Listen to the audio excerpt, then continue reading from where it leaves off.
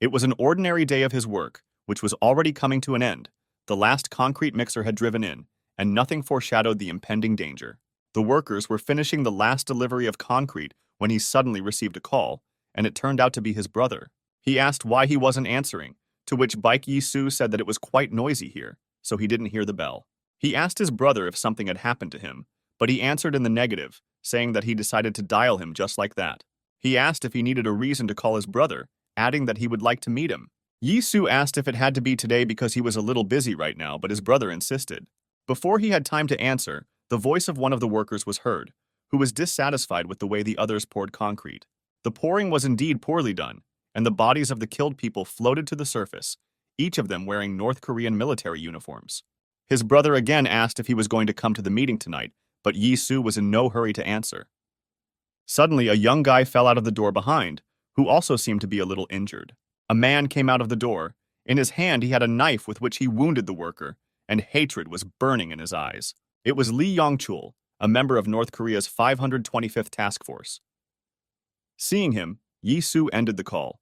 He turned to the guy who was lying on the ground. He was a newcomer, who said that he was fine, and the wound was not deep, but the commander did not think so. He was the commander of the Special Unit of the National Intelligence Agency of the Republic of Korea, Baek Yi-soo, with a total of 12 infiltrations into North Korea. He took off his jacket to stop the bleeding, and then he was going to subdue Young-chul, and the other workers began to place bets on how quickly he could handle it. This irritated Young-chul, and he rushed at the commander with a knife, waving it at his throat, but he dodged as if from a child's attack. And then he hit him with his elbow from below in the jaw, and Young-chul felt it well, but did not lose consciousness. But as it turned out, this was not the end, so it was immediately followed by another blow from above with a fist to his head. This time, the Korean could not stay on his feet and fell to the ground, which meant that he had lost consciousness after all. For Yi-soo, such a fight was not even a warm-up. He took his jacket back, saying that it was over. He put on his jacket, saying to patch up the newcomer and tidy up here. He himself had to go to a meeting with his brother. While removing the motionless body of Choi, one of the workers wrinkled his nose, saying that this is why he never talks about the robot. The commander heard this, he thought for a while, and then said to just tell everyone that he had a menial job. He had already reached the meeting place and went inside, walking towards the main entrance. It turned out to be a luxurious establishment, but he did not expect anything else from his brother. Seeing him, the doorman hurried to inform that all the seats, unfortunately, had already been booked, but Yi-soo did not care. He said this, but it was clear that the doorman did not really believe it, assessing the man with his eyes. He said that basic etiquette must be observed in their establishment, and then asked him to leave. He was still speaking when an expensively dressed man came out of the door, raising his right hand in greeting, looking at Yi-soo, who was looking at his brother. His brother approached them, telling the doorman that this was his brother. The doorman's reaction was not late. He bowed, asking for forgiveness, saying that he did not know that this visitor would actually be his guest. Yi-soo said that everything was fine and they had better go, and his brother was able to see the jacket he came in. On the back of it was the inscription, "Safety first." He read it and said that it was a pretty good phrase. Meanwhile, the workers on his team got together after a hard day to finally relax and throw themselves their first party in 3 months. But they didn't have much of a celebration. One guy was indignant that the only food they got was frozen pork. But another said that the commander said to wait. He was probably going to grab something else tasty. The guy with the earrings replied that it would be better if he went with the commander, because he was now having dinner with something luxurious. They saw cars drive into their territory, and a man, whom they recognized as the boss, got out of one of them. The newcomer, who had previously only silently chewed the pork heated on the grill, immediately jumped up to greet the chef. They apologized that they had already started drinking without him, but he said that he had a project to complete, and then he asked where Commander Baek Yi-soo was. Hearing that he had left early, he said that it only made his job harder, putting his hand in his pocket. The newcomer curiously asked what kind of work it was, but in response he received a bullet in the forehead because the boss took out a pistol from his jacket pocket. Such a shot killed instantly, and other workers saw with horror how their recent friend fell dead to the ground. At that moment, other people got out of the cars, and the chief said that today they were disbanding their special squad. He told them not to miss a single one, and the workers were seized with fear, because today not one of them was ready to say goodbye to life. Meanwhile, the brothers were still having dinner. The eldest tried to talk to Park Yi-soo about his work, but he did not listen to him. Finally, the brother pulled out some kind of card, saying that he could make him the head of one of the restaurants. He placed it on the table and then asked why the soldier was wearing a construction worker's uniform, to which Yi Su muttered something about supporting the population. But his brother was not very happy with this answer. Pouring wine, he asked if soldiers help civilians in their time, and Su replied that they should. Then the brother returned to the prospect of working in his company, describing his duties, but Yi Su again did not really listen. Suddenly his phone rang and he looked at the number. It was a guy from work, and the commander was supposed to answer his call. He told his brother that he had to take a call, then excused himself and went to the restroom. He stood near the sink and talked to a guy with earrings, whose name was Xion. He had a strange voice. In fact, that's how it was. The guy was sitting with his elbows on the wall and talking about the food they were eating. Then Xion told about what had happened, about the betrayal of Chief Zhang, and about the dissolution of their small detachment. Other workers had died earlier, and now they were thrown into the same place where they had once thrown out the bodies of enemy soldiers. Baek Yi Su told him to hold on a little longer because he would go there right away, but then changed his mind, telling him to run away because they were looking for him. But suddenly he heard shots through the phone and asked Xion where they shot, but there was no answer, and he screamed his name in horror, but there was no answer.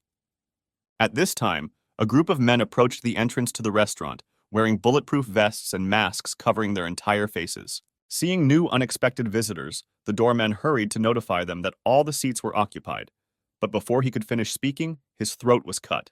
Yi Su was delayed, and his brother was already tired of waiting, when suddenly someone came in and he raised his head, asking if he had finished talking to his subordinates. But it wasn't Yi Su. Standing in front of him were 3 armed men in bulletproof vests, so their visit could only mean one thing. It was a special squad, most likely sent to eliminate his brother, but for what reason he did not know. Yi Su jumped out of the restroom, intending to immediately go to work, but armed men blocked his exit. As if to confirm his thoughts, one of the squad called his name, saying into the radio somewhere that the target had been confirmed, and they were starting to eliminate him. They rushed at him. One swung a knife, but the commander moved to the side, simultaneously grabbing his hand with the weapon. He hit the bridge of the attacker's nose with his elbow. This was his favorite blow because, as you know, the force of an elbow strike is 5 times greater than a fist strike.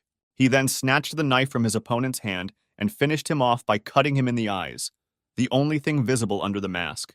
Before he had time to recover, another member of the squad was already running towards him, and he also pulled out a knife. But his attack was also unsuccessful. It was not for nothing that Yi Su was appointed commander of the NAR. This included military training. He let go of the enemy as close as possible, and then again at the last moment he moved to the side, this time making a throw. A moment, and the enemy was already lying on the ground. Yi Su put a knife to the sole of his foot and tightly squeezed his knee. Without hesitation, the knife went through the shoe, and the man screamed in pain, clutching his leg, and Yi Su turned to the others. He had taken off his construction worker's jacket and was now wearing a military uniform, as if a different person was standing in front of them. He said that their movements were too predictable, so there was no point in fighting, but the men attacked again. He fought off 3 people at once, but it didn't look like he was losing. Suddenly, the 3 in front were joined by another one in the back, who intended to attack unnoticed and finish him off. Chief Zhang stood with a cigarette in his mouth, silently looking at the place where the enemy soldiers were dumped, and now their people were there. A subordinate approached him, saying that they had finished everything, and a special squad had been sent for Baek Yi Su. The chief asked if they really only sent 1 detachment, saying that for someone like Yi Su, 1 would not be enough. He turned out to be right.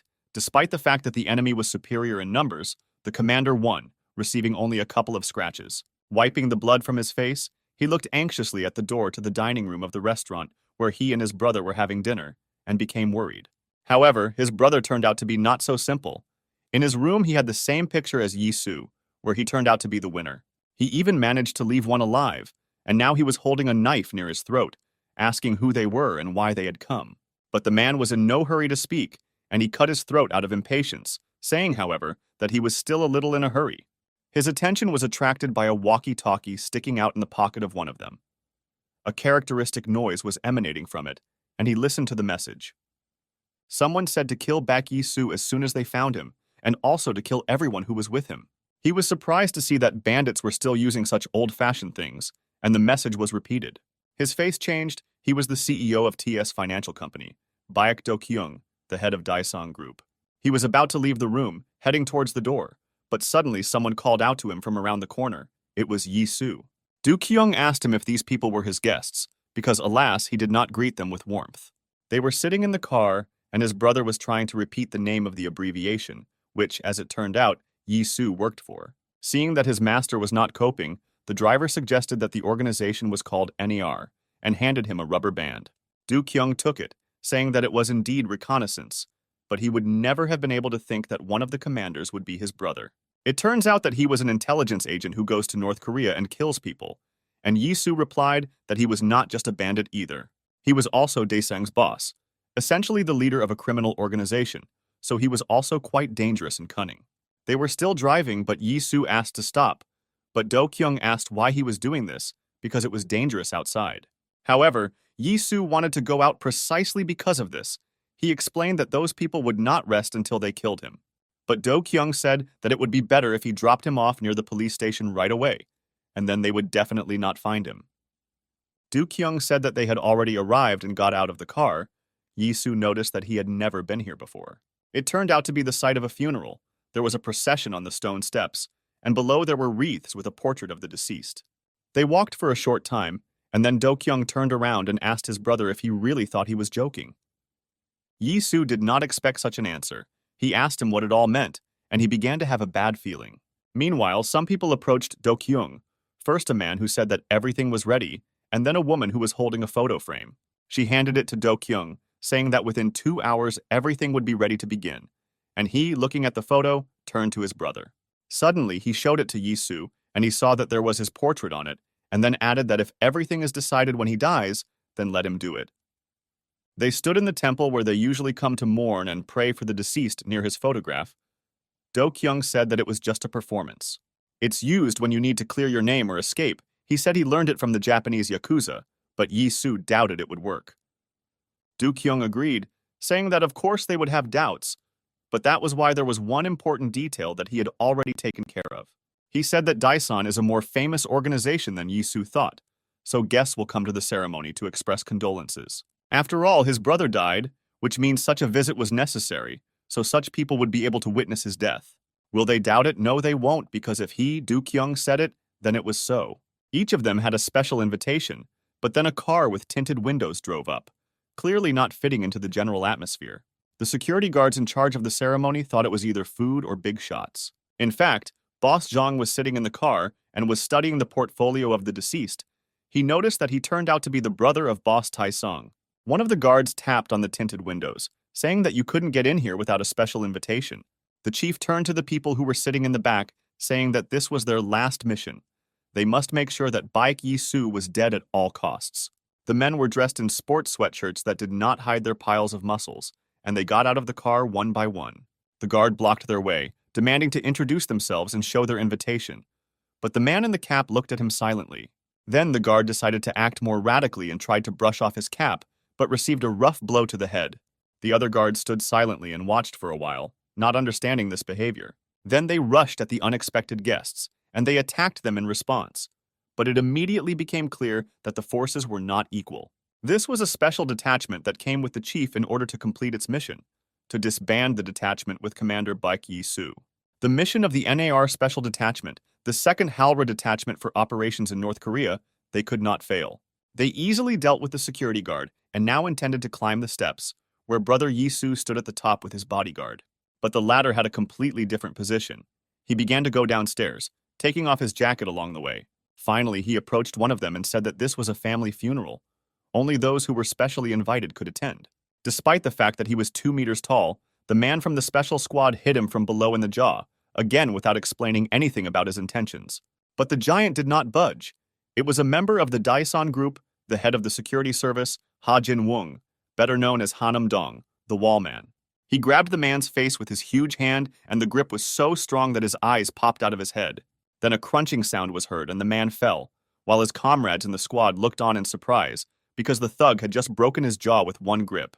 They rushed at him, saying that he had simply taken him by surprise, but Jin-woong effortlessly dodged their blows. With one hand, he held one by the face, and with the other, he raised his huge fist to strike. However, another from the special squad struck first. He continued to throw blow after blow, but it had absolutely no effect, and soon Jin-woong got tired of these annoying claps. He tensed his free arm so hard that his veins stood out, and then unleashed a crushing blow on the man's head, sending him crashing to the ground. He then turned to the other, whom he was still holding in his left hand, but he decided to somehow take the thug into a chokehold. However, none of the techniques had any effect on him. This time he even got a little angry, and the man prepared for the worst. The wall man shook him with all his might, and that was enough, but then he threw him straight at his comrade. Boss Zhang, who was watching this in the car, grimaced with displeasure, asking why these idiots couldn't deal with one person. He had to take the situation into his own hands, so he got out of the car and walked towards Jin Woon, apologizing for his subordinates. He said that there had been a misunderstanding, and as he said this, he handed him a business card with his details, which stated that he was a colonel.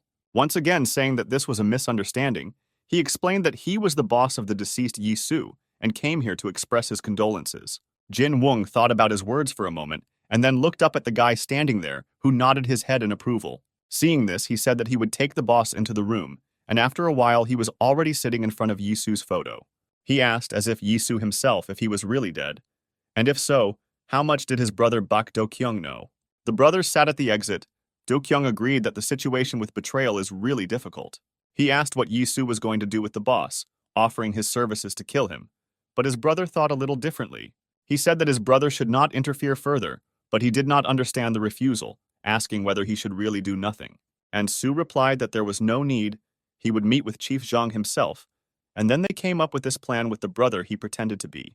He decided that he had pretended to be grieving enough and called out to him, then pulled out a knife using his brother's face. The story was that there was another brother in the family who was a successful businessman and arrived after hearing about Yi Su's death. He pointed the knife at the boss, saying that it was found in his brother's body, so if the boss doesn't explain himself, then the same knife will be found in him. He held a knife to his throat, asking who killed his brother. Zhang realized that Yi Su most likely really died. He asked the gentleman to calm down, saying that Commander Baek Yi Su died in an accident. He thought that the bandit would leave him alone if he said this, and added that he could not reveal the details due to confidentiality, but he hid him. He said that the boss talked too much, although he clearly asked who was his brother's killer, and with that, he prepared a knife. Fearing for his life, the boss instinctively reached into his jacket pocket for a pistol, but at that moment, a girl and Jin Un intervened. The girl blocked Do-kyung with herself, preventing him from attacking the boss, and Jin Woong put his hand on his shoulder, saying that it would be better for him to leave. To make it more believable, Do-kyung shouted at him to get out of here, calling the boss a damn bastard and pretending that he wanted to get to him. The real Do-kyung couldn't believe that he would ask so furiously who killed his brother. Yi Su's acting simply amazed him, but it worked. He told his brother about this, asking if he had learned this in intelligence, how to work undercover and all that, to which Yi Su replied that it was not important.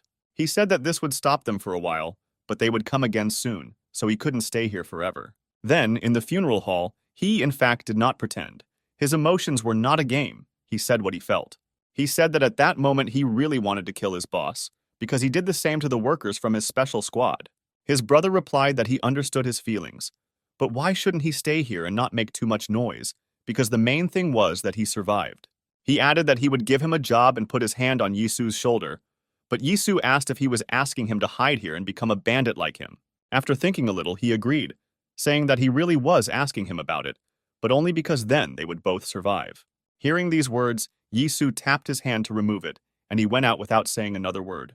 When he left, Do-kyung sighed, saying that they were definitely not twins.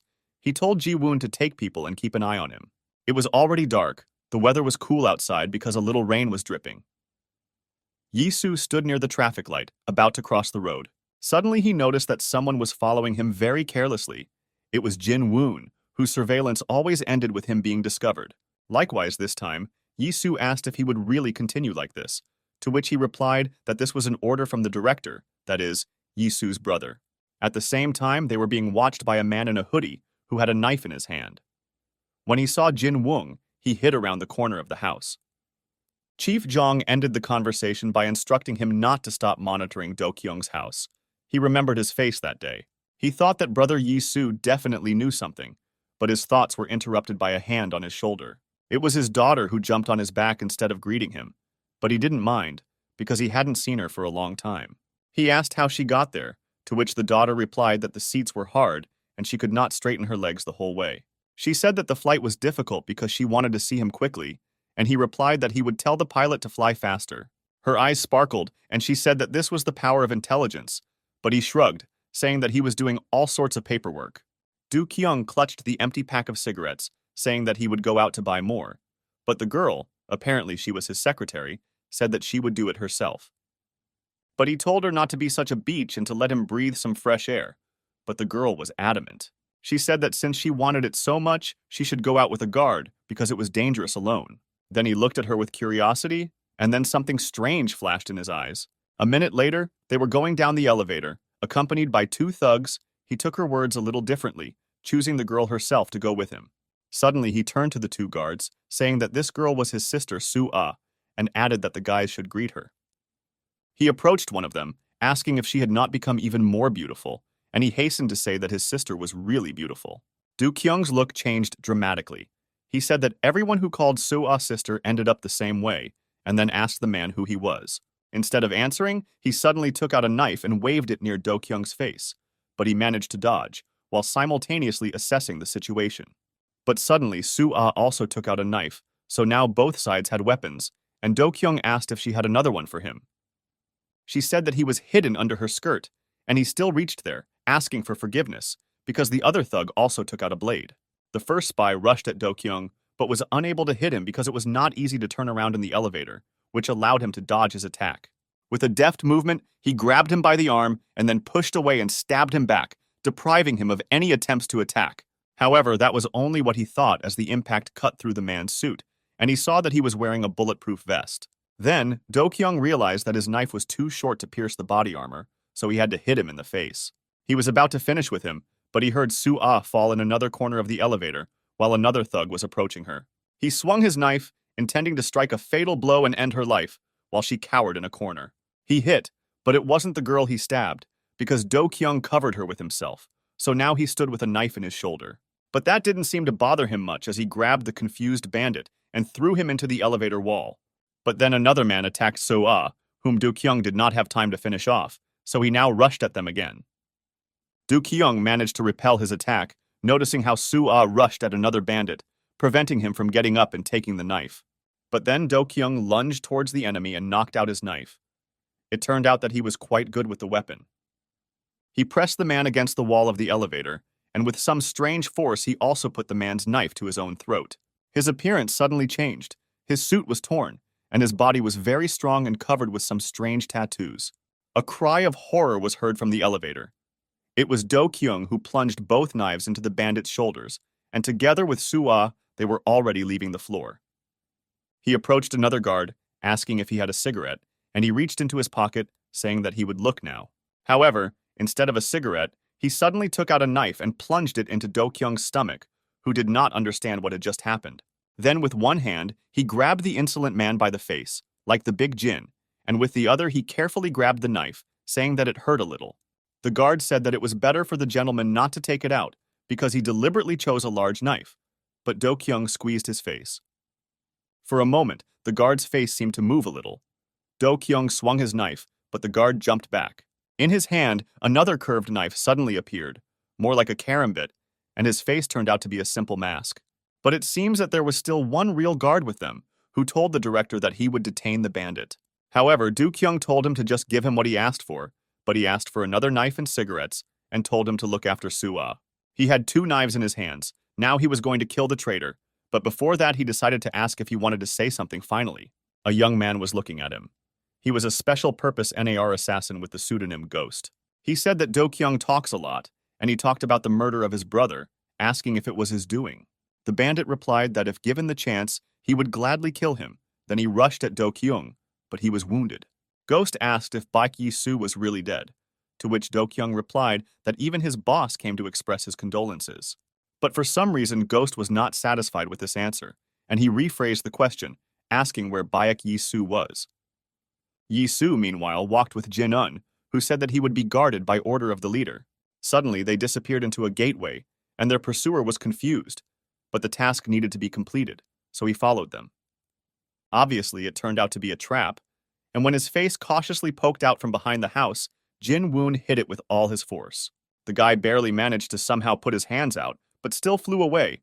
He thought that with such a bodyguard, it would not be easy. On top of that, he managed to land in such a way that he broke his arm, and then Yi Su came out of the shadows and asked if Zhang had sent him. The guy said that he was right, and then suddenly added that he couldn't just die, and for some reason his voice seemed familiar. He took off his hood, revealing his face, and one of his subordinates, Li Xian, was now looking at the commander. Jin Woon told Yi Su that it turns out he knows him, and Xian shouted that of course he knows him and showed his broken arm. The commander came up to him and put his hands on his shoulders. He said that he should have stayed with them then, and everything could have been different. But Xian said that he was the only one who survived, so the next time he goes to eat delicious food, he will go with him. Then he suddenly grimaced, and when Yi Su asked what was wrong with him, he replied that he just had an empty stomach, and his arm was broken, thanks to his thug. While saying the last thing, he was interrupted because Jin Woon's face suddenly darkened greatly, and now he looked creepy. They continued to fight, and he dodged the killer's attacks as best he could with his wounds. They fought, but he understood that he would not last long, so he had to gather his last strength and attack without stopping. He attacked him, launching attack after attack, but he successfully repelled everything. It seemed that he was full of strength. His vision began to blur. The image of the phantom was already floating before his eyes, and besides, the wound turned out to be quite deep. He carried out the last attack, this time almost hitting him. But still, the enemy turned out to be strong and dodged. He said that he recognized his strength, because he was pretty good. But with these words, he took out a fishing line from somewhere and knocked out one of his knives. The situation was critical. He asked again where Bak Yi Su was, but Do Kyung could barely stand on his feet. He understood that everything would end here for him. He decided that he should try the last thing he had left and asked what he had already heard about how tactless he could be. With these words, he cut his hair and then surprised him even more by saying that he was Baek Yi Su, and the ghost was a fool. He really looked like Baek Yi Su in this form, and the killer even thought about his words, thinking about the credibility. He said that it was impossible, but Yi Su rushed at him, saying how stupid he was, although it was difficult for him to move. But seeing how he fought, Ghost said that Baek Yi Su, the commander of the NAR Special Squad, cannot move so clumsily. But as it turned out, Do Kyung had planned everything from the very beginning. He struck with his free hand, pulling on the karambit line. With his last efforts, he pulled on it, knocking out one of the knives, and ran his other hand along the bridge of the man's nose. He fell to the floor, covering his bloody face with his hands, and Yi Su asked if he still doubted whether he was real or not. He told him to get up and fight, and he rushed at him, but for some reason the advantage was no longer on his side. He missed the moment again when Yi Su grabbed his hand, then squeezed it and prepared to stab him from the other side. He stood in the same stance as his brother, who had undergone special training. This made Ghost think that this was the real Yi Su. He attacked again, saying that it was impossible, but now it was more of a self-conviction, because Yi Su was here. He even fought differently, not like before. Now he had strength, and he moved completely differently, which greatly frightened the enemy. And then something incredible happened. The ghost wanted to spin his karambit for another attack, but Yi Su suddenly stopped him. He pressed his own knife into his shoulder, and he swung it to finally finish off the bandit, and he panicked, not knowing how to dodge. At the last second, he pushed himself away and fell on his back, avoiding a fatal blow. But now it definitely seemed to him that it was Baek Yi Su. It was the real Baek Yi Su who was standing over him again. Now there could be no doubt, because only he knew this technique. The ghost told him not to approach, and in a panic began to look for his knife, anticipating his imminent death. Do Kyung swung his hand and tensed his right hand. He quietly told his brother that he should have stayed with him and seen all this. The ghost finally managed to find his knife, and now he put it in front as his only defense, and Yi Su rushed at him. He knocked him down, but didn't even stab him with a knife, hitting him near the head, and the phantom lay with his eyes wide open because he fell on his knife. Suddenly, the weapon fell from his hand, and his body went limp and became heavy. He fell breathlessly on the bandit. He got up and saw a car approaching the house, which meant he had to get out because he could still survive. Su-ah sat in the other room, saying that this was too much because soon everyone would notice Do Kyung's absence. She said that they should appoint a new director, but Jin Wong replied that Daesang without Do Kyung would cease to be Daesang. But she didn't like this answer. She said that Director Baek would never allow something like this to happen, and she couldn't just remain inactive. But Jin Wong interrupted her. She saw how tears rolled down from the big man, and he said that there was simply no such thing as Do Kyung. Yi Su walked with his head down, and Xian hurried after him, telling him to wait for him, but the commander was thinking about his brother. Xian blocked his path, asking where he was going to go, but he only answered something about the wounds on his brother's body. The killer was hired by Chief Zhang because there were many cases when he hired special people for murky matters. Shi On said that he understood this, but Chief Zhang and his men were not those who could be easily reached. For a moment, he became afraid to look at the commander. His face was full of despair, and he said that he would find and kill them all. In the morning in the Pangyo Techno Valley, a group of people stood on the helipad. It was a small detachment with a commander. It was the CEO of T1 ICT, Kim Taiwan, who was sitting and peeling an apple, wishing that there was nothing edible in Pangyo. He said that there is no big money to be made here, so men should play in the wide waters of Seoul. They were at a general meeting. The man approached the fence on the roof, over which ropes were thrown. It turned out that they were holding a man who was approached by Kim Tae-won, asking what Chief Zhang was talking about today. The man said he didn't know what he was talking about, but Tae-won began chewing on the apple, saying that if it was rotten, it should be thrown away. He cut one of the ropes and the man immediately spoke, saying he remembered being told that Daesung had encountered a problem. He said that their boss Baek Do-kyung was nowhere to be seen, so they were inactive, and this got Taiwan very interested. But then he cut another rope, asking if this information was accurate, and the man assured that everything was confirmed. He said that was all he heard, so he asked to get him out of here, but Taiwan only cut the last rope. The general director turned to his subordinates and told them to gather everyone, because today they were having Daesung group for dinner. Fortunately, the man who had already said goodbye to life did not die, because to his surprise, it turned out to be the bottom floor. Yi Su walked along the Mahjongdong livestock market, remembering how he was told that it was dark under the entrance, and it was so. He arrived at the inconspicuous butcher shop, thinking about Chef Zhang's method. If you want to hide something, hide it in plain sight. These guys in security suits were also trained by Chief Zhang, which means everything should ultimately lead to him. He carefully opened the door of the establishment, because if he let his guard down, he would be finished. These people would not tolerate mistakes. He abruptly entered the door, holding a knife at the ready. But to his surprise, he saw only ordinary butcher shop workers. One of them saw him, asking if he was Baek Yi-su, saying that if anyone else had come in, he would already be dead. Yi-su approached him and asked what happened here, to which the man replied that it was all Chief Zhang. He said he heard on the radio that Zhang's men had taken care of everything, so the picture was no better elsewhere. At the same time, Shi-on was just checking another place where, as the man said, Zhang's people had managed to visit. The man put his hand on his shoulder, telling Yi-su that Chief Zhang was too strong for him and he couldn't handle it alone. He said that he had to run away, and his last words were that Yi-su died right in his arms long after that. But some of his story puzzled Yi-su because he had never heard of the boss being associated with any organization. Meanwhile, Tae-won reached the Daesun Group's main building and launched an attack because it was a great opportunity. However, he could not believe that Daesung was so weak, and yet he was also considered one of the 4 main groups. Suddenly, he saw how the situation began to change, and the reason for this was the appearance of Ha Jin-woon's unshakable wall. He said that he was already the 4th bastard this week who dared to attack Daesung. But Taewon didn't like his words, and he said that in this case he would play like a real bastard, taking out a knife. But this didn't seem to bother Jin-woong. He just sighed heavily and spread his arms, telling them to attack. However, the general attack was interrupted by the appearance of a young man who walked straight to Jin-woong, and he recognized him as Bak Yi-su.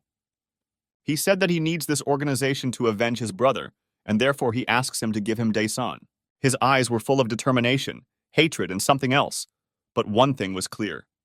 He was really going to take revenge. Then Taewon hurried towards them, but Yi-su simply hit him. Then Taewon was annoyed to recognize the guy as Baek Do-kyung, which meant that the director was simply hiding somewhere. That's why he didn't come. He had a knife in his hand, and seeing that these people wanted to destroy Daesun, which he needed, he began to wave it. His blow caused Taewon's nose to bleed, and he thought what that crazy Do-kyung was doing and told his men to attack. He said that today Daesung would come to an end. But this only made Yi-su angrier. He fought well. Seeing that he was defeating one after another, Taewon shouted for a knife and rushed at Do-kyung. But Yi-su reacted quickly. In the blink of an eye, he turned around and knocked the knife out of his hand with one swing, and Taewon became worried. Yi-su approached him, and he was already scared to death, so he ordered everyone to leave, saying that he was returning to Pangyo. Jin-woong, who was watching all this, remembered his words that without Do-kyung, Daesung would cease to be Daesung. But what if Do-kyung could be found? He turned to Yi-su, saying that if he wants to get Daesung, then he, Jin-woong, will help him because he trusts him. A month had already passed. the members of the General Meeting of Organizations were sitting together again, but this time, Do Kyung was absent from their company. Among them were 3 men and 1 woman who said that she had heard that Baek Do Kyung had died, which meant the end for Daesung. Suddenly, they heard footsteps. It was Yi Soo walking. Then Jin Woon said that in order to get Daesung, he must become Baek Do Kyung. Together with Jin Woon and Shion, he entered the meeting room of the general meeting, which served as a hotel restaurant. He had already gotten the same tattoos on his chest and arms as his brother, and also learned his way of communicating. Before this, Soo-ah taught him some things, for example, that it is better to keep your fingers behind the blade because this will give the blade strength. She said that someone might notice them if he didn't watch his movements. It was a meeting of the leaders of the largest criminal group in Seoul, a general meeting, the purpose of which was obvious. Supposedly, it was to prevent conflicts between gangs, but in fact, they were biding their time. A chance to capitalize when the clash occurred, and that was why Daesung had to be present. So-ah said she didn't understand why he had to pretend to protect Daesung, and he said he just needed a strong organization. An organization that is larger and stronger than others, he needed it to take revenge for his brother. Meanwhile, Chief Zhang was standing next to a very important person, listening to his praise. Seoul Police Chief Cho Won-ho himself praised him, saying that he did a good job and his skills were worthy of praise. Zhang brushed it off, saying that it was all thanks to his support, but the boss said that he was a good leader. However, he then pointed his finger at the mountain of concrete mixture, asking why his subordinates were now buried here. Zhang said it was a sacrifice for the greater good, but the police chief laughed, saying it was like a proverb. But Zhang went on to say that officials are now worried, and the North Korea Special Forces are a relic of the past. He explained that he was under constant pressure so he couldn't keep track, but Won-ho interrupted him by placing his hands on his shoulders. He asked if it was really difficult to eliminate a couple of people, because he had no idea how much money he had to spend. He asked why he eliminated Do Kyung, because Taesong was a member of the General Assembly, and therefore should have understood the consequences of this. But suddenly, Zhang stopped playing the role of a subordinate who was being reprimanded. He told Jo Won-ho not to show off. He showed a police badge with the symbol of Korea, saying that Jo Won-ho's role in this project is to keep his nose to the ground. He threw the badge into a hole of cement, saying that they needed a public figure, so if he didn't like his role, he should get out. As he said this, one of Won-ho's guards approached him and grabbed the boss by the collar, asking if their boss was his friend. Won-ho laughed awkwardly, noticing that he had dexterous hands. He saw how he knocked down one of the guards. With some incomprehensible blow, he knocked him out and then took out a pistol from his jacket pocket and aimed at Jo Won-ho. A general meeting, and so what? Why should it bother him? Because he buried his own subordinates. Won-ho waved his hands, saying that he understood everything and would definitely figure it out, because he knew the people from the general meeting. This was what Zhang wanted to hear. He suggested not to let each other down anymore, saying that he would like to meet Baek Do Kyung. Present at the meeting were Jeorang Reserve CEO Ryu Tae-hyun, boss of the Jeorang organization in Yongsan, HHS Entertainment CEO Han Hae-sung, head of the entertainment campaign in the Gangnam area, the owner of the trading company Cheon Uncha Hwa, the head of the Korean Chinese organization in Guro, and also Yilhak Capital CEO Lee Sung-min, head of a small organization in Gudo, 9 Knives, in Jongyo. Just in the middle of their conversation, Shi-on intervened, looking into the hall and telling the director that the meeting was being held here. They entered, and Do Kyung took the only empty seat. All the members of the meeting were surprised by his visit. Hae-sung said that they heard that his brother died, so it must have been hard for him because that's not usually his style. Others also chimed in, saying that there were rumors about a crazy funeral, so everyone was asking him to tell him. Hae-sung put the cup on the table, saying that in this case, they must decide whether Baek Do Kyung deserves to sit in this place. Do Kyung said that if he knew, he could come and support, but since he didn't do this, then at least let him not talk about his brother. He suddenly took out a knife and stabbed it into the table, asking who they were to talk about the qualifications of Daesung Group. Hae-sung grimaced, looking at him with contempt and fear at the same time. He asked how they should understand these words. But Do Kyung looked at him with a creepy look, saying that he would answer in simple words. From now on, Daesung Group will not attend the general meeting. They were returning by car, and Jin Woong said that now the General Assembly had become their enemy. He asked Yi Soo if he had a plan. However, in fact, he did not have any plan. In that establishment, he simply said what he thought. Suddenly, Jin Woon noticed a car jump out from around the corner, picking up speed and rushing straight towards them. Fortunately, a collision was avoided, but other cars appeared from somewhere and blocked their way. A guy wearing a red jacket and holding a brass knuckle in his hand came out of one of the cars. It was Ryu Tae-hyun, who rushed at their car. He broke the glass with brass knuckles and leaned over, saying that if he can do whatever he wants, then let Do-kyung give him Taesung. It all started when Yi-soo expressed his plan. The first thing in it was to catch the rat. He remembered Ryu Tae-hyun talking about the details of the funeral. But it was strange, of course, his brother informed them, but obviously without such details. He said that since the meeting was not related to a funeral, this meant one thing. There was a rat among the members who was leaking information. He said that therefore he would not participate in the meeting as long as the rat was there, but he would not have to look for it either. Then his plan was to smoke the rat out of the hole, and now in front of him was the face of Ryu Tae-hyun, who was that very rat. Immediately after the meeting, he took a couple of cars with him as an escort and drove out to pick up Do-kyung, and now he demanded that he get out of the car. Yong-san's boss, who has the most problems with Daesung, and also does not hide his hostility, was the rat. Then the head of Shi-on appeared from the car, who said that the glass could not have been broken, calling him a baby. Tae-hyun looked at him, asking what he just called him, and when he repeated, he said that he liked his impudence, but he would beat him up. He hit Shi-on, but he only put out his hand, blocking the blow without much effort, because he once worked with the commander. He asked if Tae-hyun was really a gangster, because with such a blow, and even with brass knuckles, he should have at least touched him. Tae-hyun looked at the guy.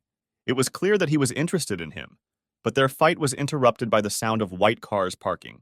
It was Lee Sung-min, the head of the Nine Knives, who said that they should stop there. Tae-hyun mimicked him, saying that since Master Sung-min said to stop, then he should definitely listen. He approached him, saying that they were going to have a party after the meeting, and asked if Sung-min wanted to join. Suddenly, a man put his hand on his shoulder, saying that Tae-hyun had grown up, and he looked at him displeased. Shu Eon asked Jin Woong who the old man was, but he replied that it was Ilhak's elite. They were the best in Seoul in the past. This was also evident from the faces of Tae-hyun's bandits, who were surprised that old man Choi Jong-ho from the Nine Knives was here. He was the chief executive of Ilhak Capital, Choi Jong-ho, a member of the second generation of Gudo.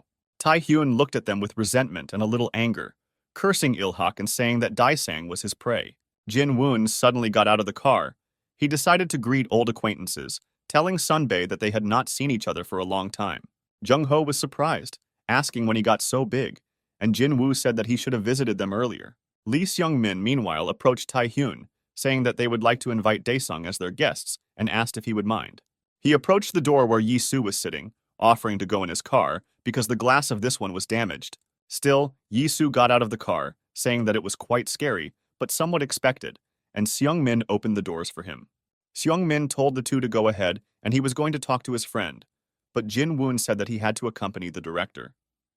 However, Yi-soo told them not to worry, saying that the car would still be too small for everyone. They drove out, and Seung-min asked about Daesang. He asked if they were really going to leave the general meeting, to which Yi-soo also responded by asking if they were not kicked out. But Seung-min said that if they leave the organization, problems will certainly begin with the others. He continued by saying that there is nothing but testing and competition in the congregation, so he needs strength to survive. Yi-soo didn't quite understand what this guy was trying to achieve, so he asked the director what his intentions were.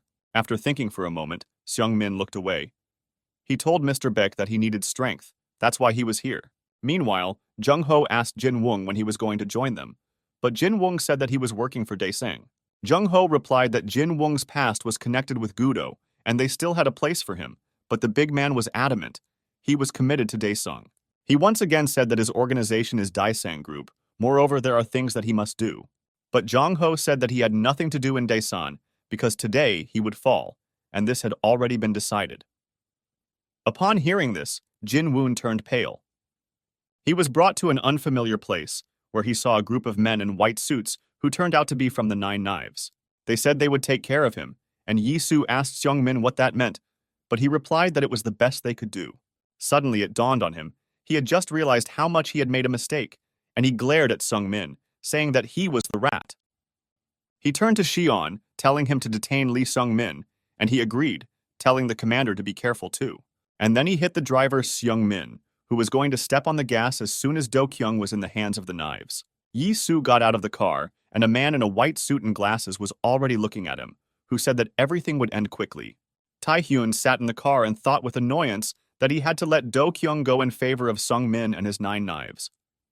He said that his people were fools if they did not understand such obvious things as the power of Ilhak. He said that he had seen them with his own eyes. Just 3 of them were capable of destroying the entire Gangbuk region, which very well described their power. He continued, saying that there were once 9 of them, now only 6 remained, but 3 would be enough to destroy the area. Then he thought what kind of idiot would stand up to them. But right at that moment, Bak Yi-soo, that is, Do Kyung, hit one of the men. Tae-hyun thought that if there was someone who was capable of destroying Gudo, he would certainly become the strongest in Seoul. Last night, they were sitting by the lake, Police Chief Won-ho was fishing, and he was thinking about the upcoming crime against Dae-sung. Won-ho asked if he felt like Dae-sung wasn't the same anymore. He was just a bunch of little trash. He said that because of the project of his superiors, Bak Do-kyung lost his younger brother, and now Dae-san was in complete chaos. Seung-min agreed, but said that starting a war now would be very difficult, to which Won-ho replied that he was just being evasive. Throwing the debris off the cigarette, the boss said that this couldn't be done, because then he would lose everything, so Ilhak shouldn't be careful. And besides, if he had mentioned the 9 knives at a general meeting, no one would have dared to squeak in his direction. The boss was talking about how he, Lee Seung-min, would become the real chairman, and to do this he needed to reorganize Ilhak. Then Seung-min stood up and looked at the lake. He said that he would do everything, but he wanted something in return. He said that in return, he would also like to take part in the project that the boss had mentioned earlier, and he was surprised at his insatiability. He said the project was called One Sink, but he had no idea how Seung-min was going to get a position there. Yi-soo hit the man with glasses again, and he lost his footing a little, almost falling to the ground, while others stood in surprise. Then he finally knocked the man down. It was clear that he fought well, and then asked if they really thought that they could take possession of Dae-san. It doesn't matter whether it was an order or their personal decision. By doing so, they were challenging him as a leader. He looked at the men in suits with his furious gaze and said that today, Ilhak will be destroyed. Seung-min decided not to wait any longer. Intending to get out of the car, however, as soon as he reached for the door, a knife flew towards him. The knife was thrown by Shion, who said that he was actually ordered to grab him, so he couldn't be allowed to get out of the car. The man Yi-soo hit was named Hyungnim, and now he was standing on the ground again, saying that he would have laid back a long time ago if he were older. He turned to the other Gudo members, who laughed a little, because it had been a long time since they had seen Hyungnim hit someone. One of them rushed at Yi-soo, but he put out his hand, squeezing it at the elbow, thus blocking the blow, but the enemy was outnumbered. Another man struck immediately after him, but Yi-soo was able to dodge his blow. Only this man turned out to be much smarter. It was Choi Guan-pal, the 7th knife in the Gudo organization, who grabbed Yi-soo by the collar and now pulled him towards himself and hit him. And when he was on the ground, another man, Gudo's 9th knife, Lee Ji-Yu-chan, ran up to him and kicked him in the head. Jang Tak-bae, the 8th knife of Gudo, was already waiting for him when Yi-soo rolled away and swung to finish him off with a powerful blow to the jaw. At the last moment, he dodged, jumping away from the place where the man hit, but Hyungnim was already rushing towards him from behind. Yi-soo noticed that they deftly attacked from different sides, which meant that it was necessary to look for their blind spots and strike when they were not together. The 9 knives of Ilhak. Everyone talks only about their former glory, but there is something that everyone has forgotten about.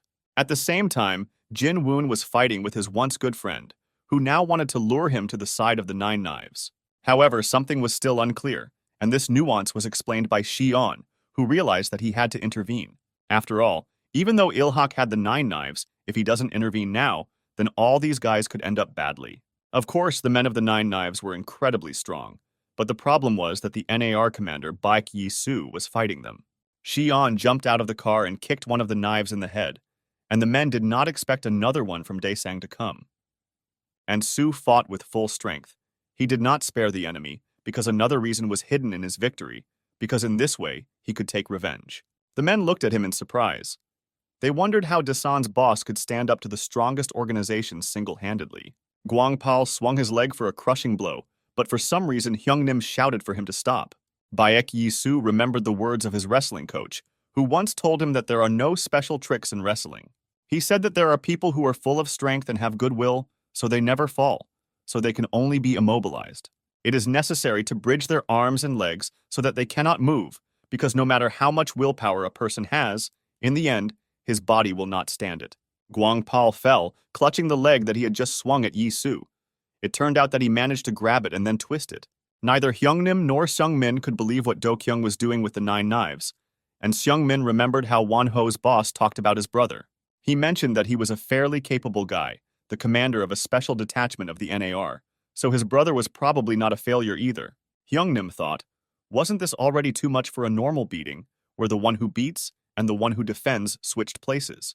Luckily, just when Yi-soo was about to hit Hyung-nim, Seung-min intervened, and he got out of the car and walked towards Yi-soo.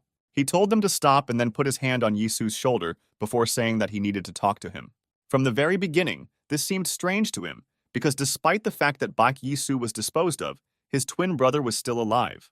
He told him that such aggressive behavior at the general meeting, plus the appearance he made here, showed that he was not Baek Do-kyung. But Yi-soo's reaction was different from what Seung-min thought. He grabbed his hand, asking what if he knew his real name. He said that it would not be difficult for him to kill him too, but Seung-min only narrowed his eyes, saying that he would like to negotiate. Shi-on, who had also stopped fighting with the knives, folded his hands in the shape of the letter T, as if indicating a timeout. The negotiations were held near the garages and were attended by Baek Yi-soo, Shi-on, and Jin Woong from Daesan, as well as Lee Seung-min and Nine Knives from Ilhak. Sitting on the chair opposite Yi-soo, Director Lee said that he admits that they didn't take them seriously at first, but they had already paid for it with a fight. Yi-soo told him not to delay and asked what kind of deal he was going to offer, because that was why he stopped the fight. Seung-min extended his hand and was handed some kind of file. He said that not long ago they received a request to get rid of him in Daesung. He said that they could find out who did it and for what purpose in this file because, speaking globally, it was a whole project. He announced the deal, saying that they would provide them with information about the organization that decided to attack Daesung, but in return, they would work for Ilhak. Ilhak needed a strong organization, so these were favorable terms for Daesung, but Yi-soo suddenly stood up to leave. There was no point in sitting here anymore, so he said that if this file was the main condition, then the negotiations were over. And besides, if everything was exactly like that, then it wouldn't be better for them to pick up this data file here and now themselves. He headed towards the exit, but his path was blocked by Jin Woong, who reminded him that this was a good opportunity to gain Ilhak's trust. However, Yi-soo said how he was annoyed by this, because the Ilhak guys are just a bunch of bandits who cannot be regarded as a threat at all. He added that there can be no talk of any trust in this case, because it was because of this that his comrades and brother were brazenly killed. But Seung-min decided not to retreat ahead of time. He also stood up, approached Yi-soo, and again addressed him by name. He told him to be careful in his words and actions because there was no such specimen anymore, and with these words he brought it to the flaming tank. Yi-soo took out a knife, saying that he wouldn't dare, but something still alerted him. This guy Lee Seung-min was not a simple bandit. Jin Woong wanted to stop him, but Yi-soo suddenly shouted that he didn't trust those bandit rats from Ilhak. He said that from now on they don't tell him what to do, because from now on Ilhak will be under Daesung's leadership. He put the knife to Seung-min's throat, saying that he would also take their CEO hostage, and Seung-min nervously looked at the blade. Nine Knives looked at all this in surprise, amazed at both the courage and impudence of this guy from Daesan. Hyung-nim and the other Knives were about to go to help the director, but Jong-ho shouted at them not to move. He realized that Do-kyung was not satisfied with the proposal, so he himself approached them and carefully pulled away his hand with the knife, offering an alternative.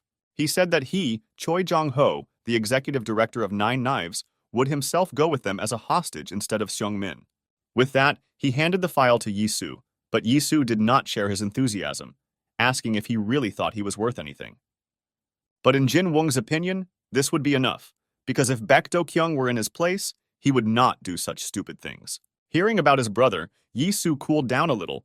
He said that then Shi-on is in charge of transporting and monitoring Choi Jong-hong. 5 years ago, he was interrogated when he returned from infiltrating North Korea and was under investigation for espionage. The colonel, Kim Jae-wook, asked what his mission was, to which he replied that it was confidential information.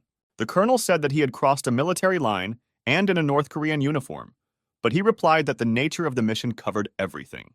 Then the colonel slammed his palm on the table, saying that they didn't really like their North Korean task force. Otherwise, he would personally influence his dismissal, because Yi-soo was wrong if he thought that they would do whatever he asked. The last argument was that he probably did a lot of dirty work, which means he was also stressed by this whole situation.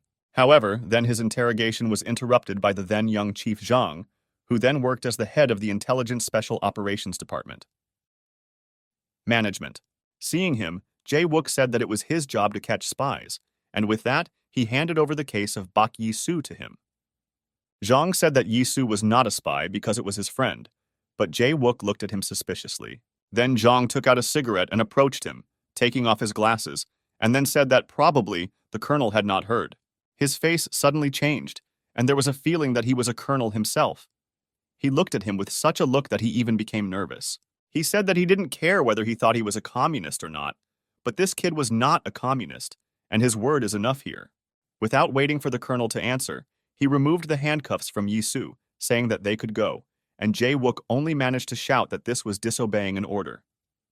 He asked if there was anyone outside to catch these two impudent people, but soon he himself went out and saw that all the guards had been killed. Zhang asked if he had really been intercepted on his return, but Yi-su said that fortunately they did not believe him, and no one knew about the secret operation. It was then that he said these fateful words. The boss said that in any case, he trusts him because he is like family to him. He recalled this as he sat in Taison's office and looked at a photograph of him as the commander of the squad that shot Zhang. At that moment, Jin Woong entered the room and said that Shi-on is now looking after Choi Jong-ho as he requested. He was holding his head. It was clear that something was bothering him, but Jin Woon suddenly said to let him say something. He suddenly grabbed him by the collar and told him that he had made a mistake in his choice, saying that he could not trust him with Daesang. After all, he will never be able to become the same leader as his brother Bak Do-kyung, who would not allow such disgrace. At this time, Chief Zhang was sitting in one of the eateries. He called his daughter, asking if she was studying and eating well. She said that Dad was too grumpy, when suddenly a man he knew approached him. It was Police Chief Won-ho. He said that he knew a couple of good places that he should write about, and asked why here. But Zhang raised his finger to his lips, telling him to be quiet, and he told his daughter on the phone that he would call back later. Won-ho thought that his daughter should have already returned from studying abroad, so he must have talked to her. He asked if Zhang had sorted out the general meeting, but he was in no hurry to answer. He had not eaten much, so the news was not good. But Chief Zhang said that in any case, these were just a bunch of amateurs, and they were professionals. They both started eating, saying that very soon the One Sync project would be launched, and then no organization would be able to stop them. Zhang added that this time he should meet with the general meeting in person, and Won-ho was surprised by his words. He said that he felt that if he wanted to launch the One Sync project, he first needed to take control of the General Assembly. Besides, if the officials find out about this, then everything will go right wrong. After all, Bak Yi-su and his comrades have already been dealt with. However, Zhang said that everything was not so simple, because if you directly put pressure on the organization of the meeting, chaos would ensue. Choi Young. Ho spoke on the phone with Lee Sung-min, saying that it wasn't that big of a deal, and he felt like he was on vacation. But Seung-min apologized anyway, saying that he was sorry anyway, because Jung-ho was now a hostage. However, the big man from Ilhak just smiled and asked if this decision was not made for the good of the organization. He said that was why everyone decided to trust and follow his decisions, even though the result was a little clumsy. They said goodbye, agreeing to meet someday, and Seung-min said that now he should take a good rest. Jong-ho also hung up, and Shi-on, who was sitting next to him, noticed that it was as if he was not talking to his boss, but to his grandson.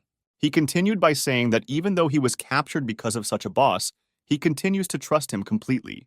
Jong-ho just shrugged, saying that he simply respects his boss, and regarding his hostage, it was his decision.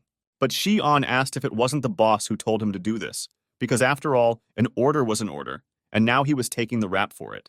For some reason, Jong-ho asked if Taison was really such an organization, because if everything was really like that, then he was disappointed. Jin Woong repeated that Yi-su should leave, but Yi-su got angry, asking if he really thought he could give it away first and then take it back.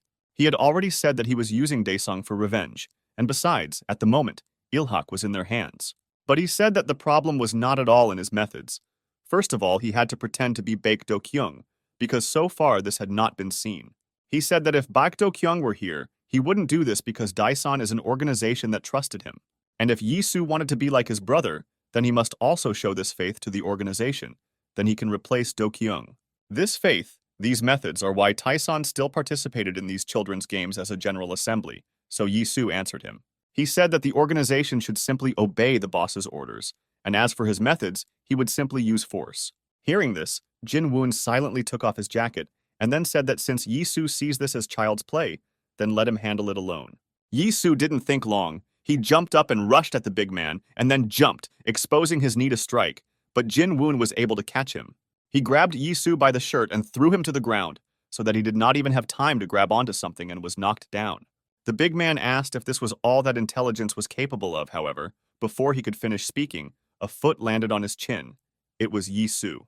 The blow was quite noticeable, and a characteristic burgundy mark was left on Jin Woon's face. But he realized that Yi Su was not going to retreat. Jung Ho asked if this is an organization that obeys only by force, who will follow it. They trust each other only with their fists and pride, and they wage wars only because they rallied together with other people. If you meet a person who will do nothing but fight, and a person who will stab you in the back, then you can find the other one among them. The one you want to believe in and who you want to follow, because it seems to you that this path is the most correct. And Su still overpowered Jin Un, swinging to hit, but he did not get up, and was now lying on the floor of the room, where everything was turned over. He let go of the big man and turned to leave, finally saying that he was wrong, and the problem was not in his methods of solving cases. He said that their system did not necessarily have to be based on force, because if the organization decided everything by force, then it would already be an army. Xi'an's phone rang. Seeing who was calling, he stood up and prepared to leave, telling Jung Haeon that he was interesting, and they would chat some more. He suddenly wondered if there was someone who could not trust anyone. Such a person would not try to forcefully put pressure on other people. Seeing Xi'an, whom he called Yi Su, said that from today, they will create their own organization. They will do this with the help of strong people who do their job honestly. He gave Xi'an a list of those who needed to be contacted. He said that the deadline for this was 1 week, after which they would get rid of the General Assembly, and themselves would become the strongest organization in Seoul. Jin Woong was lying on the floor. He was a little annoyed that he lost to Bak Yi Su, even though he was the commander of the NAR Special Squad. He remembered how 4 years ago he worked in a butcher shop, and that's when he first met Bak Do-kyung. One day he came to him again, but Jin Woon was not happy with this man, because it was clear from him that he was involved in dirty deeds. Then Do-kyung said that if Jin Woong continues to be so unkind, he may soon lose his business. However, Jin Woong only told him that they do not allow smoking in the establishment, and then Do-kyung apologized, changing the subject. But he pointed to a couple of beaten men who were scattered around the diner, asking if they weren't his customers. But Jin Woon told him to stop it and get out before he made any noise, and then added that it was getting late. But suddenly a man in a red suit appeared from behind the door and was very surprised to see Jin Woon. He said that he had heard a lot of rumors, but it really was Jin Woong, and then asked if he really worked here now. It was Lee Hong-gu, director of the Hook Ilsu organization, which was part of the Gorang group and dealt with loans and credits. He turned to Do-kyung, saying that the boss does not serve any bandits here, but he said that he is a regular customer. Hyung-gu looked at him in surprise, asking what he was saying there. Had he really lost his fear? But Do-kyung's face was serious. Then Hong-gu approached him, took his face, because it seemed familiar to him, and asked if he had attacked their guys from Huck. He asked how he dared to do this, otherwise he had an extra life lying around in his pocket. However, Do-kyung was not going to play the role of the victim and listen to his jokes. Now he asked how it was possible to be called Hook. He took one of Hong-gu's hands and put a knife to his hand, asking if he shouldn't be one-armed if he was in Hook. A terrifying scream was heard from the diner, and the men from Hook who had remained outside hurried inside. Hong-gu cursed, asking how Do-kyung even dared to do something like that, because if Gorang found out about this, he would be in trouble. However, he asked in response why this should bother him, because they are Daesun, so he could run to cry to his Gorang. Members of Hook burst into the establishment. They hurried to pick up the boss, first going to the hospital because he had a cut-off finger. Jin Woong asked if he would just let them go like that, but Do-kyung said that he too just sat and watched as these guys were beaten. He noticed that the store was full of dust and didn't even have a menu, which meant Jin Woong had no plans to do business. He said that he just wanted to get rid of the bandits, and he had just helped him with it, so now he wanted to join him. Jin Woong asked if he even knew who his opponent was, but Do-kyung again said that they were Daesung, so it didn't matter. Then Jin Woon handed him a rubber band on his fist, telling him to tie his hair with it, because he looked like a butcher. Do-kyung thanked him, but said that he really couldn't do business here. Now Jin Woon was again looking at the same elastic band that he now always wore for Mr. Beck. Now, however, this was no longer necessary, because he was dead, and his younger brother, with whom he had just fought, had come in his place. He sighed, thinking about how different the twins were, but he liked Do-kyung's character better. Hong-gu sat in the chair and wanted to scratch his head, but again discovered that he was missing 2 fingers on his left hand. He swore loudly, saying that he couldn't get used to it, remembering the one who did this to him. He couldn't forget the pain and humiliation of the last 4 years, so he decided that today was the day for revenge. He said that Daisung left the general meeting and is now powerless, so today they will destroy the Daisang group. The men who were part of the Gurang group unanimously supported the boss's idea. Their total number was 50 people. Suddenly, they heard someone pounding on the door, and they looked there, asking what it could be. But they soon found out for themselves, because the door swung open sharply, and they saw an unfamiliar guy hit one of them. The others stood in confusion, not understanding who dared to attack them at such a time, because they were part of Gorang. But the man, whom they initially thought was a guy because of his ridiculous hat, walked inside as if he was not afraid at all. He had bright blue eyes and pierced ears. He took his hat to take it off, and the men suddenly recognized him as Boris. Boris worked as an ordinary builder. That day he was asked if he had seen who did such a dirty trick. The head of the construction site pointed somewhere on the wall, asking who could have thought of such an absurdity. A huge graffiti was painted on the wall in the form of a 5-angled star, which was now displayed there. But Boris did not answer the main thing. He looked away, for some reason thinking about something of his own. Meanwhile, Xi'an clarified some details from the biography of this man with Yi Su. They were near the garages and were talking about him. Xi'an said that the man had a nickname, Sheepdog, and asked if he had not returned to Russia. But Yi Su answered in the negative, saying that he was hiding as a foreign worker and now he was here. This was the first man on his list of people with the help of whom he was going to create his own organization. His name was Boris. He was from the Russian mafia, a security inspector and the boss's hound, also known as the Sheepdog. He saw Yi Su in the garages and rushed at him with a knife when he called him by name.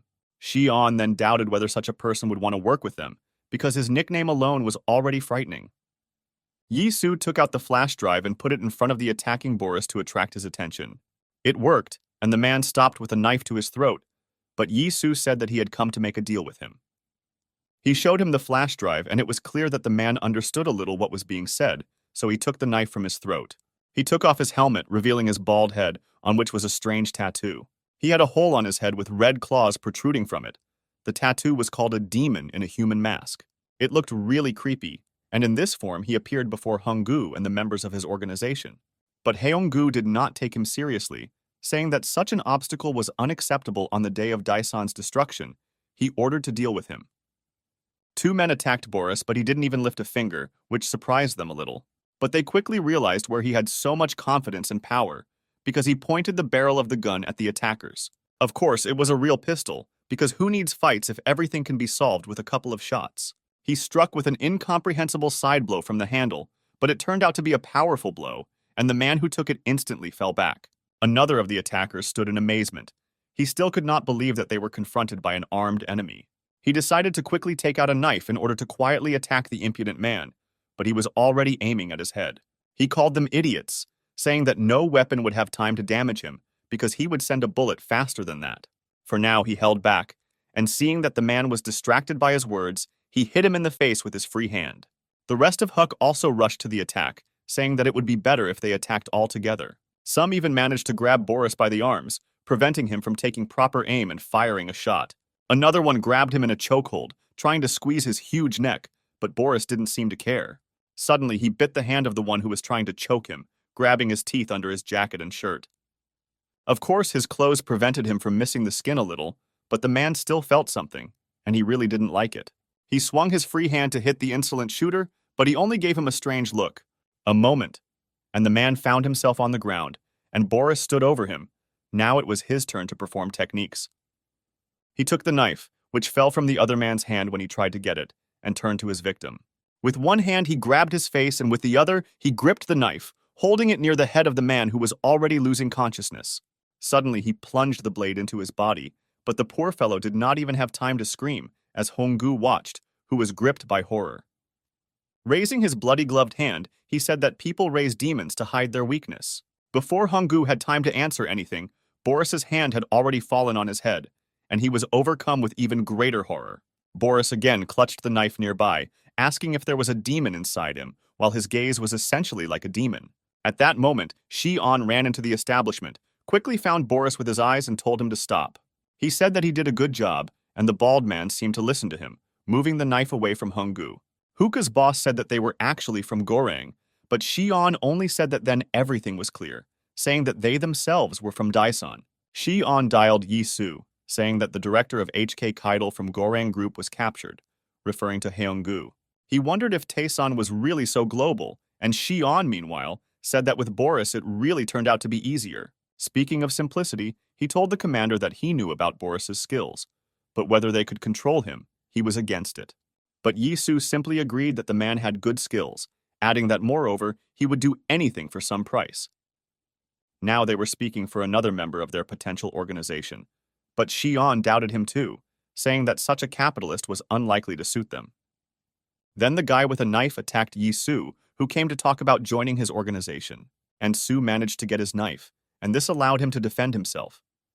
The one who attacked him asked what he was doing here and who sent him. He was a North Korean spy and asked who he was and who sent him because he was very worried about it. Lee Kyung-chun, 17, was a North Korean secret agent, also known as Weasel, who was the subject of NAR surveillance and on the run. Suddenly, he took away his knife, but only to transform it because it turned out to be a butterfly knife. Despite his young age, he was quite good at it, so Yi-Su had to dodge his attacks. He fought to the fullest, because the guy should not be underestimated. Although he was young, he was very capable.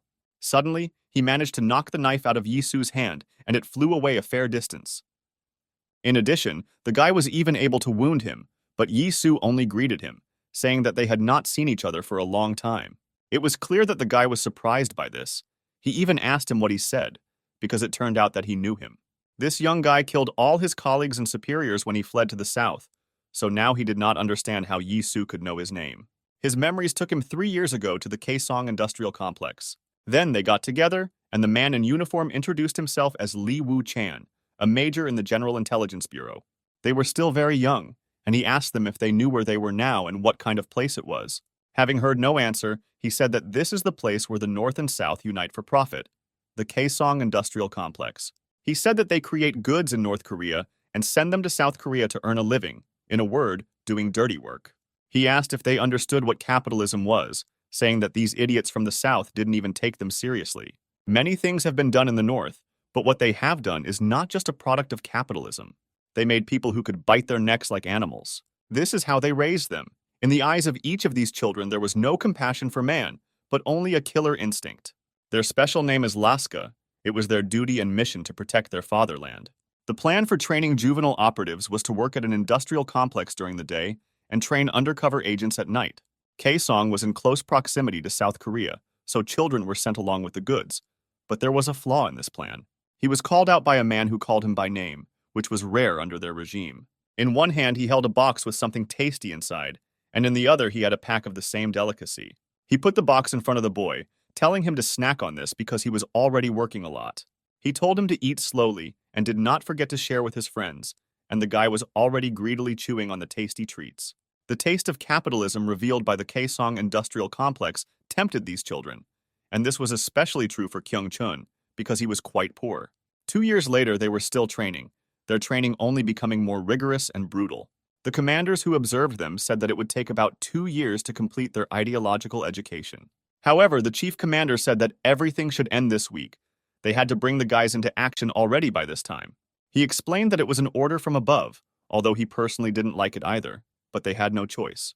Kyung-chun asked his uncle if everything was okay, because from his face he could understand that something had happened. He put his hands out, and the man remembered that he had promised him cookies, but asked him to wait a little, because the goods would only be delivered to him in the evening. He still found one cookie, and he gave it to the lucky guy, but said that he would still have to wait until night. And at night, Kyung-chun was already performing another task, still holding the cookie in his hand. Tears involuntarily rolled down from his eyes. One of his comrades told him to hurry up and leave that cookie, because in South Korea he could eat his fill of them. They said that first they need to take care of the driver, who turned out to be the guy who gave Kyung-chun cookies. Kyung-chun asked how they were going to take care of him, to which the guys asked if he really thought that he would just give them a ride. He protested, telling them to stop because there had to be another way, but the guy had already opened the door, saying they didn't have time for this. He asked what they could be talking about, but before he could finish speaking, Kyung-chun cut his throat. He repeated that he had already said to give him some time, he would find another way, but the guy was already dead. The rest of his comrades looked at him in surprise and horror, and he asked them what had happened. They were silent, and now he began to worry, asking if they really didn't agree with him. He opened the driver's door, looking inside and addressing his uncle, who was still sleeping. He asked if he could give him a lift to South Korea, and he had such a genuine smile on his face that he couldn't resist. But in fact, before that he killed all his comrades, and now he was alone trying to move to the south, saying that it would be more suitable for him. Major Lee Woo-chan approached the man, and he asked him not to do this, although he understood that he was doomed. He asked why he did this to his comrades, since it was 3:30, and everyone, including the special instructor, was killed by Lee Kyung-chun. At 3:55, there was an intervention by a secret agent who infiltrated during Lee Kyung-chun's sudden actions. This agent turned out to be Bak Yi-soo, and Kyung-chun has since been called Weasel, and he has become the object of surveillance. This was the end of his report. He cut the commander's throat, and another of his infiltrations was successfully completed. Returning to the present, he pointed a butterfly knife at Kyung-chun's throat, praising his skills, saying that this was only taught in North Korea. Then the guy raised his hands and said that he wondered if he really was from the north, which he had no doubt about, because he was able to take his knife. Yi-soo said that in fact, he had been following the guy for quite a long time, and he asked if he was going to kill him. He said that it was very suspicious then, so he asked what he wanted from him, if he didn't come to kill. Yi-soo took out his favorite chocolate chip cookies, saying that he came to offer him a deal. After hearing about the deal, Kyung-chun took the cookie from him, and his eyes lit up, saying that it was quite a capitalistic approach. Meanwhile, Tae-hyun was relaxing at the Gorang Group headquarters, Red Crown Hotel. Suddenly, he threw a bottle of expensive wine at the man who was reporting the situation, and he came with bad news. Tae-hyun asked how it was that 3 hotels from their organization had already closed in just half a day. The reporter apologized and added that the district administration also said that nothing could be done. But Tae-hyun asked why they didn't find out everything themselves then, because they had to do it, and he grabbed the man by the ear. He asked why he even needed such untalented members like them, but at that moment, another one of their Gorang groups ran in. The man reported that Daesan had attacked Kruk, lending from Hanam-dong, and Tae-hyun realized who was behind it all. He ordered everyone to get ready, saying that they were going to march on Daesan in Hanam-dong. They were walking along the corridor, but suddenly their attention was attracted by a guy who appeared out of nowhere and was now watching them. He mockingly asked if the Gorang men were boasting that they were bandits, because in his opinion, this was a lie. Then Tae-hyun saw him, and his face contorted with displeasure because he recognized this guy as the ghost. He held one of the guards hostage and then said that he apparently broke his arm, so he apologized. This was very disrespectful towards the Gorang group and Tae-hyun, so he swung his brass knuckles at the impudent man. Even though he was a first-class killer, Tae-hyun could not allow his organization to be humiliated so brazenly. But the ghost only dodged the attack, which infuriated him even more. But then another man appeared, apologizing to Tae-hyun. It was Chief Zhang, who apologized, saying that his guys can be quite obnoxious, adding that he heard that Grang was having problems with her business. He said that if Tae-hyun listened to a few of his requests, they could help him with this. Then Tae-hyun realized that his hotels closed because of them, and not because of Daesung. He pushed back his chair, agreeing to talk. Still holding the brass knuckles in his hand, he asked if they were really going to beg him for mercy. The ghost, who was sitting opposite, laughed, asking for forgiveness, because he could not get used to their gangster style of communication. He said that at this rate, Tae-hyun will really run into trouble someday and pay with his life. He was about to get up, asking how he dared to talk like that, but Zhang stopped him by making a proposal. He told the director to calm down, saying that he really was far from in an advantageous position. He explained that it was not he who should ask him for a favor, but that he should beg him for help, while his face changed. Everyone knows that the wolf is one of the strongest predators of the canine family. Of course, he is smaller than the same predators, like a bear, a lion, or a tiger, but this did not bother him. After all, nevertheless, he was able to become the strongest, surpassing them all. After all, unlike other predators, he hunts and lives in a pack, and this is a huge advantage, in fact. They also have one individual who leads this pack, and such an individual represents charisma.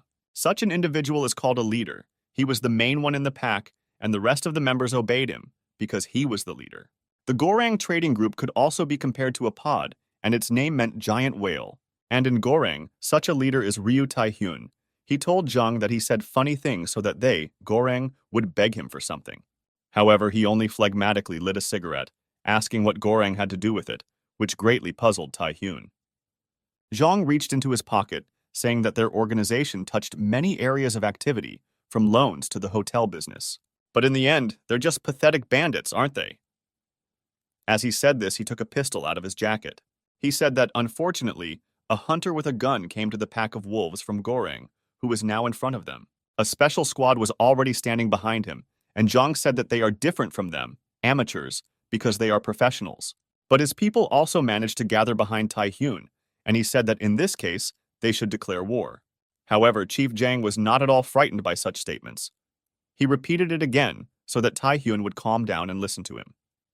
He said that it was time for them to get down to business, and with these words he took out some kind of folder with documents. He handed the folder to Tai Hyun, who took a look at its contents, but he clearly didn't like it. He carefully studied the document and then looked at his boss with contempt. He asked if he really thought that he would fall for it, because everything was suspiciously tempting, and the one-sink inscription was on the document. He asked why Zhang offered them such a good project, because he knows that if they go to the bottom, they will definitely be together. However, the boss said that it was a business proposal, because they would introduce them to the workforce, which he repeated was a pro.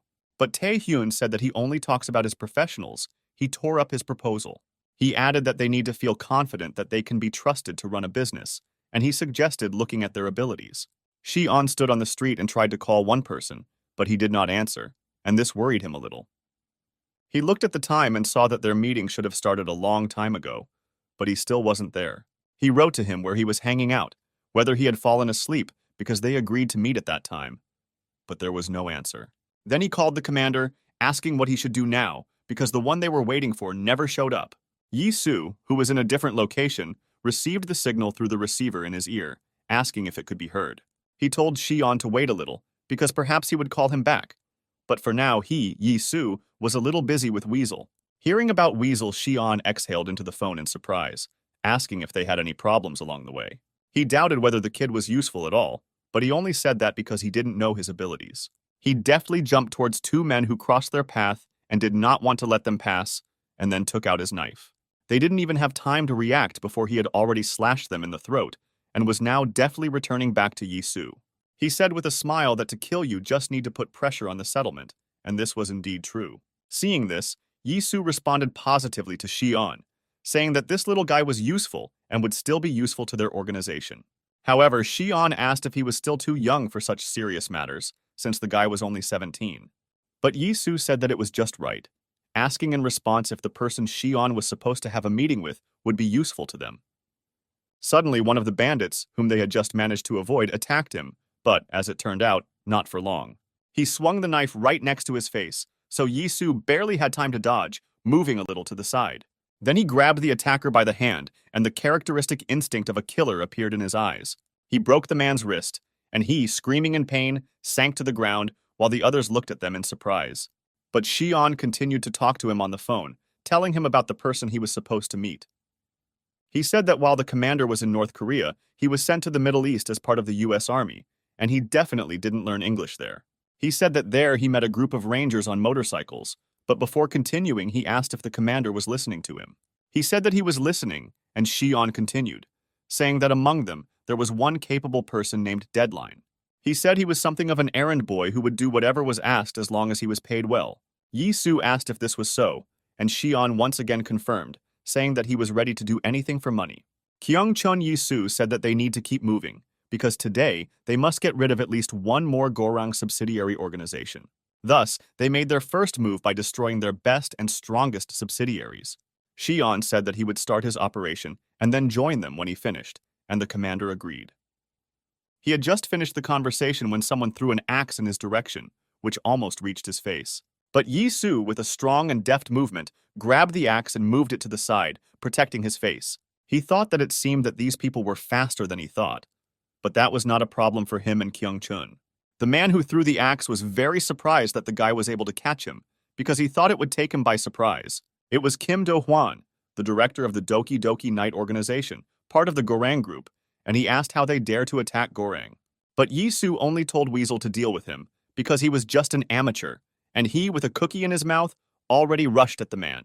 He missed it by just a split second because two other men blocked their boss. One of them swung a knife, and Kyung-chun dodged, but the blade passed near his mouth, cutting the cookie. This surprised the guy. He said that these guys, it turns out, are masters. It looks like they trained in the army. He asked why people like them were on Gorang's side, and the men took a defensive stance. From behind them, Do-hwan's head appeared, and he boasted that these guys were personally sent here by director Ryu Tae-hyun. Well, plus, the same guys should have already arrived in their Daesan, because they are not the only smart people here, so he advised them to return to their headquarters. He said that it was better for them to hurry before Daesan was destroyed into smithereens, but Yi-soo was in no hurry to leave his place. He thought that Chief Zhang was directly related to One-sink, and now he brought Gorang into this to increase his chances. Kyung-chun told him to leave those two masters to him, because he would deal with them, and Yi-soo could take care of the director. The guy suddenly started jumping on his feet, saying that there was something that had interested him for a long time, and now he wanted to check it out. He prepared to attack, thinking that of course he was a North Korean spy, but it should work on South Korean masters as well. With this thought, he rushed into the attack, already planning tentative actions for its success. The man he was running towards pulled out a knife to wound the guy, but he hit him in the arm, moving it to the side. Then he held it with his right hand, and in his left he was already twirling his knife, preparing to strike. It was clear that he would succeed. And so it happened, and the knife passed near the throat of the man, who even dropped his weapon in surprise. Blood sprayed from his neck, and the other man was already clutching his knife, because he realized that the guy in front of him was quite dangerous. He lunged at where Kyung-chun's head had been a second ago, but he ducked down, hiding behind the body of the wounded bandit. In an instant, he found himself next to another man, who, like his comrade, did not have time to do anything before he was cut. Having finished with them, the guy turned to Yi-soo, saying that the road was clear, so they should hurry up. Yi-soo was about to help him with the rest, but the boy told him that he could handle it himself, and he could go forward. Yi-soo agreed. Do-hwan, who was pressed against the wall, couldn't help but think how it happened that the elite defenders from the Gorang group were so easily defeated by some guy. And Soo thanked Kyung-chun and hurried to hide, because he still had things to do that he must definitely do. As he ran, he thought about the fact that Chief Zhang was already with Goran, and this happened quite quickly. Tae-hyun admitted that the boss's guys were not bad, but he asked if they would listen to amateurs like Gorang Group. To this, Jang counter-questioned him, asking why he thought they were professionals.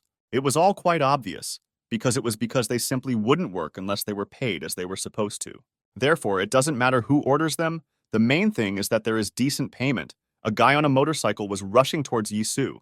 In this matter, such a guy was a professional among professionals. He had already swung the crowbar, which he held in his free hand. A large group of people had already gathered near the building, each of them armed with bladed weapons. At the same time, a car drove up to them and stopped near the building. Boss Zhang and Ghost were sitting in the car.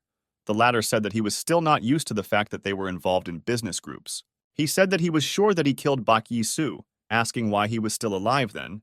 But Zhang told him that he should have been convinced of his death and brought the corpse. Then there would definitely be no doubt. He said that if the Phantom had done this, then none of this would be happening now. But nothing can be changed. The Phantom had a strange expression on his face when he heard these words. For some reason, he looked somewhere into the distance for some time, without even blinking. Then he seemed to come back from his trance, slamming his fist into his palm, asking why he really didn't do that. Suddenly he laughed, and his eyes seemed to pop out of his eyeballs. He said that he should have done exactly as the boss said. Seeing that he had already gone crazy, Zhang said that they should not go back to the past, so they should not think about it. Meanwhile, the guy gripped the crowbar even tighter and prepared to strike, swinging with all his strength. Considering that he was on a motorcycle and at high speed, the skill of his blow was surprising, because if not for Yi-soo's knife, he would have already been unconscious. The guy used a crowbar to stop. Now Yi-soo clearly recognized him as Deadline, but he doubted that Xi'an was able to talk to him so quickly. Then a terrible realization struck him that if it wasn't Xi'an, then Chief Zhang had already beaten them to it, and they hired this guy. However, he did not have time to think about it, because new changes appeared and the situation became much worse. The Middle East, Afghanistan, is considered the most dangerous combat zone that can be found in the desert. Vast wilderness and sand dunes were everywhere here, so to overcome these conditions, the 66th Ranger Battalion created a special group that traveled on motorcycles. It was called a Special Group, and it was created by the U.S. Special Operations Command, SOC. One of the Rangers transmitted a signal, calling headquarters. He said that they had managed to return several enemy guns and gunpowder. However, the problem was that even in those days there were variables. This has always been the case. Such people did not consider that they were betraying anyone. They were simply worried about their safety. Therefore, to survive in the midst of these variables, it is necessary to find a reliable way, a method that can ensure their safety without any risks or damage to them. War always means the death of thousands of people, perhaps the most ridiculous thing that humanity has come up with in its history. For example, a group of extremists who sought to advance their interests in a series of riots, or greedy corporations who want to use these interests to achieve their own goals. Many more examples could be given, but something else was completely clear. This style of life was unsteady, because people by nature will always strive to gain more power into their own hands, caring about their safety. In this world, the strong will always dominate the weak. It was, is, and will be, so there is no point in changing anything. It was a most dangerous war zone, where you never knew what you would be met with or what you would be led through. And if you couldn't handle all the variables, your end was as inevitable as nature's cycle. You became a victim in this system. You were eaten by someone who was stronger, and you could no longer do anything about it. Power and authority are not given to everyone, so if someone wanted to get it, he had to go through a rather thorny path. However, if he still managed to overcome it, he became the winner and received the power and knowledge necessary for domination in this world. Sometimes people underestimate others, thinking that those who cannot think like them are fools. However, when these fools returned, their appearance was as unexpected as the misconceptions about their failure. And then the hour of reckoning comes. It is then that it becomes clear who really is the strongest and smartest. It was a simple principle, which, however, for some reason everyone forgot. If you underestimate the enemy, you will pay. Just in such a place, a desert, where not everyone can survive and ensure their safety. The most terrible of the predators was Deadline, who managed to subjugate not only his comrades, but also the enemy. This was a brief description of what Shion said about him, saying that everyone without exception was afraid of the guy. The roar of his motorcycle could be recognized with closed eyes, because there was something frightening and terrible about it. It was impossible to hide or run away from him. The victim could only accept the battle, the outcome of which would determine her life. Now Yi-Su was such a victim. He knew that meeting Deadline was dangerous, but he found him first. He prepared to attack again, gripping the crowbar tighter and adjusting something on his motorcycle. His left hand, holding a crowbar, was aimed at the enemy's weak points, but unfortunately, Yi-Su realized it too late. Suddenly, the light that the motorcycle's headlights emitted went out, leaving the two of them to their own devices in almost impenetrable darkness. However, it turned out that the advantage was still on the enemy's side, and Yi-Su thought that he most likely had adaptation to the dark. He realized that Deadline was using a cunning tactic, first shining bright headlights on him, and then dimming the lights so that Yi-Su's mind went blank. Suddenly, quiet steps were heard somewhere near him, and only thanks to this, he managed to wave the knife in that direction and protect himself from the blow. The only problem was that Deadline was hitting with a crowbar, and this, as you know, is a fairly strong piece of metal. During the strike, a piece of the blade broke off from Yi-Su's knife, which flew to the side, and now his weapon was of little use.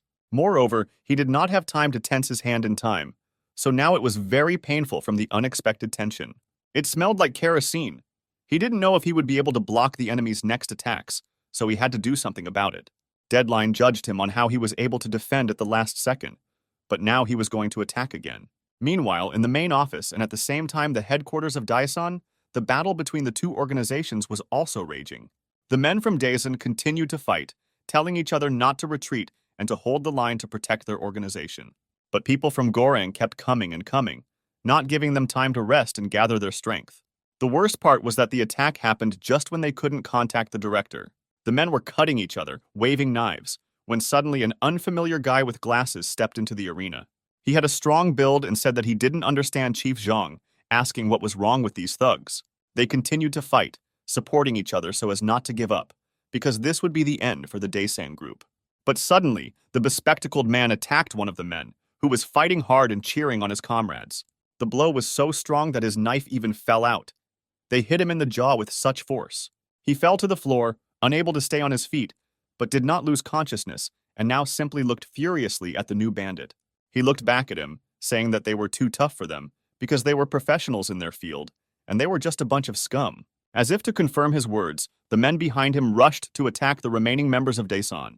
The bespectacled boy ordered them to kill all these idiots, but suddenly a strong blow was heard, as if someone had been thrown to the floor. This turned out to be almost true, as Choi Jong-ho joined the fight and unleashed his heavy blow on one of their gorangs.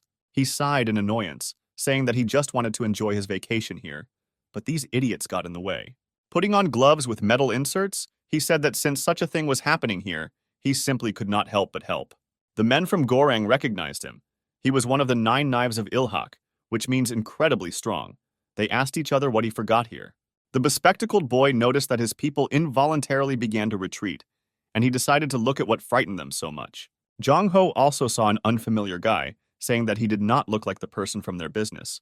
He added that he was sorry that their meeting took place under such circumstances, because the guy looked capable. However, today he, Jong Ho, the deputy head of Gudo, the second knife, was on Daesung's side and fought alongside his members. With that, he took off his white jacket and was now wearing a black shirt, denoting his temporary position in Daesung as the head of the guard. But the guy just chuckled smugly, taking off his glasses. He asked if he was too old for such games. The guy's name was Park Chan-hoon. He was the head of a special forces group. He was dishonorably discharged for violence and mutiny. In the past, the most powerful organization in Seoul, he was a member of it as one of the 9 Knives. In that glorious era, he was Ilhak's main weapon because his strength was known to everyone. He was the pride of the 9 Knives, a man with great potential and his own beliefs, which were built on moral ambushes. And now this man is fighting on the side of Daesung, who in the past was one of the organizations that did not dare to oppose him. The guys from Goreng also could not understand this, but they were gripped by fear and panic because the old man was very dangerous. Then Chang Hong turned to him, saying that since those idiots did not dare to fight him, he would do it. Jong Ho, however, said that he almost managed to offend him, but still the guy lacked good manners. However, he rushed to conclusions, and Chang Hong added more strength. Breaking through his block, he knocked out the big guy. Then he took a stance and began to throw various blows, which confused Jong Ho a little. Then he stepped back for a second, but only to take a running start, and in the blink of an eye he was already running towards the old man. He hit him in the stomach, but to his surprise, the big man was still quite far from old, because he completely absorbed his blow. But then Chang Hoon did not understand this, because Jong Ho bent over, pretending that the blow touched him so that the guy leaned towards him. But at the last moment, Chang Hong noticed this, and without thinking twice, hit him on the head, breaking the plan to capture himself. Meanwhile, Deadline was already back on the motorcycle, the wheels of which were spinning in place, creating clouds of dust.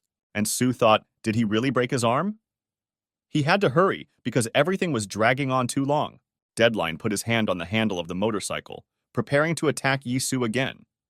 This time he was confident that he would not dodge. The motorcycle roared and he drove straight towards the commander, who however remained calm and did not even budge. Deadline lifted the motorcycle onto one wheel.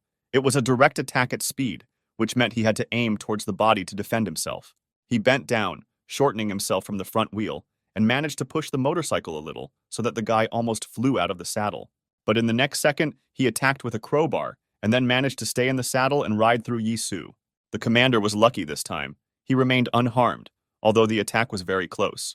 However, Deadline had already turned the motorcycle around and was racing towards him again.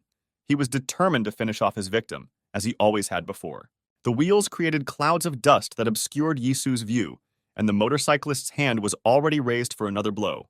Suddenly, at the last moment, he shifted his weight to the front wheel and spun the bike, maintaining speed.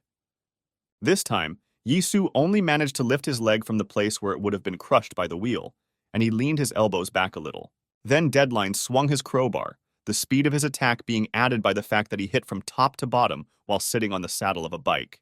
Of course, Yi-Soo could not miss such an attack, he dodged, but as it turned out, this was just a deception move. Deadline forced him to swerve to get under the rear wheel of the motorcycle, and then he hit him with that wheel.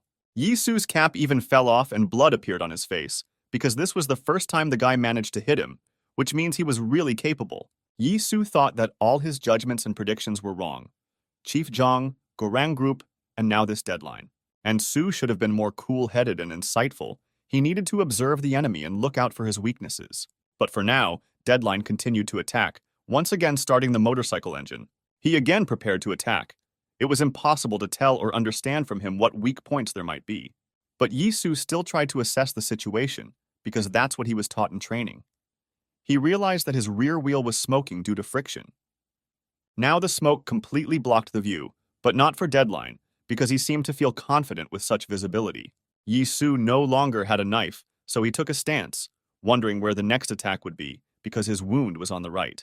Variables are called variables because they cannot be predicted or calculated. However, not all variables change the situation for the worse, because it happens that help comes unexpectedly. He heard a familiar voice asking if these were really the methods of professionals, because back then, Yi-Soo was not as cool as he thought. In surprise, Yi-Soo saw Jin Woon take off his jacket and walk towards him, covering him with his large body. He asked if an amateur like him could join them, and that was another variable. Meanwhile, in Daesan, an equally interesting fight between an amateur and a professional was planned. Park Chang-hoon was stretching his stiff neck, and the men from Daesan looked on in surprise and a little fear as he hit Jung-ho. The guy turned to him, asking the old man if he was still alive, because the difference in their strength could be fatal for him. But to his surprise, the big man remained standing. It even seemed that now he was even more terrible than before.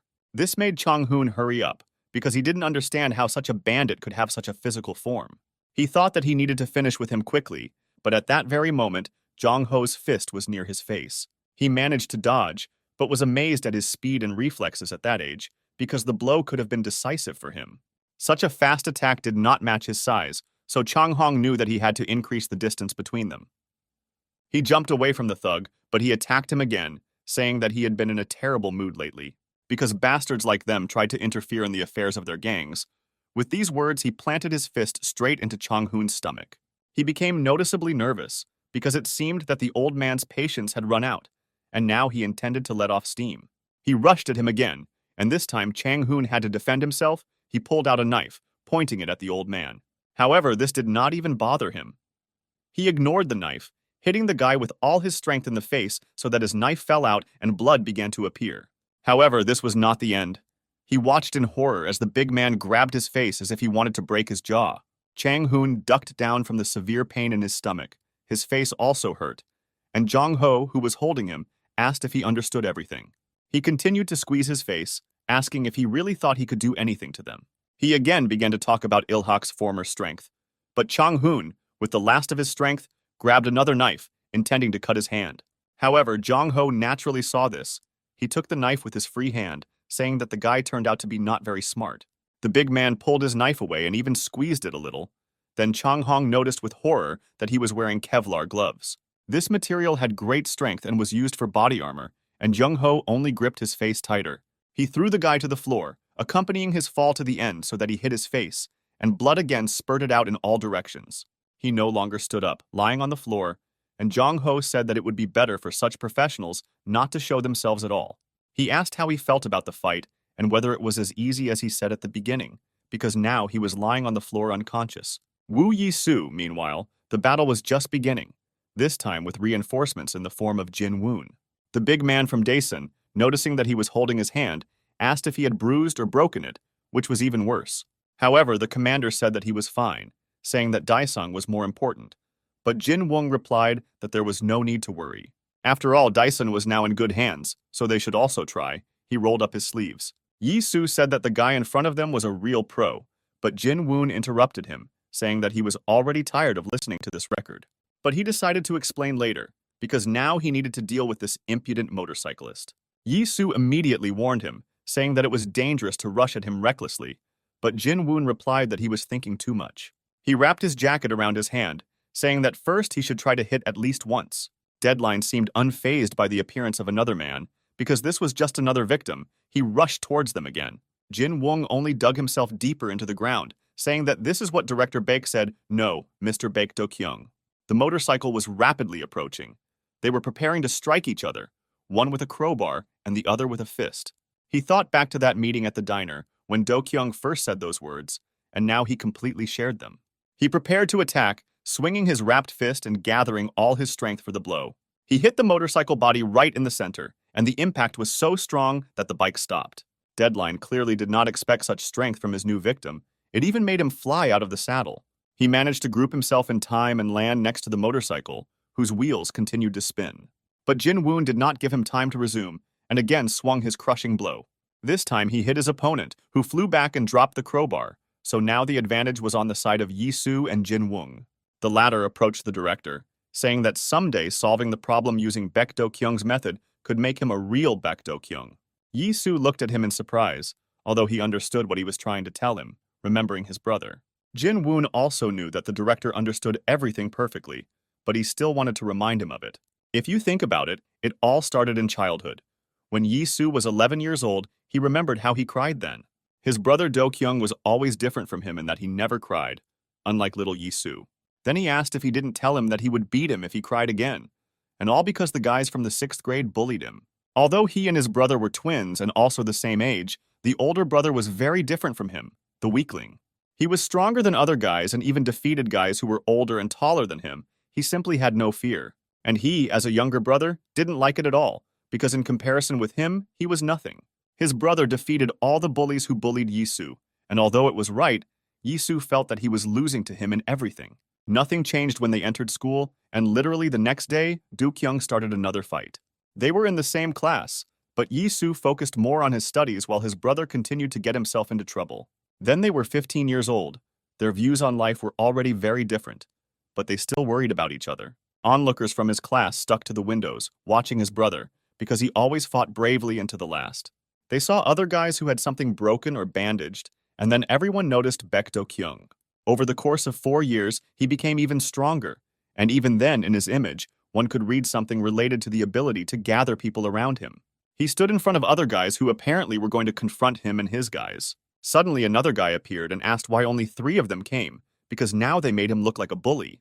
This was a high school student. Besides, he clearly knew how to fight well, and now he was heading straight towards Do-kyung. One of those who watched this scene from the classroom said that this must be a martial artist. He really had a well-trained body. He was already equal to Do-kyung and was head and shoulders above him. He said that he gave his friends advice, but apparently the guys still didn't listen to him and paid the price. However, Do-kyung was not bothered by this at all. He called the guy by name, asking if he had already graduated from school. He again asked why the hell he came here then. Did he really learn nothing after graduation? His last words were an instruction to follow him, because he did not want to start a fight in the middle of the school. Everyone who was near them at that moment watched their conversation in surprise, but no one intervened. One of the guys who was on Do-kyung's side, and who had already been beaten by this high school student once, wanted to go too. But Do-kyung raised his hand, stopping him, saying that he would go alone. Besides, in this state the guy would only get in the way. At this moment, Yisu approached the window, who also became curious about who his brother was going to fight with this time. They walked behind the school, so no one saw Do-kyung suddenly kneel down, bowing his head to the ground. He asked the high school student for forgiveness, saying that he acted rashly under the influence of the atmosphere. The guy did not expect such a turn, because he was already prepared to have a good fight with this impudent person. But Do-kyung continued, saying that he respects him so much, and that he heard that he studied at Jaewon High School, where he probably also kept everyone in fear. The guy was a little perplexed, because he definitely didn't expect compliments addressed to him, and even from this kid. But ultimately, he liked his humility, saying that at first he thought of making him a cripple, but now he changed his mind. He said that Do-kyung made him laugh, so he will let him live and hurt his friends instead of him. He asked the guy how he liked this deal, but Do-kyung looked at him completely differently and stopped bowing.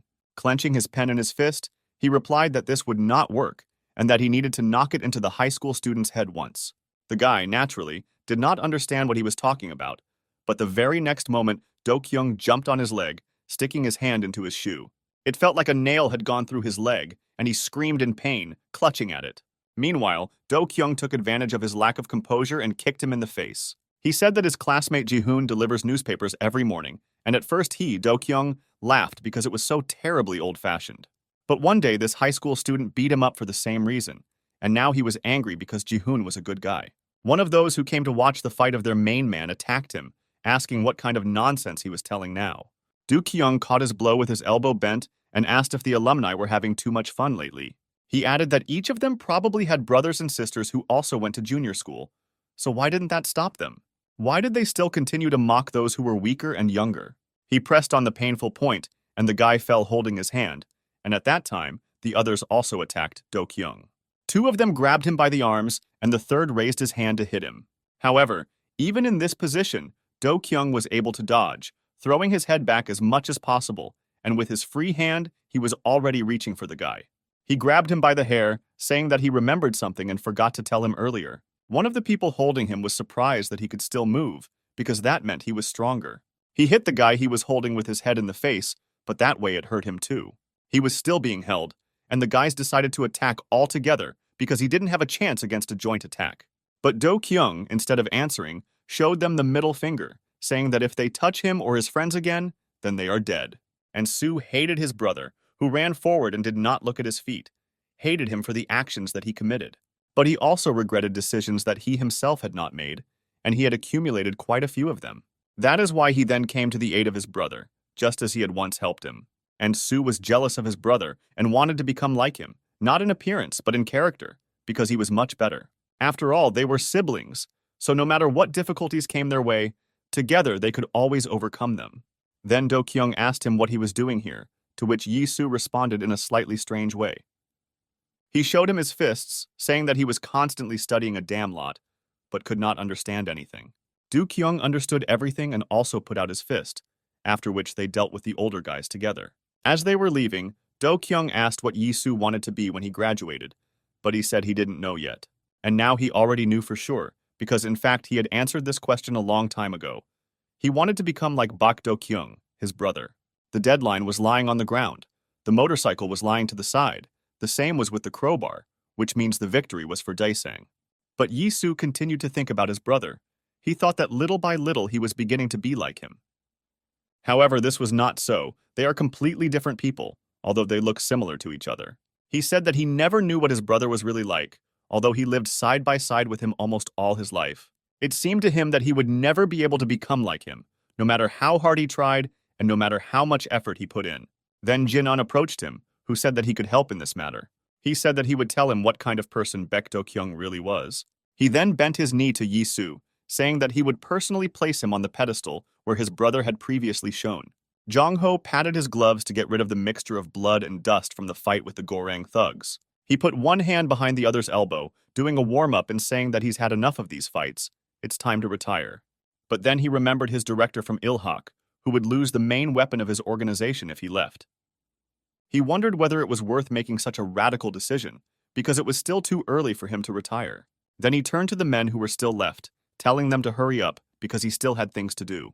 He said that they were so young but so slow, but at that moment the phantom appeared behind him. Meanwhile, Deadline had also already recovered from Jin Woong's blow, which was a pretty clear indication of his strength. He walked up to the motorcycle, preparing to mount again, and Jin Woong gave him credit, saying that he was turning out to be a tough nut to crack. He asked Yi Su who this guy was, but the commander didn't know anything about him either, except that he served in the US Army. Their conversation was interrupted by Deadline himself, who pointed to the broken glass of his headlight, asking what the thug was going to do about it now. But the big guy was more surprised that the guy spoke Korean, because he didn't even have a special accent. Not hearing an answer to his question, he twisted the crowbar like the butterfly knife that Kyung Chun had. He was already back in the saddle of the motorcycle, preparing to run into them once again, this time carrying out an attack. However, Jin Woon only moved a little away from the place where he flew last time, and again planted his feet firmly on the ground. He clenched his fist and said that since this was the case, there was no need to hold back. He had not fought in such a state for a long time. Deadline was about to step on the gas when he suddenly heard the phone vibrate in the side pocket of his jacket. This made him stop, and although his eyes were not visible behind the helmet, they widened a little. He had an old push-button phone, but it was enough for him. Vibration meant a new SMS, and he opened the message. It stated that the Gorang organization had deposited 20,000 won in advance into his account, and the rest would come when he completed the task. Below, they sent him the required address, and he started the motorcycle to begin his new task. He turned the motorcycle around, and Yi Su and Jin Woon stood and looked in surprise as their opponent left the battlefield. Finally, Deadline pointed his finger at Jin Woong, saying that he remembered the bastard who broke the headlight. With these words, the motorcycle roared, and Deadline, looking at them one last time, rode away. Jin Woong said that he thought that he would fight after such words, but Yi Su replied that his work here was probably already over. Or there was another reason. He received a larger order, because the one who paid the most ruled over people like him. Meanwhile, silence fell in Daesang's main office as a battle broke out between Second Knife Choi Jung-ho and the Ghost Assassin. The rest of the men simply watched silently. Neither Goreng nor Tyson dared to interfere in their battle. Everyone had different experiences in the service of the organization, but such a battle was rarely seen. Even the most experienced agents understood this, including Jang Soo-bin, who even postponed his vacation. Jung-ho's glove had traces of the blood of different men on it, and now he was going to leave another professional's mark on it. He delivered a powerful uppercut to the Phantom, and it seemed that he would no longer get up after this. But this guy seemed strange and alarming to the old man because he waved the knife masterfully, even managing to hit him a couple of times. To end it, it was necessary to find the right moment and end everything in one fell swoop. However, the Phantom had his own opinion on this matter. He looked at him with his furious gaze, saying that Grandpa would not defeat him like that. Seeing his face, Jin Woon tensed, because the guy showed no fear at all and this was alarming. He managed to notice how the enemy shifted his weight to his left leg, which meant preparation for an attack. This is what allowed him to put his hands out for protection, which saved him from damaging his internal organs. The speed of the enemy was amazing. Jong Ho barely managed to avoid the fatal blow, but his glove was cut. He began to analyze the enemy, because as soon as he prepared to repel his attack, he changed its trajectory.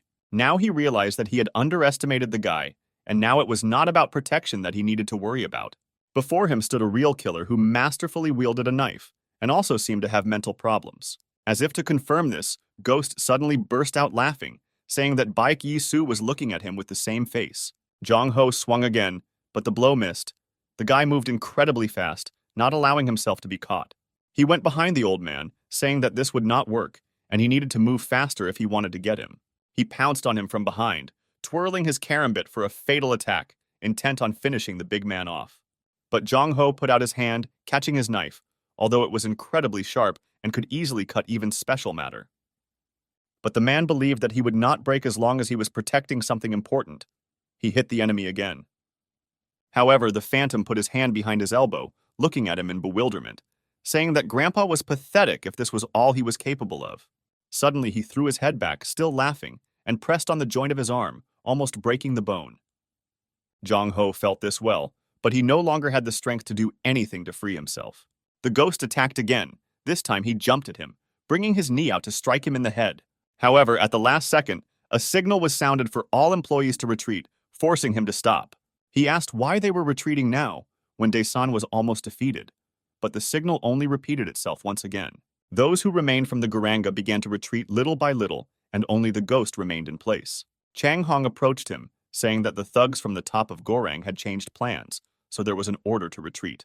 He said that it seemed that this was part of the new plan, and they apparently also had a role to play. But the ghost was not satisfied with this explanation.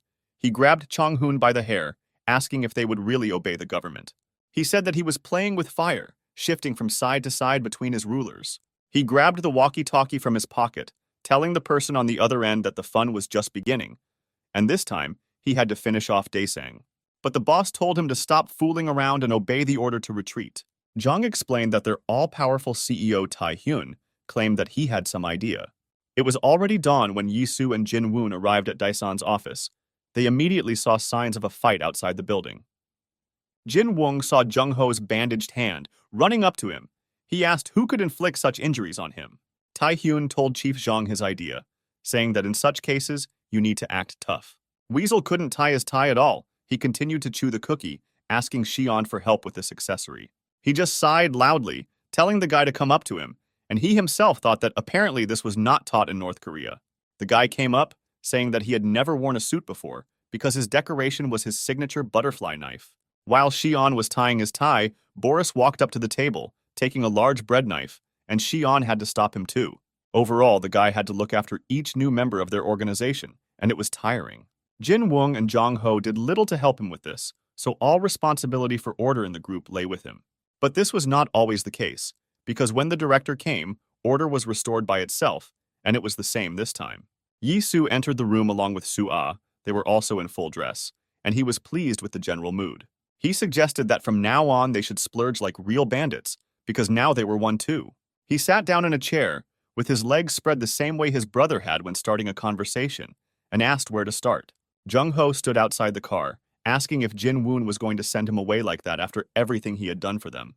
To which Jin Woon replied that he did not drive him away, because he could leave at any time. But Jong Ho said that he was just joking and already wanted to return.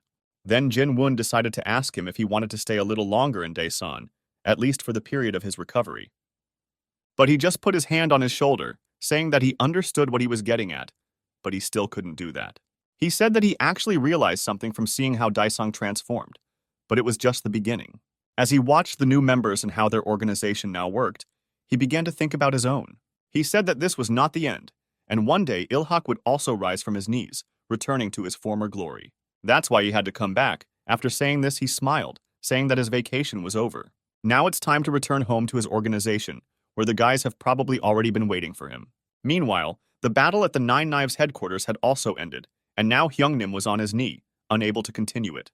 He asked those who attacked them if they really thought that Ilhak would give up so easily, because they were the best of the best. However, so far everything indicated the opposite, because all the members of Gudo were lying defeated on the floor. Only Hyungnim remained, who was perplexed, asking who sent them after all, because they dealt with Gudo, which means they were very strong. These were Ghost and Deadline, and the destruction of Ilhak's main trump card was their new task. They were about to leave, when suddenly they were pushed aside by Tae-hyun, who also came to the place to see everything with his own eyes. He turned to Hyungnim, saying that he had aged quite a bit since their last meeting, and now looked like an old man. It all started with Seung-min sitting in his office, counting his income for the last month, which turned out to be small. He said there were more in the last month, and Hyungnim, who provided him with the report, apologized. But the director said that he shouldn't have because it was his fault. But what was more important was how they felt. One of them had a broken arm, the other a broken leg, but neither of them particularly complained about their injuries. A man with a broken leg, on top of everything else, was suddenly seized by a cramp, and he grabbed his leg. Seung-min said that they all worked hard, and he, as a person who absolutely does not know how to fight, was glad that they survived. He was still talking when suddenly some strange sounds were heard, and one of the knives suggested going and checking the situation. When he asked the officers on duty what that sound was, they replied that it was like the roar of a motorcycle, even though they were on the 3rd floor.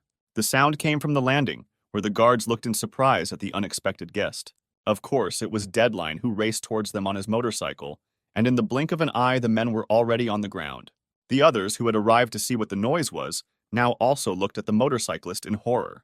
But he didn't waste his time and used his front wheel to knock down the doors to Ilhak's main office, where the Knives' headquarters were located. They looked in amazement as the door's pieces scattered in all directions, unable to do anything. Deadline drove into the room at high speed, swinging his crowbar in all directions, and the soup was filled with fear. Because of this, they could not move, continuing to stand in place. And the next moment, one of them had his face cut with a crowbar.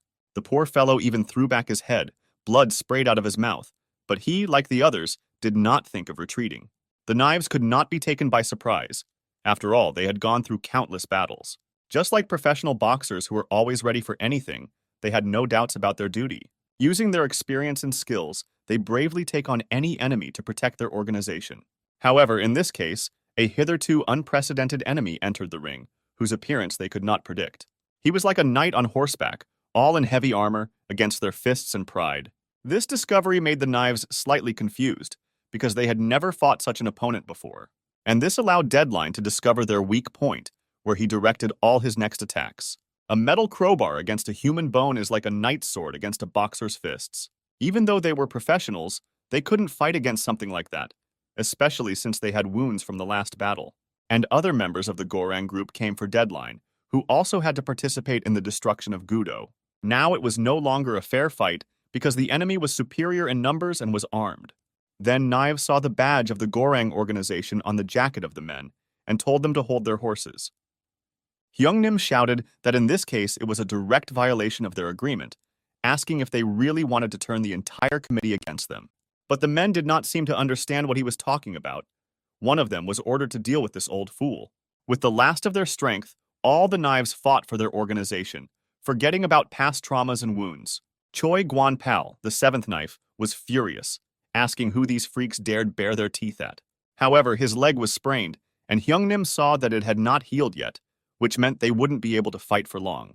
Guang-pal was a pretty strong knife, but in this state he couldn't fight to his full potential, so Hyungnim decided to take on the guy on the bike. It was the least he could do, and meanwhile Deadline had already raised his wheel, intending to run over the head of one of the Knives. The man's name was Sunmon, and Hyungnim managed to pull him away at the last moment, avoiding a collision with the wheel. He told him to protect the master, and he himself would detain these bandits, but Songming replied that he could not cope alone. Then a man named Jang Tok-bae, Ilhak's 8th knife, who was knocked out first by Deadline, suddenly stood up again, saying that he would help too. He said that together with Hyungnim, they would be able to teach this idiot on a motorcycle a lesson. This surprised Deadline a little, who clearly didn't expect him to get up after being hit in the head with a crowbar. He was distracted by him, and this gave Hyungnim the opportunity to attack him when he was unprotected. He told director Lee Seung-min not to worry about them and to save himself, because it was dangerous here, and they would not be able to hold them off for long. Guan-pal was fighting the rest of the Gorang members who had arrived as reinforcements, and so far he was doing a good job of stopping them. Sung-mon said that he was counting on him, leading the director out of the room, who protested, saying that he did not want them to be killed here. But Guanpao told him not to worry, because he would catch up with them later after all. They were the Nine Knives of Ilhak.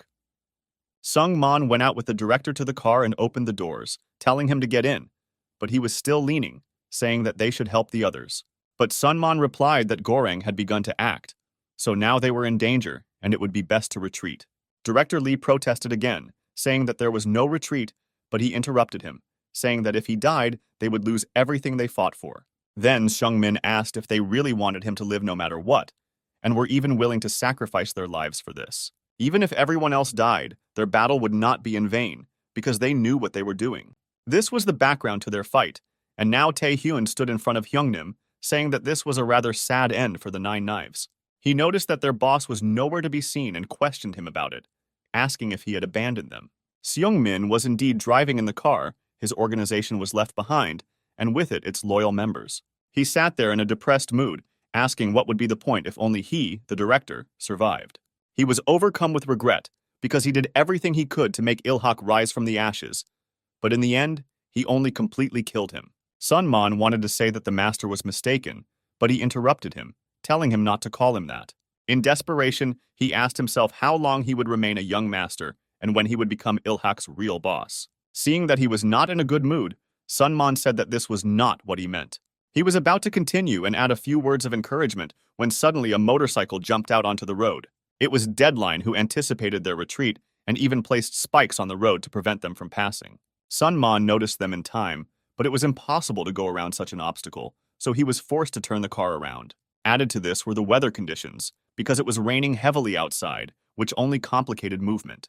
Fortunately, at the last moment they managed to stop the car, Seungmin opened the door, going out. He asked what it was, but at the same time Sun Man got out of the car and said that he would go on without him. Closing the door, he said that the director still had a lot to do, but he believed in him and that he could handle it. He approached him and covered him with his hand from the rain, saying that they all believed in him, because he had already shown that he was worthy of being called their boss. Lee Sun-man looked at him like a father looking at a child who was about to leave him as he began his adult life. He took his face in his hand, saying that there was something else that he should not forget and always remember. Seong-min knew where to run. His suit was completely wet due to the rain, but he didn't care at all. The last words that Sungman said to him back then were a reminder that he was their boss, and they, the Knives of Ilhak, would always be his support. He was unable to run any further and fell to his knees in the middle of the sidewalk, while the rain continued to spit on his unprotected back. Passers-by walked and looked at him, but he didn't even pay attention, because it wasn't about his own image that he should now unite. He thought that it didn't matter how pitiful the organization's situation might seem. He is the CEO of Ilhak, and all responsibility for her well-being lies with him. Then Sunman told him that there was nothing that the Knives couldn't do for him, so he thought he should pay them back in kind. Only one place came to mind where he could run for help, and now he was standing at the entrance to the Daesan group. Jin Woong, Yi Su, and Jong Ho looked in surprise at the guy who no longer even looked like the director. Jong Ho was horrified to recognize his master in him and rushed to him, asking what happened to him. Baek Yi Su also asked for an explanation, arguing that his condition defies description. Then a fatal moment came for Sung Min, however. After thinking a little, he still overcame himself and began to speak at breakneck speed. He said that he had to trust Desang. No, he begged them to help in order to save Ilhak and the Nine Knives. He bent his knee, thinking that he would even lie at their feet if necessary, until they agreed to help him. Suddenly, he did not see where he stepped, and his foot moved, but someone grabbed him by the shoulders. It was Baek Yi Su. He said that he almost fell, and suggested that they go inside where they could discuss everything, because the director was wet to the skin. Hearing these words and realizing that Taesan was agreeing to help, he looked at Yi Su, addressing him as Do Kyung. He said that he himself was fine, but the Gudo Knives needed it more, because Gorang attacked them half an hour ago. Jong Ho and Jin Woong looked at him in surprise, and Yi Su asked him to tell everything more slowly, because nothing was clear yet. Of course, this is sarcasm. He said that they were just discussing something interesting, but could not decide one point. He explained by saying that they were going to destroy the committee, but didn't know where best to start. From Cheon Woon or from HETS, maybe it would have been better to start with the Gorang group since they were associated with Ilhak. He said this, and a characteristic frantic look appeared in his eyes, because this was his new plan. The hospital had good conditions for all patients, but special rooms were reserved for people like him. Su Ah checked the medicine that was attached to the IV. It was important to her that everything worked well. She looked at the one she cared about, This man meant much more to her than an ordinary boss. On the bed lay Baek Do-kyung, who was admitted to the hospital in the hope of salvation after being seriously injured. But he fell into a coma and has never woken up since then. Seung-min recalled his childhood, which took place in a rather unusual place because he was not an ordinary child. At that time, the head of Ilhak was Lee Seung-han, who was the highest point in Seoul, and at that moment he decided to light a cigarette. Then little Lee Seung-min approached him and asked if the old man was smoking again, and he began to wave it off and hide the cigarette. He was only 8 then. He was the successor of Lee Seung-hak and pointed a sword at his grandfather, saying that he told no one to smoke here. The grandfather decided to play along with him, saying that he was scared and promised not to smoke again if the boy hid the weapon. He asked who taught his grandson such words, and Seung-min said that Uncle Jong-ho taught him this. The boy said that Uncle Jong-ho was excellent with a knife and asked if his grandfather could fight like that too. The old man replied that he could not do this, but Seung-min did not believe him, saying that he was the best in Seoul. He began to pull him by the hand so that he would show his skills. The boy said that then the grandfather was not the best of the best, and he replied that for this it is not necessary to have superiority in battle. He became serious and said that for this, it is enough to have fortitude and not fall on your knees before anyone. Little Seung-min did not immediately understand these words, or rather, he did not understand them at all then. He told his grandfather that he should have immediately admitted that he was a weakling, but he only smiled in response. This was the creation story of Ilhak, which was founded by Chairman Lee Seung-hak in the center of Seoul. And now, when Seung-min was lying in Daeson's headquarters, it all seemed like just a dream to him. He stood up and Jung-ho immediately asked if he was okay, and Seung-min replied that he was fine and not to worry. Returning to his memories, he thought that, like any dream, this one had to end sooner or later. He said that Ilhak fell, tears welled up in his eyes, and Jong-ho's face became such that it was pitiful to even look at. Then Yi-soo and Jin-woong came into the room. Director Daesong sat down on the sofa next to Seung-min, seeing that he was not in a good mood. He asked how he was feeling, while simultaneously taking out the tea service. Jong-ho answered instead of his boss, saying that thanks to Daesong he was rapidly recovering. Yi-soo said that this was not very noticeable yet, but they could stay here as long as necessary and have a good rest. Jung-ho replied that they were just helping each other, to which Yi-soo said that that was exactly what he was thinking about now. He asked if Ilhak could support them, and Jung-ho immediately rushed to assure him, but was interrupted. Yi-soo said that he appreciated his nobility, but now he was asking the director of their organization. He poured the tea into a nice cup, then smiled and asked if Mr. Choi Jung-ho was now the boss. This puzzled the old man a little, but Seung-min asked him to wait outside because he himself had to discuss something with Director Do-kyung. Jin-woon offered to accompany him, although he saw with what sadness he left the room where the fate of his organization was now being decided. After they left, Seung-min turned to Yi-soo, saying that before discussing something, he wanted to ask a question. He asked if Baek Yi-soo was the real head of Daesong, and he called him by name. He also wanted to know where Mr. Baek Do-kyung was now, but Yi-soo interrupted him by placing his cup of tea on the table.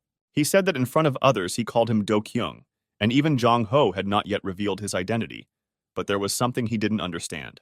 He said that he, Seung-min, must be scared because they are faced with something they cannot handle, and if that was the case, then they should still have been scared and not asked stupid questions. Hearing this answer, Seung-min thought that he had gone too far, because it seemed that this topic was painful for brother Do-kyung.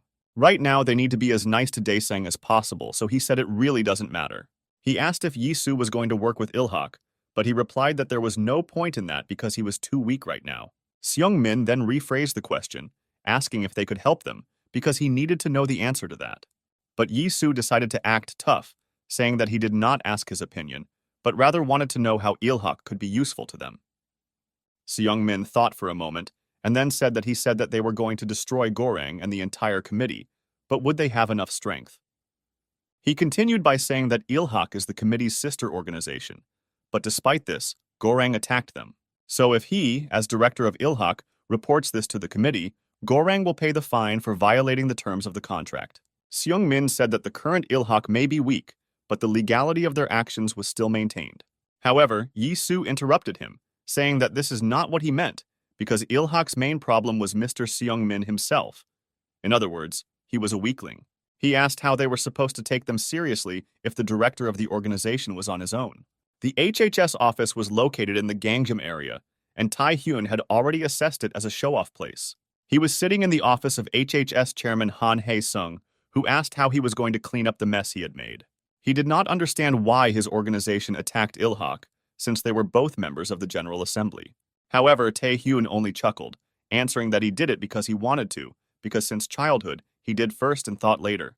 But Hae-sung did not share his enthusiasm, saying that he would not take his side, but Tae-hyun simply told him to wait. Hae-sung replied that the main thing was not to anger Seung-min, but Tae-hyun just laughed, saying that he did not yet know where the next meeting would be. The place was chosen especially for the young master. It was the house of his grandfather, Lee Seung-hak. Seung-min also found out about this and got angry because it was too much, and Tae-hyun had gone too far. He walked to his grandfather's house, and the men from Goreng joked that he was just walking here, because the place was familiar to him.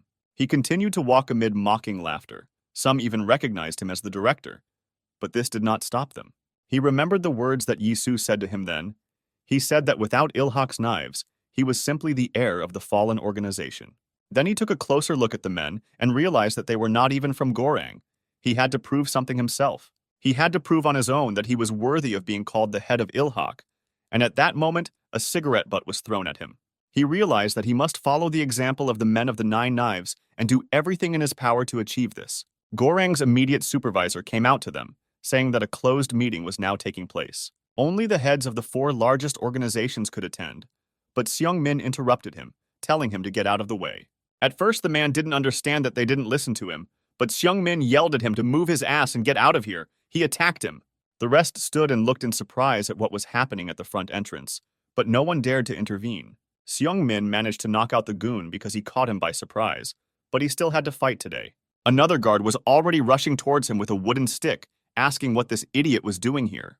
He hit him on the head with a stick, and Seung-min didn't even have time to put his hands up in defense because he had never fought. But he remembered the words of his grandfather, who said that there was nothing to worry about if a guy didn't know how to fight. The main thing is that he must be strong in spirit and never fall on his knees in front of others, no matter how strong the opponent was. Now Seung-min finally understood his words, because they accurately reflected his situation. He decided to listen to his grandfather. Even though the man hit him, he was still able to fight to the end and grabbed him by the throat. His gaze spoke for him. Incredible strength appeared from somewhere, and he felt that he would not yield to anyone else. With such thoughts, he hit his head on the bridge of the man's nose, but the next one had already appeared from the room. This one had a knife. Luckily, this was noticed by one of the workers, who was actually none other than Shi-on. He put his hand on the man's shoulder, saying that this was out of the question, because it was wrong. And then he hit him, and he fell, dropping his knife, which Shi-on successfully confiscated for the benefit of the organization. Taking off his cap, he said that freaks like him should know their place and not get involved in other people's squabbles. After all, there was a generally accepted rule that only bosses could enter, and right now they were detaining one of them. 3 of them had already gathered. Ilhak and Taeson were still missing, but Tae-hyun suggested starting the meeting already. However, the others asked if it would be better to wait for Director Lee from Ilhak, since it should be about him. It was clear that at the name of Seung-min, Tae-hyun could barely contain his laughter. He asked if he really wasn't invited. He added that he didn't think he would even have the courage to come here, even though he was a victim. However, the next moment, Seung-min entered the room. His appearance was completely inconsistent with his status, but he was worried about it. There was blood on his hands, and the members of the general meeting were surprised when they looked at him. Tae-hyun looked especially puzzled. Seung-min turned to him, calling him a bastard who apparently did not know one rule. He looked at him in surprise, not expecting this from Director Ilhak, and he held a cigarette in his mouth. Seung-min continued, pointing right at her and saying that smoking was prohibited in this house. He walked up to him and took the cigarette straight from his mouth, and then said that he would answer him what he had once answered to the owner of this house.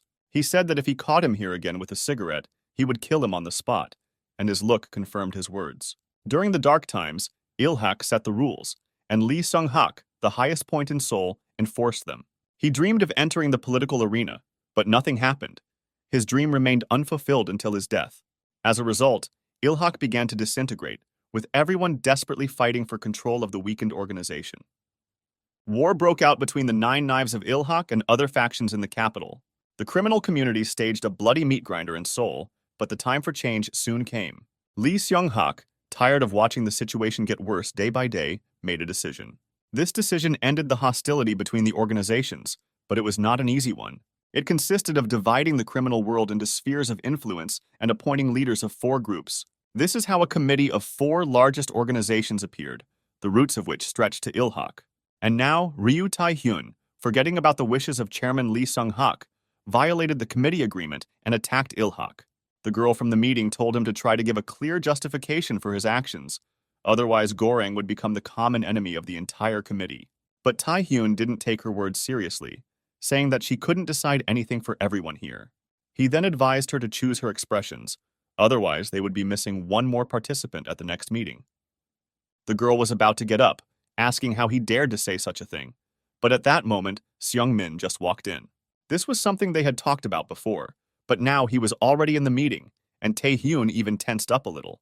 Seung-min, meanwhile, took the cigarette from him and sat down in his seat, starting the conversation by reprimanding the organization. He asked if this was some kind of kennel, and if not, then why were there so many mongrels here who just wanted to fight? Suddenly, Tae-hyun laughed, but it was an angry laugh. He swept away all the dishes from his half of the table, asking when he managed to become so bold. He said that Seung-min was finally acting like a man, asking if the realization that his days were numbered had changed him that much. And Seung-min just smiled strangely, saying that thanks to him he came to his senses after his head was almost smashed. Meanwhile, other council members demanded an explanation from Tae-hyun, but Seung-min said that he would tell everything himself. He said that, as they know, Goreng attacked Ilhak. In fact, they just tried to attack him again. Goreng violated the rule prohibiting committee members from attacking each other and appropriated Ilhak's property. Based on this, he, as director of Ilhak, asked to exclude Goreng from the committee, depriving him of all rights. He asked Tae-hyun if he had any objections, but he answered in the negative, saying that he really screwed up. But then he went on to say that Seung-min got something wrong, because wasn't Ilhak the first to give a damn about the agreement? He took out a photo of his deal with Daesung, saying that the two organizations had clearly become closer lately. And then he suddenly accused him, saying that this is how he set Taesun against them, who then left their committee. However, Seung-min said that he was only transferring files for synchronization and that it had nothing to do with Goreng. But Tae-hyun also did not back down, saying that in the past, there was a squabble between Goreng and Daesung regarding the Hanam area. He continued by saying that Seung-min decided this was his chance, and a little later, several of their groups were ambushed. It turned out that Ilhak took advantage of connections outside the committee and organized a raid on Goreng, which means that they were the first to start. He asked Seung-min if he said everything correctly or if he made a mistake somewhere, because he understood that he couldn't get out of it. After all, he understood that he did not dare to show the organization's files to everyone present. Then he decided to finally state his position, saying that he would like to dot all the I's. At that moment, as if on cue, men in black suits from the Goreng group came out from behind where he was sitting. Tae-hyun said that he believes Ilhak's head, Lee Seung-min, should be held accountable for violating the agreement. He continued by saying that he also insisted on the dissolution of this pointless committee, and everyone present was surprised. And Soo foresaw this yesterday, saying that Goreng will demand the abolition of the committee since it serves as a support for Ilhak. Seung-min said that then there is no point in going to the meeting, but Yi-soo replied that he must prove who is boss. At this meeting, he needed to show that he was worthy to be called the head of Ilhak. When Tae-hyun finished his speech, the others began to express dissatisfaction, but Seung-min just closed his eyes. He said that he didn't care about Goreng's threats at all, and if Tae-hyun doesn't want to be a member of the committee, let him do what he wants. HHS Director Hae-sun said Seung-min was being unreasonable, adding that he should have gotten down on his knees and asked for help. Seung-mi then said that it was now obvious that Goreng and HHS were in tune since Hae-sun supported Goreng. Then a girl intervened in the conversation. She said that the guys were making a mistake by starting a war in this way. She put on her glasses and snapped her fingers, and a shadow and a hand holding a machete appeared behind her. She said that they could continue to talk nonsense, but they should keep in mind that she would definitely take one of their heads with her. Looking at her people, Seung-min thought that these were the same infamous Bakjung Cheonun, but they seemed to be in China. Tae-hyun ignored her gesture. He slammed his hand on the table, telling Seung-min that this is not what he should care about. He got up from his seat and walked over to him, and then sat on the edge of the steel, saying that he had other problems now. After all, he no longer had the 9 knives, which means he won't be able to escape anywhere now. Tae-hyun leaned over to him and asked if he really thought about taking all the files for himself and not sharing them with anyone. Seung-min, to his surprise, simply agreed, saying that he was right. He really couldn't take everything away. As he said this, footsteps were heard that could only mean one thing. The last member of the committee had arrived. The guards who stood at the entrance could not stop him, because he had the right to be present. When he was already near the door, Yisu stopped for a minute and called out to Ryu Tai-hyun, imitating his name. He entered accompanied by Jin Woong and Jung Ho, saying that he wouldn't mind playing with Gorang and Tai-hyun himself. Then he saw the big picture of the situation and continued to mockingly talk about the shutdown, which was only heating up. He asked if he had prevented the two directors from resolving serious issues, adding that he also wanted to join them. Tai-hyun was perplexed. He asked if it wasn't Do-kyung himself who said that he didn't want to have anything to do with the committee. And Soo answered him, "What a fool he is, because the committee and agreement are nothing," saying that Tai-hyun thinks so himself. Tai-hyun understood why Seung-min did not speak out in favor of keeping the committee, saying that he was even a little hurt by how close they became. Yi-soo confirmed his words, saying that everything was correct, because after all, Seung-min was their chairman. While everyone was surprised, he continued, "It is said that Daesan shares the beliefs of Il-hak's previous prejudice. Therefore, they will support Il-hak and nominate Lee Seung-min to be the next chairman." So he told Tae-hyun to get Gorang ready since finishing them off would be his initial task. He then turned to the rest of the congregation, saying that they, in turn, would have to make a choice. Or they will show the will of Lee Seung-hak worthy respect and agree with his proposal. Or they will slide to the level of brainless scumbags. Here he looked at Tae-hyun, meaning. However, he said that it was all written on their faces because everyone had already made a decision for themselves. When he said this, the girl clenched her fist, which was a gesture for her people to hide their weapons. Yi-soo turned to Seung-min, saying that they too should have finished because they had other things to do. Now he had a different status. He was no longer the CEO, but the chairman of Il-hak, with Daesan as an ally. On the way, Yi-soo asked if he was okay, to which Seung-min replied, "Can't you tell?" saying that they should have arrived earlier. But Yi-soo just smiled slightly, saying that it turned out cool, so everything went pretty well. He said that he was a little lost, because he had never been here before, when suddenly he saw a man standing below. His pupils narrowed in surprise, because he did not expect to see this person at all, even under such circumstances. Standing in front of him was none other than Chief Jong, who upon seeing him greeted him as Baek Do-kyung. He said that they had not seen each other for a long time and that they had finally met again, his face expressing pure innocence. But Yi-soo's face showed the opposite emotions, because in front of him stood the killer of his small squad. Jong stood at the beginning of the stairs and began to rise towards them, saying that he did not expect to see Taesan here. Yi-soo quietly called him Chief Jong, but Seung-min heard and asked if it was really Chief Jong. After all, he knew that it was he who was responsible for the collapse of synchronization. Moreover, he was behind the One Sync project.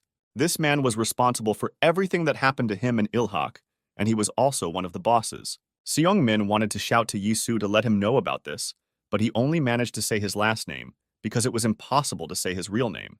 In addition, he realized that he already knew everything perfectly well, because a knife flashed in his hand, with which he began to descend towards the boss. Yi-soo realized that they were 2.1 meters apart, and it would only take him a couple of seconds to finish him off. After all, then the boss treated them in exactly the same way for his own purposes. He didn't care about other people's lives. Then, for some reason, he did not hesitate, killing all the members of the detachment, from which only Shi-on miraculously managed to escape. So was Baek Yi-soo, whom he created, the same as his boss. He should have done the same. He came close to the boss, who was saved by the light reflected from the glasses, so Yi-soo could not see his eyes. But Jong could clearly see his eyes, which confidently read hatred and contempt for him. Do-kyung reached into his pocket, taking out cigarettes, and thought that now there could be no doubt. He took one of the cigarettes out of his mouth, wondering how best to start a conversation with the man standing in front of him. He asked if the boss had a light, and he also took a lighter out of his jacket pocket. Yi-soo leaned towards him, indicating that he should light a cigarette for him, and Jong reached for him with a lighter. From the outside, it looked a little funny, because the head of the NAR was lighting a cigarette for the boss of a criminal organization. Jong spoke first, saying that he had heard that there had been a lot of commotion after his brother's funeral. Yi-soo agreed, saying that it was probably so, and the boss asked if the problem had already been resolved. Yi-soo did not answer right away, saying that he was sure that he knew who was to blame for everything, but had not yet found evidence. He took the cigarette out of his mouth and took the knife, saying that he could no longer say for sure, seeing the boss here. Jong asked what he was going to do, and Yi-soo replied that he could kill him right then and there. But then he put the cigarette back in his mouth, saying that unfortunately, this would not solve the problem, and therefore it was pointless for now. Hearing this, the boss tensed, and he could see his face twist a little at these words. Then Yisu decided not to detain him any longer because he was going to Seungmin, so he continued to go down. He said that he would keep an eye on the chief, and when their paths crossed again, he would be able to answer his question. That was the last thing he said. He continued down without turning around, and Zhang looked at him suspiciously. He thought to himself that he would also keep an eye on him. After their meeting today, he had a lot of questions about his little brother. He wasn't entirely sure, but for a moment he thought there was something familiar about his behavior. Yisu also noticed this, but only waved his hand to ward off suspicion, because Do Kyung would have done the same. Seungmin, Jong Ho, and Jin Woong also came down the stairs. It turns out that the boss did not come to Ilhak. He remained standing upstairs, still thinking about what had just happened. Baek Do Kyung's words bothered him. And Su also thought about his feelings. Of course, he wrote hatred, but killing him now would be stupid. When everyone came down, Seungmin wanted to discuss what he had just seen, but Yisu said that they would move on. Seungmin understood that the boss was somehow connected with him, but he only repeated that they just had to go. In the morning, work was already in full swing at the Hyungu Business Contributions Company. Revenue for the recent period was being calculated. Company President Lee Hyun-gu slammed his hand on the table, saying that there was another 46,001 missing. The man he was scolding said something about some lady from the fruit store, but Hyun-gu told him not to talk nonsense. But the man continued, telling how his creepy daughter told him to take something and come back tomorrow. He said that he got an apple in return, which was quite nice, but Hyun-gu told him to shut up. He was depressed. He wondered how he had come to such a life, remembering that it was all because of that man sent by Tae-san, and also that cute blonde who then conveyed the words of his captain, who advised him to retire. He brushed aside these memories, saying that he would definitely take revenge on them if he saw them, when he suddenly heard a familiar voice. Shi-on entered the room and greeted him, saying that they had not seen each other for a long time since the last time they met. The man Hyun-gu was talking to asked who the brat was, but Hyun-gu became visibly nervous at the sight of Shi-on.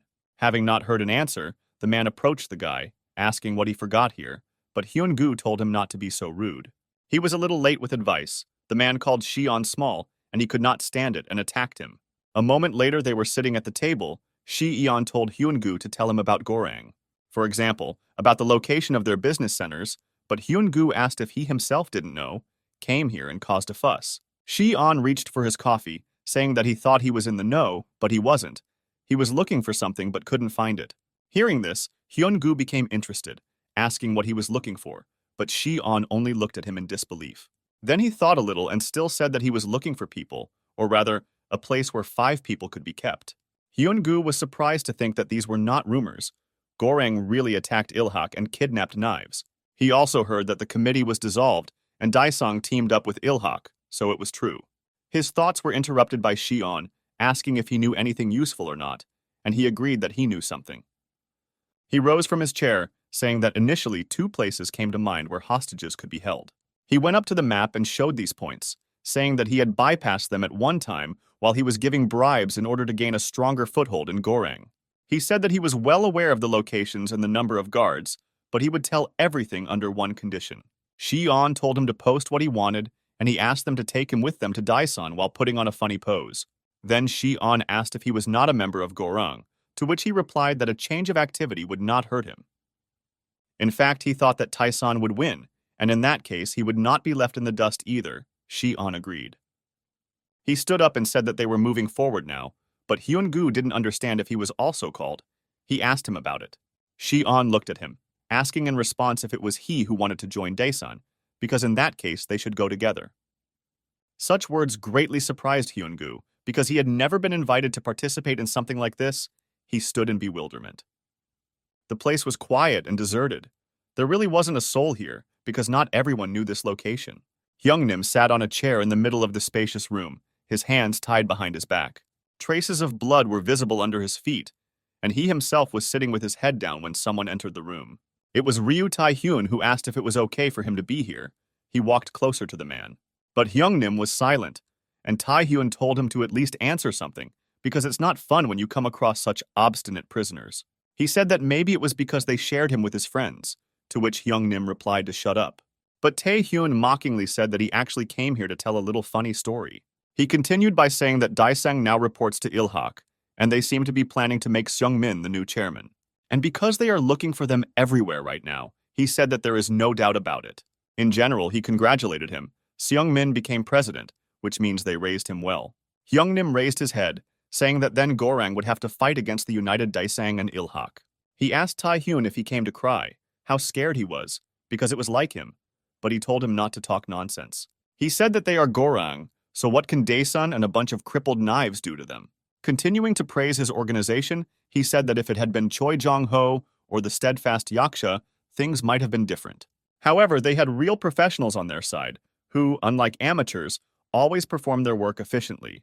But Hyung-nim just laughed at his words, saying that although he didn't know who his pro was, he was sure of one thing. Daesun had Baek Do-kyung, who could not be compared even with knives, because they had already fought once. Right now, he was just entering another battle, destroying another of Gorang's subsidiaries. He told the guys, who looked at him in fear, that he had overdone it a little, but would be careful in future. He placed his finger on the blade as Sua had taught him, saying that in that case, it was time to begin. This was a rescue operation for the 9 knives, and from that moment it began, he loosened his tie and walked forward. Meanwhile, a young girl who had an appointment here arrived at Daesun's headquarters. So-ah entered the hall, where Jin-woon met her and took care of taking her luggage, greeting Madam Secretary. Su-ah said that on the way here she tried to figure everything out as much as possible. The knives should be in one of the 2 buildings. Jin-woon noticed that she worked tirelessly, but the girl replied that she was only carrying out the work entrusted to her. Jin-woon then asked if there had been any progress, and the girl paused for a moment to answer. She stood in front of the door, where people were already waiting for her, but she turned to Jin-woon, reminding him of something. He himself said that without Baek Do-kyung there would be no Daesung, and now she completely agreed with him. That is why she, as his assistant, simply did her job, and Jin-woon should have followed her example. She entered the room, apologizing for the long wait, and then offered to give a short briefing. She brought up 2 buildings on the screen, one of which was a motel in Itaewon, and the other was an abandoned warehouse in Incheon. This was the data that Xi'an collected. She said that knives were probably being held at one of these points. But since they could not boast of numerical superiority, they had to take only one of the locations by storm. Plus, it was worth leaving a few people to protect their headquarters due to the fact that it was under threat of attack. Yi-soo began to think.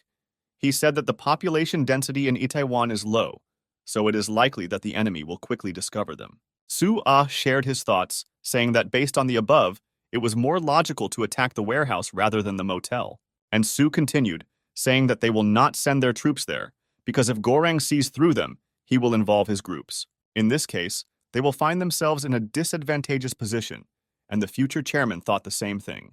Then Yi-soo stood up and said that in that case, they themselves should go there and free the hostages. To begin with, they will transfer the guys to an abandoned warehouse, who were masters of covert penetration.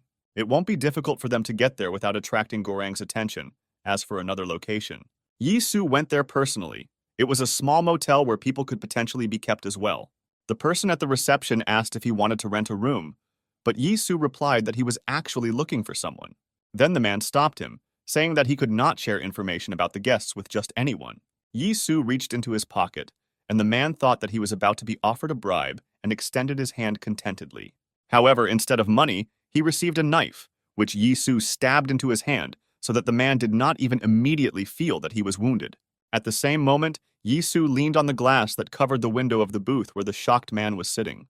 He bowed his head in pain, and Yi-soo leaned towards him, asking if he would now tell about his visitors.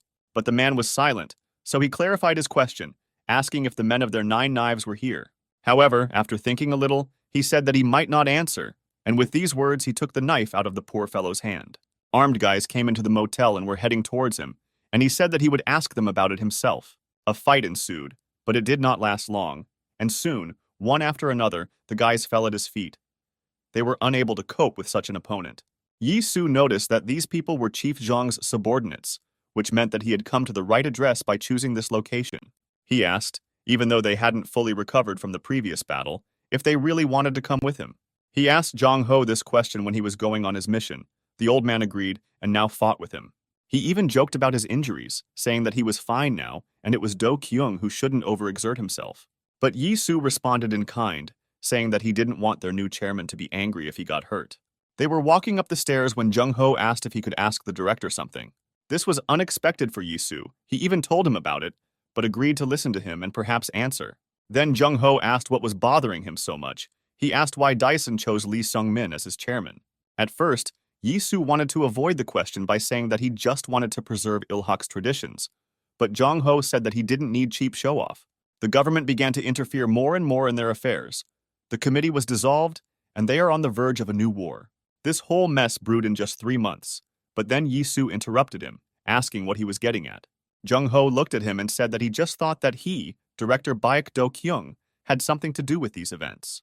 Therefore, he, Zhang Ho, wanted to know what his true intentions were if he was not up to something bad. Yisu turned away from him and lowered his gaze, asking if he really wanted to know. Zhang Ho responded positively, saying that they agreed to fight together, and even here he was because of this. But Yisu did not have time to answer him, because at that same second, more of Chief Zhang's men were rushing towards them from above. One of them took out a knife and pointed it at Yisu, but he told him not to yell, because adults are actually talking here. He added that if the guy had something to say, then let him go down himself, but if not, he would help him with it. After these words, he grabbed him by the leg and pulled him to the side so that the guy fell, because there was a fence there. However, another guy had already appeared behind him, also with a knife, who, screaming, attacked Yisu and Zhang Ho. With a calm movement, Yisu grabbed his hand, dodging the attack. He suggested that Zhang Ho postpone their conversation. As a sign of agreement, the big man from Ilhak hit the guy Yisu was holding with all his strength in the face, so that they launched a joint attack. This time he was without gloves, but this did not affect the strength of his blow, and the enemy fell, never rising again. This happened on the stairs, and Yisu was already fighting in the air. It was not convenient to advance like that, so it was worth hurrying. Zhang Ho thought that the opponents would attack from above, and attackers from higher positions would have an advantage. But he couldn't tell that from the faces of these guys, because in this case the situation was exactly the opposite. As if to confirm his thoughts, Yisu again grabbed one of them by the sleeve, intending to throw him to hell. After all, even if they attacked from above, their actions became much easier to calculate. And Su was already finishing with them, defeating one after another. His strength seemed to last for a long time. Zhang Ho also helped him, from time to time grabbing someone by the arm or leg and throwing them aside. And he was even lucky enough to grab one of them by the head, and the poor fellow was in for some serious pain. It was quite easy to lose balance on such a ladder, so he pushed him towards it with all his strength. Yisu saw this and liked how Ilhak's second knife fought and said that they were a great team. While he was still speaking, another man attacked him, but he managed to duck in time, preparing to attack back. At the same time, he didn't even need to make any special efforts, because the ladder did everything for him, and the man fell. He hit his head painfully on the steps, but he could still get up to fight, so Yisu took care of that too. He defiantly took the knife like a writing pen and brought it to the frightened man who did not want to die. However, unfortunately, he was in the service of Chief Zhang, which means he chose his fate. Yisu swung his hand and hit him. Those guys who remained alive looked at him with caution, and he asked if this was the end.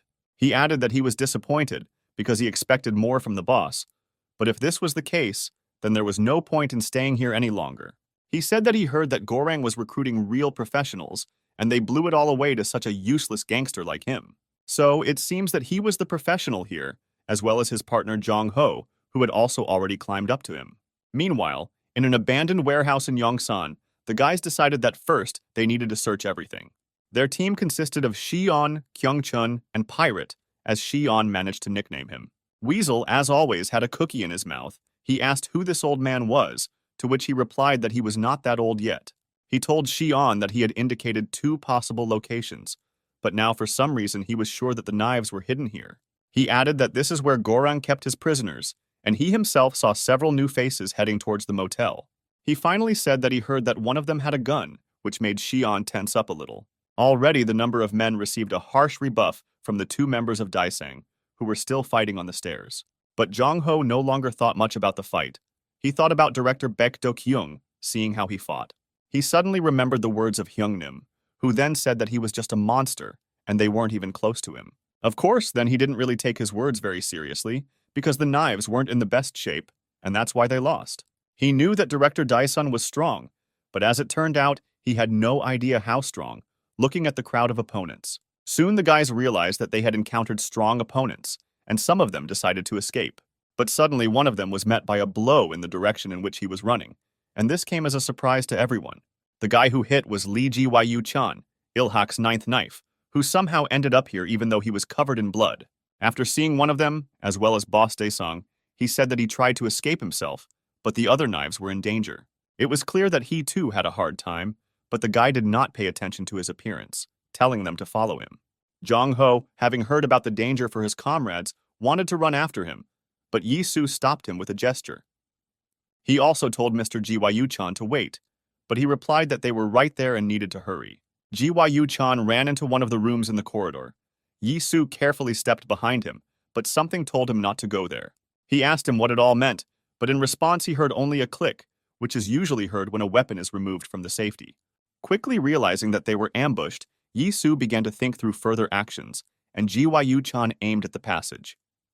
And Su couldn't think of a better option than to arm himself with a knife, because he believed that the enemy would not brazenly shoot them. For now, Gyu-chan was really just holding his gun at the ready as he recalled his recent conversation. Then they asked him if he had ever shot, because it was a rather useful skill. He replied that he had tried it a couple of times in the army, but he did not yet know whether he could trust this man. Sitting in front of him was Director Zhang, who said that this time it was a little different from the army. But Gyu-chan, taking the gun, said that he didn't think there were many differences after all. It was just a barrel. Then Zhang told him to cock the gun, and he obeyed, performing the usual actions. Then the boss told him to take aim, and he pointed the barrel of the gun at him, saying that all he had to do was pull. He said that he would like to ask something. If he betrays Ilhak, will they definitely spare his comrades? To which Chief Zhang replied that they did not kill them, and while everyone was alive, he continued to smoke a cigarette. He told Gyu-chan to pretend that he was doing it for the greater good, and overall, that was indeed the case. Gyu-chan asked why he was giving him such a chance, but the boss replied that he had misunderstood. It was not a chance. He looked at him with contempt and said that he was sitting on their neck, a useless knife and a burden for Ilhak. He said that Ilhak is just a bunch of losers who are abusing their hospitality. Gyu-chan couldn't stand it. He clenched his teeth, asking if he really offered this to them, the 9 knives.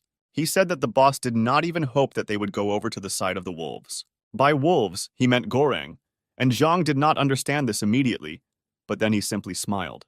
He said that everything was not entirely like that. There was no need to go over to anyone's side, he just wanted to buy them.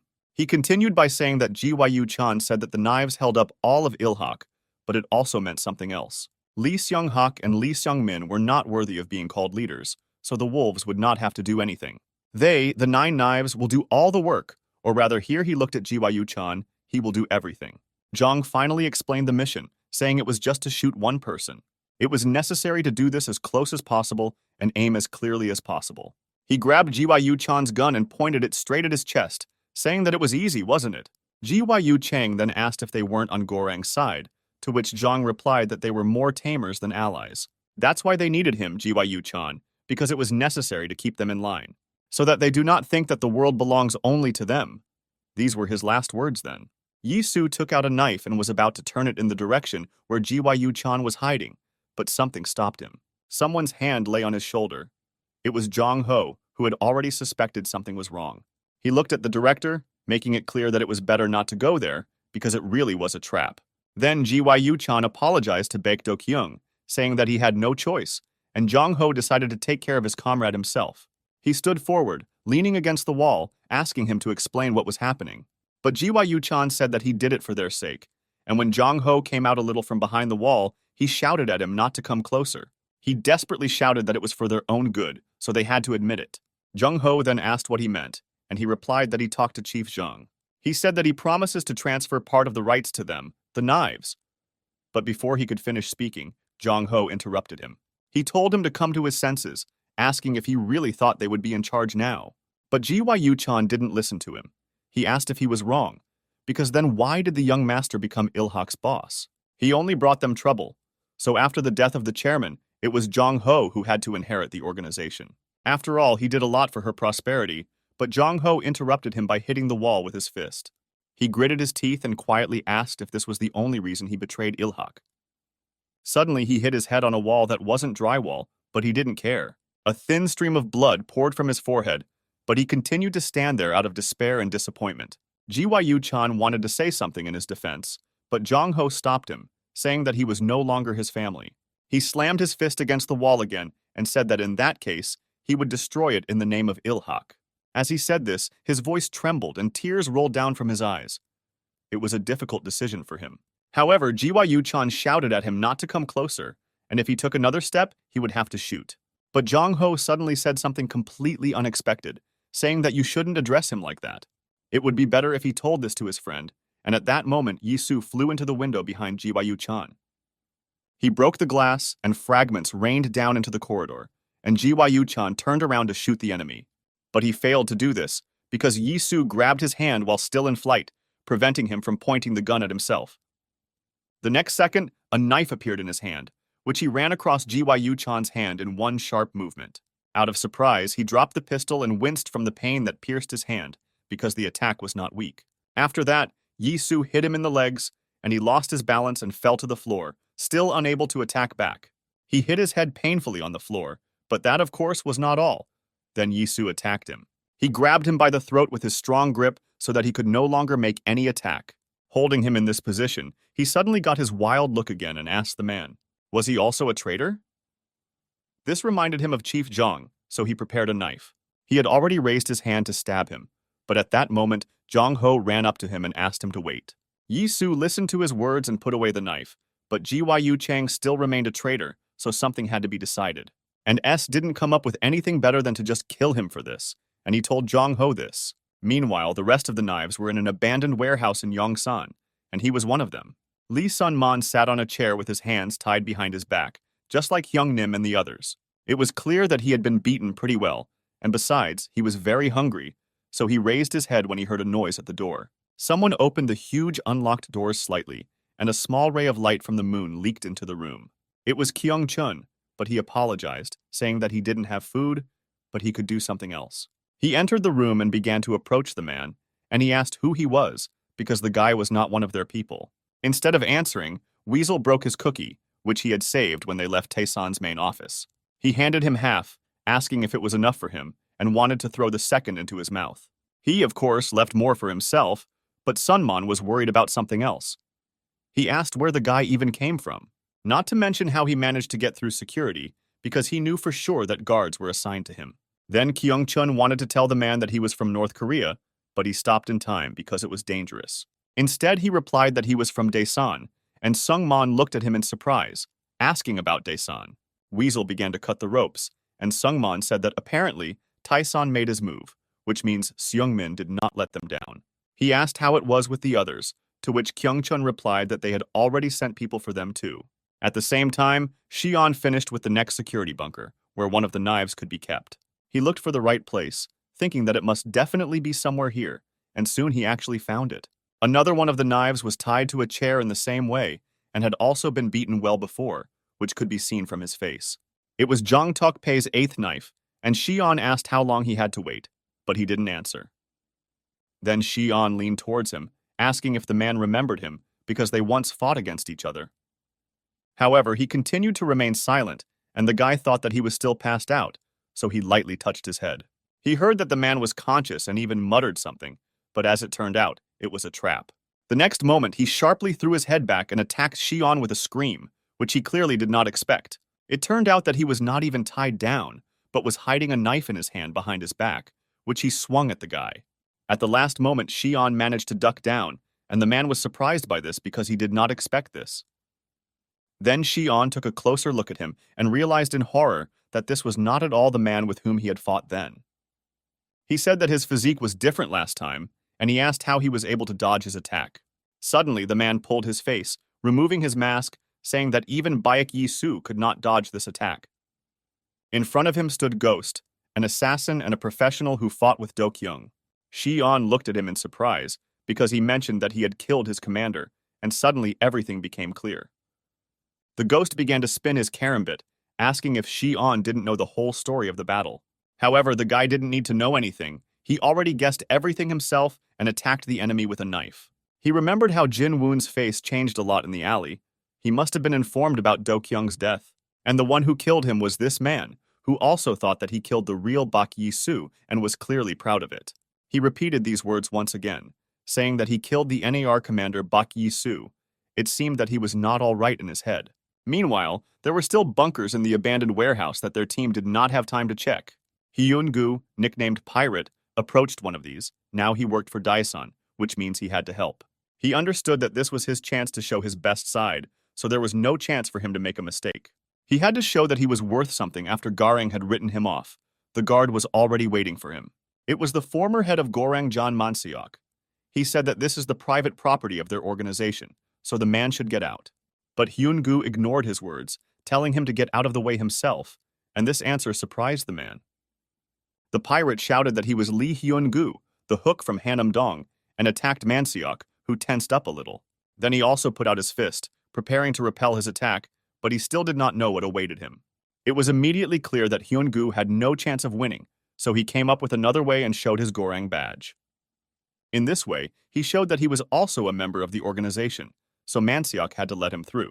He entered the bunker and saw one of the knives tied to a chair in the center of the room, like his comrades. It was Doko Hyungnim, Ilhak's fourth knife, who was still alive even though blood was visible from his head. The pirate introduced himself, saying that he was Hook from Hyun-gu's shares, and added that he had come to help. He said that it was Daesan who sent him to get the man out of here, and the man looked at him in disbelief. Meanwhile, in another bunker, where Shion came to save the next knife, a battle between two experienced fighters was now raging. The ghost waved his karambits, to which a fishing line was tied, asking where such an opponent came from.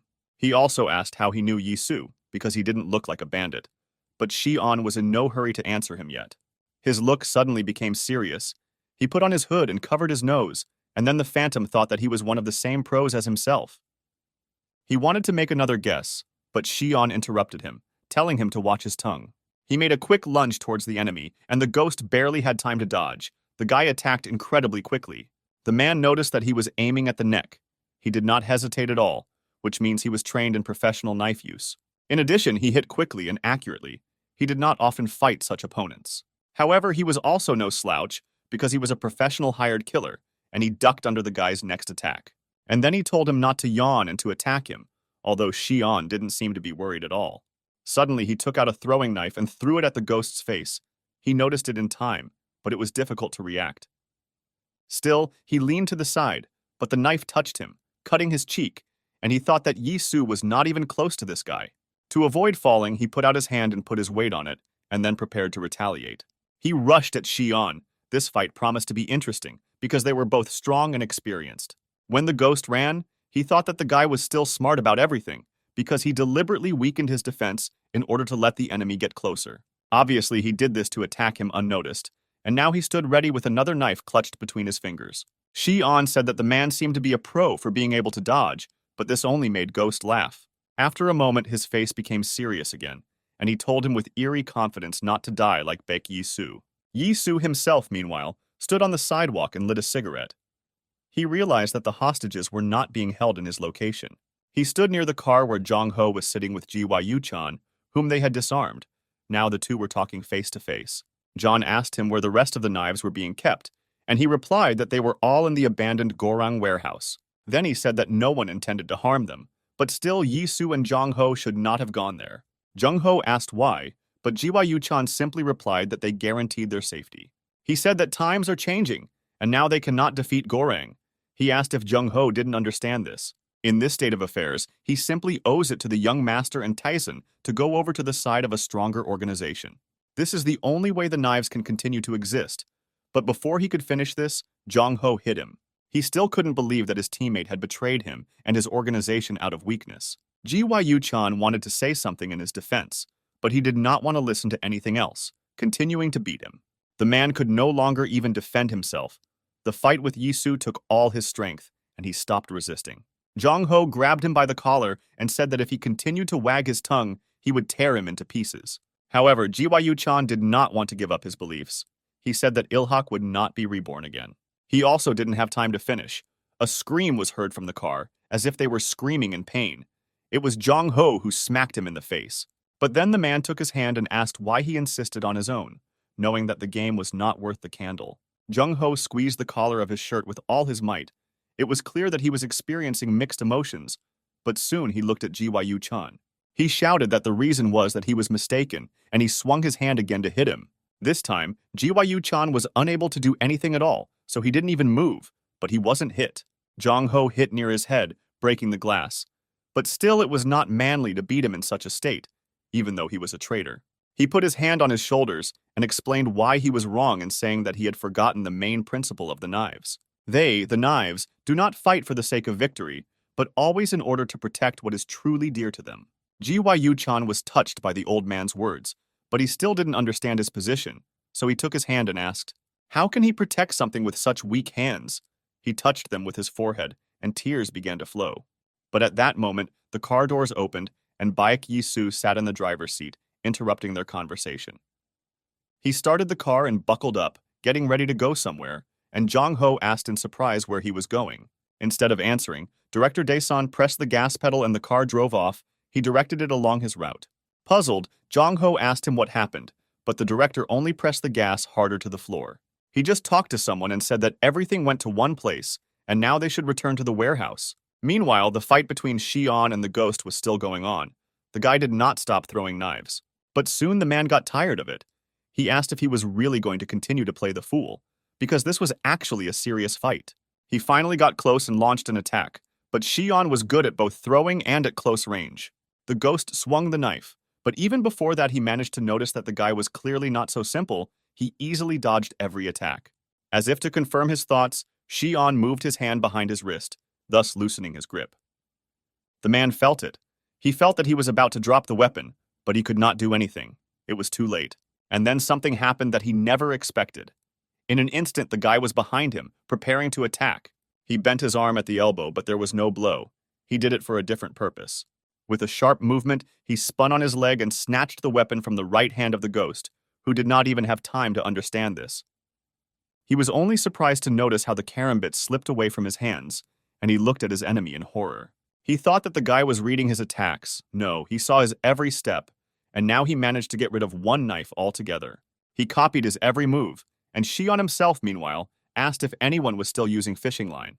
The ghost realized that this guy even knew about his spare weapon, so he couldn't be caught by surprise. He was even somewhat similar to him, and the thought even flashed through the men that he too was a professional assassin.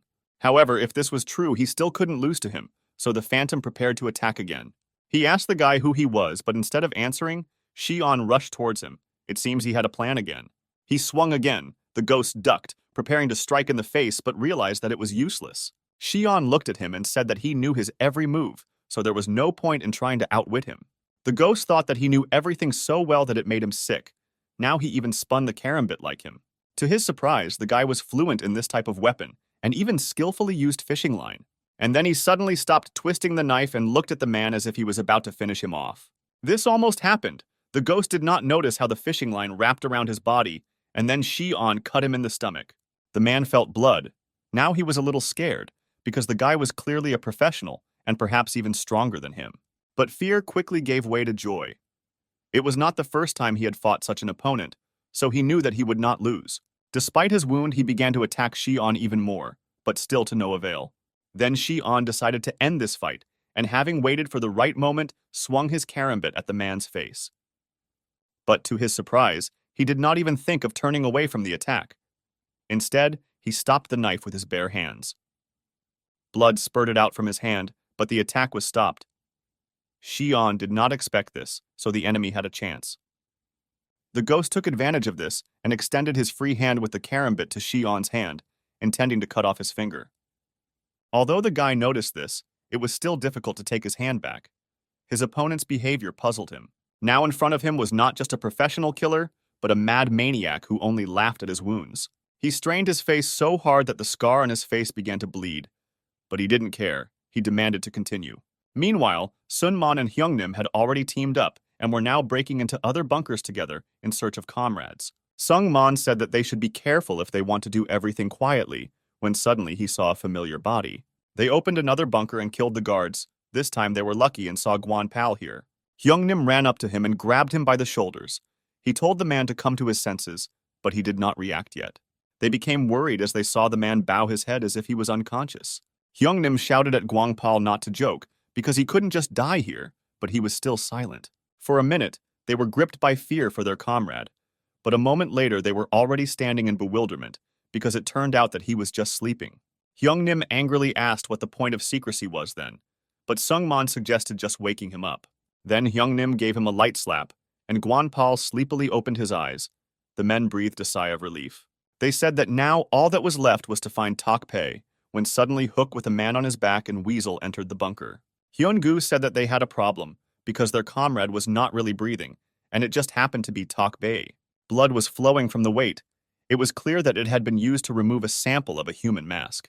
While the men were helping Hyun-gu take it off, Kyung-chun said that he had contacted the boss and now they needed to get away quickly. He was still talking when suddenly the darkness of the night was dispelled by the bright light of headlights that were aimed directly at them. Kyung-chun closed his eyes and couldn't fully understand what it was. But soon it became clear to all of them what situation they were in. A man came out to meet them, saying that he thought they would get in here, but he didn't expect it to be so quickly. Tae-hyun said that they snuck in like a bunch of arrogant rats, and now he must get rid of this garbage on his territory. He was already clutching a brass knuckle in his hand, and behind him stood members of the Gorang, who were just waiting for his signal to rush into battle. Meanwhile, Shion realized that now he would have to fight at full strength, because one mistake and he would be dead. He remembered how 5 years ago he participated in an operation to storm a building. Then he had already mastered the skill of knives. The security was pretty weak, so he alone dealt with the whole squad. But something happened. He fought in the same way as now with the ghost, but those people were not on his level, so he didn't think about it then. Another guard attacked him with a knife, and Shion then had kirambits, and he spun them just like the ghost. He then grabbed the man's arm and twisted it so that he could not carry out the attack, and then ran the blade through his arm. This made the guard's eyes blurry, and he dropped the knife, and Shion prepared to finish him off. He swung his hand and looked at the victim with a wild look. Only his eyes and the way the earrings shone on his ears were visible. He hit the man in the throat and blood poured out, but he remained alive for some time. He covered the wound with his hand and sank to the ground. Silent horror and fear of the guy was visible in his eyes. But Shion was not dissuaded.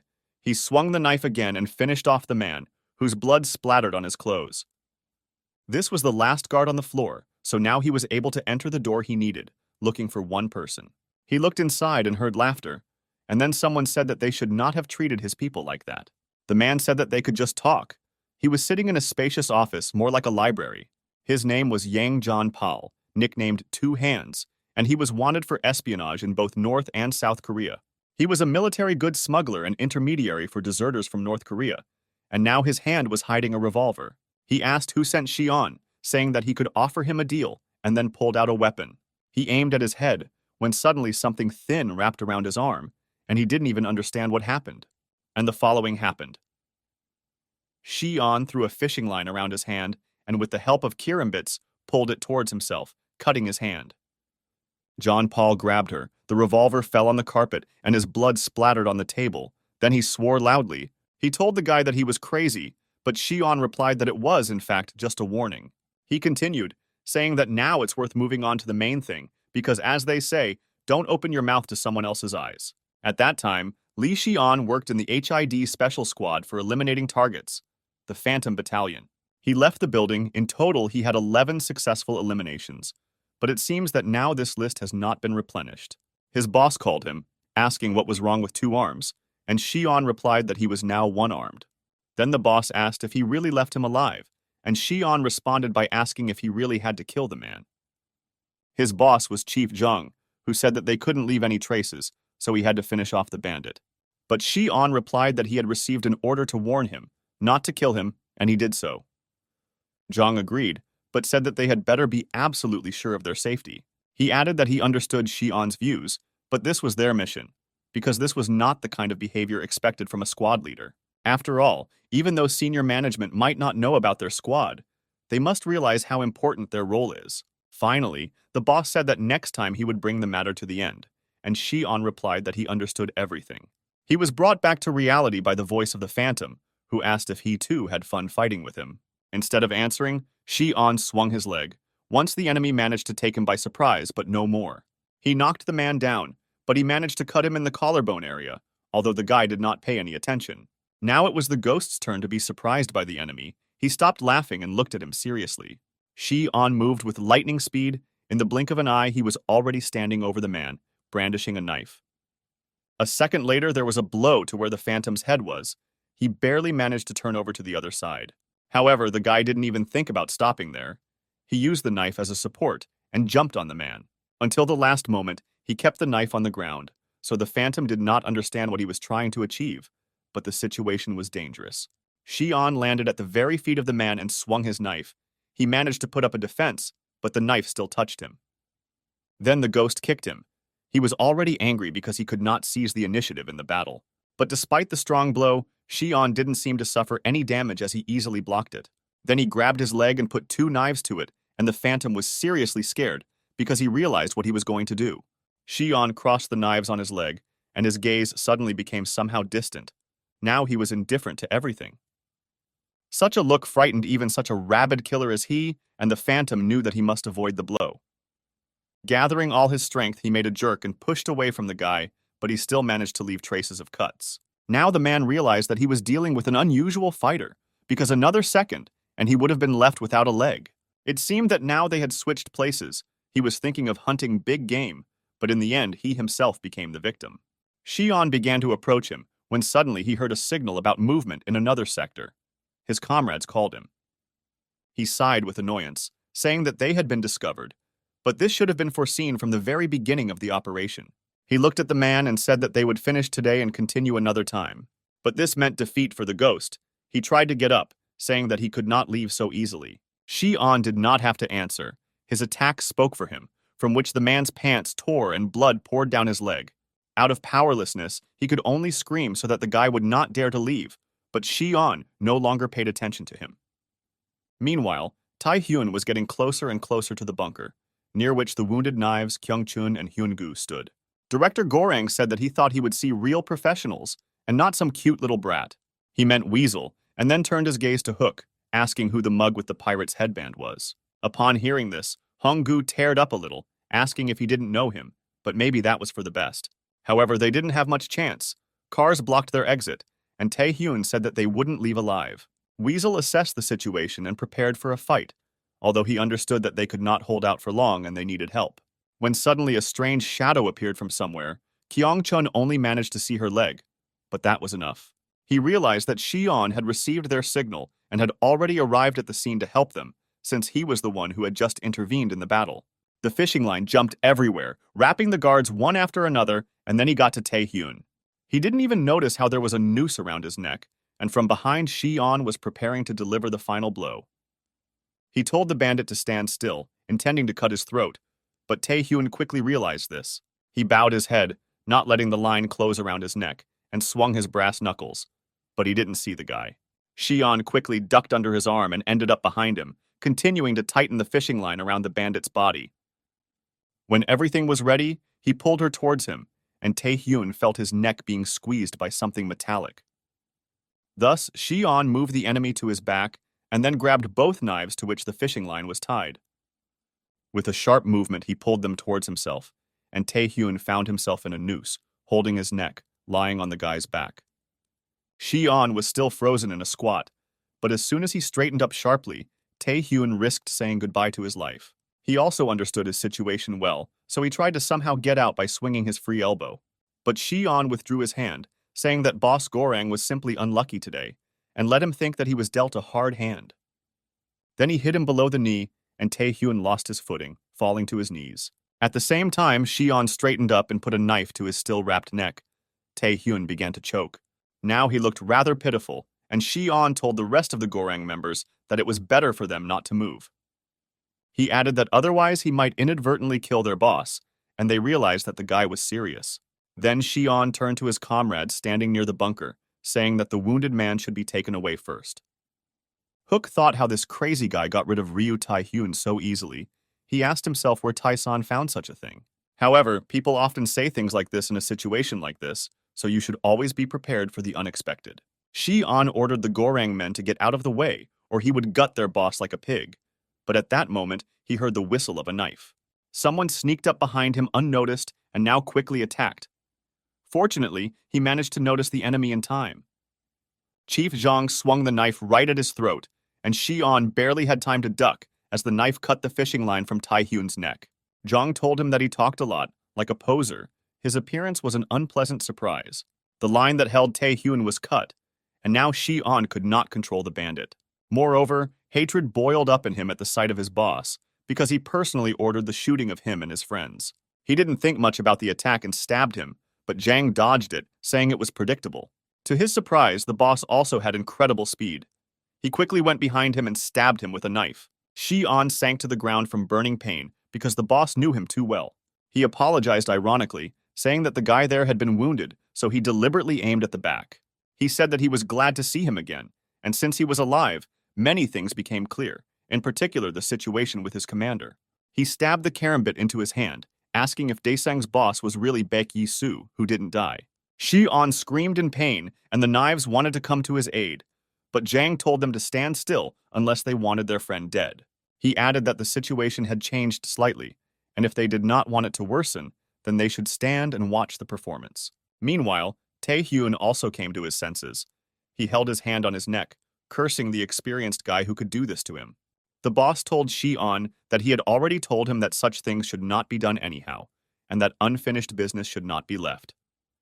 Then Tae-hyun intervened, asking what kind of nonsense he was talking about since the guy had just almost killed him. He kicked Shi-on and he rolled back, and then he rushed after him, intending to hit him with brass knuckles. Unfortunately, he still managed to hit the blow because Shi-on was too weak and shocked to block. Tae-hyun grabbed him by the jacket, asking him what he could do now, calling him a stupid show-off. The boss didn't really like this behavior, especially since he interrupted him with a question about Dyson's real leader. But Tae-hyun was not bothered by this. He continued to beat Shi-on, and he blocked some of the blows with his last strength. Then Tae-hyun swung to finish him off with one precise attack to the head, saying that luck was not on his side now. He brought his hand down on his head, but Shi-on only removed it and grabbed his hand, preparing to retaliate. With one jerk, he rolled onto his stomach, using Tae-hyun's hand as support, and then grabbed him by the shoulder. Thus, he again managed to find himself on top of the enemy. He moved one of his arms to the side and pressed his face to the ground with his elbow.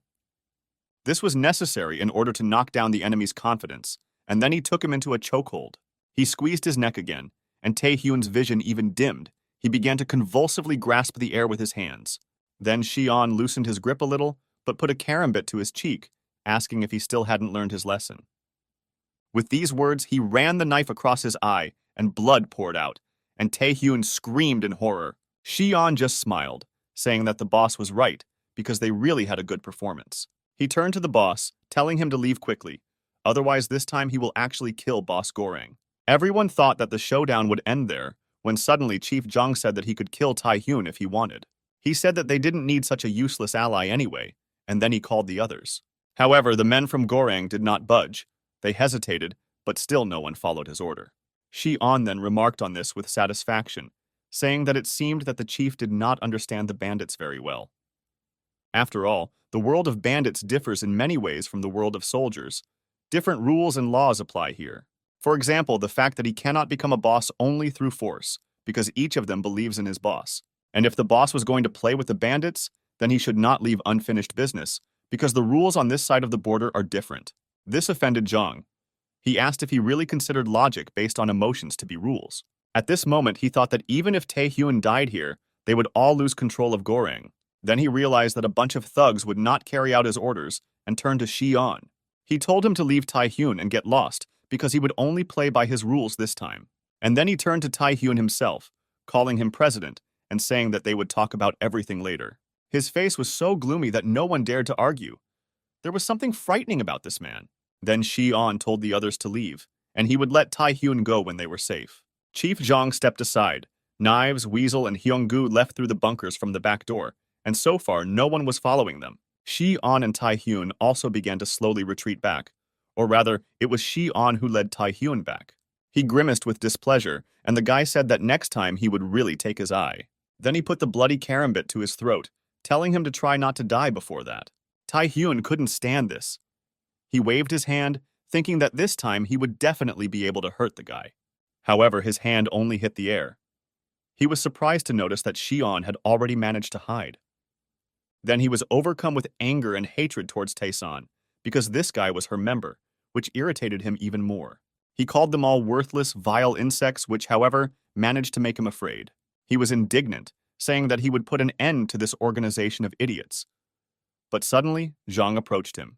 The boss had followed them, and he was now standing behind Tae-hyun, saying that they needed to clarify something. Seeing him, Tae-hyun's eyes flashed angrily. He said that he felt now was the time for an explanation. He put out his hand with brass knuckles, and Chief Zhang pointed a knife at him instead of answering.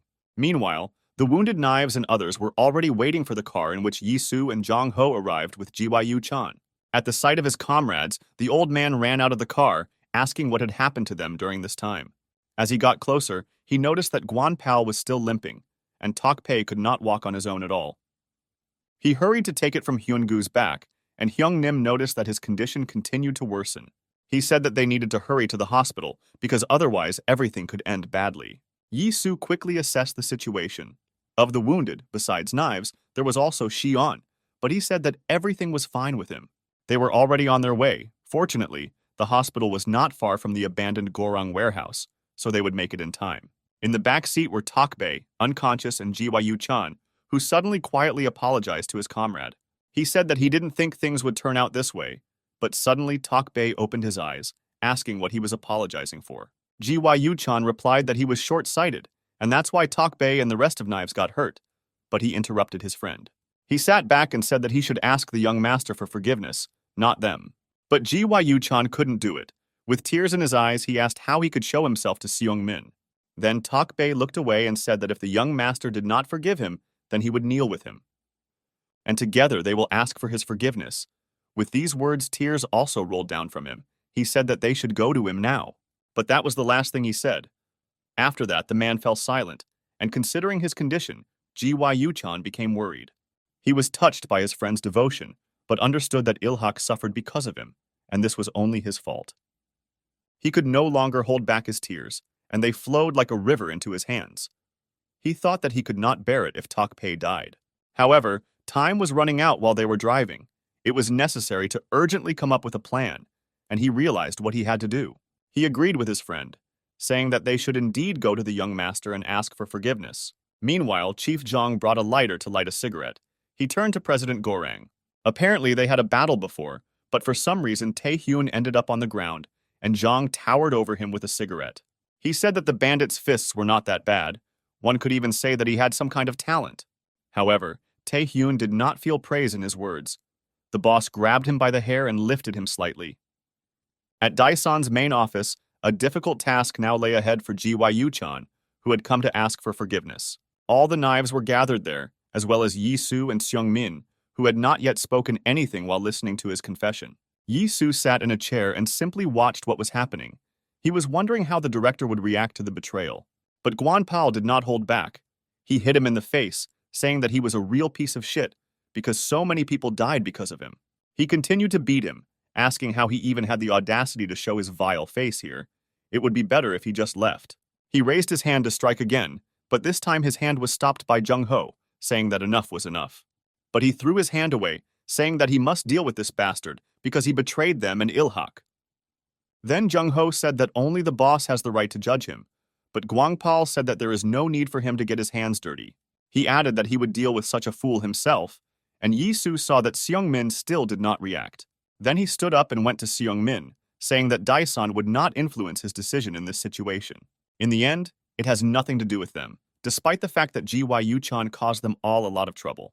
He came close to the chairman and took out a knife, saying that betrayal is a very serious issue, and his decision remains with him, the director of Ilhak.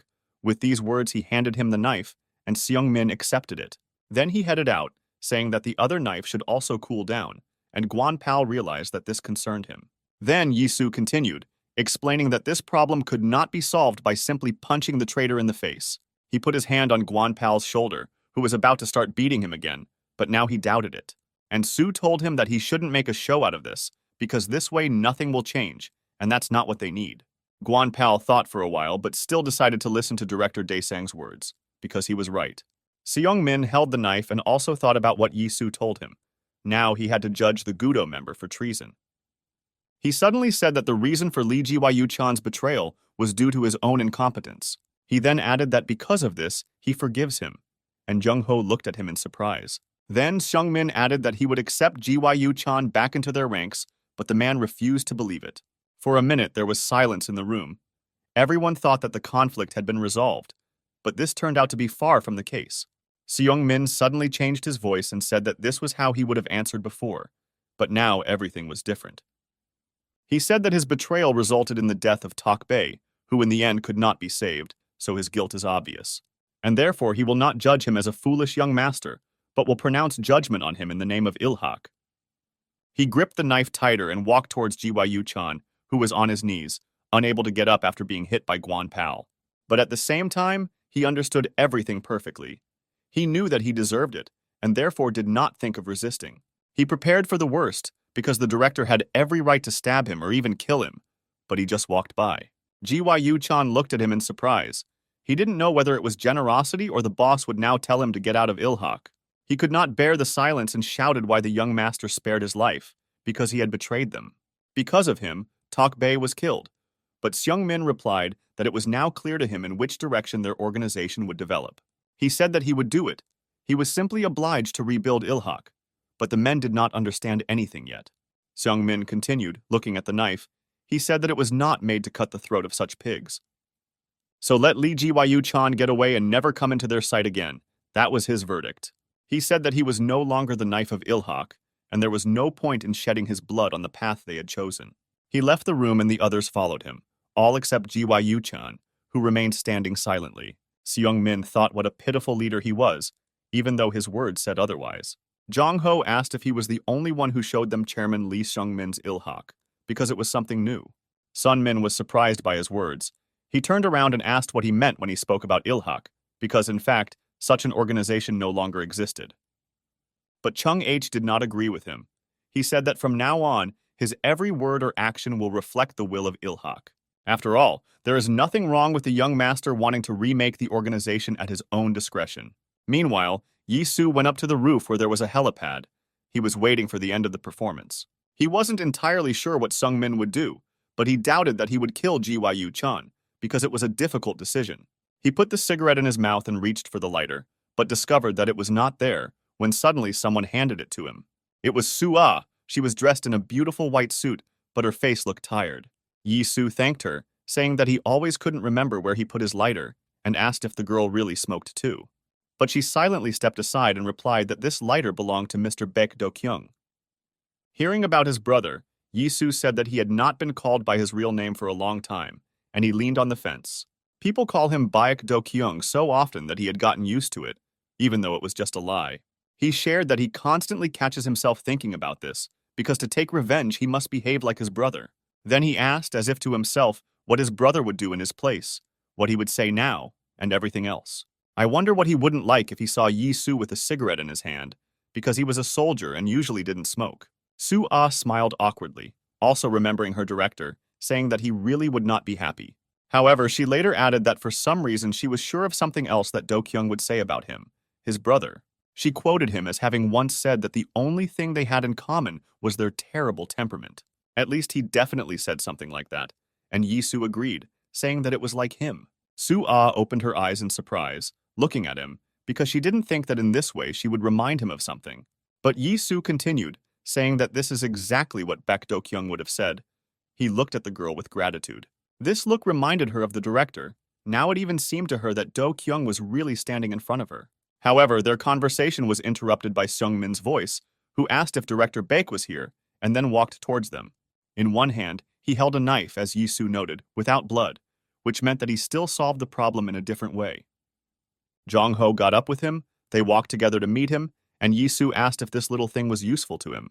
Then Seung-min turned the knife towards himself, saying that the blade was really quite sharp, but it couldn't be used to cut pigs.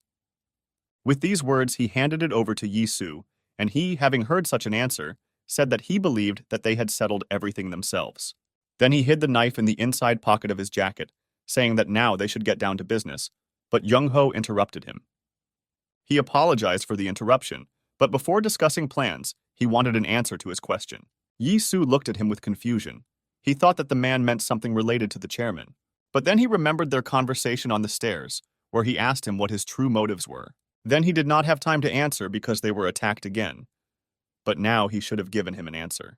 He leaned on the railing, saying that before answering, he asked Jung-ho to clarify something. He asked if Ilhak controlled the entire underworld of Seoul, to which Jung-ho replied that he once did. Yi-Soo then asked if he remembered how much money the organization was making every day back then. Jung-ho said it was 15 years ago, so he doesn't remember. But Yi-Soo said it was huge money. Jong-ho asked what he meant by this, and Yi-Soo explained that it was not only bandits who wanted to occupy the highest point of Seoul. After all, it was a rather advantageous position, but Jong-ho still didn't understand what he was getting at, and told him so. Yi-soo then explained that the government was trying to reorganize the system to distribute rights among criminal groups.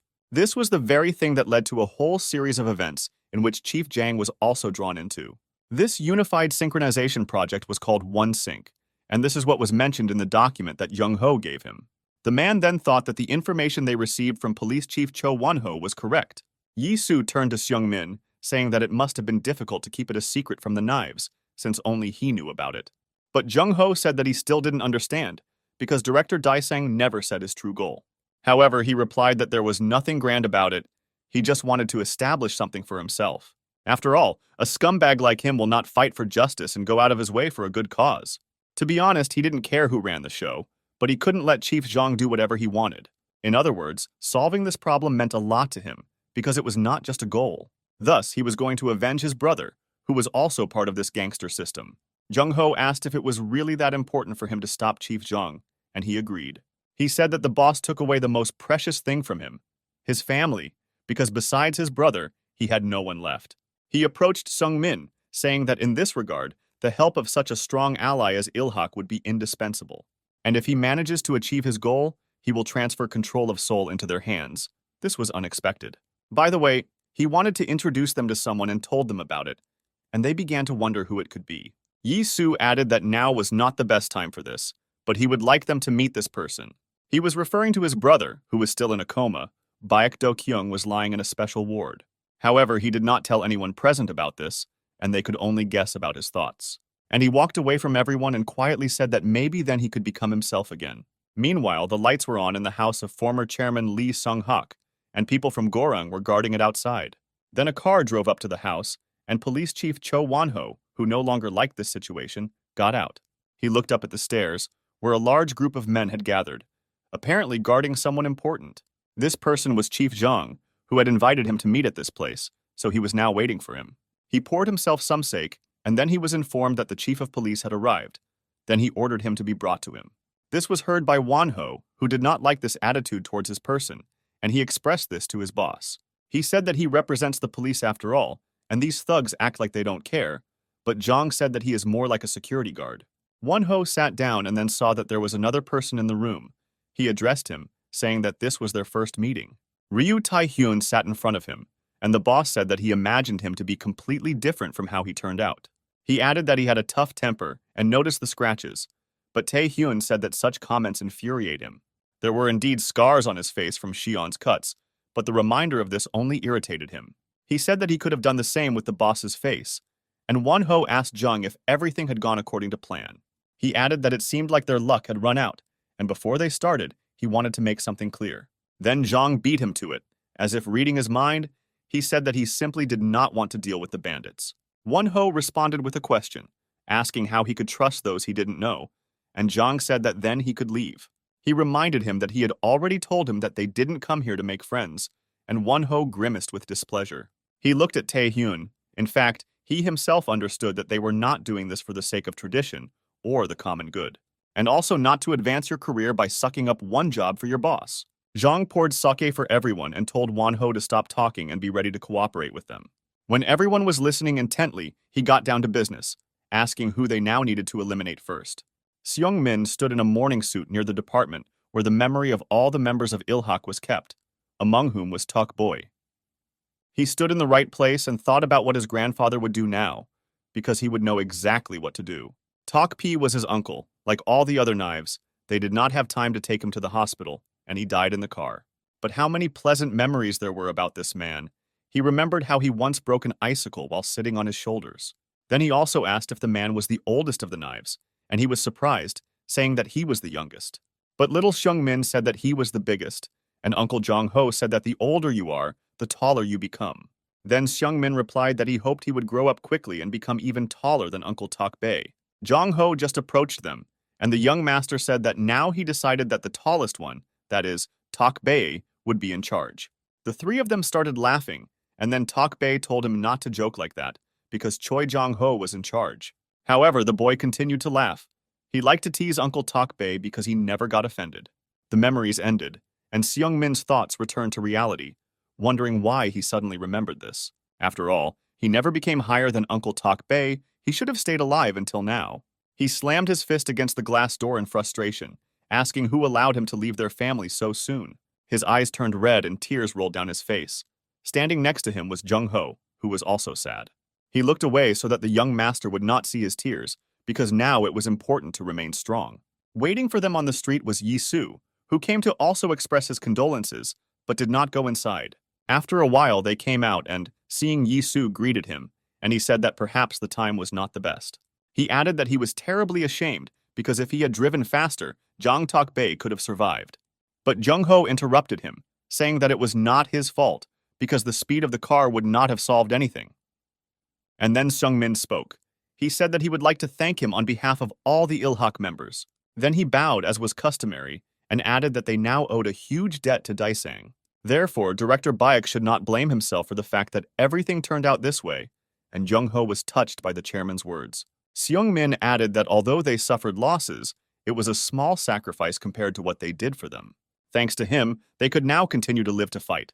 So Jung Ho bowed to him too. Then Yi Su walked up to them and put his hand on Seung Min's shoulder, saying that there is no need to bow like that.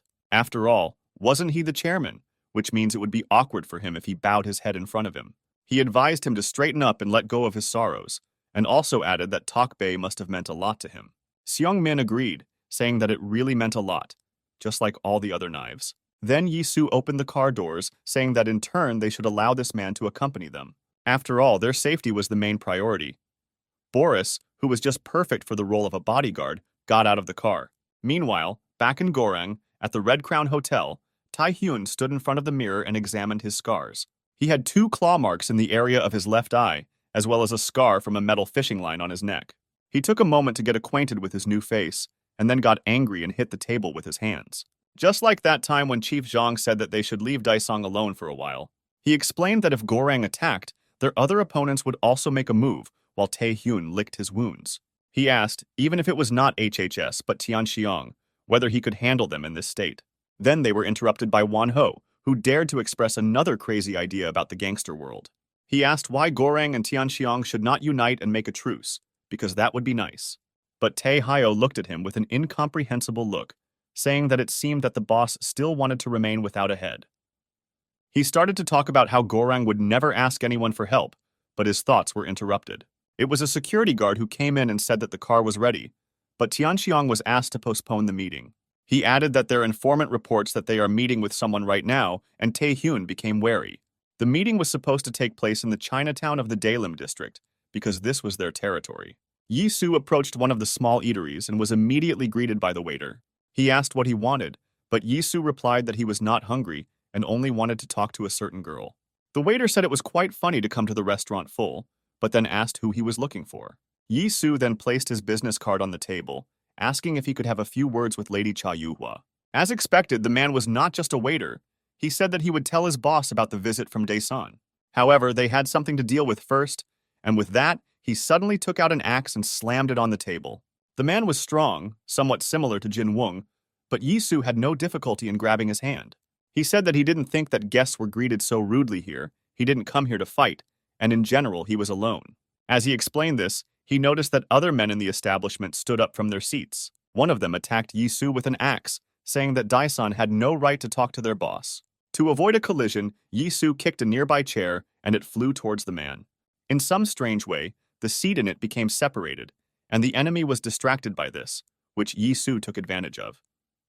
He put his hand forward and stopped the man as if he were a child, but they had serious weapons. But Yi Su didn't seem to care. He grabbed him by the head and slammed his head into the ground, causing him to drop the axe. The other men simply looked on, but soon they also took out various types of axes, preparing to attack him. One of them wanted to be the first to rush into battle, but suddenly someone stopped him, and when he saw who it was, he immediately retreated. It was a girl who had a sharp machete in her hands. She told everyone to move out of the way, calling them non-entities. In an instant, she was near Yi Su and then jumped off the table, immediately raising her hand to strike. Even though she was a girl, Yi Su could clearly see her muscles, and she was also incredibly fast. In addition, he managed to notice how during the flight, she grabbed her knife differently in order to attack in the other direction. This is what she did, but Yi Su was able to defend himself by placing his knife in time to block, The girl interested him. He analyzed her, thinking that she had managed to change the trajectory of her blade as she turned around. He asked if they had met by chance before, but the girl replied that he should shut up, otherwise she would cut out his tongue. The fact was that not only Seoul criminal groups were drawn into the war that began after the fall of Ilhak, but also foreigners from the southwestern region, which was under the control of the Han and Joseon people.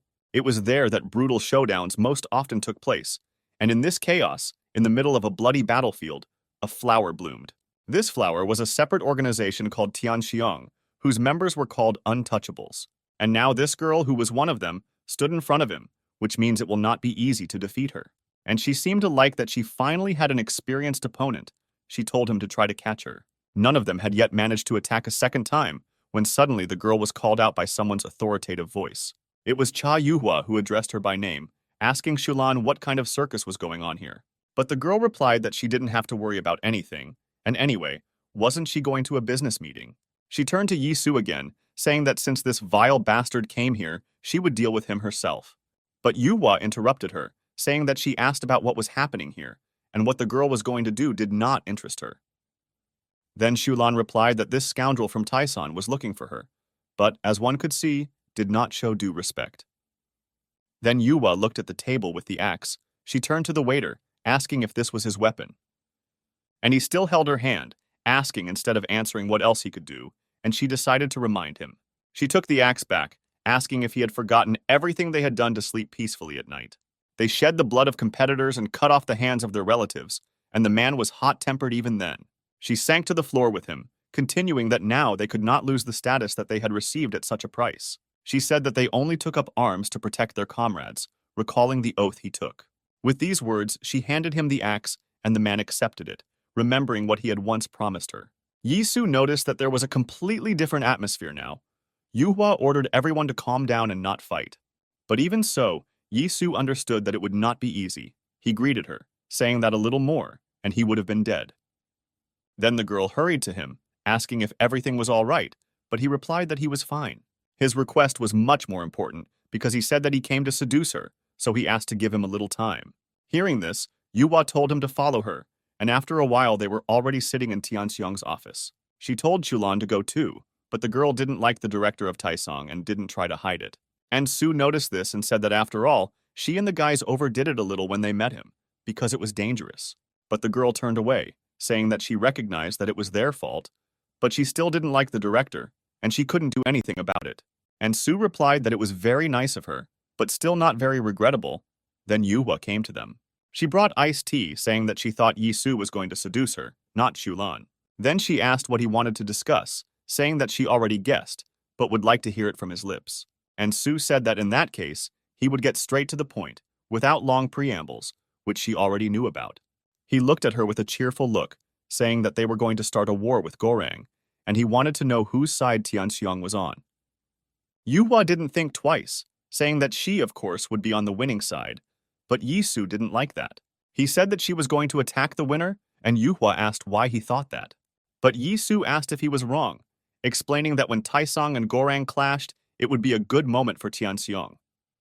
After all, no matter who emerges victorious from this battle, he will not be able to breathe peacefully, and he could not allow this. Cha Yuhua understood what he was hinting at when she asked if that was why he wanted them to become allies. But Yi Su replied that this was not necessary. He only asked them not to take any action. Then he said that then Taisan wouldn't have to take any measures, but they already swung at him.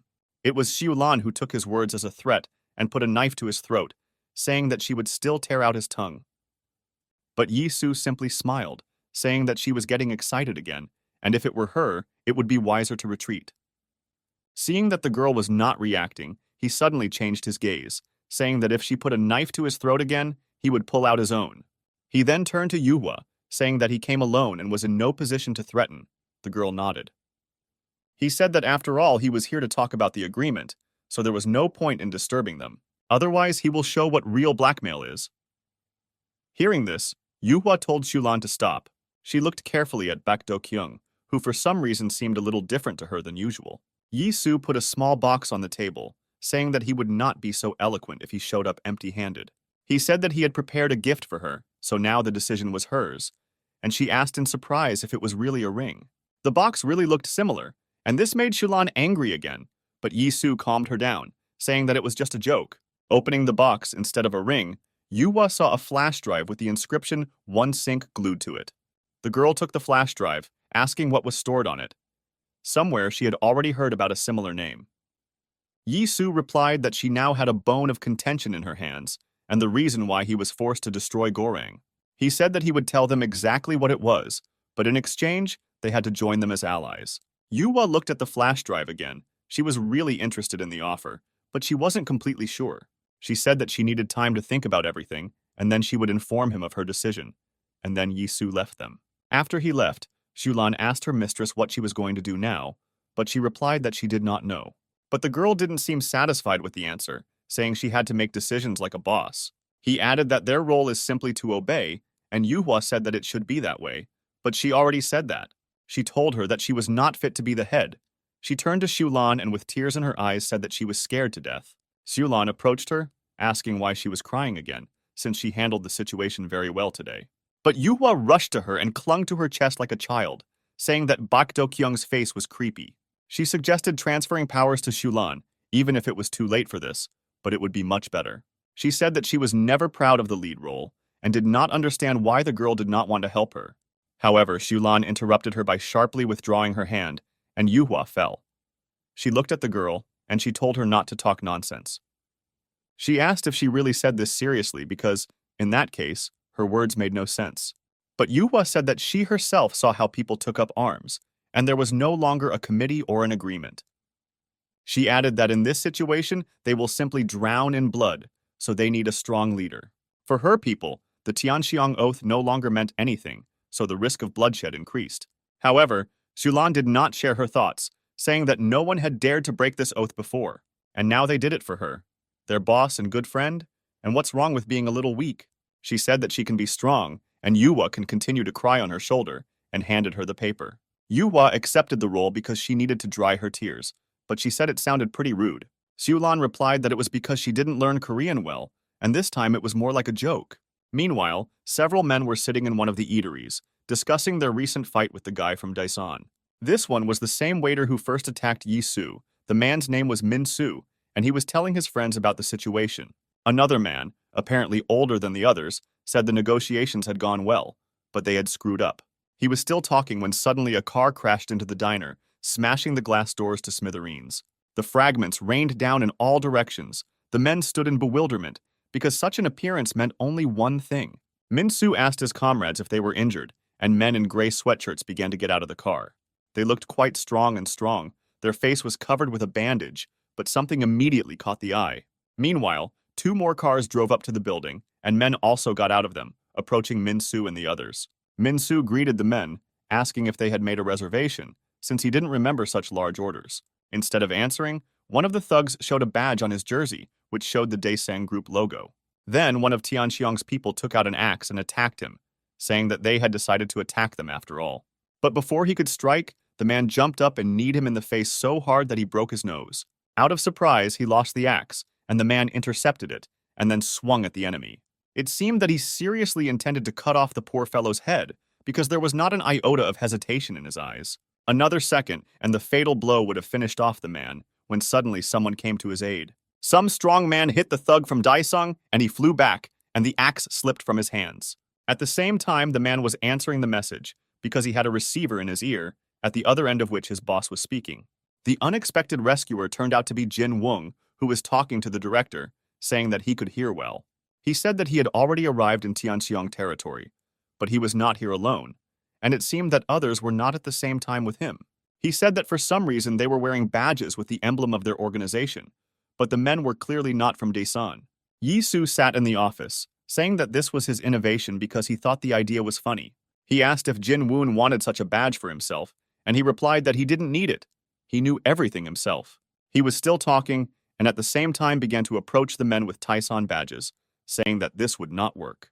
He saw that they weren't even professionals, which means it would be quite easy to deal with them. After all, right now he was our only shining example that would completely clarify the situation.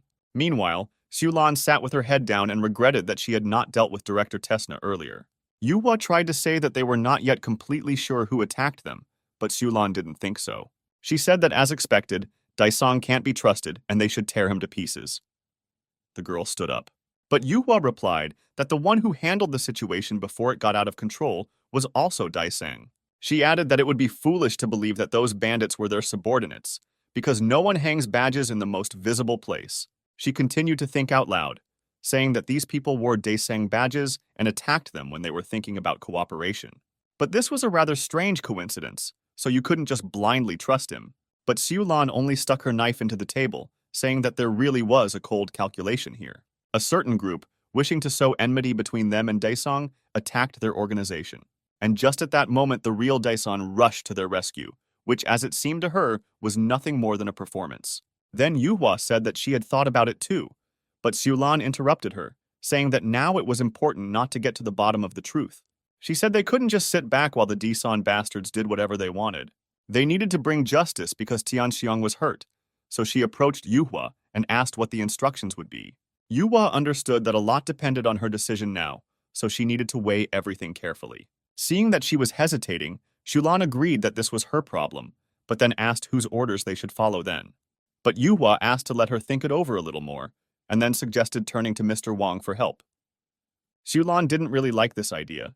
She asked what this man had to do with it, because he was not their leader. Yuhua then replied that she was just talking about the possibility of asking for help, not understanding why the girl was constantly angry with her.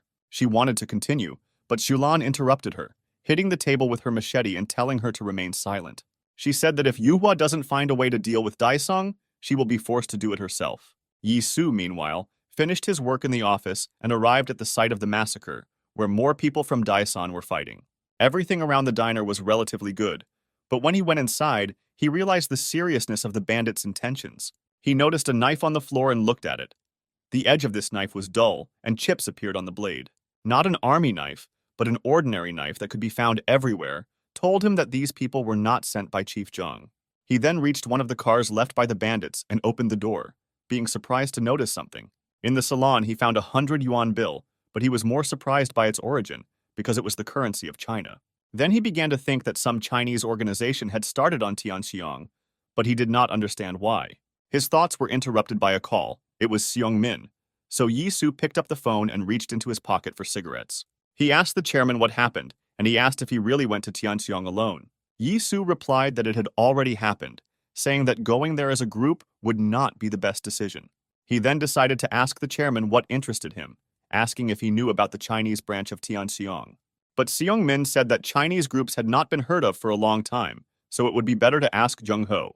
Yi Su said that he understood everything, then wished him a successful business trip and added that he would wait for the results. Seong Min, in turn, told him to be careful because it would not hurt, and Yi Su wanted to light a cigarette. Suddenly, someone did it for him. It turned out that while he was talking, a man approached him and handed him his lighter. Seeing him, Yi Su told the chairman that he would call back later, and hung up the phone while looking at the stranger. The man apologized for interrupting him, saying that he must be busy so he wouldn't keep him long. He introduced himself, saying that his name was Wang Han and that he handled currency exchange in the area, and then asked who Yi Su was.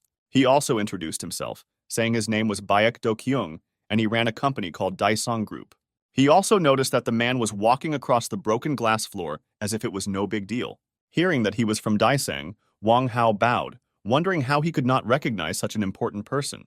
And Su told him to stop because he was embarrassing him. And then Wang Hao asked him for a cigarette, and the guy handed him a pack. The man asked why he came here, and Yi Su replied that there was a pogrom here by people who pretended to be members of Daesan. Wang Hao then clarified that he claimed that people from his organization would not do such a thing, to which Yi Su agreed. He said that for this reason the case haunts him, and it also seemed to him that the man expressed himself too harshly. Hearing this, Wang Hao hastened to assure him that he did not mean to offend him in any way, he just might have chosen the wrong words. Yi Su asked what the man was doing here, and he replied that Mrs. Chan asked him to clean up all this mess. He said it was because he had a lot of free time, but Yi Su was thinking about Zhang Yuhua. Then he said that he came here to study and analyze the situation, so he asked him to leave later. And Su thought whether this man could be somehow connected with those thugs, and he suggested that he start from the other end of the room. He said that he had to wipe the tables for now, and Yi Su watched him for a while because there was something strange about him. He wondered why he didn't want to leave him alone, but he told him to call him if he found anything suspicious. Then an idea came to him. He went into the abandoned car and wrote a message to Seung Min about this man. He asked if he knew a man named Wang Hao, who was supposedly involved in currency exchange. Meanwhile, the man approached him, saying that he asked him to inform him if he noticed anything suspicious. He said that it was a mere trifle, but it seems that Director Dason changed his cigarettes because he used to smoke Japanese ones. Wang Hao explained that when you work in an exchange office, you learn everything about everyone. So he remembered that 5 years ago, Baek Do-kyung smoked different cigarettes. Then Yi-soo replied that it was probably because his tastes had changed, but Wang Hao said that he did not smoke often. Otherwise, he would have known that the gas in his lighter had long since run out, and Baek Do-kyung used to be a heavy smoker. He added that it was like he had taken up a cigarette for the first time and looked at him with a strange look. Yi-soo admitted that his words put him in an awkward position. He said that he must have let his guard down. Then Wang Hao replied that this was most likely the case, and with these words, he bent down to pick up a sharp piece of glass. He squeezed it like a knife, asking if the guy would allow him to show what he was hiding in his breast pocket. This was unexpected. Yi-soo clearly did not expect such details. He realized that the man was not so simple, and he had already jumped over the table, intending to attack him with a fragment, which again caught Director Beck by surprise. Meanwhile, Seung Min finished his business. The business meeting was successful, and now they were preparing to return. He was sitting in the car, and Jung-ho told him to rest, and he replied that he could not get used to his new rank. He then turned to the big man, saying that Director Beck asked him about someone a while ago. He said that the man's name seemed to be Wang Hao, and upon hearing this name, Jin Wang's expression changed. He said that he had not heard this name for a long time. He could not believe that this man was still in Korea. He once managed the Dragon Egg Exchange Office and sometimes worked as an informant. Then Seung Min said that if he was an ordinary informant, then he posed no threat, but Jong-ho said that was not the case. His appearance does not bode well for Taeson and Crane especially, and Seung Min asked about the latter. Jung-ho explained that when the crane fell 15 years ago, the southwestern foreign organizations simply went wild. It was real chaos, and at that time, Wang Huo was the head of the Black Dragon Triad organization. He was the threat of the entire southwestern region and kept any of the other gangster groups at bay. Jong-ho added that because of his conflict with Crane, they, Knives, also lost their previous leader. This was new information for Seung Min. He did not expect that their organization would also be involved in this. Meanwhile, Wang Hao attacked Yi-soo with his glass shard, and he barely managed to dodge the cut. But literally immediately, Wang Hao lunged towards his head. Yi-soo managed to dodge again, but the enemy's speed was amazing. When he wanted to grab the man's hand to stop his attacks, he swung his other hand, in which he was clutching nails. Yi-soo didn't even understand when he was able to put it together, because there was an omission that he fought with brass knuckles on one hand. He managed to cut Yi-soo's cheek, but he said that the rumors were true, and he had amazing abilities. Yi-soo, in turn, noticed that the man did not look too much like the owner of a currency exchange office. He asked who he really was, but Wang Hao said that he wanted to know too much, all at once. He swung and swung his claws of nails and glass again at Yi-soo, but he dodged this time too. Wang Hao then said that this time he should ask him a question first, asking if he was really Baek Do-kyung. But Yi-soo replied that unfortunately he did not have a business card, and the last time he showed it, he was almost hacked to death with an axe. He saw that the enemy was trying to intimidate him and was using improvised means in battle. This spoke of his rich experience. Suddenly, he raised the knife up as if to say to stop the fight, because he had received a message and he wanted to look at it.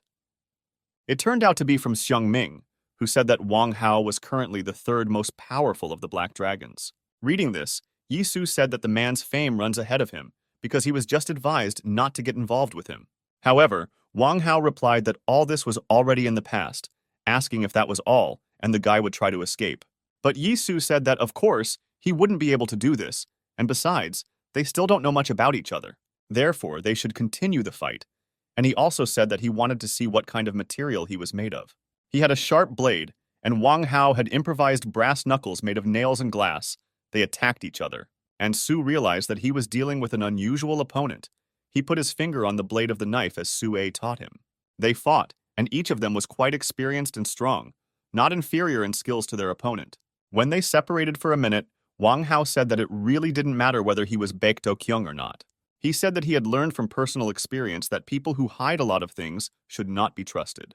And Su was a little amused by this, and he smiled slightly, saying that he agreed, because he remembered his boss. Then Wang Hao said that the guy looked very confident for someone who had his last chance. He asked if he was really thinking about running away, but Yi Su replied that he had no plans, because they still didn't know so much about each other. They rushed into battle again, saying that in this case, they should get to know each other better and solve everything like men. Suddenly, Wang Hao threw his brass knuckles in his direction, and as professionally as if he had thrown knives. Yi Su easily repelled the attack with his blade, thinking that it was just a diversion, but he was wrong. The man suddenly appeared opposite him and swung his fist. Even though it was a real attack, Yi Su did not have time to react. This is because he moved incredibly fast, so when he put out the knife, he was already preparing to strike. He bent his hand into a fist, putting his knuckles forward, which allowed him to soften the damage from the edge of the blade. And then with one precise blow, he knocked the knife out of his hand. Yi Su thought with surprise that he must have been well trained. In addition to this, Wang Hao said that Director Taisang had a rather weak grip. It was a mockery. However, what happened next dramatically changed the course of the battle, because the man grabbed his knife on the fly and swung it. His reflexes and speed were simply amazing, but it was not for nothing that Yi Su was the squad leader. He was able to block the blow. Now he said with ridicule that Wang Hao, as he saw, could not keep his hands to himself, because it was not good to take someone else's property. Instead of answering, the man pressed harder on the knife, and it cut the dial of the watch that Yi Su put under attack. And then he sharply hit Wang Hao's hand and also managed to knock the weapon away from him, saying that it seemed that his grip was no better. Just like the man before, he caught his knife on the fly and prepared to strike back. The attack was successful. Wang Hao could only stick out his shoulder to protect his stomach and internal organs. So now he was wounded in the forearm, but instead he thought about the fact that the guy in front of him was clearly not Baek Do-kyung. He cast his appraising glance at his opponent and noticed several details that confirmed this. For example, the way he held his blade, because now he had removed his finger from the blade to hold the hilt in his fist. He put his left hand to his chin and put his right hand forward, and it all looked more like an army stance. This explained both his strength and the fighting skills he had just demonstrated. In a word, the guy was strong. His thoughts were interrupted by Yi Su himself, who said that the jokes were over and rushed at him, preparing to attack. He was not inferior in speed to Wang Hao, but he managed to dodge, although the knife passed as close as possible to his throat. Immediately after this, he hit him with his elbow, but the man blocked this blow too. Now it was his turn. Yi Su twisted his hand strangely, but it was necessary for the blow he was about to strike at the man. At the last second, when the knife was almost near his neck, he squeezed it tightly again, but he failed to stab Wang Hao. The man first blocked it and then jumped to strike with his knee, and now Yi Su had to block it.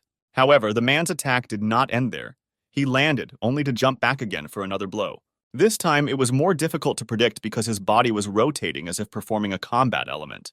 The result was not long in coming. Yi Su failed to put up a defense in time and was kicked in the face. Upon landing, the man said that the director was making him sweat, which had not happened for a very long time. He added that he was really starting to doubt his abilities, but Yi Su understood that this was just sarcasm. He swung again, but Wang Hao jumped back again, not allowing himself to be touched by the knife. This was beginning to irritate him. But suddenly, Yi Su got an idea and put his foot in front of him, causing him to trip over it. The man could not foresee this. He lost his balance and fell to the ground, being taken by surprise. He thought that the guy skillfully used different techniques and had an excellent understanding of the situation. This all said that he was trained to fight. Perhaps he even underwent special training. And Su, meanwhile, attacked him with a knife. It was very dangerous, and the battle could end at any moment. Wang Hao fell into the car and managed to grab the doors at the last second, which saved his life. He pulled them aside as if to close them, but in his case, they served as a shield, preventing Yi Su from finishing him off. It was also noteworthy that the car was armored, and its doors were also highly rigid. Yi Su couldn't get it, but it wasn't for long, so something had to be done immediately. As expected, the moment allowed him to gain only seconds, and a moment later, Yi Su was already looking inside. However, the interior of the car was empty. The man seemed to have disappeared somewhere, although this again turned out to be a distraction. As he lay on the floor, he noticed a metal pipe that had broken off from somewhere in the car's spare parts. But now it happened to him like a weapon. During the time that he won, he managed to go out through another door and jump onto the car. He did all this incredibly quickly, and now jumped off the car, attacking Yi Su with this pipe, but he was able to block it. This prank amused him a little, and he mockingly asked whether in war really all means are good. But the rusty pipe could not be called a weapon, because although a little sharpened, he had a knife. But his words had no effect on the man. Wang Hao lowered the pipe down only to attack sharply. He hit his opponent's weapon with it, and his knife cracked and broke into two parts, which he did not expect. And Su was shocked, because this was the first time this had happened to him. This blade always seemed very reliable, and Wang Hao gloated, saying that in war all means are indeed good, but it depends on how you use them. Meanwhile, the untouchable from Tianxiong was also preparing for the upcoming battle. She was in charge. There was no way their organization could lose, because it would mean a complete collapse of everything they had built for so long. Xulan remembered Yuhua, thinking what a fool she was, and she said that we need to act before Taisan completely loses his belt. Suddenly, she screamed that Zhang Yuhua was a stupid dumbass, and the men behind her looked at each other because she had insulted their boss. Of course, Xulan said this out of despair, and not because she really thought so, because Yuhua was also having a hard time. In fact, she was not a strong woman, and now she sat in her office, thinking about the situation. She thought about the words of Xulan, who said that she would do everything herself if she did not find a way to figure it out. Apparently, after all, she could not find anything, and she felt a little sad. She asked herself what her friend wanted from her. Suddenly, her thoughts were interrupted by a man's voice asking if she was there, and Yuhua replied to come in.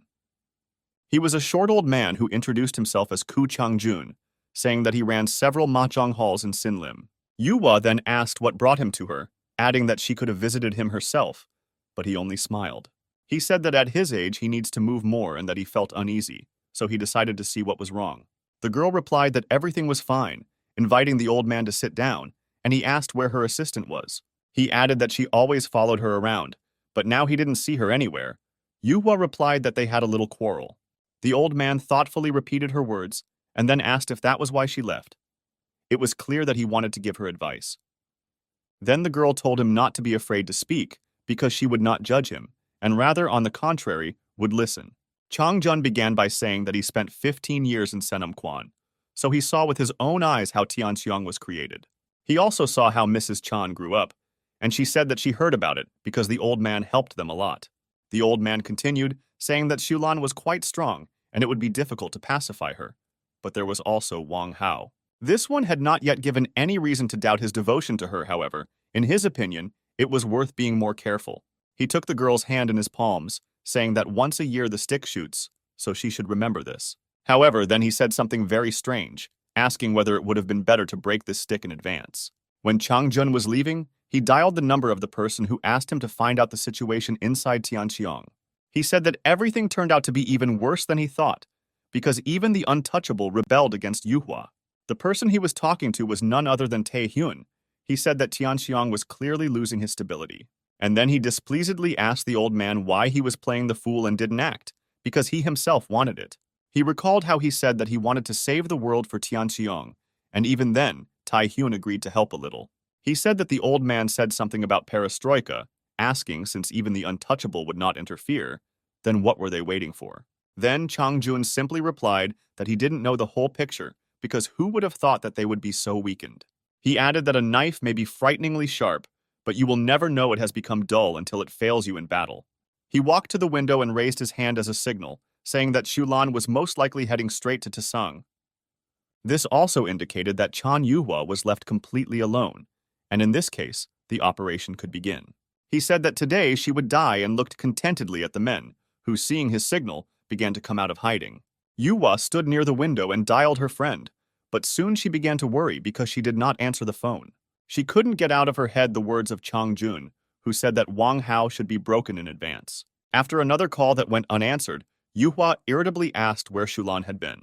She decided that since she was ignoring her, she should come to her herself, and then left her room. The guards from Tianxiong asked where she was going, because now the Tisan bastards were hanging around everywhere. However, Yuhua only asked about Xulan, and the men said that she had gone to deal with Daisung on her own. Then the girl chuckled displeasedly, saying that she always did whatever she wanted, but now she had to stop her. Then one of the guards waved his hand to the others, saying that in that case, they would go with her. Yuhua thought that it definitely couldn't be Daisung, because they would never act so cowardly and vilely. If they were planning to betray them from the very beginning, then there would be no need to show them the One Sink project.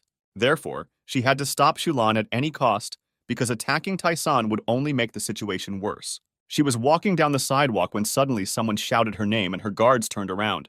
They saw who did it. In front of them stood a guy in a gray sweatshirt with a Taisang badge on his collar, and in his hands he was holding a metal pipe. It turned out that he was not alone. In an instant, a whole dot of the same men appeared from behind him, and they all also had the same emblem. One of them mockingly turned to Yuhua, saying that she should know how dangerous it is for a girl to walk around alone. He said that they would be happy to escort the lady, but she replied that she did not need their services. However, the guy turned out to be assertive, saying that there is nothing easier than keeping someone like her on a leash. Hearing these words, one of her subordinates could not tolerate such an attitude towards his boss and attacked the guy. But suddenly, another man from Tianxiang swung his hand and hit him on the head with all his might with a metal pipe. Yuhua was shocked. She certainly did not expect this from one of her most loyal people. But now everything was clear. The guy who did this told her not to think anything bad about him because he did not want to harm her. The same could not be said about the man he hit, because now the back of his head was covered in blood. But the guy said that he did all this for Tianxiang, so he was forced to turn to his boss. He said that it was time for her to resign, and the rest of the men and boys surrounded them, taking them into a ring. Meanwhile, Yisu's situation was no better. Now he was left with only a broken knife against an armed enemy. Wang Hao did not spare him. He swung the pipe to kill. One precise blow would be enough to end everything. He noted that it seemed that this knife was very dear to the guy, so it was a pity that now he would not be able to use it. The knife was indeed useless now, but Yisu did not care, because in the war he had not fought with such a thing. For now he managed to evade because the pipe was not sharp, but this could not last long. He understood that the enemy would try to defeat him by cunning, and, as if to confirm this, Wang Hao threw down his weapon. It hung in the air for a moment, but then he deftly grabbed it with his other hand. Fortunately, Yisu noticed this. The man hit him, now from the other side, thinking that this was the end, but the guy was able to repel that. This is because Xulan had already attacked him like this once, so the technique was familiar to him, and he was able to escape. Wang Hao was also impressed that the guy succeeded. He said that his skills were definitely above average. And Su looked at his knife again, or rather at what was left of it, and said that this was enough for him. Hearing this, Wang Hao laughed, saying that he recognized his abilities. But was he really serious? He asked if he thought too much of himself and advised him to be realistic in this situation.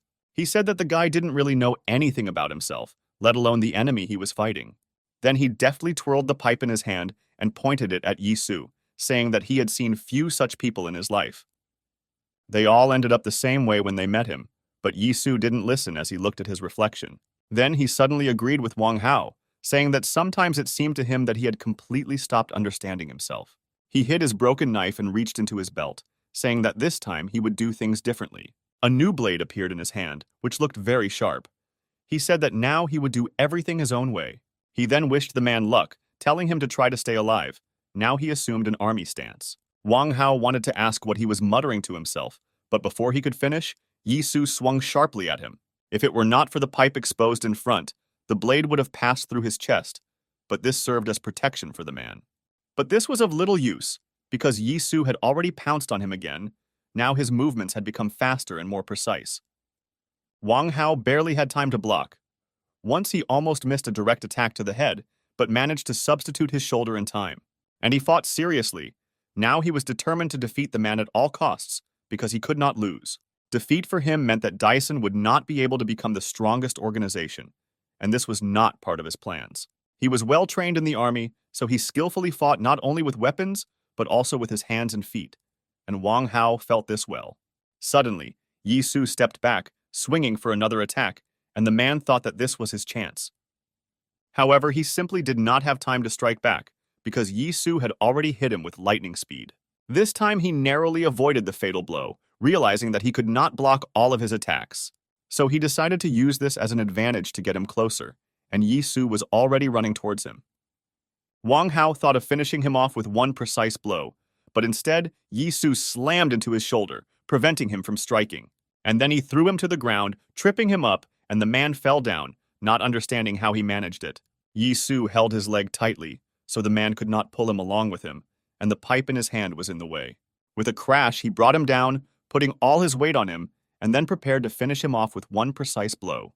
His gaze was as wild as ever when he fought to the death, because his life depended on it. Wang Hao must have already accepted the fact that he could not defeat the guy in this form. He said that he was not a person. No, in front of him is simply a real demon in human form, who will now take his life. This is what was supposed to happen. Yi-soo had almost completely lowered his hand when suddenly someone called him. It was Kyung-chun, who also helped them, and now became a full-fledged member of Daesan. He said that trouble had happened. As usual, chewing a cookie, he said that there was a rebellion in Tianxiang. No, it was more like a coup. This saved Wang Hao's life, because Yi-soo stopped at the last second. Now both of them were looking at Weasel. Wang Hao said that there was no point in this, because why would Tianxiang do such a thing in the current situation? Yuhua didn't understand this either. She silently watched the bloody carnage, where the last people loyal to her protected her. One of them said that she should get out of here immediately, because they would not last long. Another guy ordered everyone to get out of the way to take her to safety, but the girl remained standing. The situation got tense. The guys asked where Mrs. Shulan was, because now her strength would not hurt them. He was told that there was still no contact with her, but now it was worth thinking about how to take their boss away. One of her men took the girl to a garage that happened to be open, not far from where they were fighting.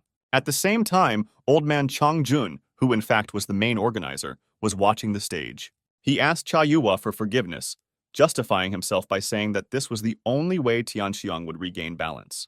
Things were really bad for them. She only had 2 guards left against a whole group of bandits. Yuhua grabbed her head. She suddenly felt bad, and she remembered Shulan, asking where her friend was. And Shulan at that time was almost fighting, but the initiative was clearly on her side, unlike them.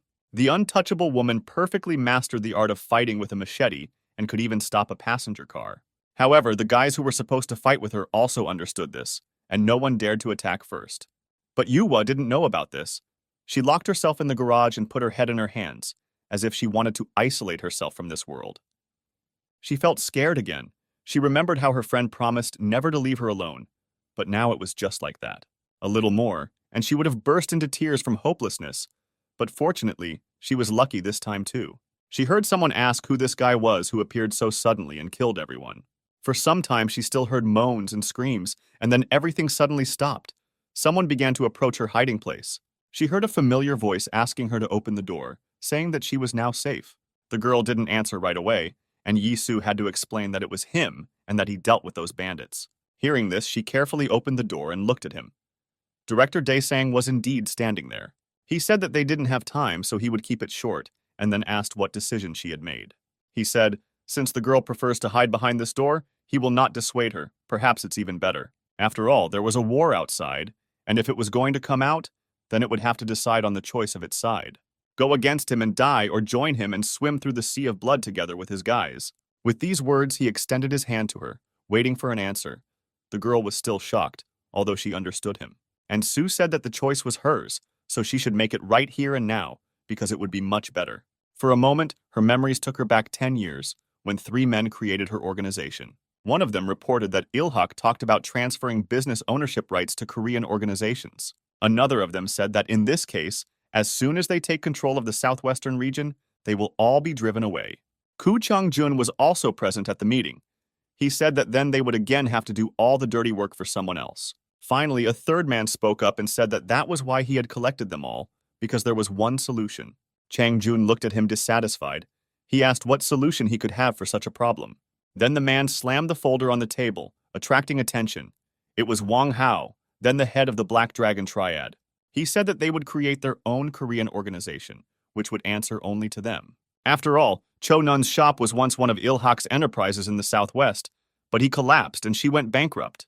Even Ilhak's boss couldn't find her, so they will create the Cho Nun Company and run it together. Then Old Man Chan asked who would become the head in this case, because it would be pointless if it was one of them. Then Wang Hao replied that none of them would have to do this, because he was able to find Cho Nung's daughter. At the moment, the girl was 19, and it was she who would become their boss, inheriting the company. The men clearly disagreed with this, saying that she was more suitable for them as a daughter than as a director.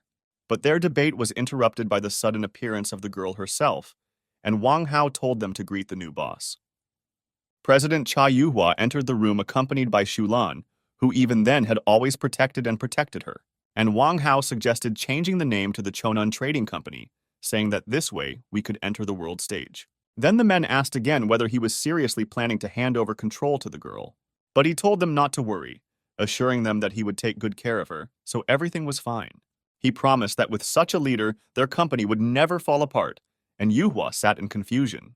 For some reason, she remembered all this when Yi-soo extended his hand to her, and now Tianxiang's future depended on her decision. She was about to reach out to take his hand, but something in her head stopped her, and she involuntarily froze. For a second her hand hung in the air, but then she took it back. Now she knew what she had to do. And she answered that she could stand up herself, getting up and putting on her glasses to hide her red eyes from crying. She noticed with surprise and fear that all the bandits, including the traitors from her organization, had been defeated. But it was just one garage. It's scary to imagine what was happening on the street, and he did it all. But then she noticed that besides Yisu, there were two more guys, and one actually seemed like a teenager to her. She asked if the three of them really dealt with all the men, and added where Shulan was then. She suddenly had a very unpleasant thought, and she grabbed the phone, saying that she had to contact her. But suddenly her attention was attracted by a wounded man who said that he was unlucky because the operation had failed. He added that both the boss and Mrs. Shulan were supposed to die today. However, her friend could still meet such an end. Meanwhile, Shulan was riding in a car with a small group of men who were under her command. She turned to the guy who was sitting next to the driver, asking how long they had to go. But before he answered, she interrupted, saying that she was not happy with something else, and it was very serious. She asked if they had to go like this, saying that she felt uncomfortable and cramped in this place. She told the two men who were sitting on either side of her that it would be much more spacious if they left. She suddenly began to push them away, but they asked the lady advisor to be patient a little longer, because they were almost there. The driver noticed that she was more irritable than usual today and told her so. He asked if she really didn't get along with her boss again, but the girl replied that everything was fine between them. However, the man only smiled, saying that this meant that she had quarreled with her boss, and now they would also be punished. He said that Julan probably wouldn't really think anything through, but she protested, saying that it was all Yuhua. The man smiled again, saying that in that case, the head had some kind of plan, but the girl did not believe in it. She said that she was just a mumbo-jumbo, and she was a simple person. Give her an order, and she would carry it out at any cost. She said that they must be true to their principles, so let her either be stopped or killed. But the man did not share her enthusiasm. He said that not everyone was ready to die while carrying out the task like she did. He continued, telling the lady counselor that people are afraid of death because not everyone is as brave as she is. He said that their life is just a struggle for survival and they just want to exist in peace. These words made Shulan cool down a little. She said that she somehow didn't think about it, although she should have. She said that apparently she was so thick-headed that she simply couldn't understand it. Suddenly a strange thought came into her head, but she no longer doubted its veracity. She asked again when they would finally arrive, but this time no one answered her. The men did not dare. Then the girl herself said that even such a thick-headed person as she already realized that they were riding in circles. Then the guy who was sitting next to the driver apologized for the fact that his hand was about to fall off. It was a very unexpected apology, but then he justified it by turning to Shulan, who wanted to grab the blade. However, she was prevented by two men who took her by the arms, not allowing her to get a weapon. She was in shock. Finding herself unprotected, she was unable to dodge a direct attack from the guy, who punched her right in the face. He smiled contentedly, saying that it was nice, and he had wanted to do this for a long time, just like the others. He told the men to hold her tight, because if she breaks free, they are dead, and this was without exaggeration. Suddenly, he was interrupted by Shulan herself. She looked at the guy with a wild look, and he realized that he was telling the truth. The driver then spoke up, saying there was nothing they could do because they were just trying to survive. But Shulan did not want to listen to his nonsense. Her legs were not tied, so she loaded one into his head. This was not the best idea, as he was unable to hold the steering wheel and the car began to roll uncontrollably. Then one of those who held her said that the man should not let go of the steering wheel, but while saying this, he himself let go of her hand. His comrade reminded him to watch the mistress's hand, but it was too late. This was enough for her to get out. She pulled her hand out of captivity and sharply pulled the other, so the two men bumped their heads. At that time, she grabbed the hand of one of them in the same way as she had grabbed hers before, saying what a weakling he was. She said that he had not an ounce of muscle but only fat, so this stump would make an excellent pillow.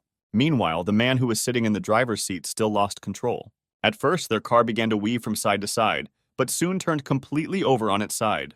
The doors themselves opened in the air, and the men fell out, and the rest of the car stopped. A minute later, someone's foot knocked down the doors on their side. It was, of course, Shulan.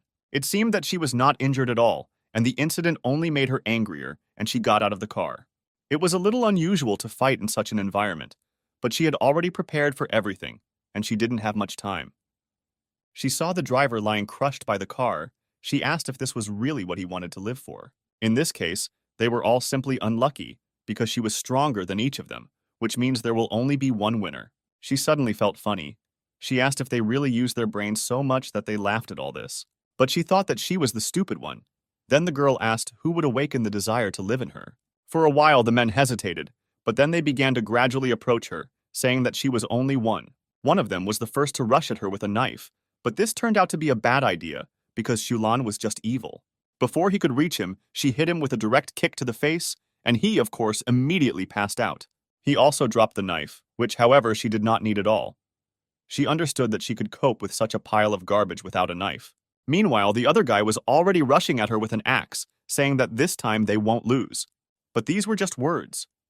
In just a moment, Shulan's knife pierced his hand, which he instinctively put out.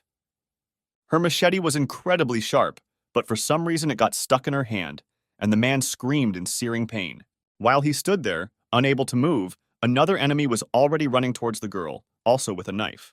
Shulan saw that the blow would come from the other side, but she would not be able to repel it because of the blade, which was stuck. So she came up with a crazy idea, although it was cruel, but they deserved it. She pushed the man. This allowed her to pull the machete out of his hand, and she now swung for her devastating attack. Another man, who was running at her with a knife, was knocked down, and now the girl has completely chopped off his hand. He screamed in unbearable pain and horror, but the untouchable continued to beat him and the other one. She grabbed the man by the only remaining hand and swung again, and he screamed in horror that he wasn't standing. But from Shulan's face, one could understand that the girl didn't care about their requests.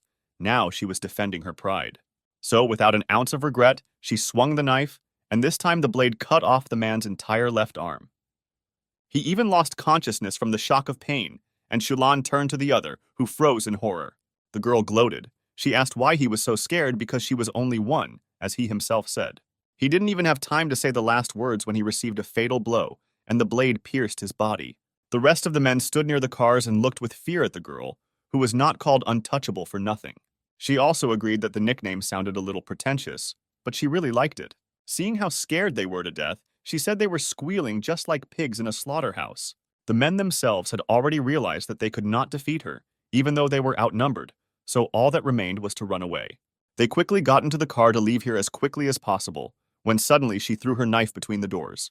As a result, they remained open, and while the man was recovering from shock, she was near them in the blink of an eye. Once upon a time, she was given this nickname for a reason, because her trained body and skillful skills spoke for themselves. Wang Hao stood on the roof of Tianxiang's main office and smoked a cigarette, before which he had to fight again. He said that renegades like them worked tirelessly, shedding sweat, blood, and tears, all to prove that renegades like them are worthy to stand on a par with the main Korean organizations. Everything so that they too could take over the southwestern regions, and now this old man is trying to destroy everything. He asked him why he organized the coup, and Ku Chang-jun asked Mr. Wang to listen to him. He said that Chong-nun was finished anyway, but Wang Hao told him not to talk nonsense. Then the old man shouted, was he really not aware that even the state wanted to interfere in their affairs? With the help of the One Sync project, which will allow the government to take control of all shadow business. He added that the world is changing, all criminal gangs will disintegrate, and Chonun along with them. The committee is no more, and now anyone will want to grab a piece of their company, so we need to unite, like in the old days. With these words, he extended his hand to Wang Hao in the hope that he would agree with him, but the man just stood there. He hesitated to answer because the decision was not easy, but in the end he took the old man's hand. He asked if all the criminal gangs would really disintegrate, and Chonun along with them. The old man hastened to assure him that it would be so, but he interrupted him, asking what kind of nonsense he was talking about. Then he squeezed his bony hand tightly, saying what he had already told him when the organization was formed. Then he said that their company would never fall apart, and it wasn't even about the young girl boss. Chonun is a beautiful flower that only blooms at night. That is exactly what their organization was like. Xulan, meanwhile, had already finished with all the men who had been assigned to capture her. Now she was sitting on the hood of the car, covered in someone else's blood, but she emerged victorious from the battle. Wang Hao also did not plan to retreat. He said that only let people try to touch their cheonong. After all, then they will store the most deadly poison for them. He put a knife to the old man's fingers and then cut them off. It came out so easily, as if he was cutting a carrot, but the man was incredibly serious. A week later, Tai-san again met with the Tianxiong members, who however did not look very friendly. Shi On and Jin Woon were both there, and the former asked what was going on here because the atmosphere was tense. He said he thought they helped them, but they looked like they wanted to kill them right there. Jin Woong agreed with his thoughts, explaining that their boss was attacked by people who pretended to be members of Daisang. And among Tianxiong there were many fellow traitors, so now they need time to make up their minds. They must figure out whether to consider them enemies or friends, and for this, Yisu and Wang Hao sat at the negotiating table. Wang Hao began by saying he would like to apologize, saying that their leader wanted to hold this meeting herself, but was unable to. He argued this for personal reasons on her part, but in fact he arranged everything himself. The girl was in captivity, and armed men guarded her everywhere so she could not come. But Yi Su also guessed something like that, asking if a not very busy employee of the currency exchange office would replace her. He asked if Wang Hao was actually the only one with real power in Tianqiong. Hearing this, the man smiled, saying that in this case, he would get straight to the point, because the guy guessed correctly. He leaned forward, asking if Director Baek wanted to join his Chunung. Yi Su was slightly shocked, and Wang Hao continued, saying that they already knew about the One Sync project. He said that in such difficult times, Daesung might need a good ally, and they, Chonun, are ready to lend him a helping hand. He took a vase from his half of the table and handed it to Yi Su. But the guy replied that it was difficult for him to say, because they had already entered into an alliance with Ilhak and his knives. Then Wang Hao said that this wouldn't hurt them at all, because they were just pawns at the moment. And Su was surprised by this reaction, because the man told the truth. He replied that it even bothered him a little. After all, it seems that he simply wants to take over their organization under the guise of alliance and friendship. But Wang Hao told him not to be so narrow-minded, because he must understand who really stands behind Cheon Nun. He rolled up the sleeves of his jacket, showing off his tattoos of black dragons, the symbol of the triad. Meanwhile, it began to rain outside. Shi On was the first to notice how droplets of water flowed from the roof onto everyone gathered. However, the men continued to stand in their places, waiting for the end of the negotiations, and at that time, someone approached them. It was Xiu Lan, who had blood on her clothes, and approached one of the loyal team members. She asked where Mr. Wang was, and the man replied that he was currently negotiating with the head of Daisan. The girl ignored his words, intending to go inside, but a tall man blocked her way. It was Jin Woong, who asked her not to enter now, because the directors were deciding the issue of cooperation between their organizations.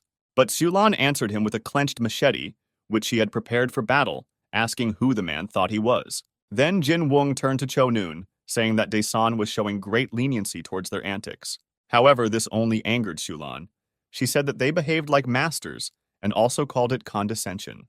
Jin Woon replied that in this case, he believed that a conflict could not be avoided, and began to unbutton his jacket. Another minute, and they could all disrupt the meeting of their heads, interrupting negotiations, which was completely unprofitable. Shi On seemed to understand this better than others. He said that he could still let this girl through. He said that she still wouldn't make a difference, because all she could do was be sarcastic and show her character. This seriously infuriated the girl. She attacked the guy as if she was going to cut him into pieces. Her machete stuck into the wall near Shi On's ear, but he didn't raise an eyebrow, which surprised the untouchable. She approached him, saying that if he continued in the same spirit, he would lose his second arm, because one was already dislocated. But Shi On just smiled, asking if she was talking about this hand, putting the karambit to her stomach. The girl did not expect this. She said that he would then stab her, and she would cut off his head, and the guy replied that he was so scared that he almost killed her. Xulan was amazed at the impudence of this guy. She wanted to answer him, when suddenly Mr. Wang Hao called out to her. They had already finished negotiations and were now returning to their area, so the girl had to leave too. She told Shi On that she would sort things out with him somehow, and the guy asked Jin Woon if she was really flirting like that. The girl approached Wang Hao, who asked her what was the matter and why she behaved this way during the negotiations. But Xulan hesitated to answer, saying that she couldn't say it right now. She looked at Yi Su. Then he said that they need not worry, because they were already leaving, and added that they could not count on their help.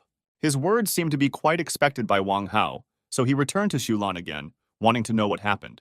Then the girl became noticeably worried. She said that Cha Yuhua was missing, so she caused this commotion. Mr. Wang was very surprised by her words because he personally assigned a dozen guards to her. The Daisang members were returning to their headquarters, and Xi'an asked if it was true that they would not help. He said that there was no point if they treated them like that, but Yisu said that it wasn't that bad. He replied that at least they were convinced that Chonan was subordinate to the Black Dragon Triad. Yisu suggested that they were probably trying to get into Korea through Wang Hao, and Cha Yuhua was just his puppet. Shi-an agreed with the commander, saying that there was no other way to say it, but added that he was quite rude. After all, was it really worth saying such things about the girl who was riding with them right now? But Yuhua only lowered her head. Then Kyung-chun intervened, saying that Shi-an himself called her a puppet, but he told the little one to remain silent. But then he apologized, saying that in fact he was great, because thanks to him they were able to free her. It turned out that everything was planned in advance, because Yi-soo guessed that the girl might not be allowed into the meeting. Then it was Kyung-chun who snuck under the guards' noses and kidnapped their boss without even starting fights with the guards. Yuhua was grateful to them all, but she asked Yi-soo why he thought she would join them. The guy replied that a person who has not lived his own life all the time would want to do something like that. This is exactly what his intuition told him, so he decided that the girl would also share his assumptions. But in any case, he said that Taesan was happy to accept her into his ranks, and Laska handed her a cookie. Meanwhile, the men Wang Hao assigned to guard the head awkwardly made excuses to him. They said that everything happened so quickly that they didn't even realize when the girl disappeared from the room. One of them dared to say that they had absolutely nothing to lose, and Wang Hao agreed. But he said that those who did it also thought so. He found a chocopi wrapper in the corner of the room.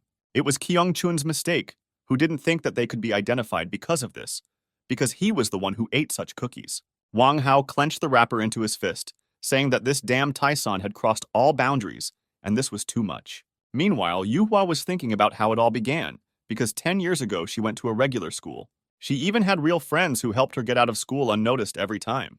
In another of these cases, they left through the side exit, but unfortunately, they found her here too. Xiulan came to pick her up and asked if she hadn't told the girl to go out through the main gate of the building. She grabbed her tie, saying that because of her she had to make a considerable detour around the school. Then one of her friends asked what she was doing, threatening that they would call the police. But Yuhua rushed to reassure them, saying that everything was fine and it was just her slightly harsh nanny. Her friends were still a little worried, but did not insist and left, saying that they would write to her manager. These were her last memories of them, because since then they saw each other less and less, and then stopped altogether. When she was already in the car, she decided to ask Xiulan why she always comes to her school. She reminded her that she promised to take care of her, and kidnapping is not a concern, but Xiulan responded with a question. She asked what she was going to do if she was kidnapped for real, because she was now the head of a trading company. She added that these were not toys for her, because someone could really do this and then return her without several fingers. She told her to think about it and to be grateful that she was coming for her, because then this would not happen. Then the girl stopped being indignant. She said that she understood, but asked to be kinder to her friends from school. After all, they were worried about her. At that moment, her phone vibrated with messages. She remembered her friends saying they would write to her, so it must have been from them. But Xiulan turned away, saying that the girl was incorrigible. She asked if she was really the boss at the school. Yuhua told her not to talk nonsense, because she was an ordinary student there who was respected by many, but she did not boss anyone around. Xiulan stood in the room at Tianxiang's main office, where Wang Hao now sat in Cha Yuhua's place as the director. He addressed the girl, saying that Daesan kidnapped Yuhua, showing the wrapper that Kyung-chun dropped. He said that as Xiulan could have guessed, they would use her to become a leader at the next meeting. However, he added that Daesong had overlooked one thing, and now it completely changed the course of events. After all, since the committee has disintegrated, the triad of black dragons will take everything into their own hands, and for this, they can do without Cha Yuhua. However, Xiulan didn't understand him. She asked why he thought they wouldn't need Yuhua anymore, to which Wang Hao replied that the most important thing for them is Chonun, and it was worth thinking about what he is like now. He added that Cha Yuhua didn't really do anything for their company, so there's no point in her anymore either. Xiulan still didn't understand what he was getting at, but a minute later she was already on her way with the team to the mission. She said that they must free Cha Yuhua at any cost, even if they have to get into the very center of Daesan. Min Su, who was driving with her, said that they had already arrived and asked where it was better to park. The girl replied that he should drive into the underground parking lot, then they could attack on the sly. They turned into the parking lot, trying to drive quietly and not attract attention, but most importantly, they were already inside. 3 cars of them arrived, and from each of them came the men she had selected for this task. Xiulan was the first to run forward, when suddenly the bright light from the headlights blinded them, and she heard the voice of the head of Tessin. He said that they were late, because he and the guys had been waiting for them for a long time. The girl realized that he had planned everything. She covered her face with her hands, thinking about the best thing to do, but only one thought was spinning in her head. Baek Yi-soo stood leaning against the car, and behind him were people from Daesan, and they outnumbered them. However, Sulan didn't care at all and ran towards him, asking where they were keeping Cha Yuhua. Instead of answering, the guy threw her boss's glasses at her, and this made the girl stop and lower the mask. She thought for a moment, and then clenched her glasses in her fist, because she interpreted this differently from what Yi-soo thought. Then the director hastened to explain to her, telling her that the untouchable should control herself for the sake of her boss. He asked if the girl really thought that she could solve everything with another fight, because that would only be worse. He told her to think carefully before taking the next step, since Yuhua was their hostage. He joked, saying, "You never know what might come to his mind if he gets angry." She took the hint. He told her people to drop their weapons, and the same went for her if they wanted to resolve everything peacefully. Ming-su and others from Tianxiong listened to him and threw down their knives and axes, because the head was above all. Only Shulan remained, and Su said that he was waiting for her too, because he feared the girl most of all. Shulan had no choice but to obey, and then Yi-su told her to listen to him now. The girl remembered the words of Wang Hao, who said that the most important thing for them is Chonun. And if everything has already turned out this way, then it's time to think about what he is like at the moment, and also about what Cha Yuhua did for him. And she was now upstairs in Daisan's living room, looking out the window. She pressed the phone to her chest, thinking about Shulan, because she was probably worried about her and was already looking for her somewhere. Her thoughts were interrupted by Director Baek, who entered the room saying that she had guests. Shulan suddenly appeared from the door, and Yuhua could not hide her sincere joy at seeing her friend.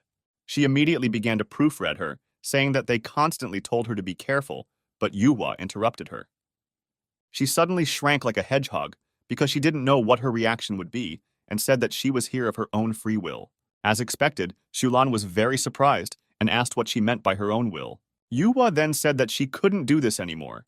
It was unbearably hard for her to be the president of the campaign. She said that she had had enough, but Shulan grabbed her, asking what nonsense she was talking about. But Yuhua spoke in all seriousness. She said that she was so scared that even her hands were shaking now. She had never been so scared because before, Shulan and the people she trusted were always with her. Then she was sure that they would protect her, and she could easily become the boss they so needed. But then her voice began to tremble, and she said that something could not get out of her head and was very bothering her. These were the views of people whom she trusted, because first they protected her and then tried to kill her. Then Shulan shook her by the shoulders, saying that it was all over and she had finished off all those bastards. However, Yuhua replied that she no longer trusts anyone. She asked why her friend came here. Did she really want to kill her too? Having said this, her pupils dilated from sudden fear. Shulan stood in shock at her words, because it meant that she was abandoning their organization. She suddenly grabbed the girl by the neck, saying that maybe her leaving wasn't such a bad idea. After all, after she deals with her, the Dragon Triad will take control of Chonun and seize control of Seoul. Jin Woon, who was standing next to Yi-soo, decided to help the girl, but Yi-soo stopped him by putting his hand on his shoulder. As it turned out, they really should have just waited, because Shulan let go of her neck. She said that she wouldn't do that and hugged Yuhua, who was even more surprised, thinking about her friend.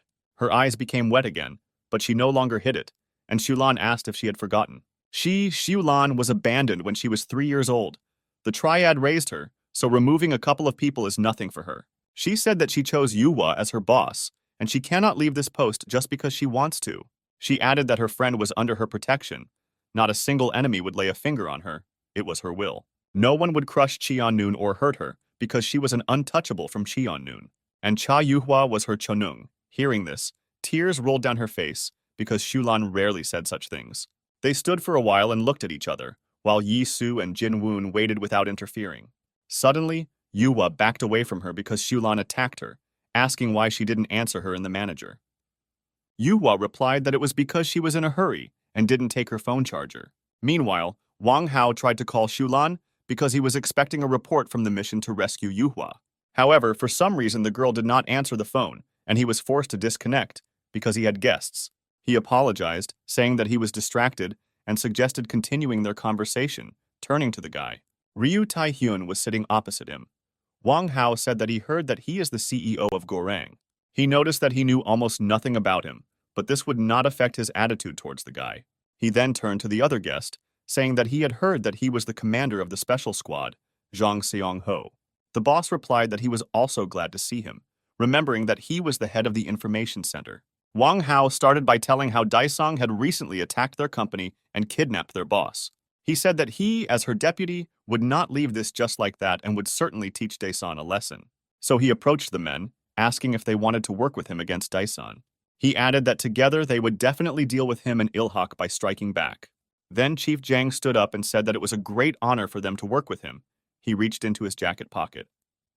He took out a lighter, saying that they would give him their full support and share everything they knew. However, he asked Wang Hao if he knew that director Bak Yi Bak Do Kyung was two different people.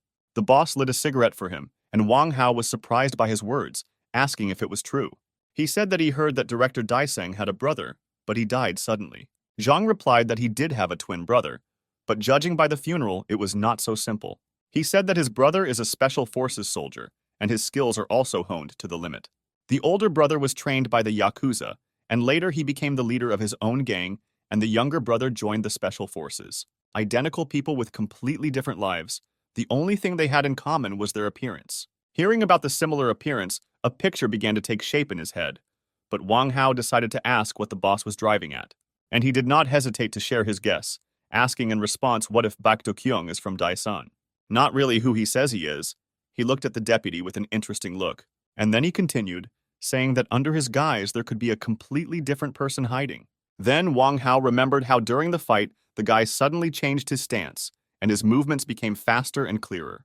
He said that if it was really his brother Baek Yi-soo, then that would explain a lot.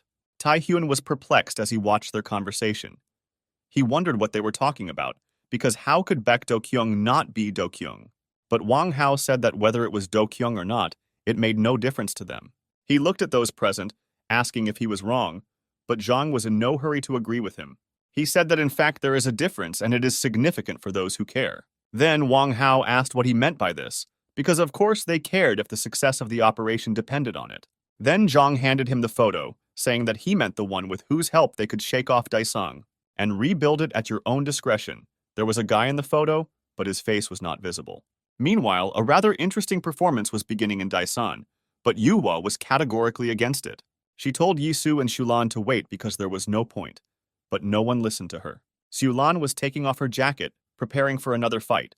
This time she wanted to see it through to the end. But Yuhua still tried to stop them. She ran up to her friend and grabbed her hand. However, Shulan threw her hand away and turned to Yisu, saying that if he wins, she will become his obedient dog. But if victory is hers, then they will put a leash on him. Yisu silently began to take off his tie. He shared the girl's idea, and the only one who disagreed was Yuhua. She asked what would happen if Shulan got hurt. But the untouchable replied that then it would be so because she did not plan to retreat, and neither did Yisu. He reached for the knife in his pocket, only to throw it on the floor, turning to Cha Yuhua. He told her not to worry because he would be easier on her friend. He could take her down with his bare hands. Then Shulan rushed into battle, saying that if he let his hand be chopped off, she might even let him live. She swung the knife, but Yisu managed to jump back in time. Her machete was longer and sharper than an ordinary knife. Then the girl raised her hand for another attack, but was very surprised when the guy suddenly attacked her. She didn't think that he would go on the attack so quickly because she had the advantage of weapons. She pulled her hand back, asking if he really thought he could survive this fight. After all, he wasn't just fighting with her, she was fighting for Master Van. No, for the entire Black Dragon Triad. She released the blade from her hands, but Yisu knew that it was only for a second, and now a new attack would follow. That's what happened, but he foresaw it, so he was able to avoid the collision, although it was quite close. He remembered how Wang Hao used a similar technique, a wide swing and long attacks. And even with a change in trajectory, she took it all from him and also mastered everything masterfully. Yisu continued to analyze it, thinking that in this case, he just needed to choose the right strategy. Meanwhile, the girl continued to attack him, asking where his courage had gone. She swung again for a long attack, and Yisu realized that this was his chance. He went to meet her. Then, just like in the fight with Wang Hao, he slammed his shoulder into her arm, preventing her from making a good swing. Thus, her attack was late, and he used this to strike back at her chin.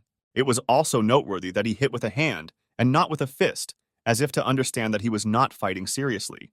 The girl also realized this, but she only became angrier. It was the first time she had met such an opponent. However, Yisu showed that he did not intend to bother with her for long. Within a second, his fist was near her eyes. He stopped at the last moment, but it was clear that such a blow would have knocked out the girl. He asked how she now thinks whether he is ready or not, because now she has seen enough. He said that Wang Hao raised her and taught her everything he knew, and then asked why she left the triad for Cha Yuhua. His gaze suddenly changed, and he asked another question, asking if she had betrayed the organization. The girl stood silently for a while, but then replied that she had arrived in Seoul for one single purpose. This goal was to protect Cha Yuhua, and to this day she remains loyal to this order. So if the triad was targeting her boss, then she hit Yisu's hand, then they are the real traitors. And then she said that now the guy must answer her question whether he can go against the triad.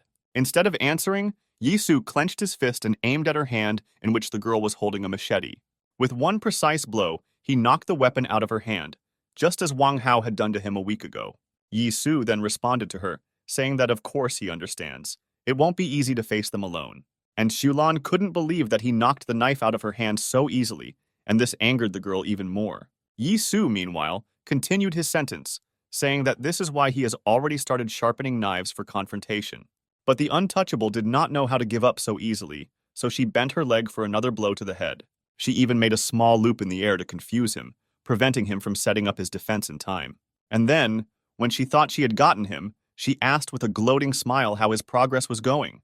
However, to her surprise, the guy was able to stop the attack at the last second, and her foot hit his forward outstretched hand.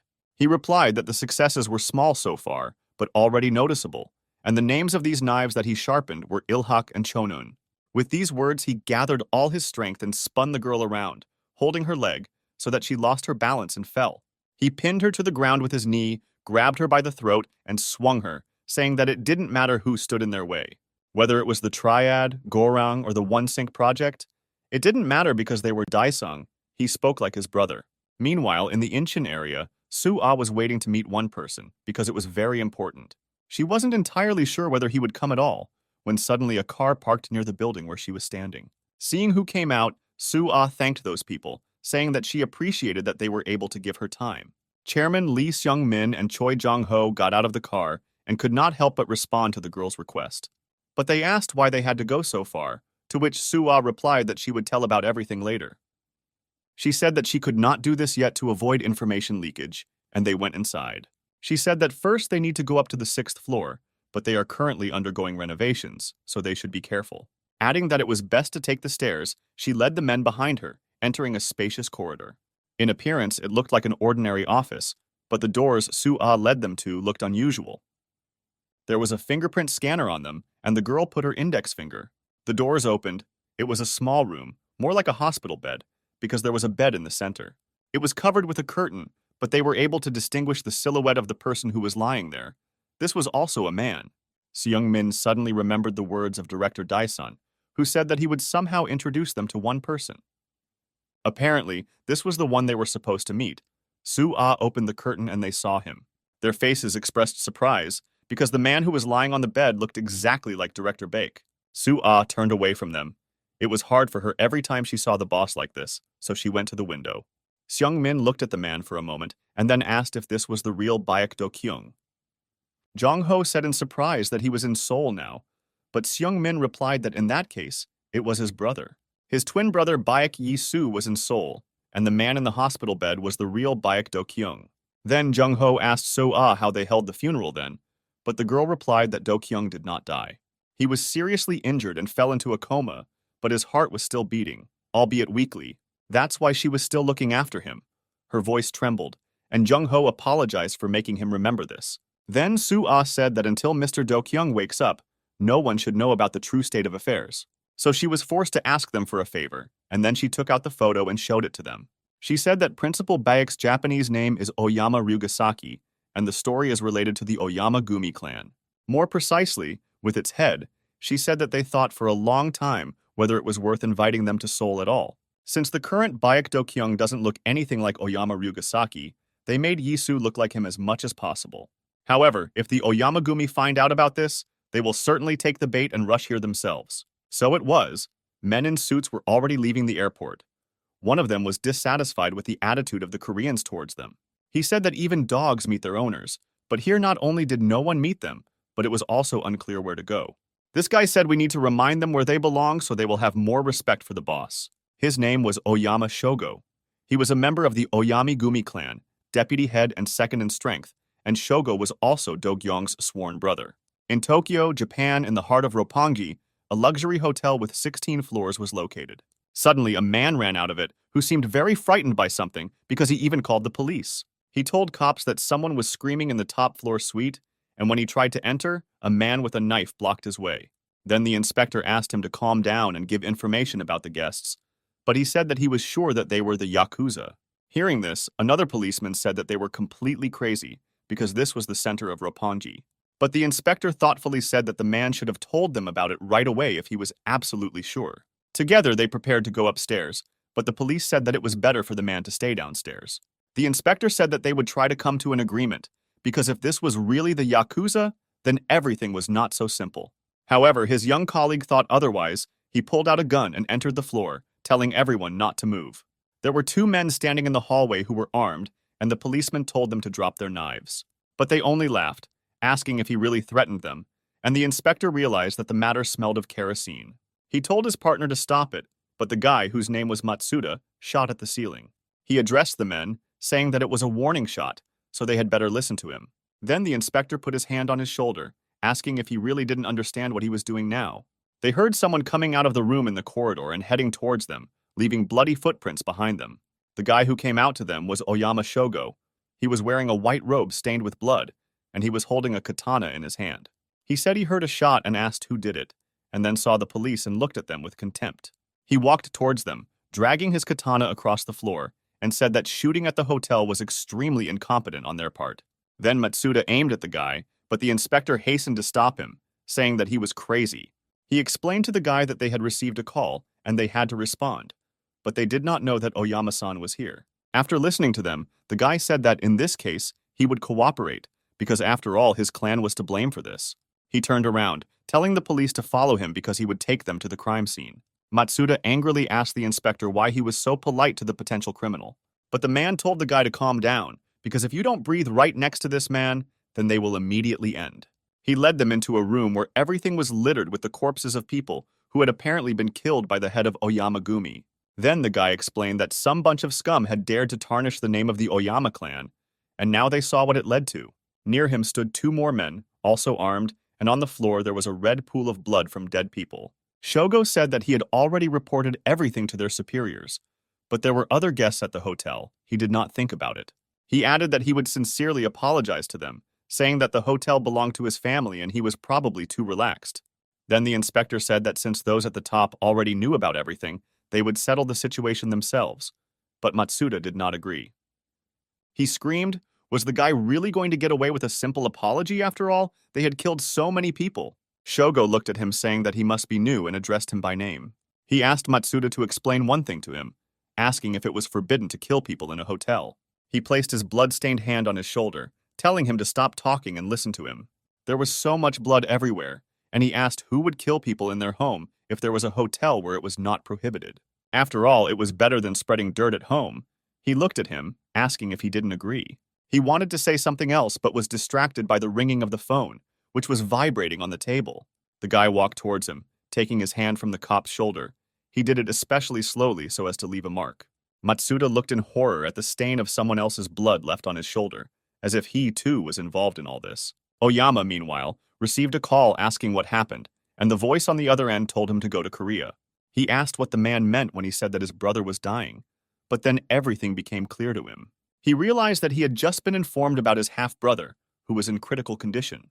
This is how the Oyama-gumi flew to Korea, and Seung-min and Jong-ho were already preparing for their arrival.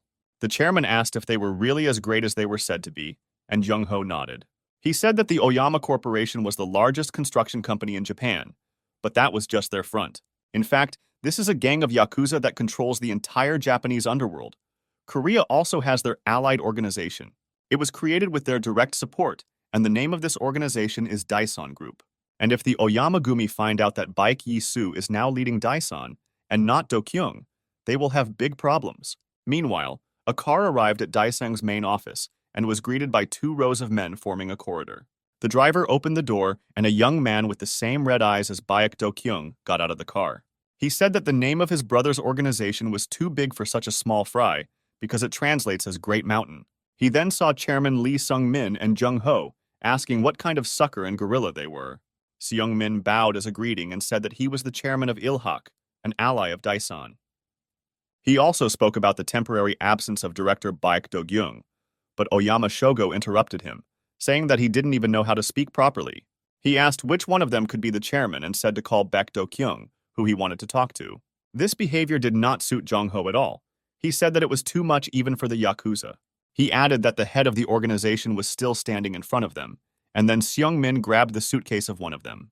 The Japanese looked around, because they didn't expect the guy to stop them, but it seemed that's what he wanted. He turned to Shogo, saying that their insignificant and weak organization was not even close to their great clan. Therefore, they were unable to give them a proper welcome. With these words, he took the suitcase in his hands. He bowed again and asked them to show their boundless generosity, and they would not remain in debt. Seeing how he bowed down, Oyama Shogo mockingly said that it was somehow unchairmanlike to bend his neck in front of others. Of course, Seung-min didn't like it either, but he thought that he was willing to do it as much as he wanted if it meant protecting the others. Then Shogo approached him and said that it was quite good, because it was his way of expressing his respect to their clan. However, he noticed that the person behind him continued to stand straight and at the same time reproached them for their disrespect. Seung-min became agitated, saying that there was a misunderstanding, but Shogo had already given orders to his men. He told a guy named Nobu to teach the man a lesson in etiquette, because if an old tree doesn't want to bend, then they will cut him down themselves. The guy swung an axe at Jong-ho, and the old man did not expect this at all. At the last second, he managed to step aside, and the axe only cut through the air, but it was pretty close. Japanese Nobu smiled wryly when he saw that the old man was well-trained and was able to dodge. But he had already been given an order, and he was about to carry it out, so a moment later, another blow flew in his direction. Seung-min looked at all this and wanted to intervene, but Shogo put his hand on his neck, telling him not to raise his temper. He said with a strange smile that they would just shed a little blood and go back to Japan. After all, he didn't come here for them, the Korean bastards, so he asked again where Baek Do-kyung was. Meanwhile, Nobu managed to hit Jong-ho, and now the spot on his shoulder became increasingly red from the wound. The old man noticed this, but saw that the enemy was not enough and wanted to attack him again. He swung the axe again, but this time, Ilhak's second knife knocked his weapon down, swinging itself. He said that he would apologize in advance if he suddenly got too playful, and prepared to hit the guy back. Seung-min and Shogo simply watched them, or rather Shogo did not give Seung-min the opportunity to react. Because he had confidence in his men, that was the way it was. Nobu suddenly stopped Jung-ho's attack with ease. He grabbed him by the hand and swung the other for a decisive blow, saying that now the old man will see where he belongs. Chung-H tried to free his hand, but was surprised to realize that the guy was very strong and was holding him tightly. This only meant one thing in his case. Seung-min seemed to understand this too and shouted for the guy to stop. Suddenly, someone quickly approached the men and grabbed Nobu by the head, preventing him from taking good aim. Then he hit his head against the car in which they arrived, and Jong-ho remained unharmed. The rescuer turned out to be Yi-soo, during which time his hair grew back and he asked what the Japanese were doing here. Nobu, who had been taken by surprise, now tried to free himself and hit him with the axe on the sly. But it was impossible to hide such an attack from Yi-soo. He noticed this and grabbed the guy's hand with the weapon. Then he grabbed him by the hair and pulled him hard so that the guy could not finish the attack. And Soo told him to stop swinging the axe here and turned his head towards the car window. Then, without thinking twice, he broke the glass with his head and twisted his hand with the weapon so that the guy was neutralized. And Soo turned to his brother, asking if he had really gotten off on the wrong foot or had already had a fight with his father. He added that he would have problems because of his behavior, because he had created a real farce. He then approached his stepbrother, saying that this was Seoul, so he was not at home. Finally, Yi-soo said that this is his daiseng, so let him behave more politely and tell his people this too. Before that, he studied the entire Oyama family, and Jin-woon advised him to stay away from Shogo for a long time because he was too dangerous. But Yi-soo only replied that he would try to avoid direct confrontation so as not to give himself away. He thought about how the guy suddenly became interested in how Baek Do-kyung was doing, and that meant something. He said that someone told him how things really were, and that someone was most likely Chief Jong. He must have guessed everything himself when he saw Xi'an in the Gorang abandoned warehouse. In that case, he may have told Oyama about this to create a shakeup with the help of their clan. But Yi-soo said that thanks to the information Jin-woong provided him, he was able to learn more about Shogo and his surroundings. However, he had to act carefully, because if he knew everything, everything could go wrong. Then he added that he would try not to provoke the Japanese, and now one of his men was lying on the broken car window. Shogo looked at him with a surprised look. He asked again if Bak Do-kyung was standing in front of him. But Yi-soo decided to continue his game, asking in response if his stepbrother didn't recognize him. He looked at him closely for only a moment and then turned away, telling Seung-min to take care of Jung-ho. The chairman was about to answer something, but Yi-soo interrupted him, saying that his brother couldn't wait to see him. And Shogo still stood and silently looked at him, because he didn't fully believe that this guy was Do-kyung. He had the same face and traditional Japanese-style tattoos, so he was hesitant. Because at the same time, for some reason, it seemed to him that something was wrong. But what exactly he did not yet understand. Shogo turned to Seung-min, asking if his brat brother was the boss of the chairman himself. He said that in this case, he was at a loss, because how can someone who bears the surname Oyama grovel before someone? But Yi-soo told the guy to stop lying because everything was wrong and don't let him piss him off. He began to straighten his tie, saying that he simply could not bear to be in Japan, and he left. After all, while his brother was watching his every move, for some reason imagining himself to be in charge, he could not remain there calmly. Now Shogo no longer doubted. He said that Do-kyung was in his repertoire, just as stupid and reckless. Although he might have been ashamed to behave this way in front of the clan, because there are certain standards of etiquette. Such behavior cannot be tolerated, and the guy in the purple jacket, as if on cue, pounced on him. From somewhere he got a knife, and he swung it quite quickly near the director's neck.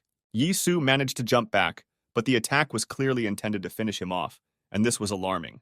He recognized this guy. It was Ishizuka Kaido, Oyama Shogo's assassin. He remembered studying his dossier.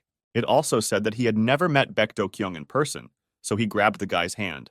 He asked if he wasn't higher than him in status, because he saw him for the first time in his life and did not show a drop of respect. And Sue said this in Japanese so that the guy would understand, but he only swung his foot at his head instead of answering. Then Yi-soo realized that the guy didn't give a damn who he was, and if this was the case, then Shogo definitely suspected something. He looked at him, saying that he was probably angry because Do-kyung was rude to him. Then Yi-soo realized that now he had to show who was in charge, because his status depended on it. His hand was already reaching for the knife, but at the last second he realized that it was better not to take it out. After all, then he would give himself away, because Shogo knew exactly how his half-brother fought. In this case, all he had left was a fist fight, when suddenly unexpected help came to him. It was some guy in a white suit who blocked Ishizuki's blow with his elbow. Then he deftly grabbed his hand, and with a precise movement twisted it, taking out his constant karambit. He also hit the guy just above his calves, causing him to lose his balance and drop to one knee. Shi-on said contentedly that it looked like the guy was a beginner because he couldn't counter such basic techniques. His own hand had already healed, and now he could again fully fight on Taeson's side, protecting his boss. Shogo, who was watching all this, was surprised to think that there was someone in Korea who was capable of neutralizing Kaido so quickly. Meanwhile, Nobu, who was thrown onto the car, came to his senses and was now very angry with Do-kyung. The Japanese thirsted for revenge, because he had not yet had time to show the enemy everything he was capable of, so he looked at him angrily. However, his view was blocked. At first, the guy didn't even understand what it was for him, because the man was just standing there. This man turned out to be Jin Woong, who noticed that he had woken up and wanted to attack Director Daesang. But the guy didn't plan to change his goal. He grabbed an axe, telling the big guy to get out of the way. He was almost the same height as Jin Woon, and his physique was also strong, which made him a strong opponent. Shi-on also saw this sight, surprised by the face of this Japanese, because he was almost the same as the gorilla uncle. But this turned out to be his mistake. When he looked away, Kaido took advantage of this and swung his blade at him. This caught Shi-on by surprise, but thanks to his quick reflexes he was able to dodge, although the guy had now broken free. There was a mark on his cheek because the knife still touched him, but he was surprised by something else about this Japanese. He was able to free himself because he twisted his arm and escaped his grip. Shi-on said that he was not a timid person. Nobu, meanwhile, grabbed his shoulder and pushed it back so that the sound of bones could be heard. It was creepy. Then Yi-soo for some reason took out a lighter that once belonged to his brother, and then got it from Su-ah. Shogo also saw this. He strangely put his chin forward, looking thoughtfully at his stepbrother. Nobu was already stretching his hand, preparing to attack Shi-on again, and he asked if it really didn't hurt him at all. However, their fight, which had not yet begun, was interrupted by Shogo, who put his hand on his shoulder, saying that he did not have to continue. Now his doubts were cleared, so there was no point in it anymore, especially since they were here as guests. He turned to his brother, calling him Rugasaki in the Japanese manner, and suggested that they forget about this misunderstanding. He put his hand on his shoulder, saying that it was all just a joke, because he hadn't seen him for so long that he didn't recognize him right away. However, at the same time, his hand squeezed Yisu's shoulder, and he understood what it meant, but he still had some doubts. He waved his hand from his shoulder, telling his brother not to joke like that, because he was bad at it. Shogo smiled for some reason. Now interesting thoughts began to creep into him again, so he asked, would his brother lend him a lighter to light a cigarette, since he had just returned from the airport and hadn't had time to buy cigarettes yet? But Yisu studied his half-brother well, so he guessed that this was a hidden test. He asked if the guy really started smoking after he left, and he replied that it was something like that. Then Yisu handed him a cigarette, and he put it in his mouth, saying that his brother seemed to have no idea. Yisu didn't understand what he meant, so he simply handed him the lighter, and he brought the cigarette to it. Director Daesan said that it was quite easy to do, but Shogo replied with a grin that he really didn't know. And Su already brought a lighter to his cigarette, but the guy said that he does not smoke because it is harmful to health. This was unexpected, because before that he himself had asked him for a cigarette, but the guy explained that he was talking about a lighter. He said that he was holding Baek Do-kyung's lighter, which he never took out in front of him. Then Yisu realized that he had failed. Because he did not know about this fact, he stood silently and listened to the Japanese in surprise. And he grabbed him by the hand and asked who he was, because he remembered Do-kyung's every move and every word. All because they were disgusting to him, every single one of them, because he knew him better than anyone else. He remembered all this because he couldn't stand him, but then he let go of his hand, saying that he was impressed. He turned to Yisu and said that this performance was worthy of praise because he almost succeeded in convincing him. So the fake Baek Do-kyung was great, and Shogo gave him credit, although it didn't make it any easier for Yisu. And then something happened that no one expected. Seung-min, who was standing behind, thought that director Daesong had screwed up, because Shogo extended his hand to him, saying that he was leaving, but since he was the chairman, he had to say goodbye properly. Seung-min replied that he apologized and they would be more welcoming next time. He noticed that the Japanese was extending his left hand to him, which was considered a symbol of tenderness and purity. But instead of shaking Seung-min's hand, Shogo grabbed his hand and pulled him along, saying that there was no need to apologize. He suddenly squeezed his hand tightly and placed it on the hood of the car, and then Seung-min felt something was wrong. The Japanese extended his hand back, and Nobu gave him his blade, which he swung and began to laugh. Now everyone clearly understood what he was going to do, but no one could move from unexpected horror. Oyama stuck the knife into the chairman's little finger. He aimed clearly at the beginning of the phalanx, so that the finger was cut off. Seung-min looked at his own hand for a while, his reaction a little late due to the painful shock. A second later, he screamed throughout the street from unbearable pain where his little finger had been the previous morning. It took Jung-ho and Jin-woon more time to come to their senses. They were still stunned. The same applied to Shi-on and Yi-su. The latter refused to believe what the Yakuza had just done. Scarlet blood flowed from Seung-min's wound, and his little finger fell on the hood of the car. Shogo just smiled contentedly. He repeated himself, saying that he shouldn't have apologized because what he just did would be enough. The Yakuza called it yubitsume. It was the voluntary cutting off of an entire finger as a sign of devotion and repentance. He reached for the handkerchief in his breast pocket, saying that they dared to deceive the great Oyama clan, and for this there was retribution. He carefully took the chairman's severed finger, smiling sarcastically. According to Japanese tradition, yubitsume was always started with the little finger and ended with the thumb. Meanwhile, Yi-su and Shi-on recovered from their shock, and the latter proposed to finish off the Japanese, saying that it would be best. Jin-woong and Jong-ho seemed to completely agree with him. They also clenched their fists, preparing to fight. Jong-ho knew Seung-min from his early years, and never thought that he would have to witness such a terrible act. The man shouted what kind of circus these pompous Japanese were putting on, saying that they would not get away with it. But to his surprise, Seung-min himself answered him, telling him not to disgrace his chairman. He grabbed his finger, clenched his teeth, and said that their guest was leaving, so they should see him off with respect. Then he bowed again and wished Shogo a good journey, and he looked at him in surprise. However, then something sparkled in his eyes. It was clear that the young master interested him. He put his hand on his shoulder, saying that he had underestimated him, because he turned out to be not such a simple person. Now it was clear to him why the head of Daesun chose him as chairman. He opened the doors, getting into the car. Finally, he told Seung-min that they would see each other again, and now they would meet more often, as he thought.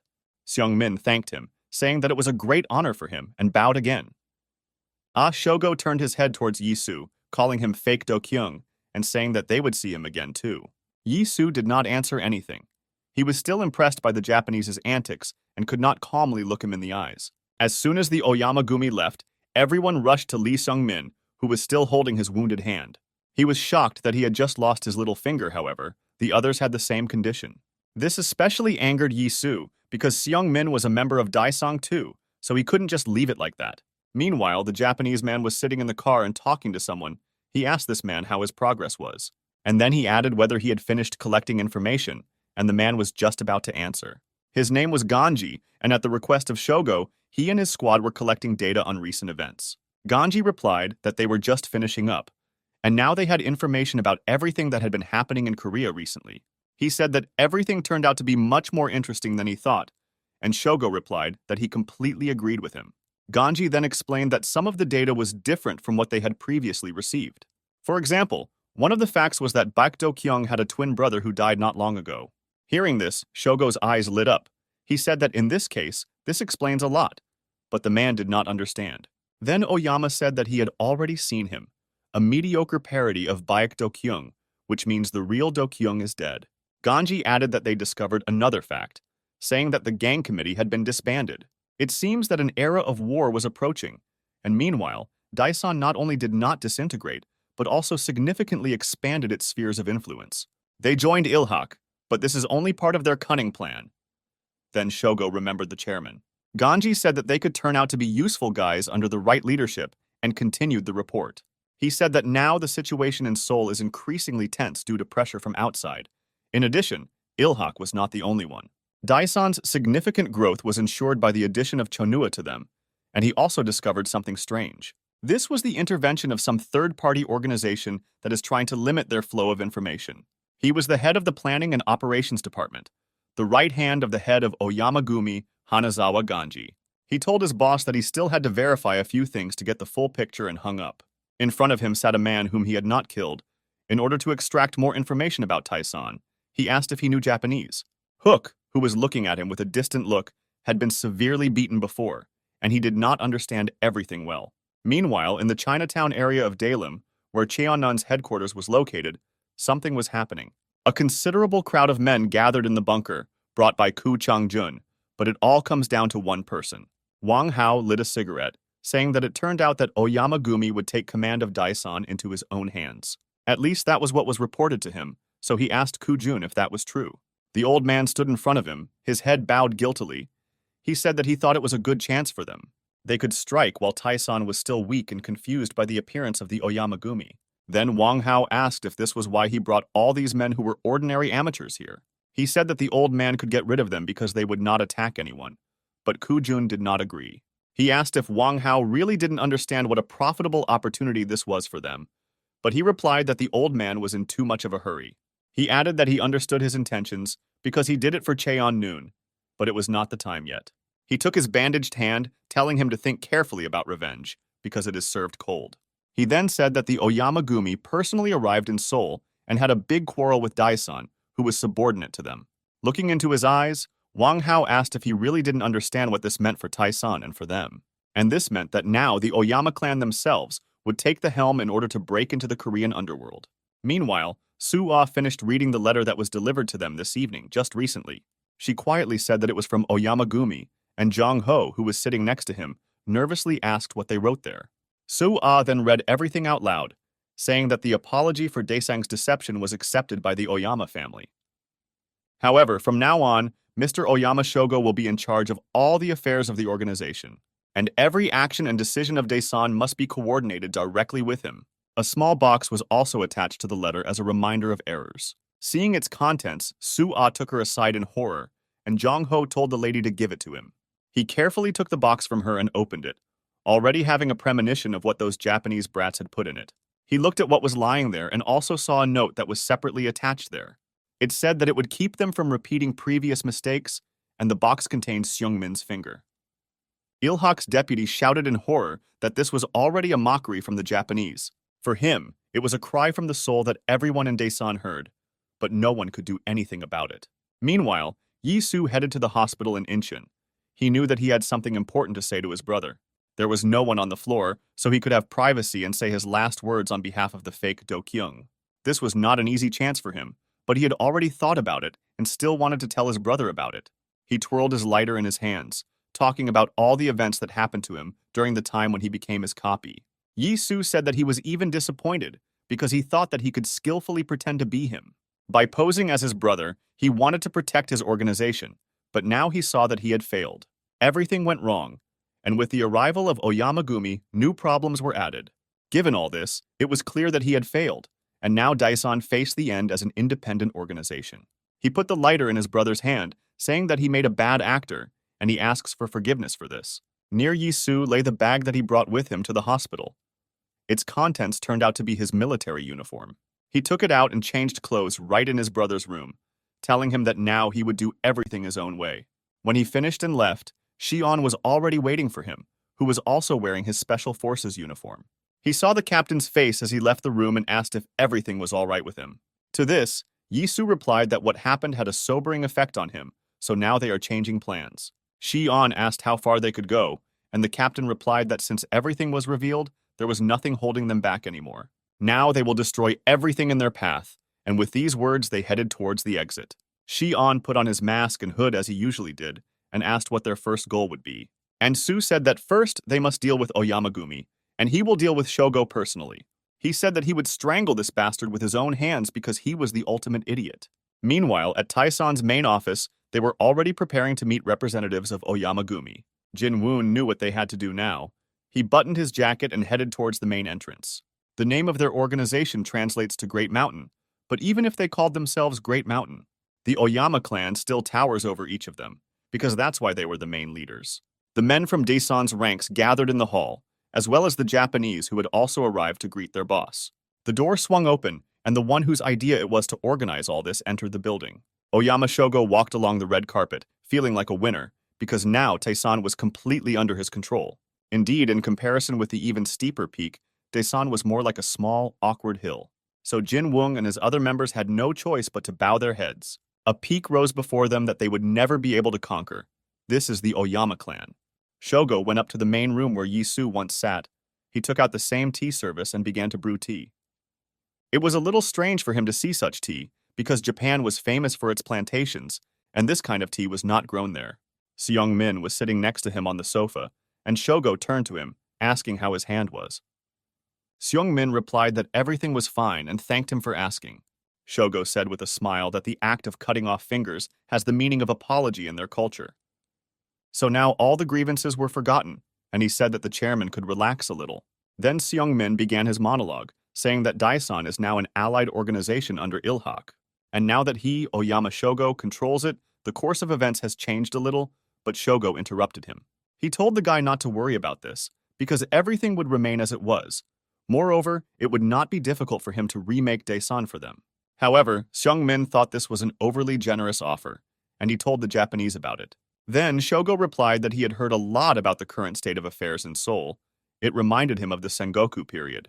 Then everyone was busy with mutual destruction, but he, Shogo, had no need for the city. He just wanted to leave a trace of the Oyama family here. Thus, the words will go to him, and Seoul will go to Chairman Seong Min and his organization Ilhak. With these words, he poured him tea, and the guy sat in silence, still not fully trusting the Japanese's words. But Shogo continued, saying that Oyamagumi would make him an excellent ruler of these lands. Seong Min looked at his reflection in the cup. He thought about Oyama's words, but did not say anything yet. He sat there for a while and then slowly took the cup and raised it to his lips, collecting his thoughts. He already knew what to say, but before that he took a sip of hot tea so that his words would not seem rushed. Then he suddenly looked seriously at Shogo, who was watching him with interest and waiting for an answer. Seong Min put the cup on the table, saying that the words about an excellent ruler sounded respectable. However, it will not be so simple, because the underworld of Seoul is a very complex thing. This answer surprised Shogo. But then he laughed lightly, saying that he understood what Seong Min was saying, but it was only complicated in his understanding.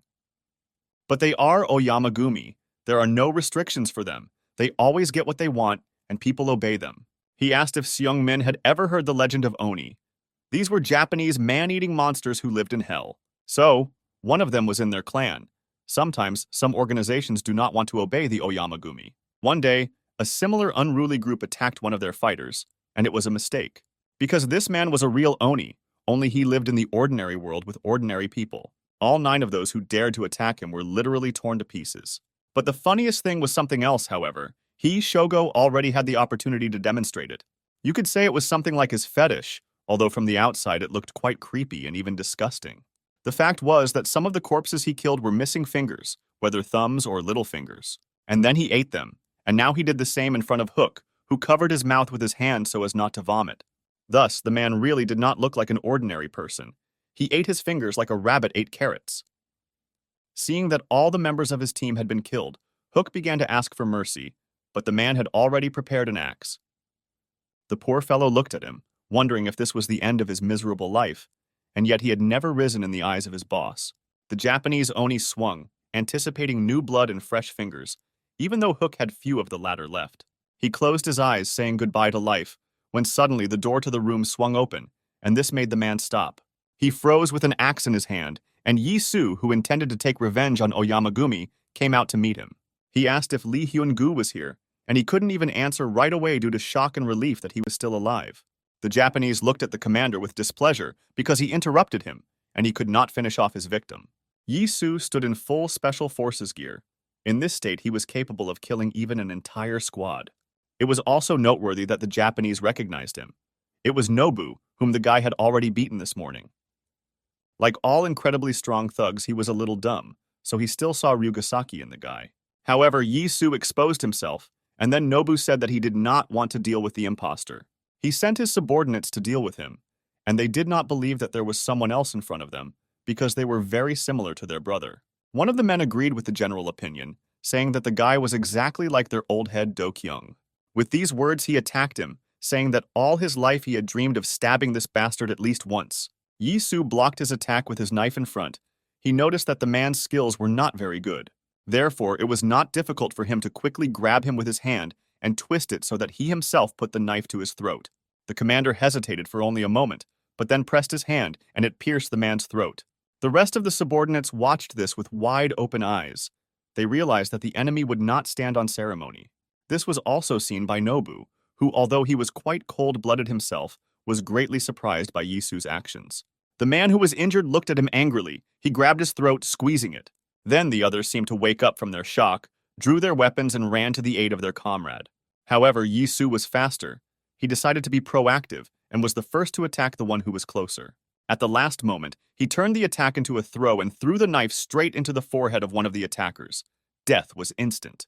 There was one more man left who screamed, "How dare this bastard kill his friends in front of his eyes?" He swung and launched an attack, but Yi Su successfully dodged and then hit back with his elbow, leaving him confused. He realized that the guy was specially trained because he was able to hit the painful point, and now everything was darkening in his eyes. He fell and lost consciousness, dropping the knife, and Yi Su looked at them with contempt, thinking that the fighters in Japan were no better than theirs. There were some exceptions, however, and one of them was this guy who swung an axe at him. Nobu put all his strength into the blow, but Yi Su was able to dodge, and the axe cut through the air, making a large circle above his head. This time, the commander realized that he had to seize the initiative and took out a knife, preparing for a retaliatory strike. Nobu swung his axe and hit where Yi Su was a second ago, but the guy jumped away from the attack in time. Then the Japanese grabbed the axe with both hands and attacked him. He found the fight funny. Yi Su noticed that the man was quite fast for his size, so there was no time to hesitate. Nobu struck from below, and the commander had to take the weapon in both hands to repel this attack, because the difference was great. What saved him was that he had a special blade that could be used to fight even against an axe. They ran at each other. The Japanese did not expect that the guy would be able to defend himself from such an attack. He said that he had quite good abilities. He added that Yi Su was almost as strong as his twin brother, because so far only Ryugasaki could defeat him. Instead of answering, Yi Su said his full name, Onizawa Nobuhito, and explained that he had been studying his dossier. They fought, and it so happened that Yi Su constantly retreated, and now he found himself pressed against the wall. But this was planned so that the enemy would feel superior, because as they say, you have strength. You don't need intelligence. He said the last thing out loud, which greatly angered the Japanese, and he rushed at him with a new wave of rage. He swung, but this time Yi Su was faster. He grabbed his hand and cut his stomach with the other. Nobu could not foresee this. For a moment he simply stood there, gathering his strength, but quickly came to his senses. He finally finished his attack because Yisu let go of his hand, but the guy ducked down. Now he found himself in a rather advantageous position, because Nobu's axe was stuck in the wall, hitting him in the chin. This blow was already more noticeable for the Japanese. He began to doubt his abilities, because he underestimated the guy. Meanwhile, Yisu swung his knife to finish off the thug while he was still out of his mind. Although the man saw this and even attacked in response, he did not have enough speed, and the commander easily dived with a half-blow, stabbing him in the ribs. Nobu's knees buckled and he sank to the ground, now realizing that in front of him was a real copy of Ryugasaki. The axe fell from his hand, and he looked in surprise at Yisu, whom he could not even touch. And the guy said with ridicule that the Japanese was strong, but his accuracy was a little let down. Then he suddenly changed, his gaze became terribly serious, and he told the man to attack again. Of course, this clearly showed that he was not Baek Do-kyung, and Hook paid attention to this, but such a cover was no longer needed. And Su went down to him, asking if he was okay, and the man replied that he was only scared. He then asked who he was, and Yisu extended his hand to him, saying that he was his boss for now. He asked if he could stand up on his own.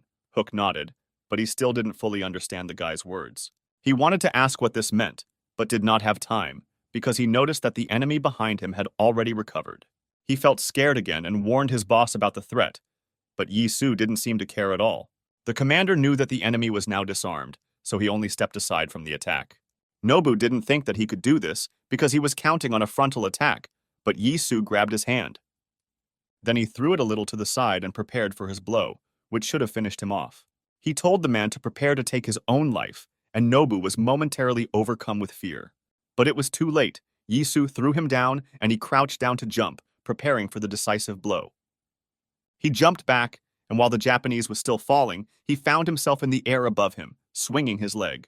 Then he unleashed his blow, which hit the opponent's leg, after which he could no longer get up.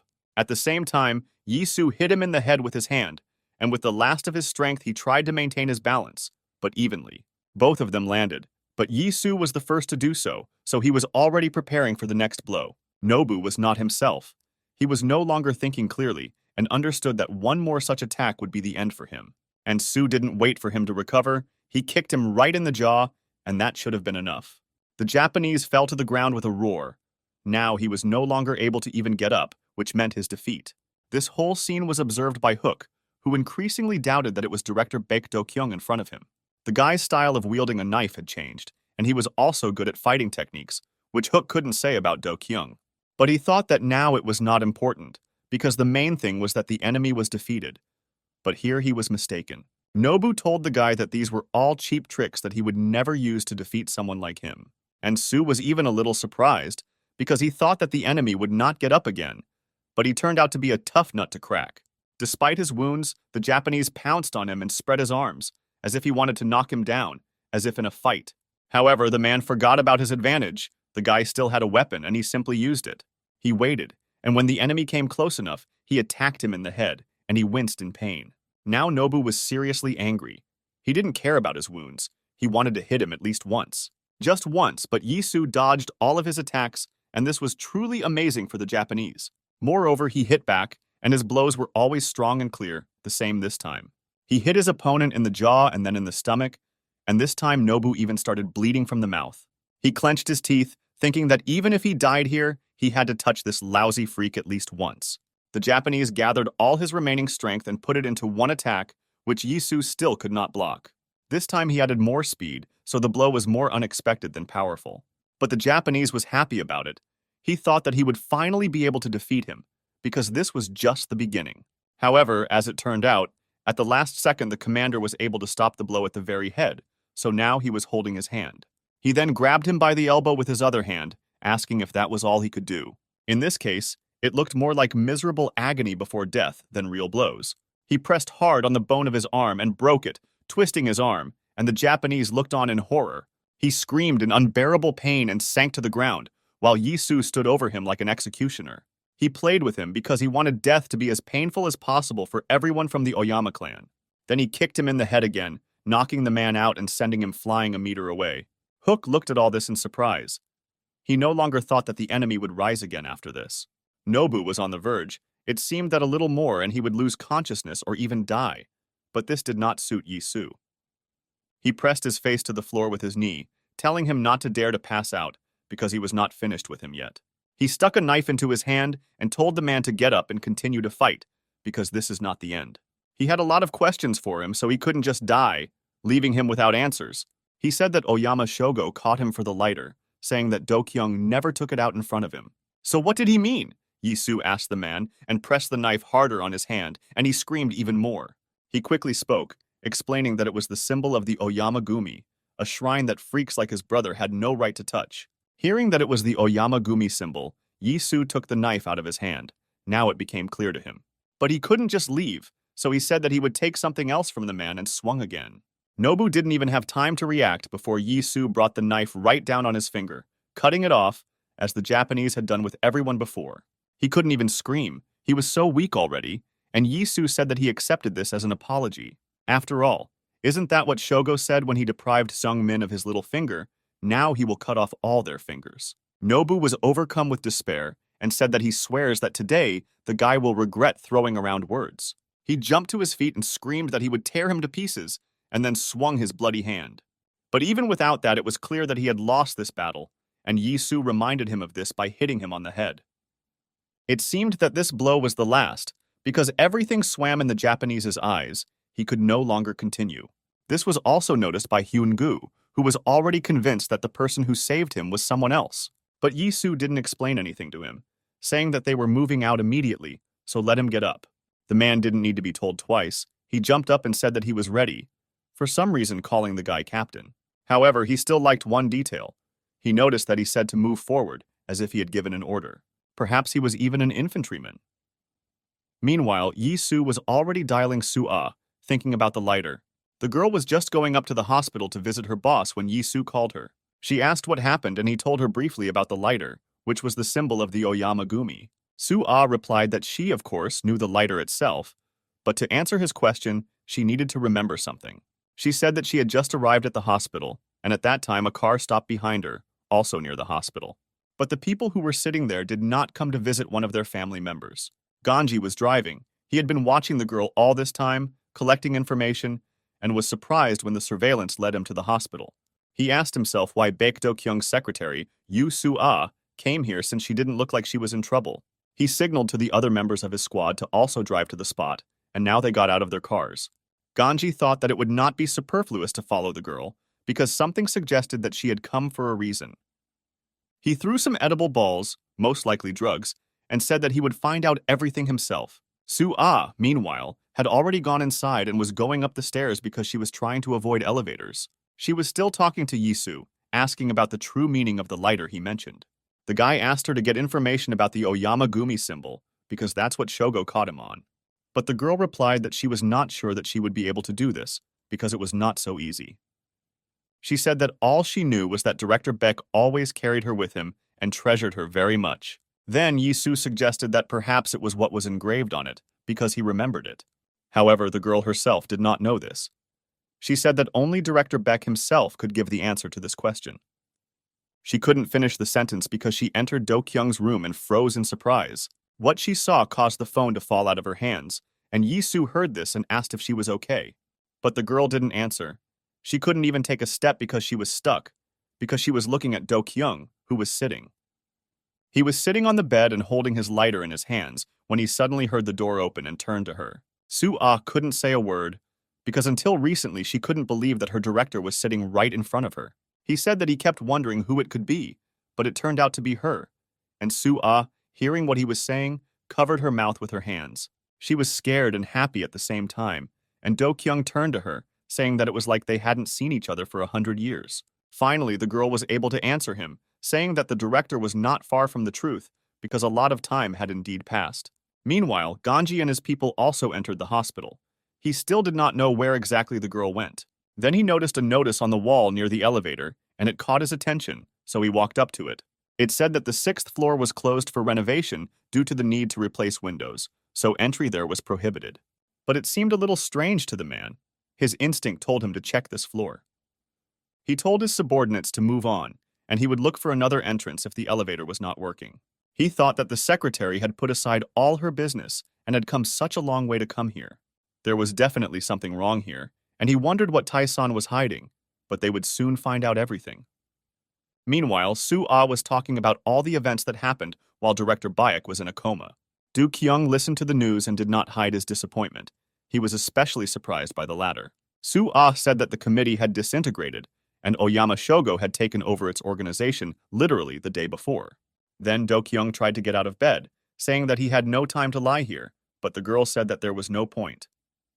He added that he needed rest and peace, so she would call the doctor and let him lie down and not get up. He couldn't overexert himself because he was just coming to his senses, and all other matters could wait. She said that he could rely on them for everything, but she didn't know that the Japanese were already climbing the stairs. They entered the floor through the fire door, but were met there by Jin Woong, who came with his secretary. One of the men recognized him, saying that since he was here, they certainly had not come in vain. Jin Woong had the title of Chief of Security for Daesung, and he said that they would not go any further. The men were surprised at his courage, asking if he was crazy, but the big guy said he didn't care who they were. Then one of them put his hand on his shoulder, telling him not to run into trouble, because they were with Oyama Gumi. He asked who he works for, because no matter how much he barks, the owner still won't hear him or praise him. But the man didn't know that in front of him was Daesung's most loyal man. Jin Woon grabbed his head. The big man said that he had nothing to fear from such brats, and then hit the man's head on the floor. The rest of the Japanese did not expect this. They stood in surprise, still not believing that he dared to attack. They started to pull out knives, but they were too late, and Jin Woon was able to easily dodge and hit the next one. It was not for nothing that they called him the Daisen Rock, because his blows were like a hail of stones, and the Japanese felt it well. There were 3 of them, and now there was only one left, who already seemed to have changed his mind about fighting him alone. He grabbed the knife with both hands and shouted that the thug would regret attacking their clan. To this, Jin Woon replied that he had enough regrets, because he was once unable to protect his director. With these words, he approached the man and grabbed his knife with one hand, and he backed away in fear. Jin Woon continued, saying that a dog that is unable to protect its owner is worthless. And now he said that it was the turn of the Japanese to prove their loyalty to the clan with which they were hiding so much. The man's legs gave way and he fell to the floor, looking at the big man from Daesan, who now seemed even bigger. But Jin Un was not only tall but also strong.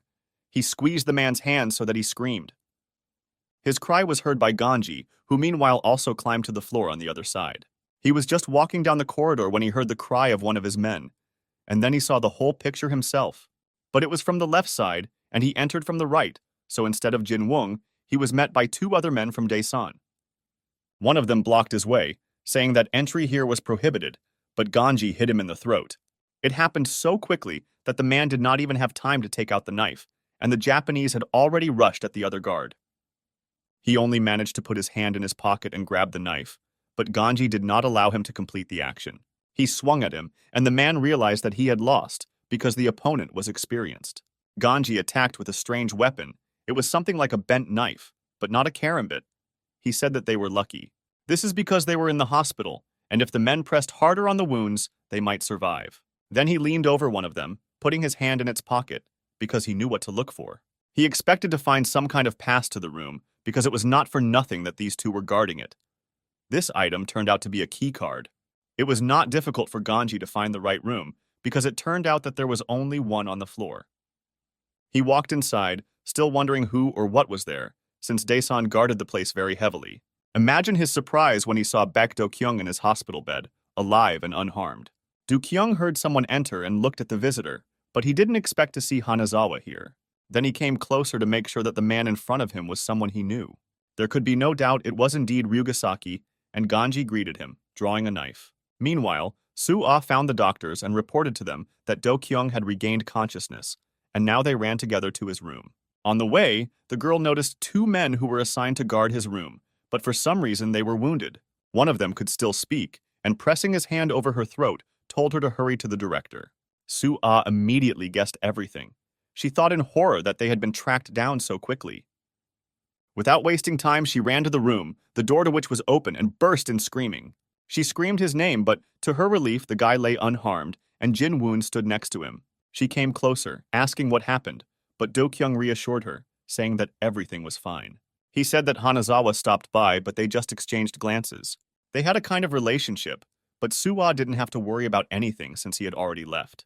Do Kyung then tried to get up, asking where his phone was, and Suwa replied that Mr. Bak Yi-soo had it. Do Kyung smiled, saying that he had forgotten about it, and then asked for the girl's phone number, asking if she would borrow it. He really needed it because he had to resolve some issues. His gaze suddenly became serious. The man's phone, who was finishing his work, rang, and he wondered who it could be from. He had gray hair, which made him look like a middle-aged man, but not yet an old man. He accepted the call. Hearing the voice on the phone, the man was very surprised, and Do Kyung said that they had not called each other for a long time. He called the man his father. It was the chairman of the Oyama Corporation, Oyama Tetsuji. The father said that he had heard terrible news about the death of his son, but it seems that these are just rumors. However, Do Kyung replied that these were not rumors at all. Baek Do Kyung was really dead. He continued, saying that from now on he will live as Oyama Ryugasaki. There was a pause for a second. Tetsuji then said that it seemed like he had made a difficult decision because he had decided to follow his father's wishes.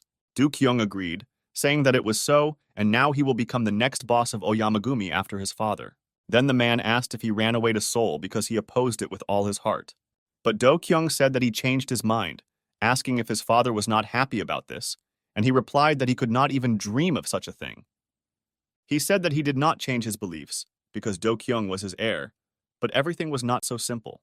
As a token of his recognition, his father gave him his lighter, which he treasured more than anything in the world. However, he explained that many members of the clan did not approve of his candidacy. Shogo probably contributed to this. His Japanese brother believes that the Joseon degenerate is not worthy to take the place of the head, but Do Kyung himself knew this. He said that, to be honest, he didn't care which of them would lead the Oyamagumi, but Shogo had crossed all boundaries. He raised his hand against his loved ones, and his father should know that this was the most terrible thing that was fashionable for him to do. So Do Kyung continued by saying that then let all the bastards who despise him come to Seoul. He will wait for them. They will throw away all ranks and statuses and talk like men. Here he clutched his father's lighter. Then Tetsuji said that he wanted to clarify something and asked if he was really going to kill Oyama Shogo. He entered the room where all the heads of his clan were gathered. It was something like a family meeting. Do Kyung responded positively, saying that otherwise he would never be able to forgive his brother for his stupid ways. The father was silent for some time, but then said that if this was so, let his son do what he thought was right.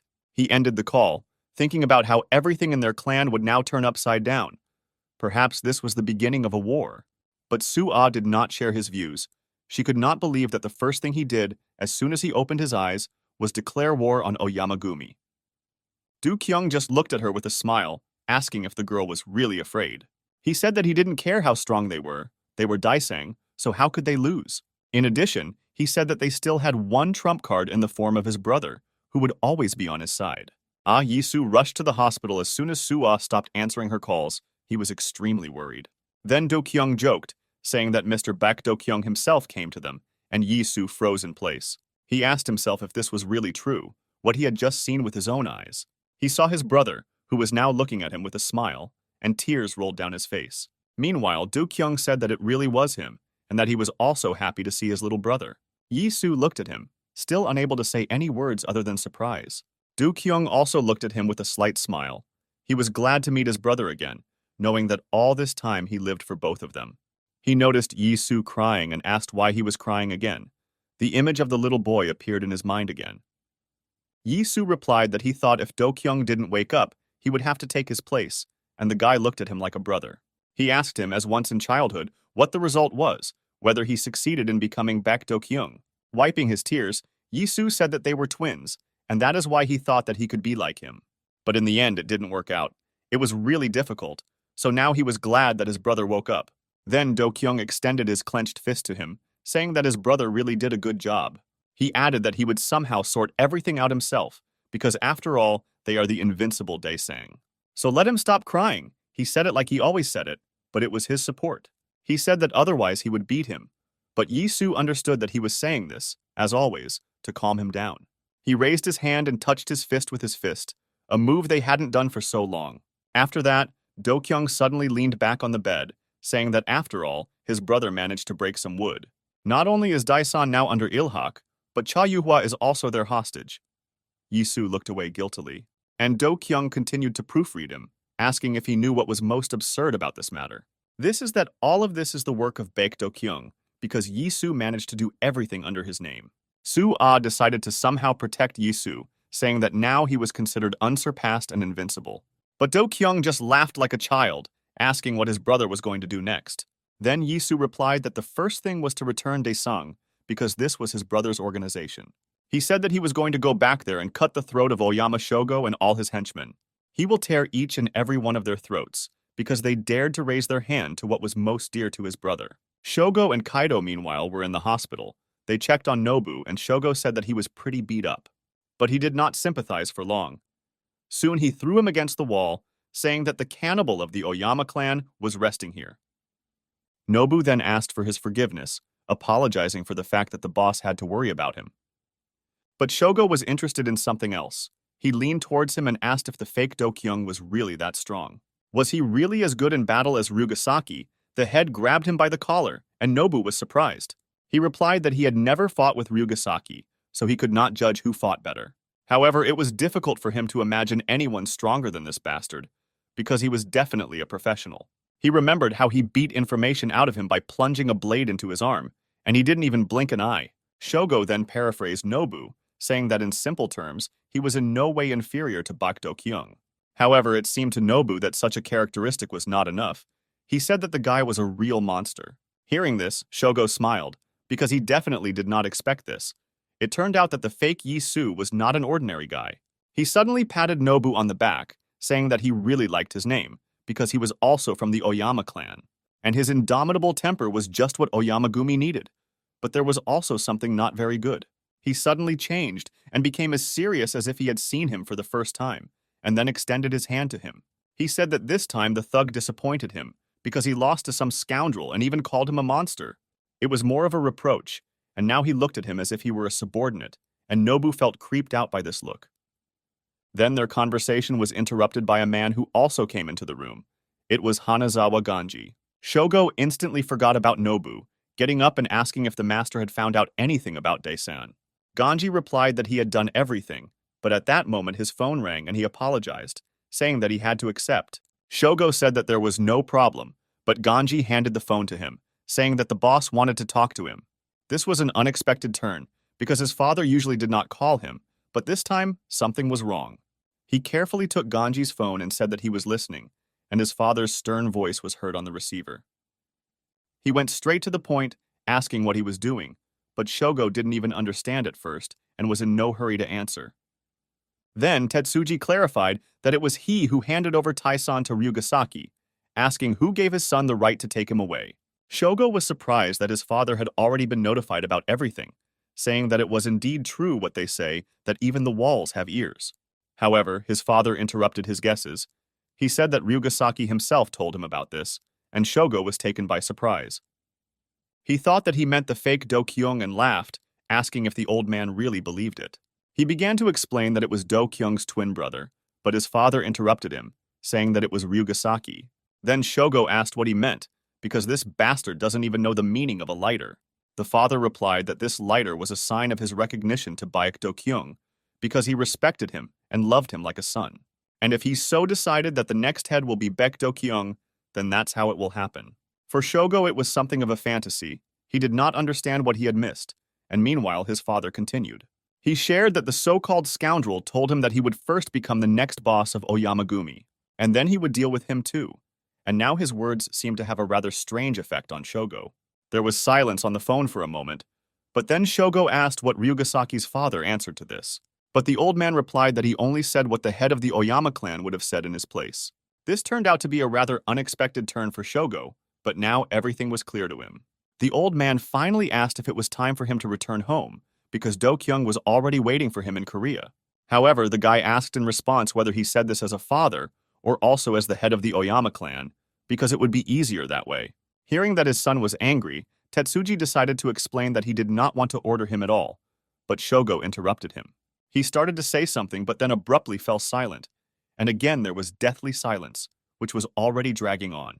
Shogo looked at Ganji standing behind him, because he had a guess about how his father knew everything so well. He pushed the man and gave him the phone, because one very unpleasant thought flashed through his head. He approached Ganji and asked if Baek Do-kyung was still alive, and he replied that this was indeed the case. Not just alive, but safe and sound. Hanazawa added that he didn't understand why Taesan did all this. Then Shogo asked why he didn't finish him off if he saw him, because it was a great opportunity. To which Ganji replied that it was because he serves the Oyama family, and Ryugasaki is also part of it. This answer puzzled Shogo a little, because he did not expect that the man took everything so seriously.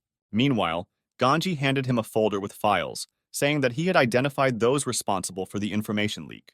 Shogo asked who these people were and where they were, to which Ganji said that everything turned out to be even simpler, because each of these people was in Seoul, which meant there was a great opportunity to visit them. Shogo showed his evil smile, saying that he completely agreed with Hanazawa, because it was luck.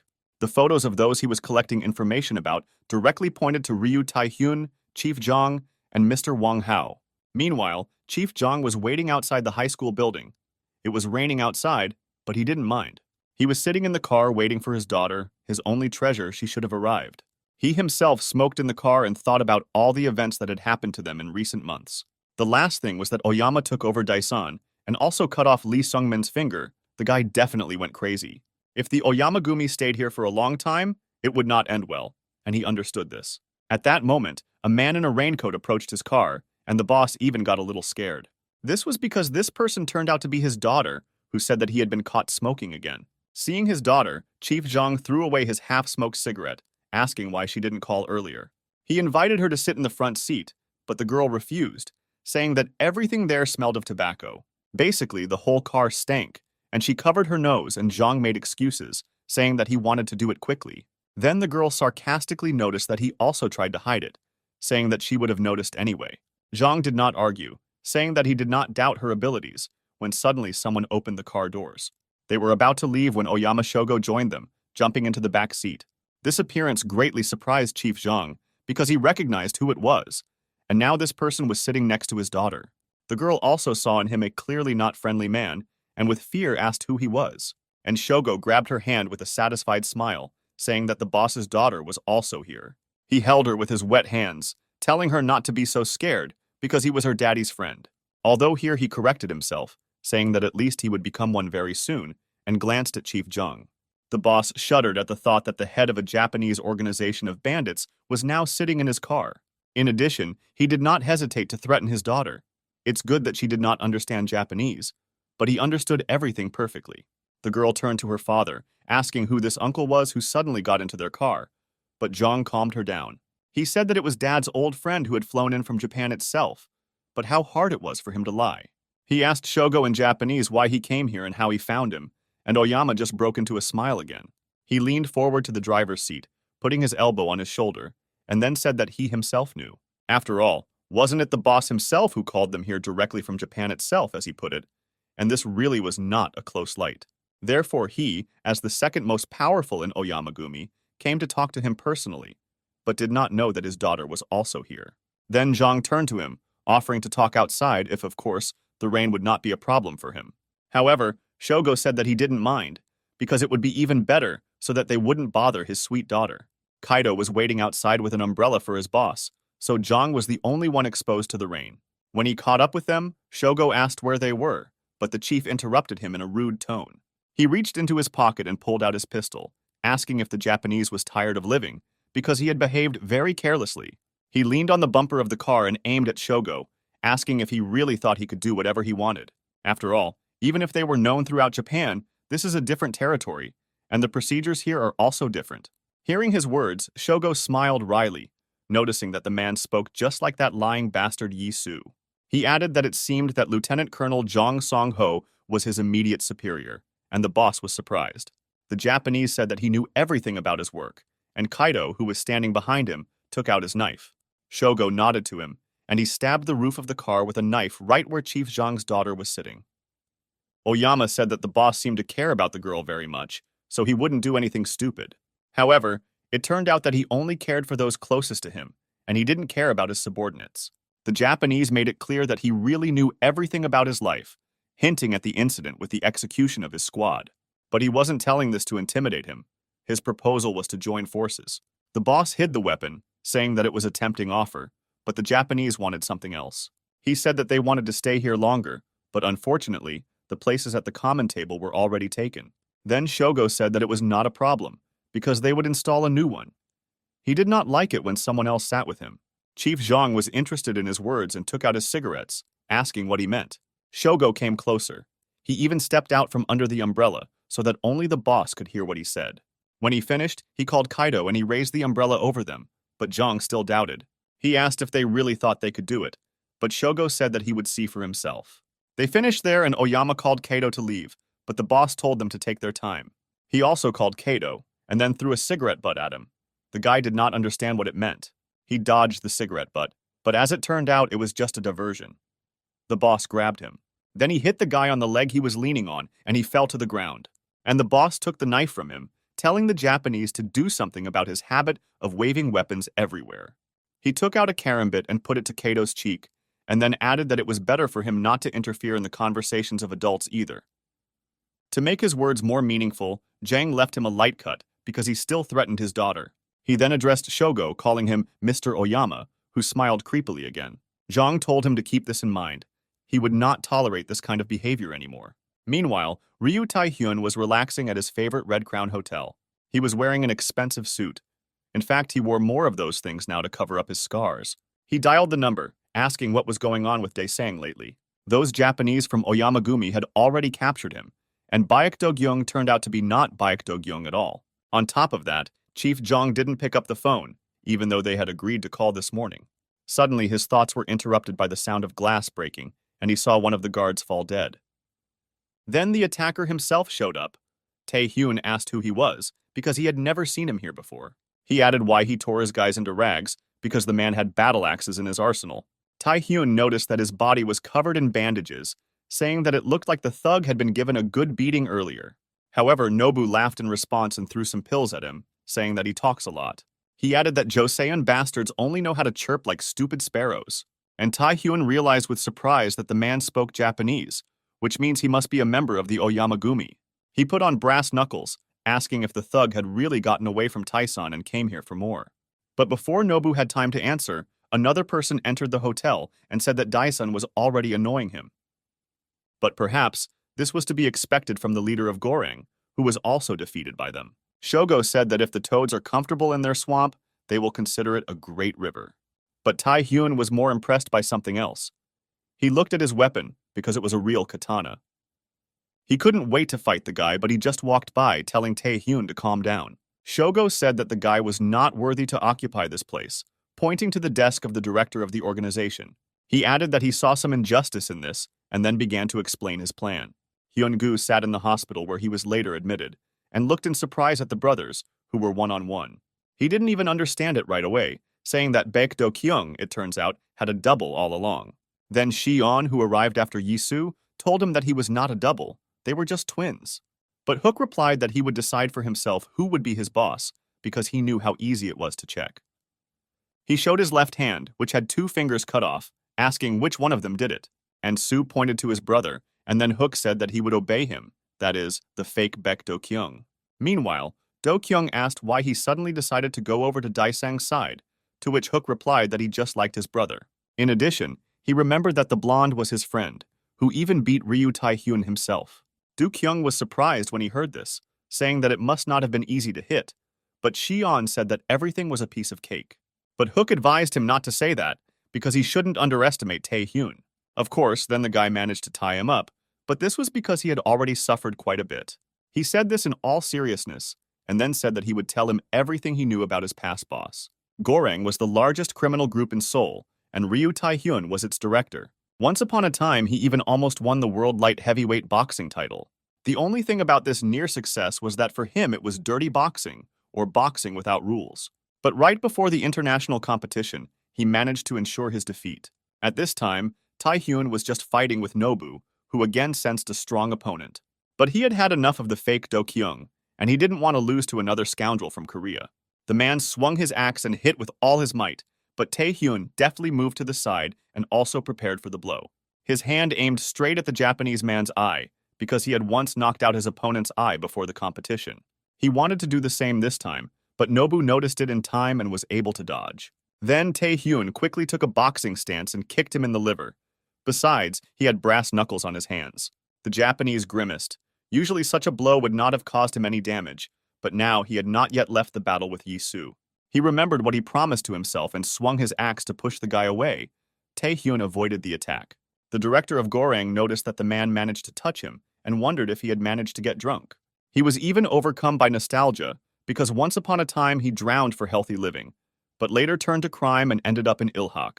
He attacked Nobu, saying that the man was already bleeding, and it was true he was seriously injured. Shogo, who watched all this, did not think that there would be anyone else who could fight Nobu on equal terms. At one time, Ryu Taehyun quickly climbed the career ladder. In just 1 year, he rose to the level of the elite. He was about to become one of the 9 knives, but something unexpected happened. He managed to knock down his opponent, and now he was on one knee, but there was no defeat in his eyes. On the contrary, the Japanese smiled evilly, and Taehyun did not understand why he suddenly changed so much and became wary. As it turned out, Oyama Shogo came up to him from behind and put his hand on his shoulder, saying that enough was enough. He said that he had already seen enough of how the great Oni could lose so shamefully, but Taehyun just grinned. He replied that his turn would come, but Shogo put a knife in his side, making it clear that this would not happen. Oyama said that it was quite shameful for him to see his clan being humiliated by the Korean scoundrels. Meanwhile, new showdowns were planned in Daisan, all because Seung-min could not yet exert the proper influence. He told Kato that he would talk to the girls himself, but the Japanese did not even pay attention to him. He kicked down the door to the guest room, where Daisan had placed Shulan and Cha Yuhua as hostages. But the girls didn't mind. At least Yuhua understood that it was better for them to be on Taisan's side. Ishizuka approached them and said that the boss had ordered an attack on Gorang, asking why they weren't complying. Shulan didn't understand Japanese, asking what this guy wanted from them, and Kaido looked at her in bewilderment. Then Yuhua translated for her, and the girl grabbed a machete, saying that somehow there were too many bosses for one wretched organization. She approached Ishizuka, asking who it was this time. Was it the Japanese bastard? The girl said that she was sorry to disappoint him, but they only listened to Baekdo Kyung. Then Kato attacked her, but Shulan defended herself by putting a machete in front. The guy's behavior surprised her. The girl asked if he was really looking for a fight, because she made it clear that she would not obey them. However, Kato didn't understand Korean. He said that the girl was too noisy because she talked a lot. Then Seung-min intervened.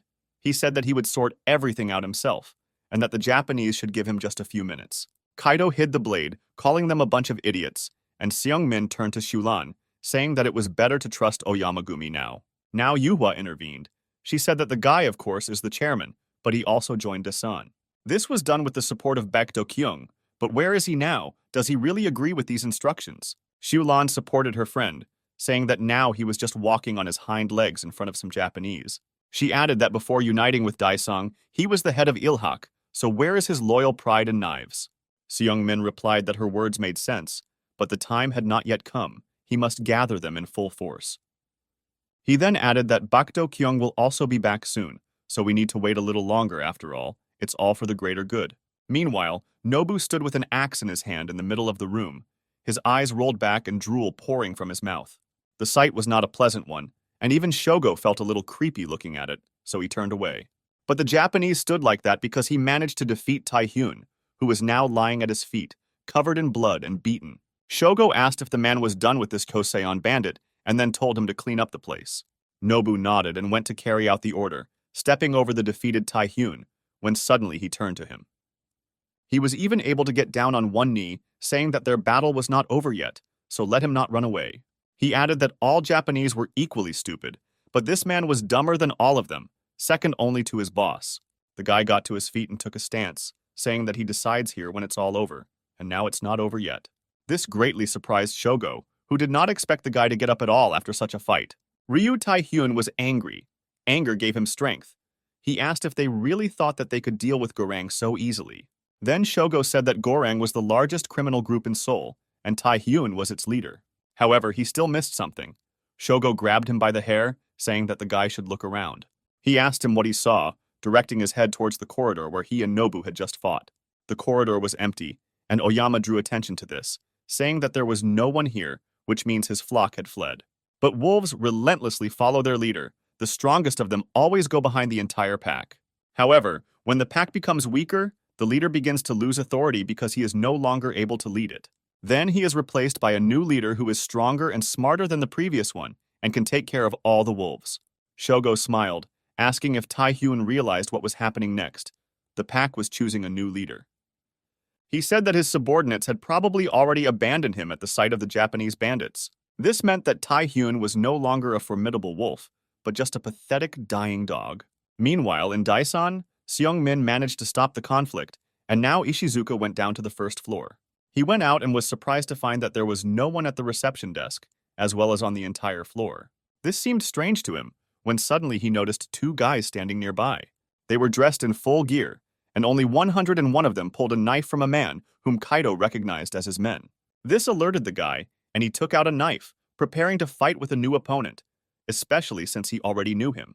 This man turned out to be the fake Do-kyung, and the guy next to him was the same blonde who once twisted his arm. Shi-on reminded his captain about this, but Yi-soo said that he understood everything and would deal with this killer himself.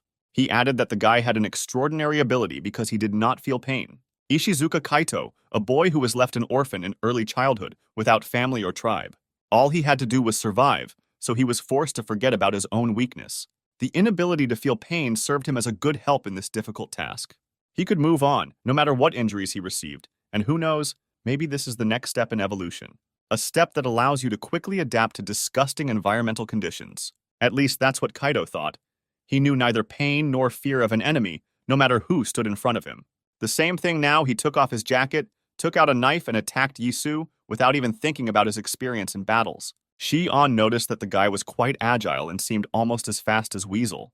He knew how to wield a knife just as skillfully, but it was still clear that his technique was rather amateurish. Therefore, he compensated for this with his attacks. The guy even twisted his leg to hit his opponent. Of course, Yi-soo was able to block. The blow itself was not extremely strong, but something else surprised him.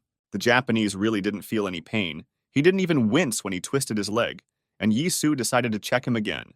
When the guy attacked again, he grabbed him and twisted his right arm and then pressed on the shoulder joint. Kaido only felt the crunch of his bones, but he didn't care and attacked the commander with his foot again. Shi-on thought that a normal person would have fainted from pain a long time ago, but this dreamer couldn't care less. It's useless to even use grips against him.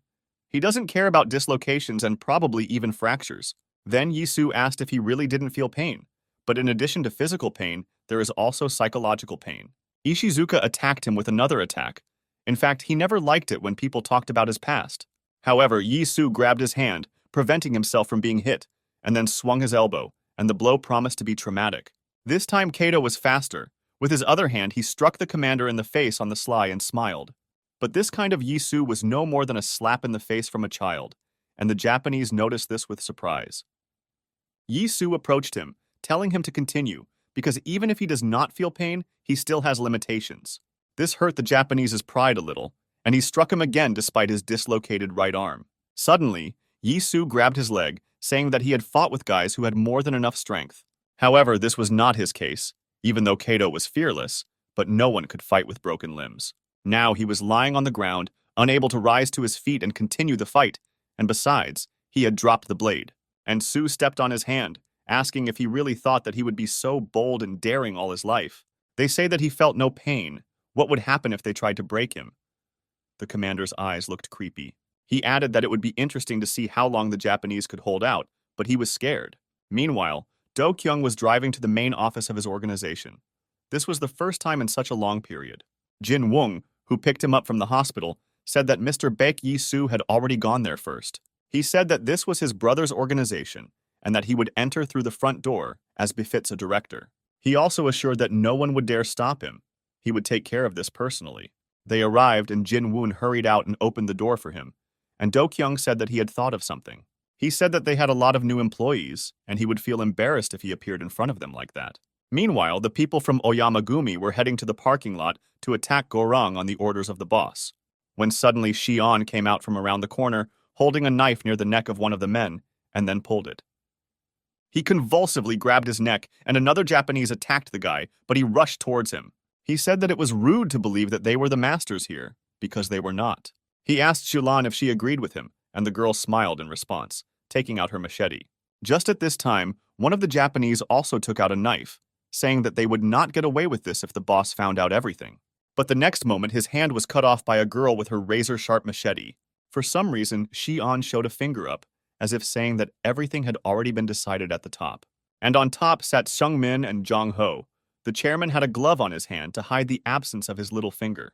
They heard the sounds of a parked car, and Jung-ho said that they should go say hello to Do-kyung. Meanwhile, Kato was frightened by Yi-su's words that he would break him, and now tried to escape, but so far in vain. At that moment, Baek Do-kyung entered the building. He said that Daesan means great mountain, not a small hill. So if the Oyamagumi really think they're small fry, then it's time to remind them otherwise. He saw Ishizuka and his brother, who apparently had already given the Japanese assassin a good beating. Do-kyung asked how they dared to look down on them, because if you want to look, you have to raise your head higher. After these words, he leaned towards the guy, who recognized him as the real Rugasaki, and was seriously scared. 2 months have passed since then, and now the 3 of them were sitting again, or rather, now the 4 of them. The brothers told them that all this time the real Baek Do-kyung was wounded and bedridden, and his younger brother replaced him. She said that it was difficult for her to believe that they were subordinate to someone who had never even been in charge. But Do-kyung replied that Baek Yi-su performed the direct duties of a deputy. They agreed with him. He added that he would like their relationship between Il-hak and Cheon-woong to remain the same. He then suggested that we leave it at that because there were much more important things to focus on. Then Yuhwa took the floor. She apologized for her subordinates' manners, or rather for their lack. But then she added that she agreed with her on some things, because initially they joined his brother. So their complaints were quite reasonable. They wanted Baek Yi-su to continue to be their boss. Their discussion was interrupted by Seung-min, who said that they should still return to the main problem. He held the newspaper and read the headline on the first page, which said that the Omagumi had bought the Red Crown Hotel. It turned out that these Yakuza had reached Gorang. Yuhwa asked what happened to Ryu Tai-hyun. Seung-ming turned to Yi-su, saying that Gorang was very closely involved with the One-Sink project and Chief Jong. The fact that the Oyamagumi took possession of it means only one thing. They united with the boss for a common goal. Then Do-kyung said that they should find out for themselves. He took out a letter saying that it was from the former committee. This was a good reason to pay them a visit and see who sang with whom. It all started the next day. Yuhwa arrived at the Red Crown Hotel, but there were security guards there who asked her name to check on the list. Then Lady Cha took out the invitation envelope, saying that she was the head of Cheonong. It worked. The guard said that her name was indeed on the list and missed it, but added that it was strange. After all, the head of Cheonung was already present at the meeting, and these words greatly surprised the girl. Oyama Shogo and Wang Hao were already in the room. The Japanese said that running a business was not his first priority. It was he who wrote this letter, where he said that he would like to get good advice from more experienced colleagues. That's why he arranged this meeting. Wang Hao said that his business had expanded so much that it had moved to a neighboring country. Shogo thanked him for his praise, however, saying that the Dragon Triad had also opened a branch in Korea. The guy poured the man some wine, asking what it was about these lands that drew them all here like a magnet. And then, seeing that Wang Hao was thinking the same thing as him, Shogo proposed to unite and act together. Now this will be their Chonun. But then they were interrupted by a female voice who said that they had made a mistake. It was Cha Yuhua who entered the room and heard their last sentence. She said that Chonun belonged to her as the head, and Wang Hao replied that he did not expect her to come. Then the girl sat down in her place at the table, saying that since the eyes were there, the deputy could leave. Wang Hao realized that this was a hint at him. He said that the girl's courage was great, but he remained. Meanwhile, another guest entered the room, whose arrival Shogo was very happy about and went to meet him. It was Chairman Lee Sung-min, who greeted the Japanese in the same casual manner. Oyama pointed to the table, telling him to sit down, because he also had his own place. When everyone sat down, he went to the last empty chair, saying that since everything was assembled, they could begin. Meanwhile, another person was heading towards the entrance of the room. His appearance should have been a surprise. Seeing him, the guards asked what business he had come for, and also what his name was. Then Do-kyung introduced himself, saying that he was the director of Daesung, but the men said that his name was not on the list. However, this did not stop him. He said that it would pass anyway, so the men should not have strained themselves. He added that he had not worn this suit for a long time, but it was not cheap and had not yet recouped its cost. Shogo, who was about to sit down and start a conversation, froze in surprise, because he definitely did not expect him to come. Oyama immediately recognized him as his real half-brother. This one was definitely Baek Do-kyung, and he said it out loud. But Do-kyung interrupted him and hit him with his cane, saying that he was mistaken. Now his name was Rugasaki. When he talked about the letter he received from the former committee, he was curious to look at the guests. Then Yisu wanted to go with him, saying that this time Oyama Shogo would be in trouble, but Do-kyung did not think so. He asked if Yisu remembered what he told him in the hospital. Now he will somehow figure it out on his own. Now he noticed with annoyance that he wasn't even given a place at the common table. Then he went to the table opposite and sat down on one of the chairs, saying that he would sit here if they didn't mind. Wang Hao did not understand which brother was in front of them now. He decided to check it by turning to him. But Do Kyung said that the man was somehow suspiciously friendly, clearly not recognizing him. But then he suddenly remembered, saying that he was the same guy from Chonan, to whom he had given a lot of shit. The guy apologized for not recognizing him right away, explaining that the man was sitting in the wrong place. He invited him to sit next to him. After all, the heads of the largest organizations gathered at that table. Wang Hao was very angry at this attitude towards his person, but he restrained himself and even decided to accept his offer. He sat down next to him, asking if the director would buy him a cigarette, and Do Kyung replied that he would be happy to share. He handed him a cigarette and then brought him a lighter, and Shogo noticed that it was his father's. Do Kyung said that he saw that the composition of the committee had changed somewhat because he had not seen some of his old colleagues. He said he knew what happened to Gorang, but asked what they did with HHS, and Wang Hao noted that he was acting differently. Shogo responded that the HHS boss must have been too busy to grace them with his presence. However, he added that he only invited bosses to this meeting. Could it be that this time he was talking to a real brother? But then he suddenly took the cigarette from his mouth, saying that it no longer mattered to him. After all, under their small mound there is enough space for two. It would even make a good family grave. He put out the cigarette on his shoulder, so Do Kyung turned it into a joke, saying that it was an expensive suit. Shogo said that he could offer an alternative. He and Do Kyung together would take Daesan into their hands and bring this city to its knees. He added that they would do it in the name of the Oyama clan, but Do Kyung interrupted him, saying that he refused. He asked if his father hadn't told him that he would become the head of Oyama Gumi, so he didn't need his brother's handouts. In the end, he would finish him off with his own hands if necessary. That was his decision. And he also said that Shogo himself knew that they would rather gnaw each other's throats than work together. But he was still curious about something. He asked why his brother was trying so hard to kill him from the world. Then Shogo approached him, angrily asking if he really fancied himself a fighter for justice. After all this was his, Shogo, from the very beginning, both the clan and his father, and he stole it because his father sympathized with him more.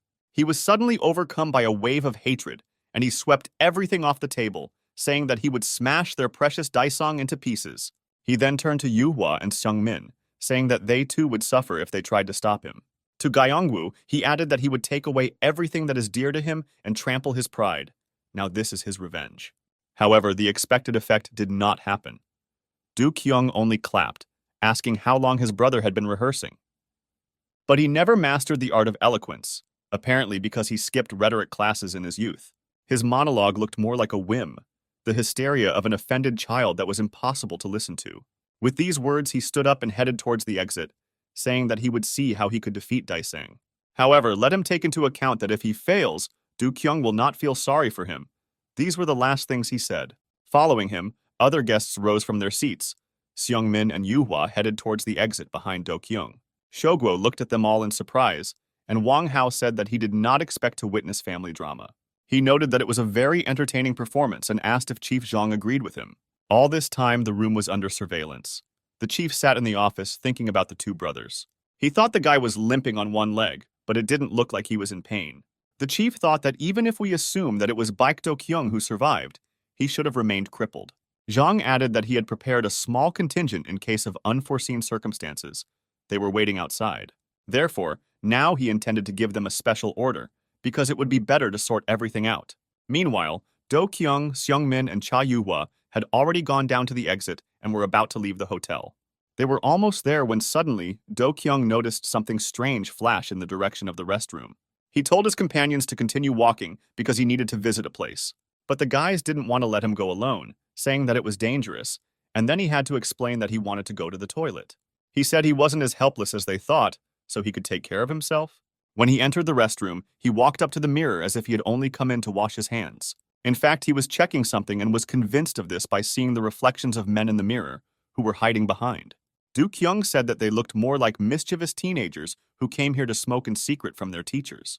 He added that he had some kind of déjà vu, because they had already tried to kill him once under similar circumstances. Only this time the men should have aimed better. He suddenly became serious, finished wiping his hands and got ready. Meanwhile, in the port, A single ship was preparing to sail tomorrow, but this was not destined to happen. Several men came to check on something because they had received orders from their boss. These were the Japanese, Oyama's people, who had already found the right door and were going to open it to check it. When one of the men pulled the door towards himself, several transparent bags immediately spilled out of the room. Seeing what it was, the Japanese said that in his time, they had to hide something like this in the belly of a tuna fish in order to smuggle it through customs. And those who hid all this here didn't even bother. A whole warehouse of bags opened in front of them. On the other hand, it turned out that this was not yet prohibited in Korea. Apparently, the government had not decided. However, although it is legal here, the guy said that he did not think that their leader would get involved in the drug trade. He even seemed to decide to throw away one package, but the man took it away, telling him not to worry. He said that this was a direct order from Shogo-san, and they are carrying it out as befits loyal subordinates. He added that he also heard that the boss had decided to retire, and the others looked at each other in surprise. Then the man explained that since Rugasaki and their boss entered into a fight for the right to lead the clan, Shogo decided to retreat into the privacy of his room, delegating authority to his deputies, or so he was told. Meanwhile, Baek Do-kyung fell straight into the lion's mouth, but he himself signed his own death warrant. The man began to hammer on the door and put on the lock, which he was now closing, saying that Do-kyung was probably already dead. Meanwhile, he asked who his younger brother was, because he had heard that he was a former commander of the NAR. As he said this, he heard a noise behind him, so he turned around, but immediately froze in surprise. The guy standing behind him was holding his neck, trying his best not to get strangled by the fishing line. The one who threw it around his neck was Shion, who asked why the man was silent. Weasel was also with him. The man realized that they were being watched all this time and wanted to run away, but another guy was climbing the stairs. He was wearing a dark cap, but his manner of voice and gait identified him as Mr. Pak. He asked who was already dead there. Meanwhile, Do-kyung threw away his cane and took a stance. Fighting in the restroom was uncomfortable, but there was nothing left to do. He was able to knock out the weapon from one of the opponents. Oddly enough, he moved quite well and hit clearly. The men who attacked him were like a specially selected squad that had been ordered to kill him. They were well trained, so it was not easy, but the guy knew what he had to do. He pretended to back away, but as he did so, his leg gave way and he almost lost his balance. Then another man came out from the shadows of the restroom and said that his guess had just been confirmed. He then explained this to his subordinates, saying that the guy was limping on his left leg, so they should aim for it. He also added that the guys should not rush headlong into battle, because in front of them was Baek Yisu's brother. This meant there was no need to launch a frontal attack. They should have simply exhausted him to the limit. It was Park Chan-hoon. During this time, he became the commander of the One-Sink Special Forces, and added that today, Do-kyung will be their prey. After these words, the guy ordered his men to take him, acting according to the plan, and Do-kyung said that it was nice of him. Even though he limped on his left leg, his arms were fine, and the men felt it well. He cut down his opponents one by one, and something about his fighting style was strange to Chang-hoon, but he did not understand yet. Suddenly, one of his men managed to grab Do-kyung by the elbow, and Do-kyung himself did not expect this. The guy who did this screamed for the others to attack because this was a great chance to finish him off. But of course, Do-kyung could not afford to miss such an obvious attack. He grabbed the guy by the neck with his other hand. Then he sharply pulled the other attacker towards him and tripped him, so that he flew towards his comrade. They fell on top of each other, and the knife flew out of the hand of the one who was running to finish him off. Do-kyung took advantage of this. He grabbed the knife on the fly, and this was very opportune, because at that moment Chang-hong prepared to attack. He took out his blade and attacked the guy, and he turned sideways towards him, putting his right hand forward. In his left hand, he squeezed the knife tighter and turned it in the right way. Anyone attentive would have already noticed what was wrong. Their blades met, both struck with such force that sparks flew everywhere, and the boys jumped away from each other. But Chang-hong clearly felt superior to his opponent, thinking that such a fight would be easy to win.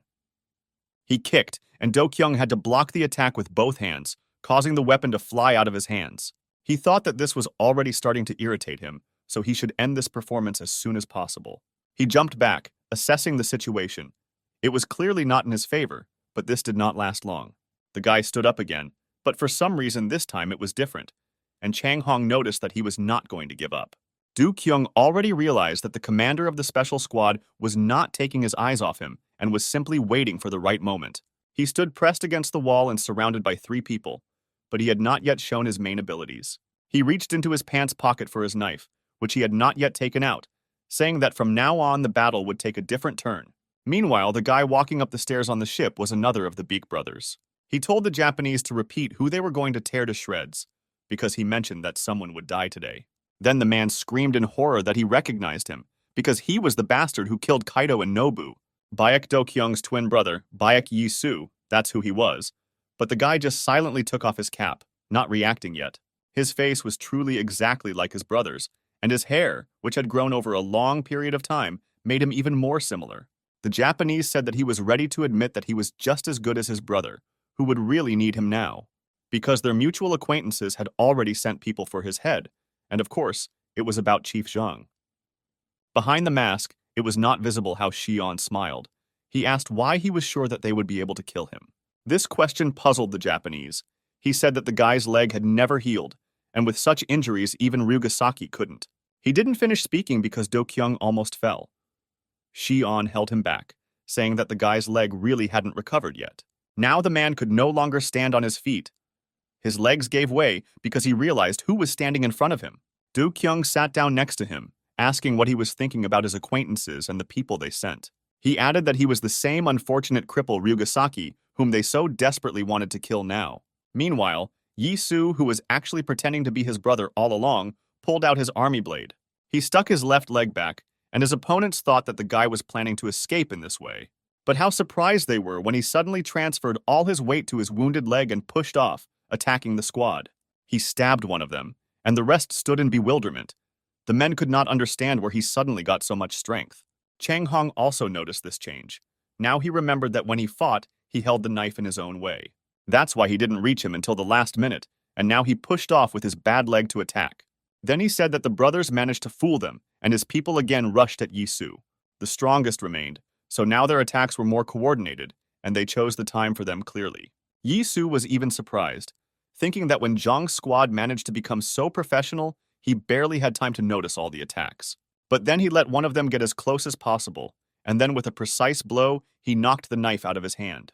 Then he grabbed this knife on the fly, and now he already had 2 weapons, so things should have gone better. It became much easier to defend himself, and he stopped retreating, preparing for the final attack to end it all. He no longer held back and fought with full force. The opponents also realized this, but it was too late.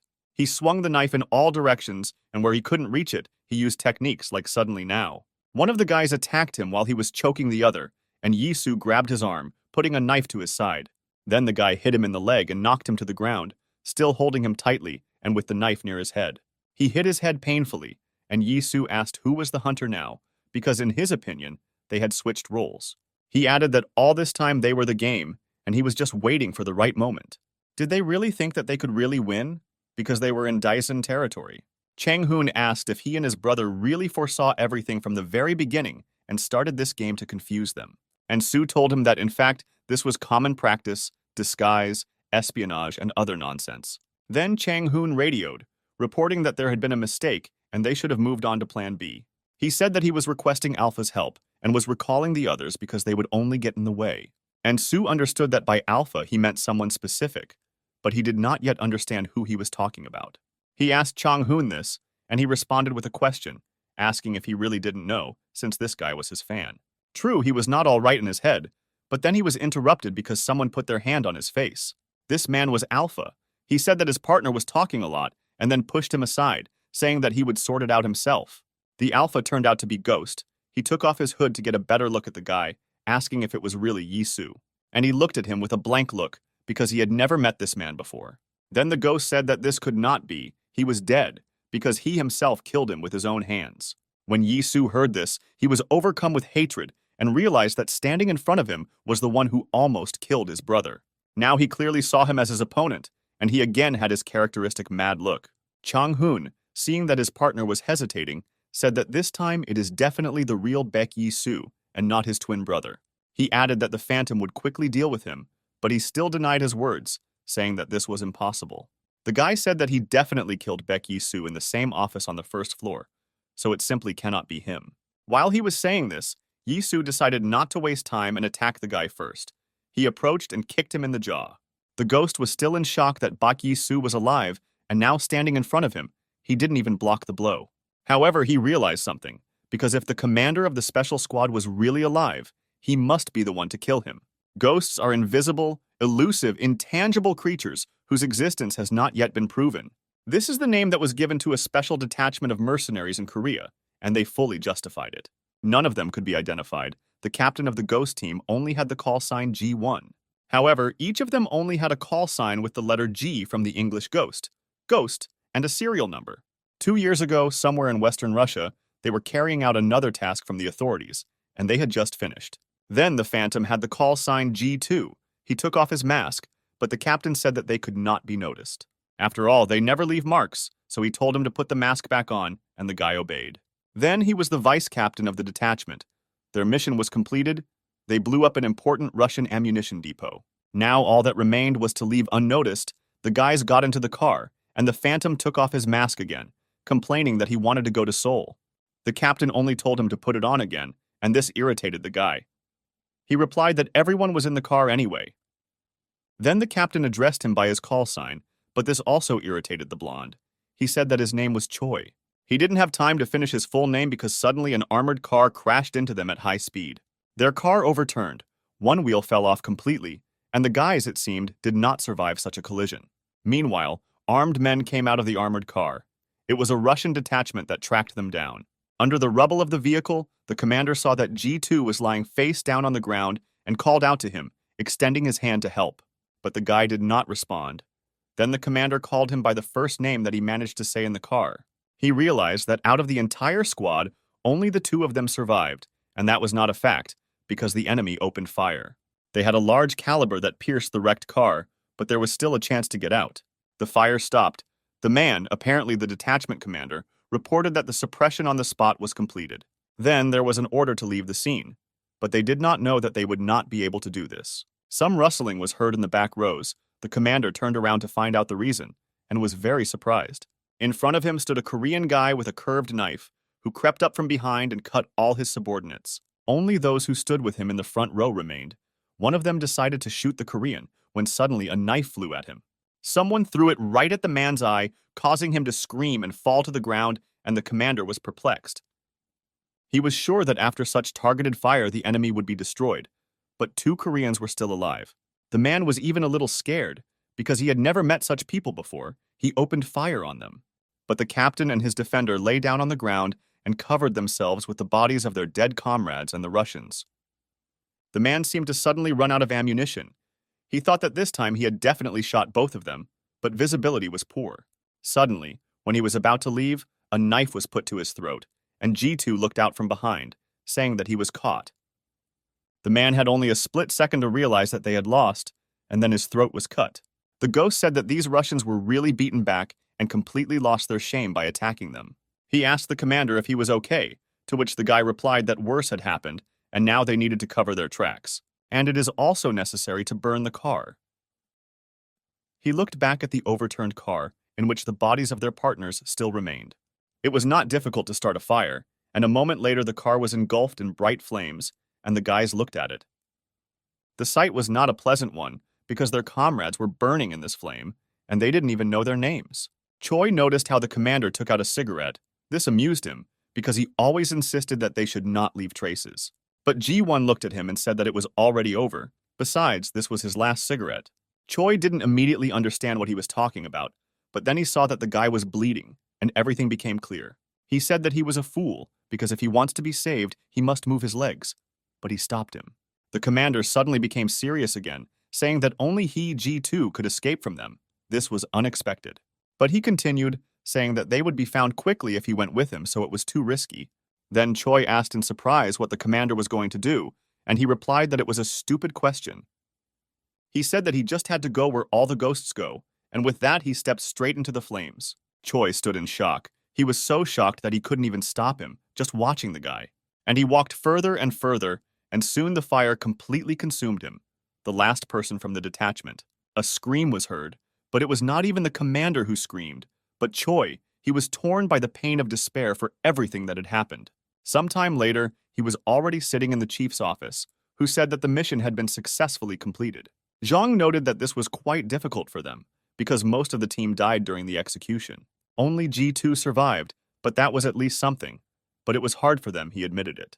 Then he added that the Russian authorities are ready to return the charred remains of the fighters, something like repatriation. But unfortunately, they cannot accept their offer because it is the same as confessing. He lit a cigarette and looked at the guy, saying that they had miscalculated something. For a minute, there was silence in the room. Choi was gradually overcome by hatred because the authorities refused to even bury the fighters. He smiled evilly, asking what the man wanted to hear from him about this. Then Zhang sat back and said that all this would not have happened if it had been organized differently. He suggested that perhaps the problem was that they sent a whole squad into this inferno, and the group was easy to detect. Therefore, from now on, the ghost will work alone, and it will be him, G2, this will be quite enough. Hearing this, the guy stood up, putting his hand in his pocket for the karambit. The boss got on his nerves. At that moment, one of the subordinates burst into the office, reporting that a call had been received from the Counterintelligence Corps.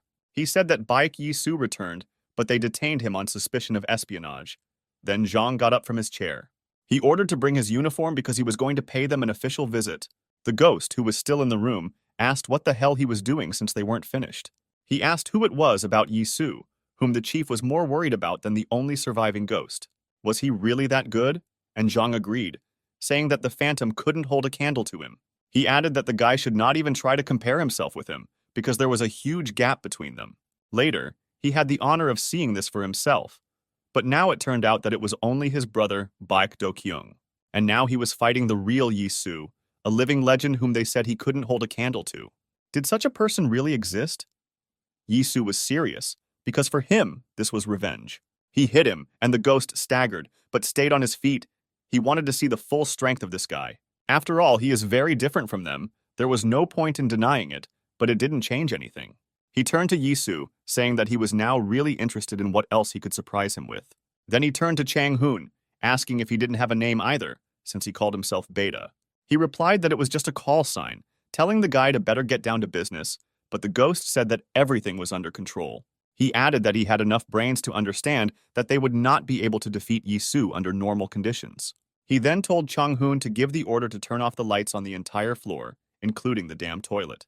It was an unexpected request, but the Phantom told his partner to move and do what he said. After all, even though there are incredible rumors about the strength and skills of Commander Baek Yi-soo, there is another legend. Wondering if YS had heard about them, the Phantom put on his mask, and the lights went out on the entire floor, leaving them in darkness. The guy said that he would be happy to show him everything he could, calling him the legendary Baek Yi-soo. The commander had 2 knives, which allowed him to quickly react to the slightest movements. But this did not really help. Several times the ghost almost hit him, and it began to irritate him. Yi-soo called the guy a show-off. He added that he still saw him just a little in the reflection of the knives, but the Phantom did not respond. The legend about those who have no form and are capable of disappearing without a trace. About invisible and elusive ghosts. That's what he was going to tell him about. Choi suddenly appeared behind him, and it was very dangerous. Do-kyung didn't really like this idea of reincarnation. He thought he could handle it himself. The director asked if they had to do this while wearing their brother's Special Forces uniform. After all, why bother so much if everyone already knew that they were both alive? But Yi-soo replied that it was for their own benefit. He explained that now that Chief Zhang knows that he has a twin brother, things will become more complicated. After all, the boss will certainly want to kill them both, and Do-kyung's leg still hasn't healed enough to fight. So most likely the first thing they would do was try to get rid of him, and pretending was just the thing. They decided on this, but before leaving, Do-kyung asked if the guy who almost killed him was still alive. And Soo didn't understand who his brother was talking about, so he said that he didn't know, and for some reason, Do-kyung thought about it. Then he gave a brief description to the ghost, and Shion called out from behind him, who remembered that he also fought with this madman. Hearing this, Do-kyung was surprised and praised the guy, saying that he also beat Ryu Tai-hyun. Remembering the director of Gorang, he said that this one must be finished off too, adding that he was already losing his skill. However, Shion hurried to stop him, saying that that was not the case because he was also very puzzled. He put on his hood and twirled his karambit, and then added that he didn't think he'd meet anyone like them anywhere. After all, those guys were just as professionals, more like predatory animals, capable only of killing. But then he added that brother Do-kyung gave him a good treatment, remembering the scar that ran all over the ghost's face. But Yi-soo thought that the guy was a dangerous guy, because it turned out that he was trained the same way as them. It was impossible to underestimate him, because if he was a mercenary, killing someone was a piece of cake for him. Shi-on added that he could fight this guy on equal terms because he had undergone similar training. But he has excellent reflexes, and if he had not been careful enough, he could well have lost to him. So he advised the captain to be on guard at the sight of that gray-haired man, because mercenaries are not to be trifled with. And Su replied that he already understood, and Shi-on said that he did not envy that poor fellow. It was a compliment to the commander. Du Kyung smiled upon hearing this, asking if his little brother was really that good, and Shi-on nodded. He said that he was wondering what specialty this mad guy had, because he was also a mercenary. At the last second, Yi-Su was able to block his attack from behind, almost losing his ear. Actually, the Phantom did not have a specialty as such, however. If you have to choose, then something comes to mind. The commander realized that this was his chance to seize the initiative, because the enemy was within his reach. He tripped him up and twisted his arm, and then threw him to the ground so that he had nothing to grab onto. Shi-on agreed that the guy specialized in eliminating such professionals. Perhaps this was the most appropriate description, but now the Phantom clearly did not correspond to it. Yi-Su swung his knife and stopped it right at the guy's face. At the last moment, he changed his mind about killing him in this way. While he was hesitating, Chang Hong was able to approach him unnoticed, and now he kicked his arm, knocking out the weapon. This was a good chance for Ghost, who was able to free his hand and grab the knife, aiming at Yi-Su. Meanwhile, Chang Hong swung again. They planned to attack from different sides, but Yi-Su saw it. He decided that it would be best to leave, so he chose a defensive tactic and put out a second knife, blocking the guy. Then he jumped back, and the Ghost was able to get out, and was now standing next to Young-hoon. The commander was opposite them. Choi asked Chang-hoon if he was really tired of standing like a pillar, to which he replied that he did not expect such gratitude. Then the Ghost again took a stance, preparing for another attack, and asked the guy to cover him. In general, Yi-Su had nothing to worry about. He only thought about one thing. His goal was revenge for his brother. And he didn't care if even the enemy went crazy, because they said that the Phantom was a little crazy. They rushed at each other again, their knives clanking, but did not touch either of them. Both fought on equal terms. Yi-Su was even able to adapt to fighting in the dark and now saw all the movements of not only the Ghost, but also Chang Hong. He fought off the two at once, but soon Chang Hong stopped attacking, seeing that the guy was more focused on the Ghost. He didn't understand why he behaved this way, but all his blows were stubbornly aimed at the Alpha, who barely dodged. But suddenly, one blow still got him. Yi-Su hit the guy in the neck and then launched a counterattack. The commander was in no way inferior to him. Perhaps his experience and skills were even greater than those of the Ghost. He also hit him with his knee, and he barely had time to put up a defense, but the blow still went through. Then the Phantom boiled with anger that he could not take over the initiative and began to wave the knife. Of course, this was in vain and only meant that the enemy had lost his composure, and Yi-Su took advantage of this. He clenched his blade and spun it around a little, then jumped towards the Ghost and charged him in the jaw with the hilt. It's impossible to say what surprised Choi more, the attack itself, or the fact that he did it with an ordinary knife handle. But Yi-Su didn't stop there. He grabbed him by the hair, intending to continue beating him, but changed his mind. The commander told him to get up, because he could not even dream of an easy death, however. He did not deserve it.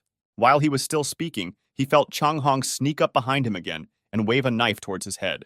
To evade, he had to let go of the Phantom again, who was able to get out this time. Chang Hong muttered something displeased, asking how he was able to dodge, but Yi-Su did not answer him. Then Chang Hong, soberly assessing the situation, turned on the receiver and turned to his superiors, saying that they were retreating. At first glance, this was logical, because they were at a disadvantage, and this could not continue. But on the other hand, the Ghost did not agree with Rim, and he had to explain that now Yi-Su was too tough for them. Therefore, now the best option was to retreat, but the guy suddenly remembered the face of his former commander.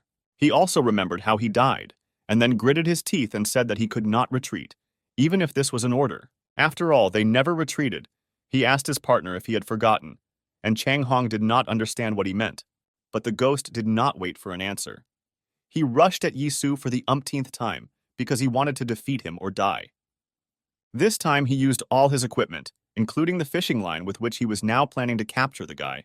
He jumped on him, and Yi-Su put out his knife. He even had to grab his own hand for support. They pressed on their blades, looking into each other's eyes.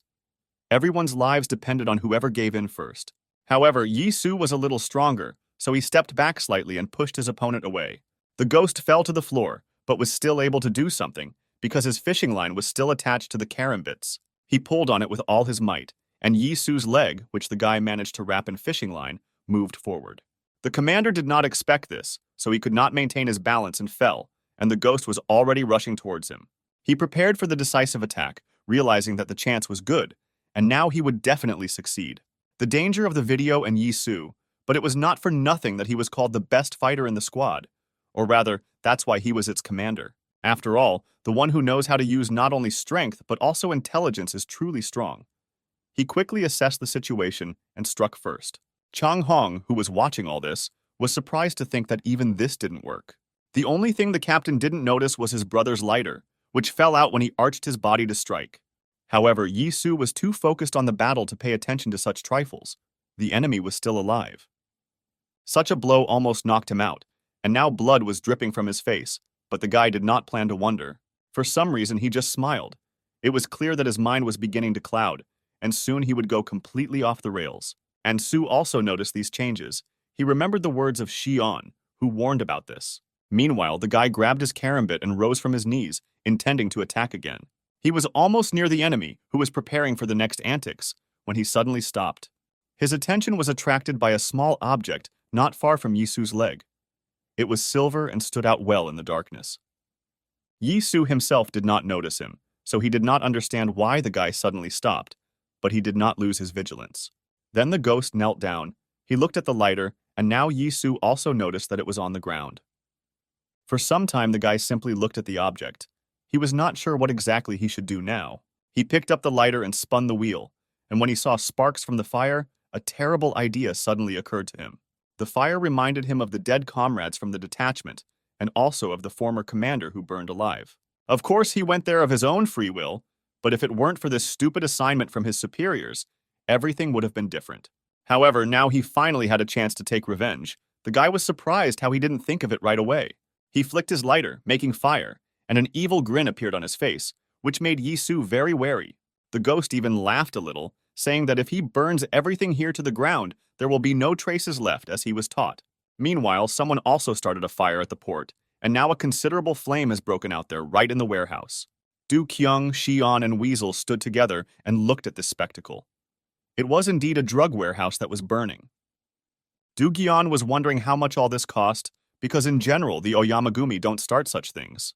Therefore, he assumed that this fool Shogo must have started the arson himself, because he will do anything for money. He wondered if his brother really wanted to become the head of the clan, in which case he should not allow this to happen. Kyung-chun took out a chocolate drink, because he was hungry again, and handed it to his new acquaintance, that is, Do Kyung. He said that he did not think that he would have to move all the way to the south to see this, because it was the first time. The boy remembered that there were frequent floods in his area, and while you are fiercely fighting for life, all the food floats away. So, he explained, when you're literally starving, food is the only thing you care about. Sometimes people went crazy with despair and dug raw potatoes out of the ground in order to quickly eat them. They fought and killed each other for a piece of bread. When he remembered this, he constantly shuddered. After listening to his story, Do Kyung gave him the cookie back, saying that he couldn't eat it because he felt like he was fleecing the child. But Kyung-chun replied that everything was fine, because who else should he share with, if not with those whom he considered friends? Then Do Kyung waved his hands, asking if the boy didn't go to school or something like that. Shi-an noticed that these bastards from Oyamagumi even brought drugs here. Is this really the end of it all? But Do Kyung smiled. He knew that this was not so. They must have already figured out how to introduce this nonsense into the One Sync project. However, he will not allow them to accomplish their plans.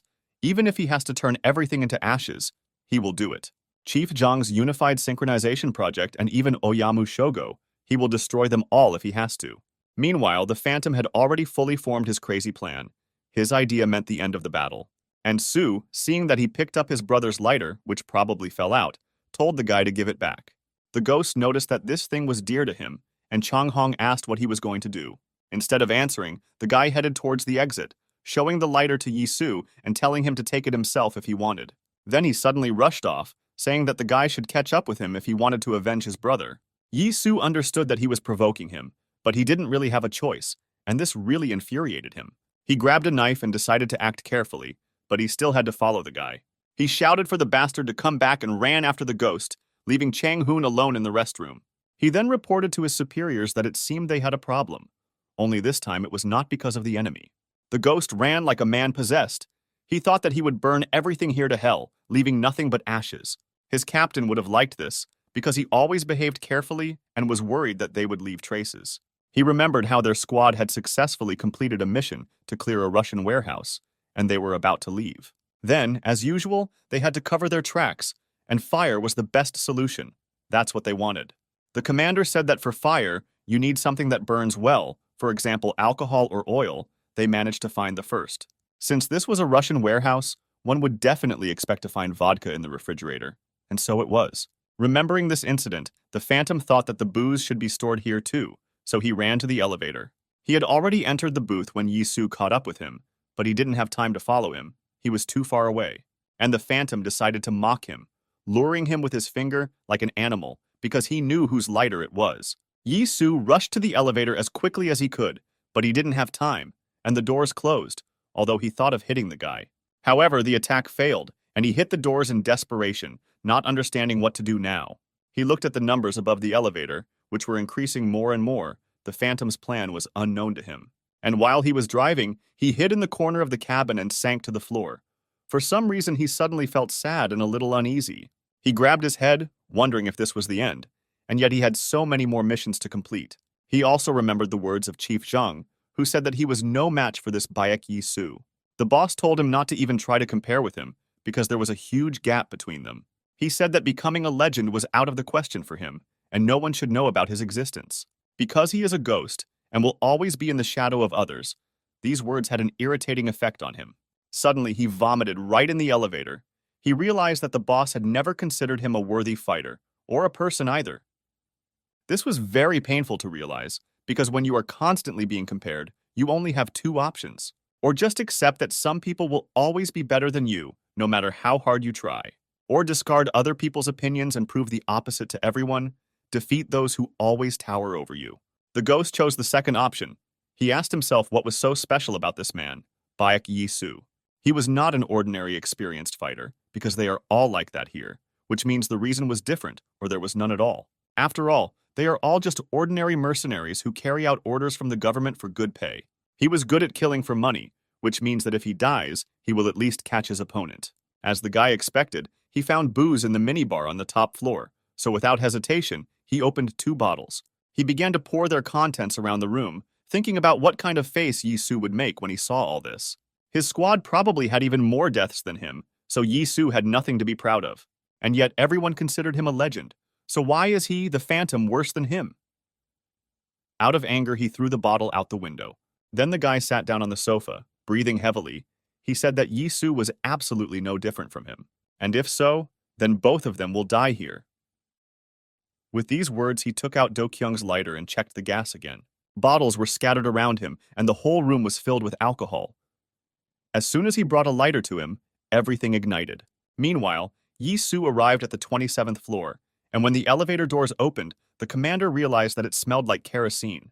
This was in the literal sense of the word, because in front of him was a terrible picture of a room that was being consumed by flames. During this time, it had already spread almost everywhere and covered more and more territory with every second. The commander covered his nose with his elbow to avoid inhaling carbon monoxide, and then heard someone call him. It was the ghost himself who asked if he would really stand and watch as the flames consumed his daesang. More precisely, it was his brother's daesang, because Yisu came to pick up this stupid little lighter. He added that he mentioned a place for his brother, so isn't now the time to answer for his words? Or maybe they played a prank on everyone again, and the real Baek Do-kyung fell by his hand after all. Then Yisu could no longer listen and tolerate this nonsense. He attacked the guy, telling him to shut up, and the ghost just laughed. He was amused by the fact that the enemy was angry. He added that soon everyone here would burn alive. Yisu almost approached him and prepared to attack, but for some reason the enemy jerked his hand to the side. It turned out that there was still a fishing line attached to his karambit, which he tied to a table in another room. And now he pulled this line, and the chair flew towards Yisu with great speed, breaking the window. The guy managed to duck down at the last moment because he noticed the fishing line in time.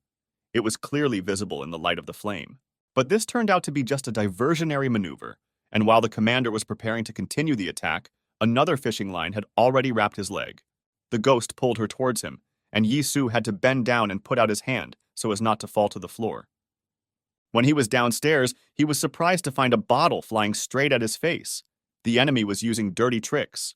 With one knife, he cut the fishing line that bound his leg, and with the other, he broke the bottle, moving his hand slightly to the side.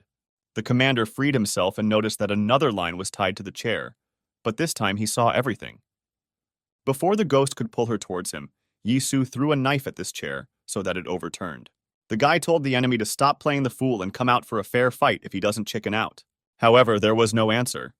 Silence hung in the room, broken only by the monotonous crackling of the fire.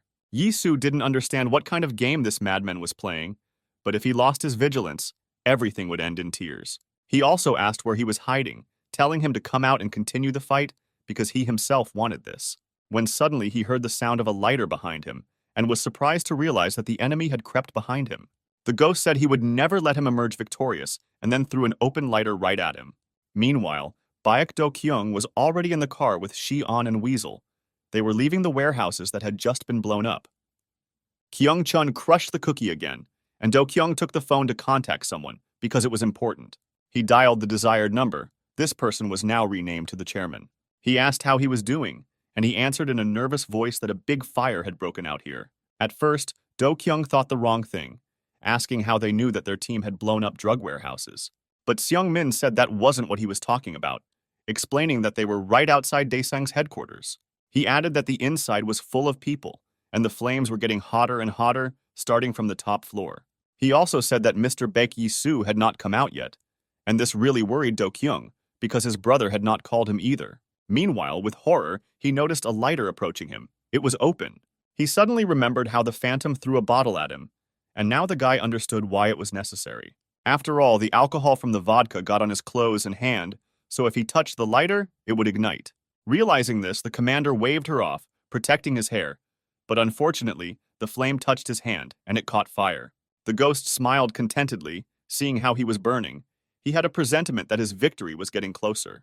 Therefore, there was no point in waiting any longer. He grabbed his karambit and jumped from the windowsill on which he was sitting. Yi-soo prepared to meet the enemy, putting his hand forward with a knife. It seemed that he did not care about the fire. However, the phantom managed to deflect his knife and even knock it out. The guy landed nearby, where there was no flame. He saw that the enemy was disarmed and decided that his chance had come. He attacked him, but Yi-soo ducked in time. He hit the guy back and he was forced to retreat, but soon attacked him again. The ghost laughed hysterically, asking why the commander was silent. Had he really swallowed his tongue? He told him to answer him at least something, because everything was fine with him. Just think, his hand was burning. This was an obvious mockery, but Yi-soo did not react. In fact, he was already coming up with a plan. However, the guy's last words forced him to interrupt his thoughts, because the conversation turned to pain, and this hooked him. He suddenly became calm, as if his hand wasn't on fire at all, and grabbed the phantom's hand, blocking the attack. This is so that the guy cannot leave, and then he raises his burning hand to share the light with him. But the phantom quickly realized and deftly dove under the blow, so that only his neck and head felt the heat of the fire. Yi-soo was a little annoyed that he didn't hit it. He asked if the guy thought it really hurt. He said that his body and spirit were like hardened steel. It was a metaphor, but it accurately described his condition. After all, everything that he had to go through made him stronger. He remembered his brazenly executed friends. He was constrained by pain and despair because he left his squad that night. Then his inner Yi-soo died in him. He told the ghost that he was constantly thrown from the frying pan into the fire, so he was no stranger to it, as they say. He grabbed him by the hood and threw him towards the tables and chairs, because they were in the minibar. The ghost managed to put his hands out and did not hurt himself, but the commander again appeared near him and swung. This time he kicked the guy right in the chin so that he was thrown back into the room. And Sue added to his monologue that life had treated him more than once like a piece of crap, and more than once he even wanted to die. But it was precisely at such moments that he remembered why he lived, because he had a dream, no, rather a goal. He wanted to become this fire himself and incinerate everyone who threw wood into the fire on which they wanted to burn him. So if this really was his last moment in life, then they both should perish in this hell. He tore off the clothes on his arm, which was already red from the burns and was incredibly hot, but he didn't pay attention. The ghost he pushed again, this time ended up near the window and suddenly grabbed the chair, saying that he asked for it. He asked if he thought it was a little hot here, perhaps because there wasn't enough air. Having said this, he began to hit the window with a chair, intending to break it, while Yi-soo stood in disbelief. He asked what this madman was doing, to which he also responded with a question, asking if he knew what backdraft was. Seeing that the guy was silent, he himself explained, saying that this is an explosion that happens when fresh air enters a burning room. However, now Yisu will see everything for himself. He swung for a decisive blow because the glass was almost cracked. I didn't have to wait long. One precise blow, and the window could not stand it. Cracks appeared on it, which were about to burst. Then the phantom completely threw the chair out the window and immediately jumped back, because what was about to happen was dangerous. But Yisu had never encountered anything like this before, and he stood there, watching as the fire began to recede. But this turned out to be just the calm before the storm. In an instant, the fire spread with such force as if it had actually exploded. The sound was also like an explosion. It was audible and visible to the naked eye even from outside the building. It was at that moment that a car with Xion and Do-kyung in it drove up to him. The director was very surprised.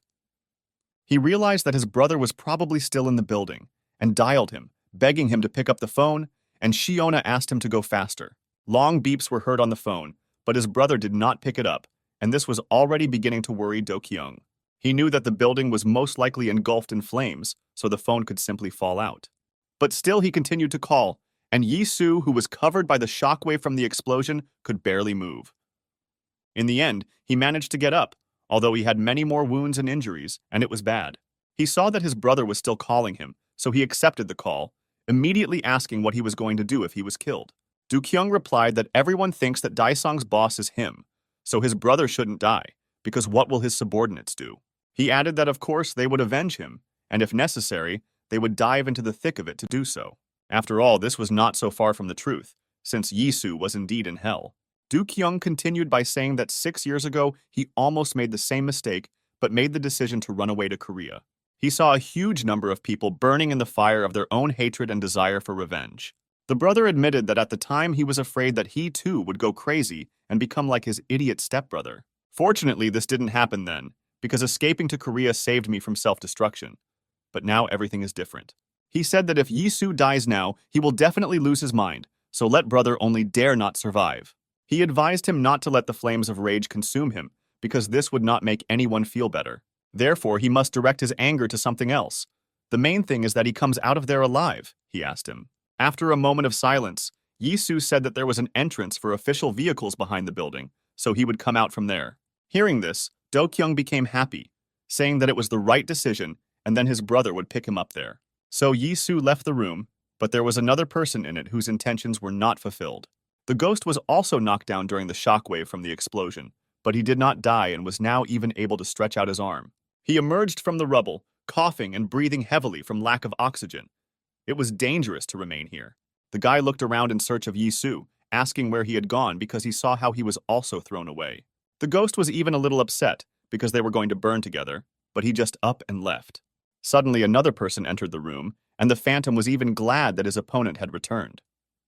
However, it was not Yisu. He was approached by Chang-hoon, who asked if he was okay. The ghost replied that he was fine, but he was upset that Yisu ran away because he created a whole spectacle here. Chang-hoon then asked if the fire was really his doing, saying that the guy had definitely gone crazy. But the ghost did not listen to him. He said that Baek Yisu was now wounded and therefore could not go far, and he needed to be tracked down.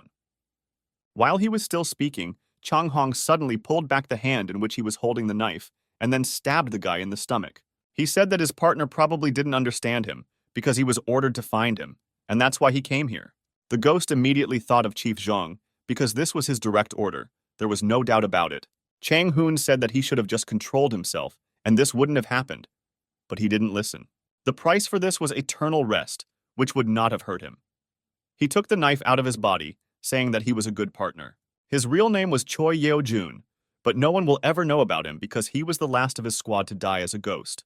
Meanwhile, Yisu exited through the service entrance, which led him to the garage behind the main office building.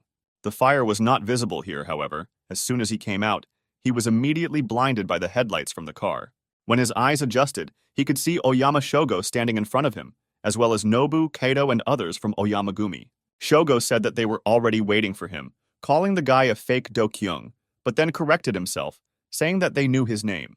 However, Yisu stopped listening to him at one point because he saw another person approaching them. It was Chief Zhang himself. He adjusted his glasses and said that they had not seen each other for a long time. Seeing the boss, Yisu seemed to lose his mind. There were so many bad things associated with this man. Zhang noticed this strange look of his, saying that they had finally met after such a long time. And Su was able to pull himself together, although he understood that he would not be able to remain calm for long, because he had many questions for his boss. In fact, he realized this even when they collided on the stairs while leaving the Lee family's house. He felt in his heart that it was the boss who was responsible for everything, however, it still hurt him. He added that the boss should remember what he asked then, and with what words their meeting ended. At that time, Yisu said that he could kill him right here, but that would not solve anything, so he would wait. And when their paths cross again, he will answer his question of whether Zhang was really behind all of this.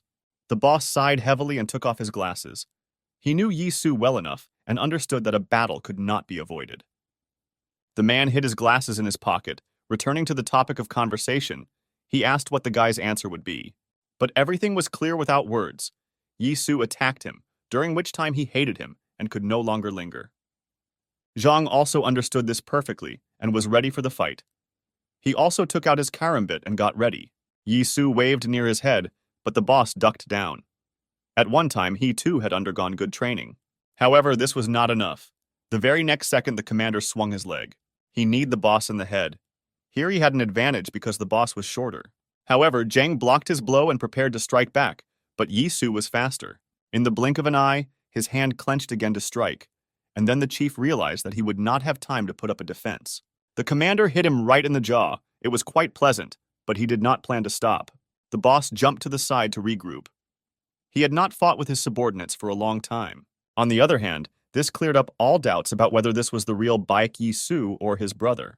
It was definitely the younger one, and now he was attacking him again, telling him to stop clowning around. But this was already quite rude, and the boss decided to remind him of who he had reported to before. He stabbed him with a knife, and Yisu grabbed his hand, but the boss also caught the guy's attack, preventing himself from being wounded. Yisu decided that he could win through force and began to put pressure on his hand, but Zhang was more cunning. He was able to spin the karambit in his hand, so Yisu had to let go to avoid cutting his hand. Now this was an excellent moment for the chief to attack, and he took advantage of it. But Yisu jumped to the side. With surprise, he noticed that the wounds on his body began to bleed again, and the boss seemed to rejoice. He said that he spends too much energy on absolutely unnecessary movements. Emotions only interfere with him. In this case, the guy became an easy prey even for such an opponent as the boss, even though he had more strength. They attacked each other again, this time each anticipating their victory, not wanting to give up. Meanwhile, the entire scene was observed by the members of the Oyamagumi, who did not expect that they would have to just stand. Some Japanese asked Nobu, who was in charge there, if it was time for them to intervene, but he replied that they should not. He saw that both opponents fought quite well, both had enough experience, but he was especially amazed by Baek Yisu. He remembered how he fought with him at the Gorang Hotel. Then he underestimated him, and this became his fatal mistake. Because of her, he suffered a humiliating defeat and tarnished the reputation of the Oyama clan and all his friends. But now perhaps, fate has given him a chance to fix everything, since he is still alive, because he is not so lucky twice. There will be no next time, and how I want to chop him into pieces? Such was the desire of Onizawa Nobuhiro. Or rather, it was like that 5 minutes ago, before this battle between boss and subordinate unfolded before his eyes. Now he hesitated, his hand shook, and this was noticed by Shogo, who was also watching what was happening. He realized that Nobu wants to take revenge for what Yisu did to him, but he does not dare to interrupt the fight. Oyama told him not to strain himself and do what he could, and he himself turned to Kaido because he already had a plan.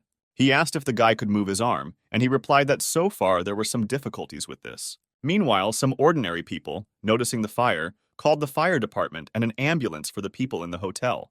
The police also came with them, but they sent no ordinary policemen there. This had been planned by Chief Zhang in advance in case he had to use his connections, and he did not regret it now. The police blocked the road right where Xi'an was going to drive to the service entrance to the hotel. Du Qiong guessed that it was the work of Chief Zhang, but this also meant that the boss must have come in person. Director Daesang hurried to find out the situation and dialed Chairman Lee, who answered immediately. Du Qiong asked if his brother accidentally left through the main entrance, but Seung Min answered in the negative. He added that he and Mrs. Cha waited for him in the lobby, but he never came out, which began to worry Do Kyung. He said they had cops all over the place, blocking the entrance to the main gate, so the guys had better leave. Then Seung Min asked what to do with Mr. Yisu, but Do Kyung replied that he was already doing this himself. He explained that they agreed to meet near the service entrance, but Seung-min suggested that he too might be surrounded. Of course, Do-kyung himself understood this perfectly well, but he replied that in this case, nothing could be done. He said that he would try to break through and would get through at any cost, even if he had to ram these gates. Upon hearing this, Seung-min said that it was extremely reckless, and Yuhua asked him to give the phone to her. Even though she didn't know anything about fighting, she knew something better than others, and that was the ability to convince people. She suddenly told him that she was not going to participate in this, and would not poke him with stupid hysterics. Do-kyung was not ready for such an answer.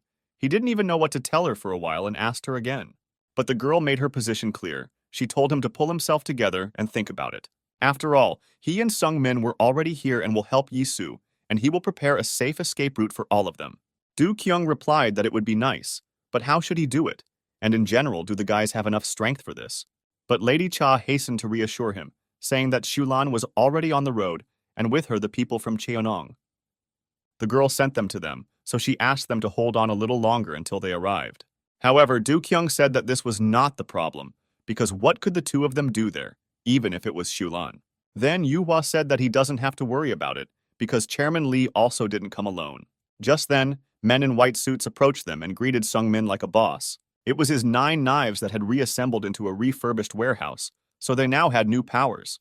Yuhua ended up asking Do-kyung to rely on them, and the director had to agree. He said that they would go around on the other side to the back entrance, so the guys shouldn't let them down. Shi-on, who was driving, heard this and understood everything. He turned the car in the other direction. They had almost reached the fence, where several police officers were standing, who noticed them. One of them reported a suspicious black car heading towards the entrance for official vehicles. He repeated the message as it should be in the police, and the man who listened to him smiled contentedly. This meant that Baek Do-kyung or Baek Yi-soo would soon be here, because his squad was not expecting anyone but them. Wang Hao knew that these brothers usually did not come empty-handed, so he should give them a warm welcome. Zhang couldn't believe he missed the attack. It was the first time this had happened to him in years, but now his blood was on the ground. Yi-soo was able to wound him in the shoulder, leaving a cut there that was almost as large as the one Ghost had cut him on his chest. They had already been fighting for quite some time, but neither of them was inferior to the other. The chief realized that he had to finish. He noticed that Yi-soo had changed because he was seriously wounded, but he could still fight, which could not help but impress. The commander said that he would like to ask him just one question, because there was something that he wanted to know. He again remembered all the suffering that befell his loved ones and friends because of his boss. He wanted to know why Zhang did this and had already said half the question when suddenly a shot was heard. It was Kaido who was shooting, who was even thrown back from the recoil of the weapon, and where he hit turned out to be very dangerous. Shogo, who was standing next to the guy, apologized for interrupting their touching conversation, but he was tired of waiting. The boss understood everything. He looked angrily at the Japanese, asking how he dared, because his henchman had just wounded a man. But Shogo didn't care. It seemed that he wasn't even worried about this, even though Korea had strict laws on this matter. That is why all the bandits and criminal groups decided everything with knives, because weapons threatened with prison. This idea came to Shogo's mind already in the middle of their battle, which began to drag on. He thought about how everything could be solved quickly and radically, and came up with the idea of using firearms. All that remained was to find a person who would do this, and if something happened, bear all the punishment. Kaido was ideal for this. Shogo approached him and said that now it was clear to him why he lost to Yi-soo, because he was truly strong. However, this did not justify him, because no matter how many times his arms and legs were broken, he would do what he had to do. He must rise again and rush into battle, because this was the price for membership in the Oyama clan. Shogo then asked if he could move his hand, and when the guy answered that he couldn't move it, he put the gun in his other hand. He added that his other hand was fine, which means he would still be able to shoot. Kaido was nervous. On the other hand, he understood that he could not disobey the order, so he began to follow the battle. All that remained was to choose the right moment when the boss was not very close to Yi-soo. Zhang, meanwhile, thought that he had an advantage, because the enemy was seriously wounded. But it seems that he was mistaken. Kaido's hand trembled. He saw that both of them had stopped, which meant now was the right moment. And the boss thought that if he had known that everything would end like this, he would have reined in Yi-soo while there was such an opportunity. He voiced his thoughts to see the guy's reaction, and he was surprised, saying that the boss himself made him like this. And Soo again prepared for the attack, but did not have time to carry it out, because he suddenly felt a burning pain in his side. Meanwhile, not far from the service entrance, a group of people gathered and looked at the fire. These thugs were brought by Wang Hao, who was guarding the entrance to the back entrance gate, waiting for guests. He thought that now their methods of struggle for power are no different from those used 15 years ago. Did this mean that in fact nothing had changed, because they were still burning each other? His thoughts were interrupted by a black car that drove up to them, and one of the Peak brothers got out. Wang Hao took off his glasses, asking who he had the honor of speaking to this time, because there was no way to learn to distinguish between them. Du Kyung replied that in a normal situation, he would definitely say some witty phrase.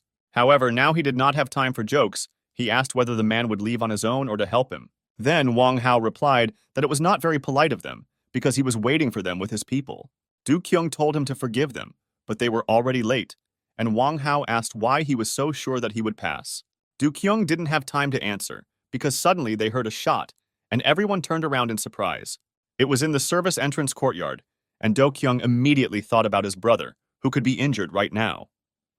He realized that they were late and had to hurry, so he grabbed a knife and attacked Wang Hao.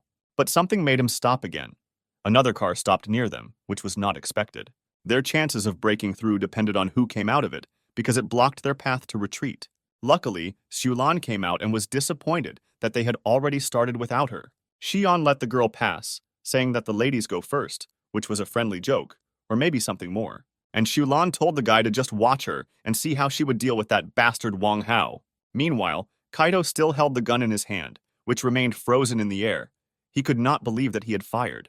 Shogo, who was standing nearby, put his hand on his shoulder, saying that he turned out to be a good shot. But then he squeezed his shoulder and told the guy to wrap it up and finish off Yisu, completing the job. He said that the guy should do it more quickly, looking at him with his creepy eyes. Kaido realized that he could not refuse, so he took aim at the NAR commander again. He had 4 rounds left in the magazine. He fired 3 more shots, but Yisu quickly reacted and jumped behind a nearby machine. Shogo stopped Kaido, saying that he had his last bullet left, so he better not miss. But the Japanese did not have time to do this, because Chief Jang kicked him, knocking the weapon out of his hand. He then grabbed Shogo by the collar, asking what they were doing, because he said that this was not Japan for them. Then the chief felt the cold metal on his neck. It was Nobu who put an axe to him, asking how he dared.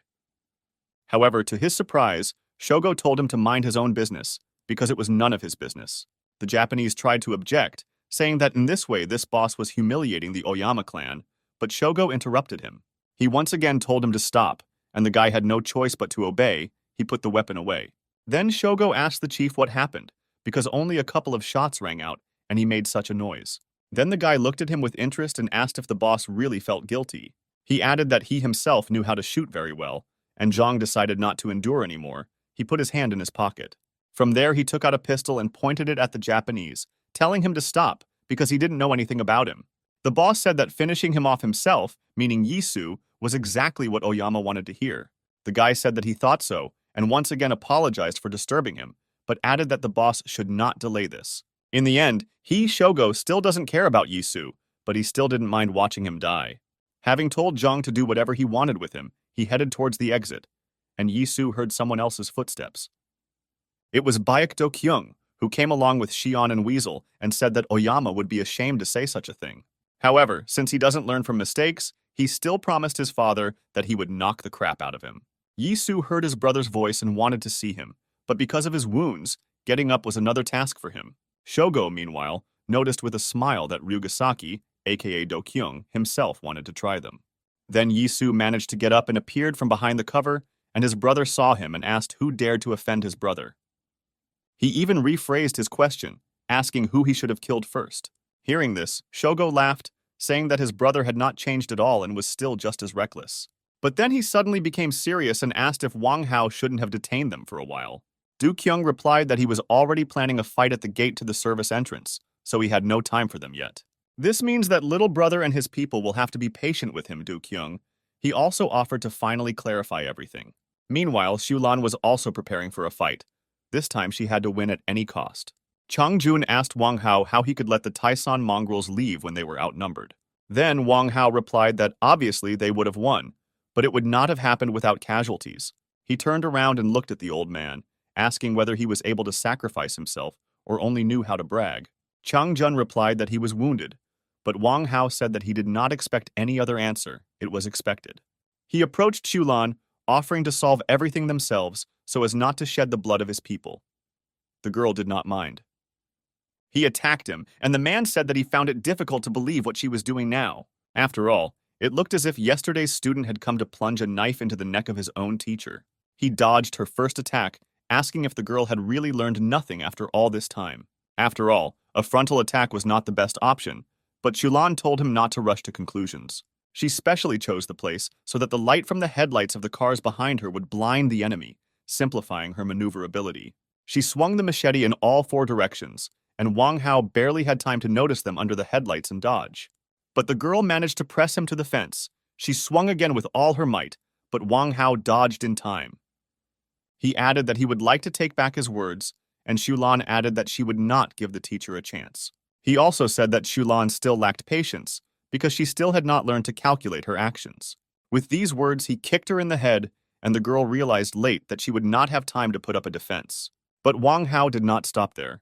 He launched a series of attacks, and Shulan saw that she could not continue like this. The man said that she still had to study and study, because so far she was only swinging a sword, but didn't think much. Meanwhile, Du Kyung also prepared for battle. He knew that these people from Oyamagumi were no match for him. Among them, the one who most wanted to fight him was Nobu, who was eager to fight, having taken his magic pills. He said that he would finally see how good Rugasaki is, but Shion asked where he was going. It turned out that during this time he had quietly infiltrated the enemy's ranks and was now putting a knife to Nobu's throat.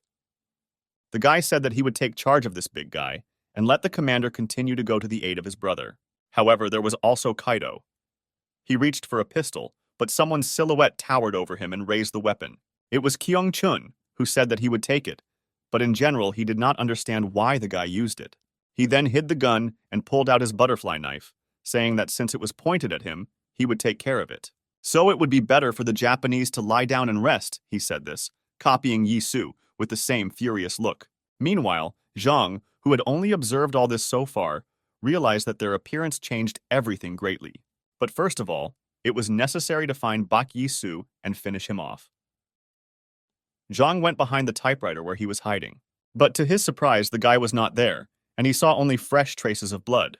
After following them, the boss noticed that they were leading to the roof of a special car, so he was able to understand Yi Su's plan in time. The commander planned to take him by surprise, and he would have succeeded if not for his wounds, because they prevented him from moving. Du Gyong also decided to break through to his brother, but his path was blocked by the Japanese, who recognized their master. Director Taisan said that since they weren't going to kill him, they should at least try to scratch him. The men attacked him, but their skills were not enough. Do Kyung easily dealt with it. He eliminated one after another, but understood that in this way, he was also losing precious time for his brother. Suddenly, one Japanese crept up behind him and raised his hand to strike, but Do Kyung managed to notice this.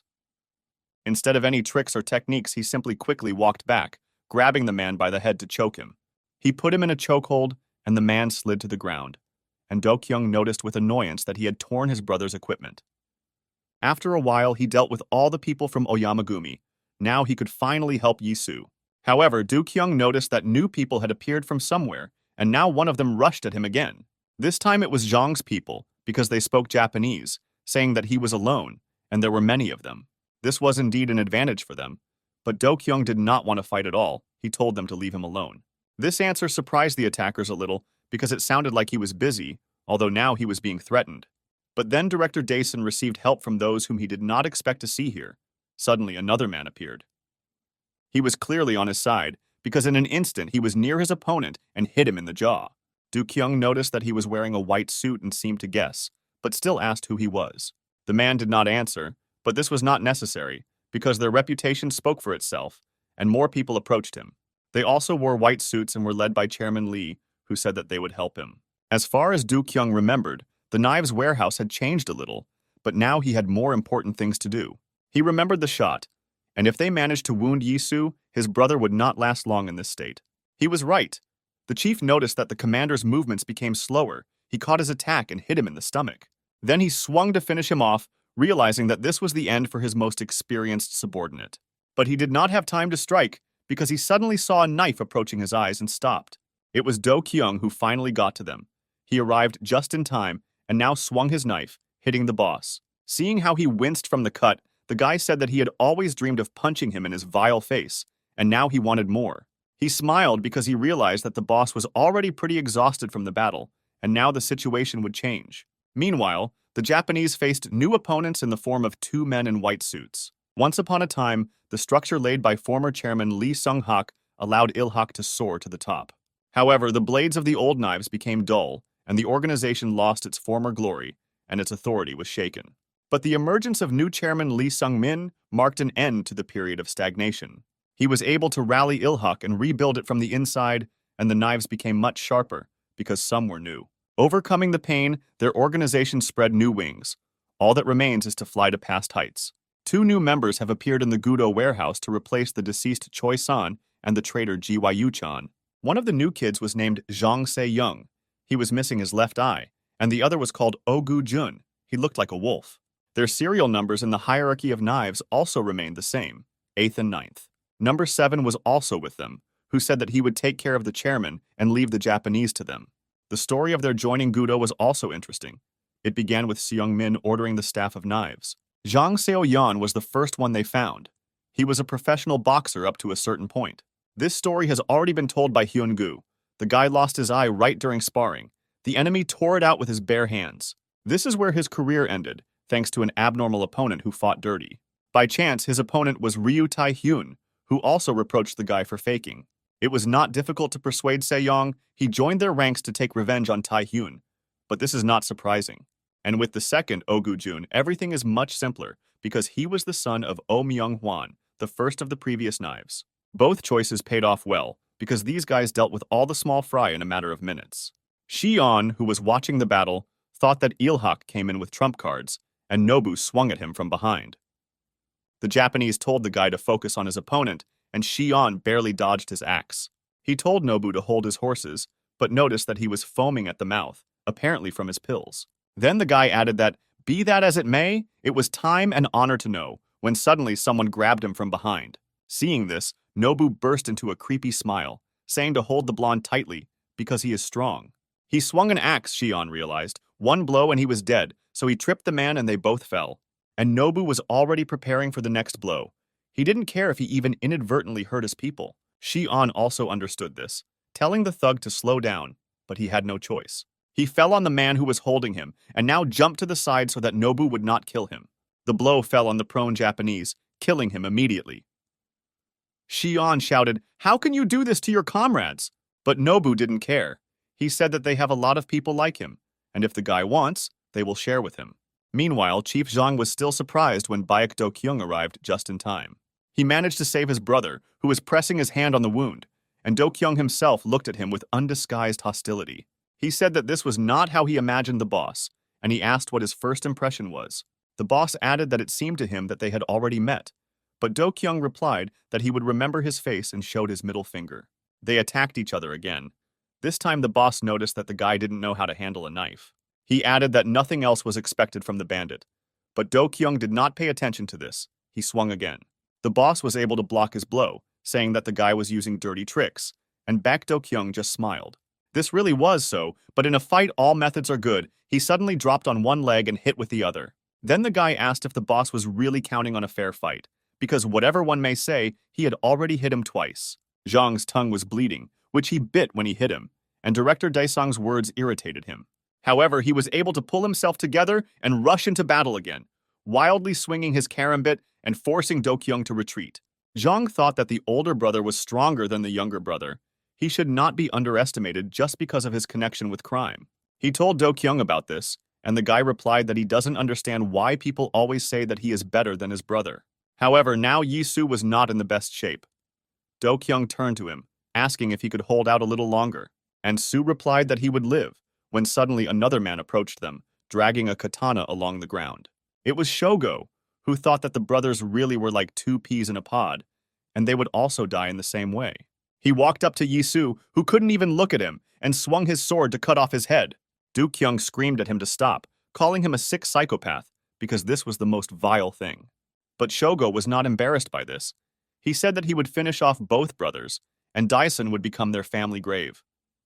Yi-soo was unable to raise his head, but Soo, by his brother's cry, now there was a great danger hanging over him. Do-kyung, who again wanted to attack Zhang, was now forced to run back to his brother, although he understood that he would not make it in time. He screamed for Shogo to take his hands off him, and if something happened to Yisu, his head would be the next to be cut off. However, the Japanese did not listen to him. He understood that it would be better to kill both potential directors of Daesan. As befits the true samurai whose movements he inherited, the guy held his breath before the blow. And when he wanted to bring the blade down on Yisu's head, some boy suddenly appeared and dislodged his sword. Kyung-chun said that he had only recently arrived in South Korea and had not yet learned other languages, but he would not mind knowing Japanese. Shogo looked at him in surprise. He didn't even understand where he came from because he was too young to fight. But then he thought that he shouldn't underestimate his opponent and attacked the guy, who seemed to be having fun. Then the Japanese said that it seemed that the boy did not understand who he was dealing with, because he would not hold back even with a child. But Laska didn't understand a word, because he had already expressed that he didn't know Japanese. For him, it was just another opponent. But the situation very soon changed when Shogo swung his katana, almost hitting him, and Kyung-chun realized that he was mistaken. He did not foresee such a blow but was able to dodge, thinking that the guy was not simple, but probably experienced. Shogo also acknowledged his agility, saying that he was impressed because he didn't think the boy could dodge. Then Do-kyung turned to Kyung-chun, telling him not to lose his vigilance, because Oyama skillfully wielded a katana. He added that he was a little busy right now, so he couldn't help him, referring to the boss who attacked him again. So all he could give him was advice. He said that even though Shogo seems like a fool, he shouldn't underestimate him. However, he didn't have time to finish this, because the boss cut his hand, saying that now was not the time for chatter. Then Do-kyung replied that he should give it his all, but immediately regretted it, thinking who was pulling his tongue. After all, the boss was also no mistake, however. He must fight for his brother, protecting his pride. In the end, Yisu was much worse. He had already fought with the rabid mercenaries, and then with Zhang. Meanwhile, near the main gate to the service entrance, the battle between student and teacher had already ended. Its outcome was not very pleasing.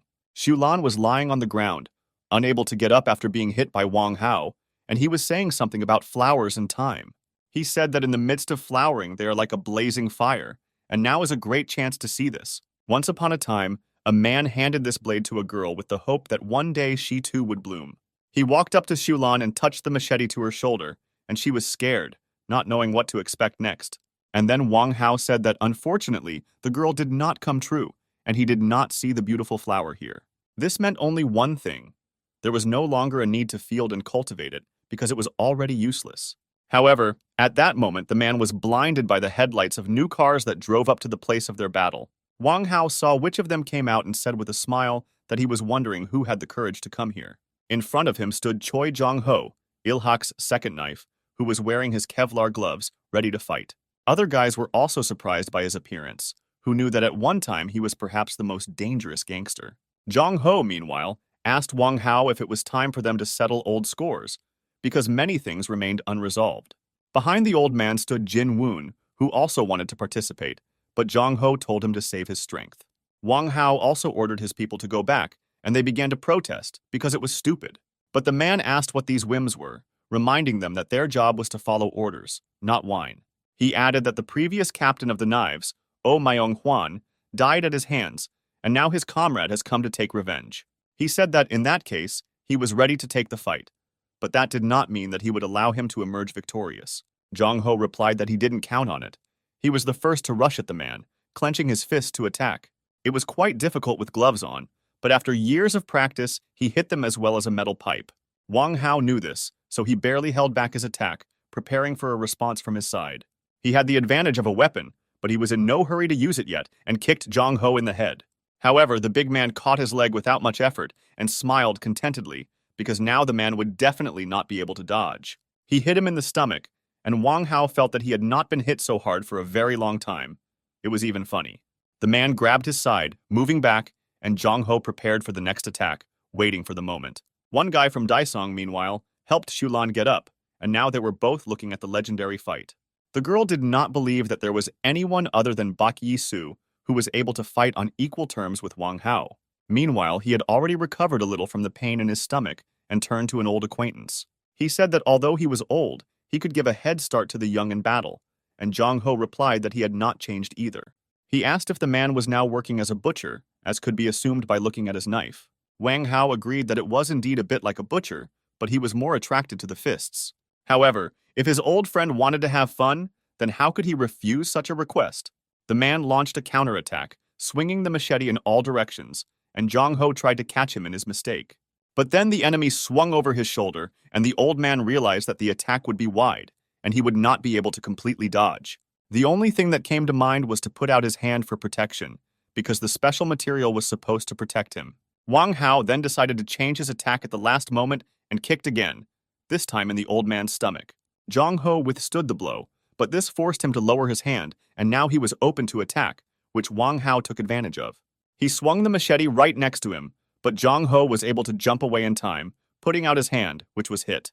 But the big guy was lucky and didn't fall, because there was a car behind him that served as support and protection for him. Wang Hao meanwhile approached him, saying that he seemed to have made him tense despite his age. However, he didn't have time to finish, because he saw a huge fist in front of him that was about to hit him. However, this is what happened. He did not think that Zhang Ho would be able to push off from the car, adding speed to the attack. But the big guy got it too. Now not only his arm was scratched, but also his side, and not weakly. Wang Hao laughed. He was lying on the ground, but not because he was thrown back by the blow, but because he himself managed to jump away. He said to Zhang Ho that apparently he did not waste his time, but honed his skills. Otherwise, he would not have hurt him. But the old man replied that the reason was different, all because Wang Hao became weaker, because he was also getting old. After all, it was waiting for all of them. But to Wang Hao, it seemed that the old man was still thinking about Myung Hwan. At least he saw no other reason why he had come here other than to avenge the captain. However, Zhang Ho calmly replied that he was not here for revenge, which greatly puzzled the man, and then continued. Very soon they will be replaced by a new generation, and the time has come to give way to the young, as they say. He said that Wang Hao really didn't have long left, because instead of him, Myung Hwan's direct descendant would take revenge on him. Meanwhile, Xi'an fought alongside the new Ilhak knives while observing their skills. There seemed to be no end to the Japanese, so it was very helpful that the guys helped him fight everyone. He had just cut the throat of another man when he suddenly saw a familiar axe flying at him. Of course, it was Nobu, who seemed not to be tired of fighting and was determined to either win or give his life. Xi'an jumped to the side, assessing his opponent. He was in such a state that he was amazed that he was still standing. He himself thought that he should have gotten to the captain a long time ago, but for now he was stuck here with this stupid Japanese. Suddenly he heard a familiar voice. Jin Woon said that it seemed like he could use some help, and smiled. He added that Xi'an was a pro, so he had a bigger catch waiting for him, and let him leave the small fish to him. Xi'an was also happy to see him. He said that he would go to help Yi Su, telling him not to let the big guy down here. Nobu also saw Jin Woon, and his eyes widened in surprise, because he knew that he was an unshakable wall for Daison. And the big guy suggested that the guy in front of him was called Nobuhiro, adding that this was not how he wanted to meet him. And the Japanese continued to be surprised that he had such an opportunity, because rumors about him even reached Japan. He took out his axes and attacked him, telling him to show him everything he could do. Now Jin-un represented the main power of Daison, and Nobu represented the Oyama Gumi, and each was insanely strong. The Japanese swung the axe very close to his head, but Jin Woon only leaned back without even retreating. Now it was time for him to strike. He clenched his fist and prepared to attack, and Nobu again said something to him. Instead of answering, he received a crushing blow to the head, so strong that the guy flew straight back. He almost fainted, thinking that this man was stronger than anyone he had ever fought, even Bak Yi-su, and Jin Woong grabbed him by the collar and apologized, saying that he didn't know Japanese, so he didn't understand the guy. He asked him for a favor to learn Korean for next time, but for now their language would be fists and punches. After some time, Nobu lay prostrate on the ground. He was no longer able to get up. Even drugs did not help. This was seen by the rest of the Oyamagumi, as well as the people from Daisen, who were proud of their Jin Woong. And the big guy just straightened his sleeves and modestly told the guys that their bosses were already tired of waiting. He added that the guys should quickly deal with the rest of the Japanese here, because they are Daesan, and no one can command them. Zhang Ho, who was fighting with Wang Hao nearby, heard this and said that his friend had already dealt with Nobu. Wang Hao agreed that it was indeed impressive, but their fight promised to be no less exciting. Zhang Ho slammed his fist into the palm of his other hand, saying that of course he couldn't wait to show it off. Then Wang Hao noticed that over the years the old man had become too sentimental, and it was not very good. He then stood up, saying that this was the last chance for Zhang Ho before all the laurels went to his younger generation. This was too much, and Jung-ho attacked him, asking what the man was hinting at by calling him old. Despite its size, the second knife was quite nimble, so it was necessary to dodge very often. Jong-ho's only problem was that he fought too honestly, and Wang Hao took advantage of this. He hit the old man in the stomach, trying to catch him by surprise. But he didn't succeed. Jong-ho just smiled. He said that even if he himself ages over time, his technology will never lose relevance, because it always works. With these words, he planted a powerful blow directly into the opponent's liver, which is why it seemed that he would no longer be able to continue. One of the advantages of Jong-ho was that he did not need to waste energy on the power of the blow. It happened by itself. However, Wang Hao learned to determine the trajectories of his attacks in time, so now he could easily block them. It was the same now. He grabbed the big man's hand and used it as a support to jump away and attack. He kicked Jong-ho in the jaw, but he was not ready for this, so he did not have time to put up a defense and fell to the ground. This time, he was able to quickly get up, wiping off the blood. Now the enemy was fighting seriously, which meant it was necessary to change tactics. Wang Hao asked with a smile if this was the end, because he talked about their generation so much that he couldn't just give up. The man took out a cigarette and lit it, adding that, as his friend put it, their era was almost over. And this meant that they both had to give it their all, and here Jong-ho agreed with him. They rushed into battle again. This time, Wang Hao used all the techniques he knew. Jong-ho wanted to knee him, but the man only pushed away from him to hit him in the jaw in return. Then, not allowing the enemy to gather his strength, he kicked him in the head again, and this was already dangerous. Xu Lan, who was watching all this, was very surprised that the old man had not yet leaned back. Jong-ho, meanwhile, hit his head hard, and the men from Daesan thought that it was already the end. Some did not believe that the great Choi Jong-ho had lost, but there were those who knew him well who said that there was more to come. And so it was. The old man suddenly leaned his elbow on the window and stood up, as if he himself had tripped and fallen. Then the old man looked at him and asked why the man stopped, because they wouldn't finish this way until the evening. Wang Hao just smiled at this. He said that the old man was already losing his temper, but he was still stubborn, which was funny. But if he wanted it so much, then Wang Hao would give him a good fight at the end. But he didn't have time to finish it. Suddenly a shot rang out, and the men turned around. It turned out that the police, led by the chief, had arrived. Choi Won-ho pointed the gun at the men, asking what they were doing to create such a mess. Wang Hao wanted to explain himself, but Chief Won interrupted him, saying that he had no reason to listen to them. He looked angry, clutching his head, and asked where Jang Seon-ho was, because he knew that the boss was also here. Meanwhile, Kyeon-chun fought with Shogo. He had seen such an opponent for the first time, but most importantly, he was experienced. This was evident from the way he swung his sword, which was quite long, but it did not bother him. Laska thought that he was not used to such attacks, because one wrong move and he could be left without an arm or a leg. He noticed that whenever he tried to close the distance, the guy swung his katana, not letting him near.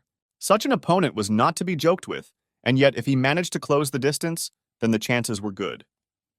But Shogo also understood this perfectly and deliberately did not allow him to get close to him, waving his katana. However, Kyung-chun already had a plan.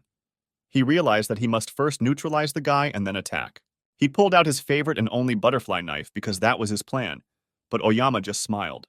It was clear that the small blade of the butterfly knife would not be able to withstand the onslaught of a real katana. The blade easily broke its blade, and Kyung-chun almost said goodbye to his life, when suddenly someone pulled him towards himself.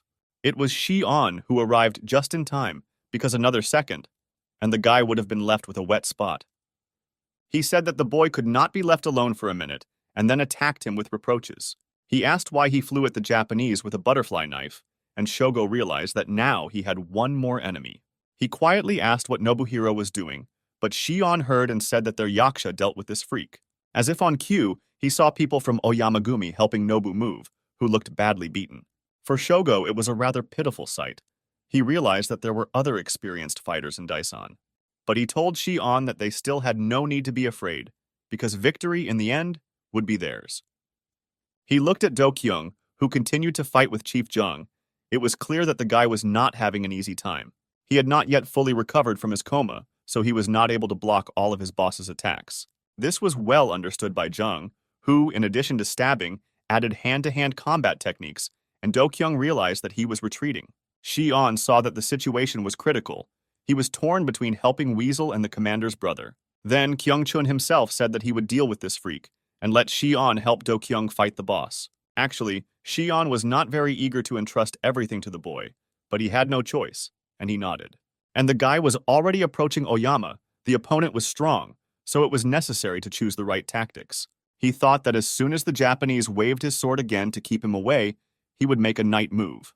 He didn't have to wait long. Shogo swung at the guy again, but this time he opened his butterfly knife. Thus, the katana ended up locked between the handle of the knife, and Oyama was surprised at his resourcefulness. He said that the boy was not a failure, but it was time to use his second hand, and then he added strength and pulled out the sword. Kyung-chun had to let him go. Because he didn't have enough strength, he thought that it should have worked, but it didn't. It was a little disappointing, but now he knew why it was hard for him to fight this Japanese, because he was not an ordinary fighter. It turns out that he was left-handed, and this made the battle much more difficult, because Laska had never fought with such people. But his guess seemed very logical to him. He remembered that when he tried to repel the attack from the right, Oyama changed its trajectory with his left hand, which allowed him to control all angles from which he could attack. At the same time, his attack strength and speed increased significantly, so it was not easy to repel them all. Meanwhile, Shogo changed his grip on the sword, saying that the guy had finally gotten it, but it still wouldn't help him. He asked if the boy would like to put his knowledge into practice, provoking Kyung-chun. As he said this, Yi-su, who had been in a state of semi-consciousness all this time, raised his head. He saw that Oyama was fighting with Weasel, and everything looked quite serious and the guy was in danger. Meanwhile, Shogo attacked Kyung-chun again, but now Weasel had the advantage, because he knew that he was left-handed. However, he suddenly changed his grip again, and this time the guy was unable to anticipate the trajectory of his attack. Kyung-chun put out everything that was left of his knife to somehow block the blow, but he was knocked down. Shogo grabbed him by the hair, saying that the boy, it turns out, had guessed wrong, because he was not left-handed. He asked if the boy felt what real power meant, and pressed harder on the blade at his throat. Oyama had a premonition of his victory, but he heard as if someone had sneaked up behind him and turned around. His intuition was right. It turned out to be Yi-su who stood up and attacked him, so Oyama had to throw the weasel away. He saw that the guy's eyes lit up again, which meant that if he didn't defend himself, he would finish him off. Oyama turned to parry his attacks with a wide swing of his katana, but Yi-su was faster and grabbed his hand. Then, without hesitation, he swung his knife and cut off his finger, and Shogo didn't even have time to realize what had happened. He recalled that he swore to finish him off, so now his opponent will beat him, because they have not fought yet. This brought Shogo out of his stupor. Now he was furious, because he had just lost his little finger, like Seong-min had before. He grabbed a katana and swung at Yi-su, who was unable to escape the blow, but Kyung-chun helped him. Together, their chances were equal to the enraged Shogo, who was now intent on finishing them both off. Suddenly, the guy started laughing loudly, so even Do-kyung and Chief Jong stopped fighting, as did everyone else in the area. It looked a little strange because there was nothing to laugh about, but it turned out that Shogo was thinking about something else. He stopped laughing and asked the commander how he dared to dishonor him, saying that he would regret it. He looked at him with a look full of hatred, saying that the guy didn't even know what he had done. However, this did not frighten Yi-su at all. He recalled that this was how they apologized in Japan. So now we can assume that Oyama apologized for dishonoring the chairman, but this was not enough. Do-kyung heard his brother's voice but could not look back, because the boss did not give such an opportunity. They were still fighting. He praised his brother, saying that even he failed to cut off Oyama's finger, which was quite surprising. He added that Shogo's ability to wield a sword has no equal, and he was not only able to wound him, but also held his defense perfectly. Do-kyung joked, asking if he had offended Yi-su because now he could hit him too, but Jong said that he was distracted again.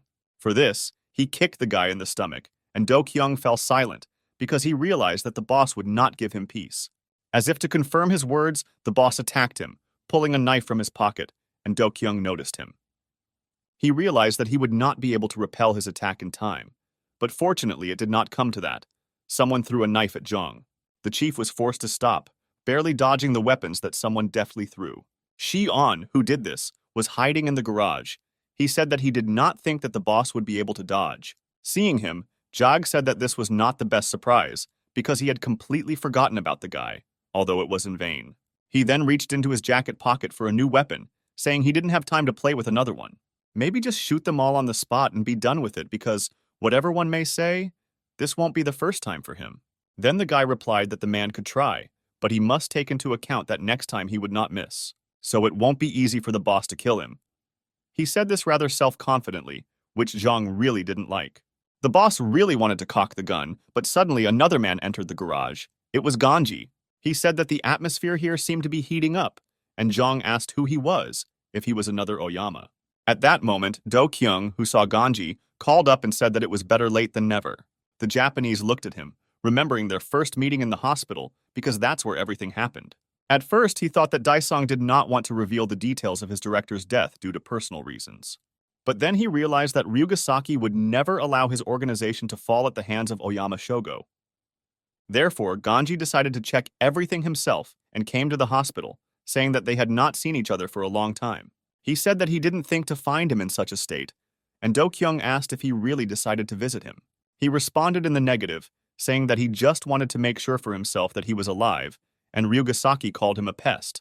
He then added that judging by the fact that the man was here, it could be assumed that he had defected to Shogo's side. But Ganji said that he wouldn't put it that way, because he never obeyed him specifically, and this upset Do Kyung. He asked if this was really after everything he had done for him, but Ganji repeated that he had been serving the Oyama organization all this time.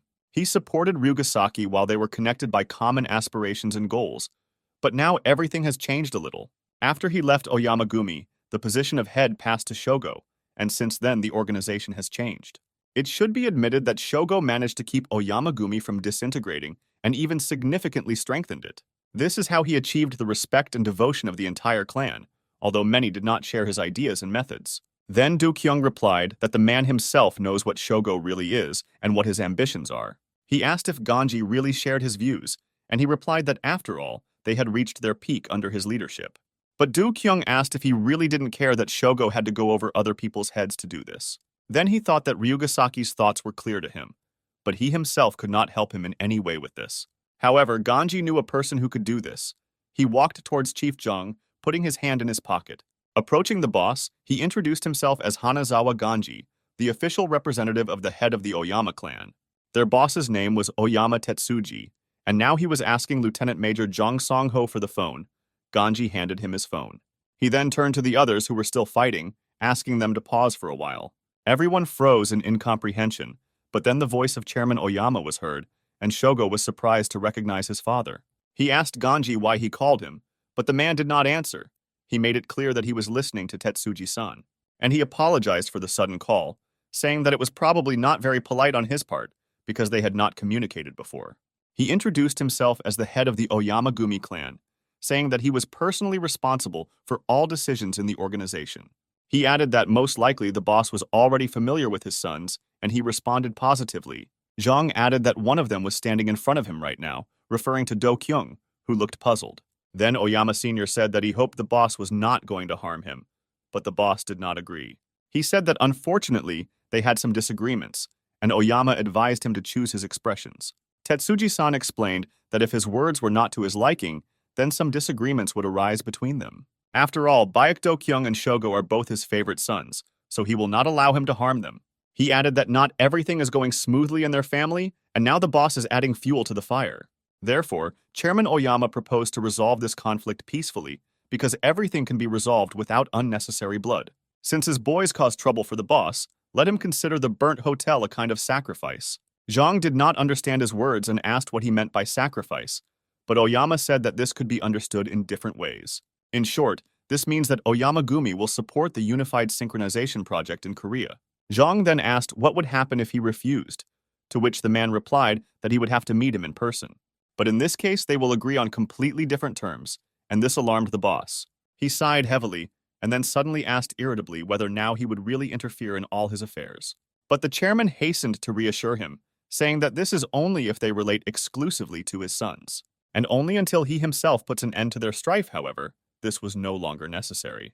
After all, the guys are no longer small, so they will solve their problems on their own, because that's how it should be. Hearing that his father would not support him, Shogo ran to the phone asking how he could say that. However, Oyama Sr. seemed to be ready for his kicking. He asked if he remembered what he told him last time. Then Shogo asked how he perceived him, as a son or as a member of the Oyamagumi. Now the father replied that there was a big difference in this because, first of all, he was his son, and always had been. And now it was Shogo's turn to answer his question. He asked if he respected him as a father or as the head of the clan. The guy did not want to answer this question, although he understood that he should, because the chairman was waiting for his answer. Meanwhile, Won-ho said that we can't delay any longer because the time has come for the police to take action. He gave the command to get ready, and armed soldiers got out of the cars that had arrived with him. They were met by a whole crowd of people who had already stopped fighting and were now leaving the battlefield. Do Kyung supported Yi-soo, who could not move on his own. His fight with Shogo ended quite unexpectedly. In the end, the brothers emerged victorious, even if it wasn't a war, but one battle was theirs, and that was already a victory. Seeing the state director Baek was in, Jong-ho ran over to him, leaving his opponent Wang Hao. And Won-ho finally saw Jong and attacked him with complaints, saying that he was walking here like on a boulevard. But the boss told him to cool down, saying that they would stop there for now because they already got what they came for. Then Won-ho could not stand it. He asked if the lieutenant major really thought that this matter would be so easily hushed up. What happened that day gave each of them food for thought and put a lot of things in their place. However, neither the bitterness of defeat nor the burning hatred will simply disappear. Everyone understood this too. All unexpressed feelings will someday spill out, and they will serve as fuel for a new fire. In the meantime, they were returning to their side of the barricades, because each of them must lick the wounds they had received, in order to then rush into battle with renewed vigor, striking when the enemy is not ready. This will be the start of a new era, with another new player joining the game. No one knew what consequences this would bring, but some still guessed about the upcoming events. Not less than 2 years have passed since then. Do Kyung stood at the foot of a stone on which the waves were crashing. He liked to come to this place from time to time because here he thought better, and it's the same now. He took out his blade and thought about the recent events that their organization had to face. His instinct told him that this was just the beginning, but he did not know what to expect from the enemy next. In the end, there was only one priority for him: his loved ones. The main thing was that everything was okay with them. He stood there for some time until Jin Woon got out of one of the cars that came with him. He turned to the director, saying that all preparations were completed, and Do Kyung nodded to him. The guy thought that this time everything would finally end, and perhaps victory would be theirs again. He turned around and walked towards the car, telling Jin Woon that they should go because Yi-soo must have been waiting a long time. Police Chief Cho Won-ho was preparing for a briefing. He began by saying that 2 months had passed since the hotel fire. It was clear that the man was a little nervous because his sentences were very drawn out. But he was able to pull himself together and turn to the citizens. This was what he and Chief Zhang had planned. He continued, saying that in connection with the recent fire in the Gangnam area, but did not finish and interrupted. He saw the look of Chief Zhang, who was also present at the briefing, and clearly did not approve of his words. Then Won-ho cleared his throat, apologized, and said that he would rephrase his statement because everything was not entirely like that. The chief then reported rumors that the Red Crown Hotel had burned to the ground as a result of a clash between several criminal gangs. This caused a worldwide outcry, and the investigation showed that criminal organizations were indeed involved in this. However, it is extremely difficult to say that it was they who started the fire, because the police have already arrested the culprits. And she took care of the consequences, so there was nothing else to worry about. That should be enough for the press. But one journalist raised his hand, saying it was undeniable that armed gang conflicts had become more frequent. Won-ho agreed, and then suddenly slammed his hand on the table and said that the situation in the capital left much to be desired. That is why, in order to improve security, they are planning to implement the One Sync project. He explained that rapid response units would be deployed in all crime-ridden areas of the city. They will be formed from special forces and the best police officers for this mission. He could not yet reveal what kind of mission it would be, but everything would be carried out for the safety of citizens. However, while the chief was saying this, in one of the districts, the One Sync Special Squad had already begun their mission. They attacked one of the local criminal gangs and beat up their boss, saying that from now on they have a new leader. The Special Forces guy pointed to the bald man, saying that now he will be the boss, and if he doesn't want to, then someone else will be. But the bald man replied that he agreed, asking what he should do, because he did not want to end up like his boss. Then the guy threw his bag on the ground, saying that everything he needed was here. This alerted him. He opened the bag and realized with horror what he would have to do. Seeing the contents, it was quite heavy. There were many compactly packed packages. The man took one and asked if this was what he thought. There were indeed drugs in the bag, and the guy said that he would receive a new batch next month. He added that there was nothing complicated in this scheme. They bring goods, and he sells them. Hyun-gu finished his presentation on how the balance of power has changed due to the implementation of the One Sync project. He asked if anyone had any questions, but for now everyone present sat silently, thinking about their own things. All his allies gathered in Daesan, In particular, Seung-min with knives, Cha Yuhua, and director Baek Do-kyung. Suddenly, Seo Young raised his hand and said that, to be honest, he didn't understand a single thing from what Hyun-gu was explaining. Hook replied that nothing else was expected from the newcomer, but especially for him he would tell him everything again in order. Previously, the entire criminal world of Seoul was under the control of a committee consisting of the 5 strongest criminal organizations. But after its collapse, everything went wrong, and the restructuring of all these groups began. Daesung allied himself with Chonung and Ilhak, so his sphere of influence expanded significantly. And the Oyama Gumi who arrived from Japan absorbed Gorang and several small groups that were under his protection. In addition, the latter, together with Wang Hao, who became the head of his own organization, supported the One Sync project. Thus, the spheres of influence between them were divided almost equally. But there was another problem. A state project created for the benefit of security is more like a system of total control. There are rumors that One Sync is protecting some kind of illegal business and making a hefty profit from it. Some of this dirty money is given to the bandits who agreed to work for them, and the rest is spent on the development of the project. Sejong could not stand it and said that the police then were not servants of the people at all, but rather werewolves in uniform. And Myung-hwan Jr. asked if that was why some organizations voluntarily joined them. Seung-min said that if this continues, One Sync will begin to grow rapidly and will reach Gangnam very soon. This area is known to be under HHS regulations, and by the way, its director Han Hae-sung has not yet entered the game. Cha Yuhua said that she thought he would side with them because Ryu Tae-hyun was his good friend.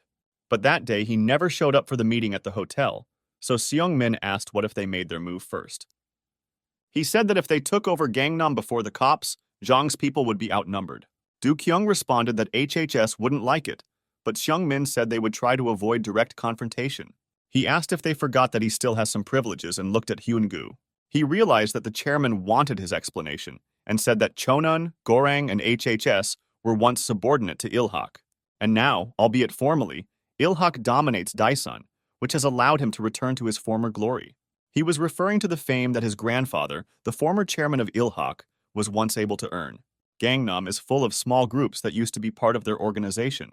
All that remains is to send the knives there to collect and join them all. Do-kyung admitted that this is not a bad strategy, but they tried to figure it out, and besides, not all organizations fully recognize Ilhak's legitimacy. However, Do-kyung still agreed with their plan, only saying that this time they would act separately. While Seung-min and the knives will try to achieve their goal peacefully, he and Yi-soo will go ahead. And these were not easy words, in fact. Today they have already begun to translate this plan into reality. At this time, screams were heard on Apujung Street in Gangnam District, as if someone had escaped from prison. It was a familiar bald man who was now the new boss in his organization, but he was not happy about it. He actually ran away from someone and then hid behind the house in the hope that this bastard wouldn't find him here. The man panicked. He wondered what kind of guy this was. Were all the members of One Sync really that strong?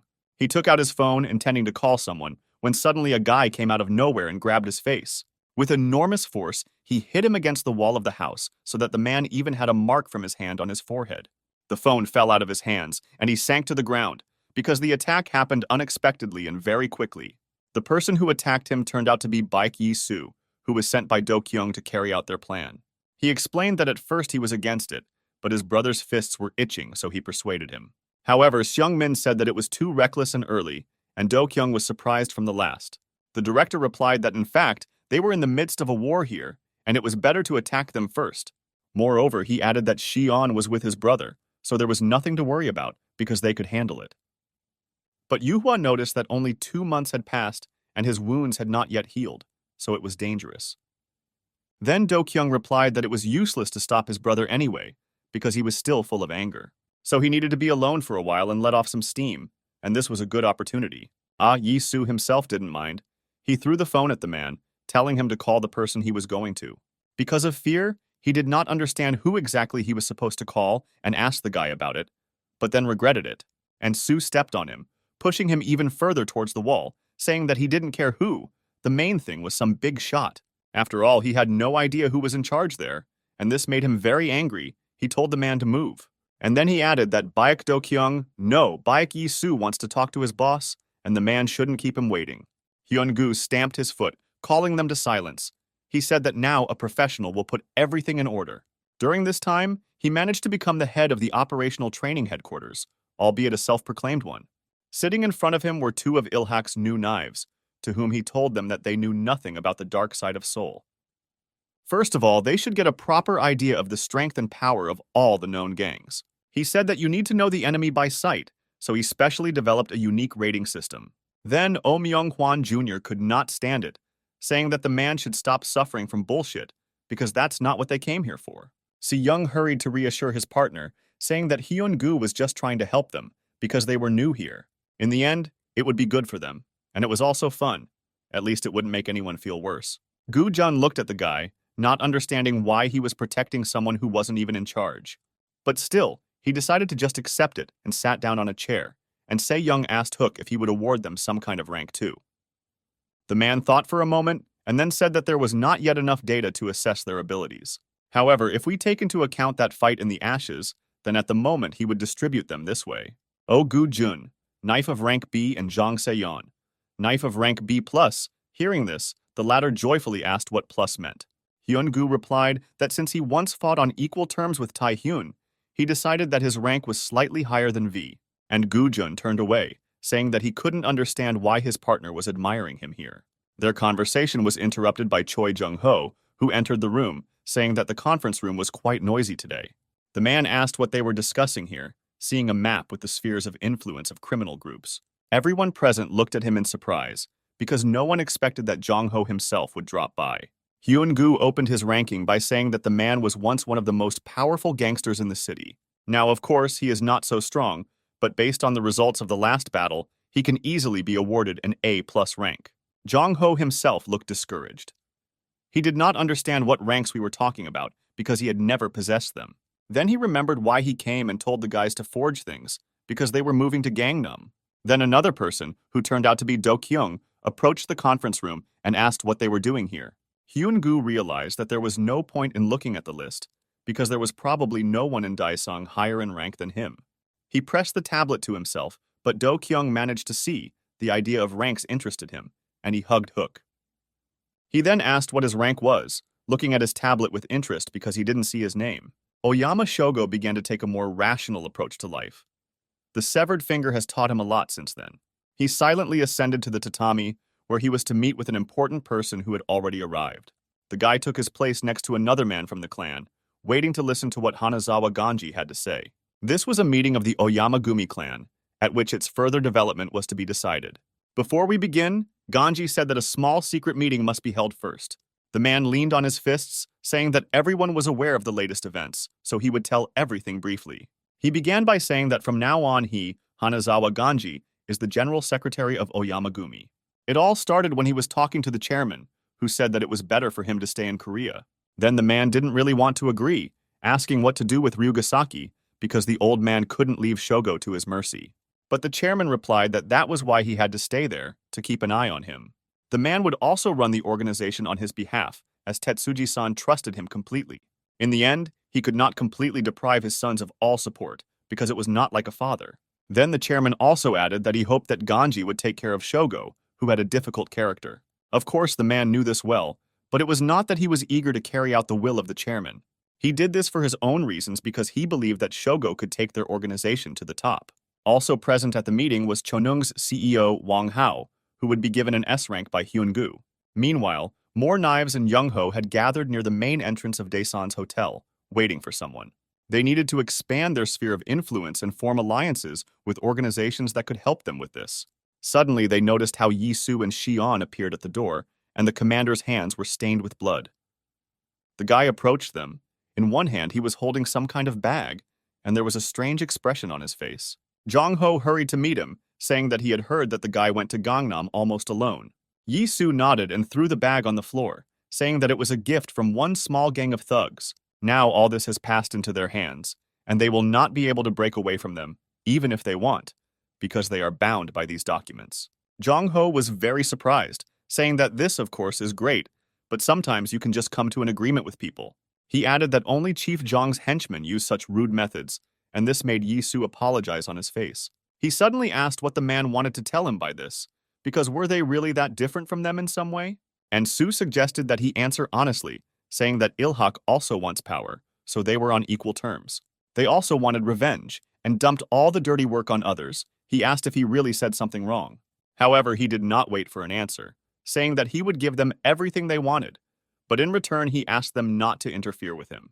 He added that otherwise he might inadvertently kill them, but suddenly someone put a blade to his neck. It was Ilhak's new knife, Gu Jun, who asked if the guy thought he could just leave by blurting out something like that. He also added that he was not the only one here who was obsessed with the desire for revenge, but others did not understand what he was talking about. And Gu Jun continued, asking who gave him the right to say such things, even if he was Director Beck's brother. Then Shi-on put his hand on his shoulder, telling the guy to cool down, because after all, Yi-Su was also his boss. He advised him not to push himself, otherwise he would turn yellow, and the guy felt the tip of the blade behind his back. Jong-ho saw that the situation was heating up and shouted that Gu Jun should not dare take out the knife, but it was too late. But Shi-on took away his karambit, saying that if he had made even one more move, he would already be dead. Gu Jun had no choice, and he lowered the knife, still looking at Yi-Su, who did not care about what was happening at all. Just then, Baek Do-kyung came outside with Sua, asking what all the noise was about, but there was no fight. Seeing his brother, the situation became a little clearer, but he still asked what they didn't share, because Shi-on was still holding the knife. The director walked up to Gu Jun and put his hand on his shoulder, telling him to just look around. He said the same thing to his brother, because wouldn't it be a pity to ruin such furniture if it came to a fight?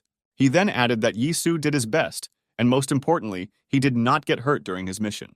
He just couldn't finish, breaking off mid-sentence because he saw the bag and its contents. His attention was immediately drawn to the bloodstains that stained the papers, and he realized that Yi-Su had to fight. Do-kyung looked at his brother's hands, which were indeed a little red from dried blood, but decided not to tell him anything. He simply said that it seemed that in this sense he had nothing to worry about, because his brother was always strong.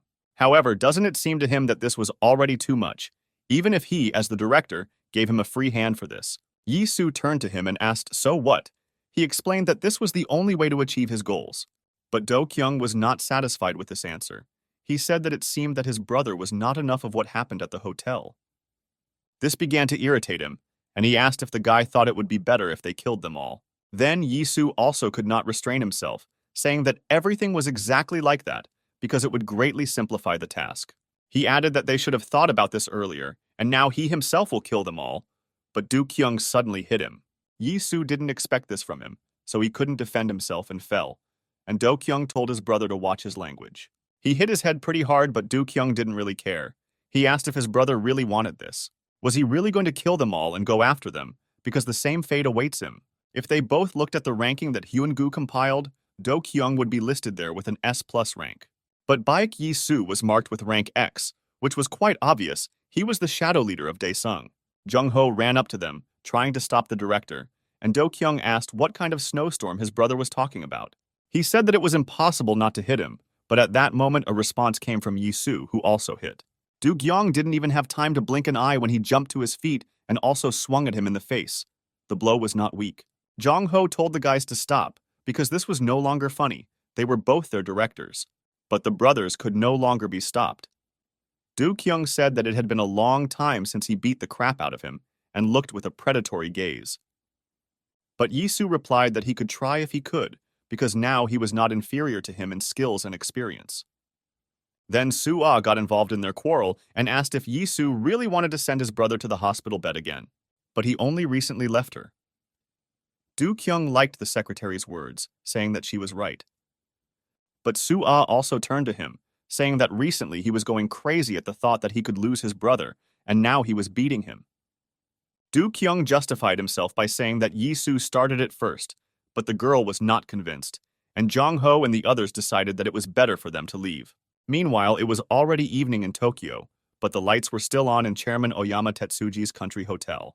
He was assigned a guard of 2 men, who however did not look like worthy opponents for him. One of the guards recognized him and was surprised, saying that he had heard he had a lot to do in Osaka, but for some reason he came here. But the man replied that he had already sorted everything out, and besides, he also had some business to do here. After all, how could he not come when something was going on here that rumors were heard even in Osaka? He asked where Tetsuji was now, and when the guard said that the head asked not to let anyone in, he put his hand on his shoulder. The man said that he didn't care. Besides, this rule did not apply to him. He was determined. Chairman Oyama, meanwhile, was finishing another cigarette. Today he was not expecting guests. The old man was sitting in front of a coffee table on which a game of shogi, his favorite game, was laid out. Suddenly he heard footsteps that interrupted his thoughts. It was a little annoying and he wondered who it could be. The man who entered said that he thought he would see the majestic head of the clan here and not a decrepit old man.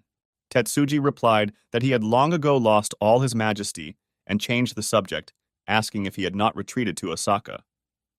The man who sat down opposite him suddenly turned to him, calling him brother, and added that he need not worry. After all, he, Muto Taiga, had already completed his conquest of this prefecture in the name of Oyamagumi. After all, he was his right hand.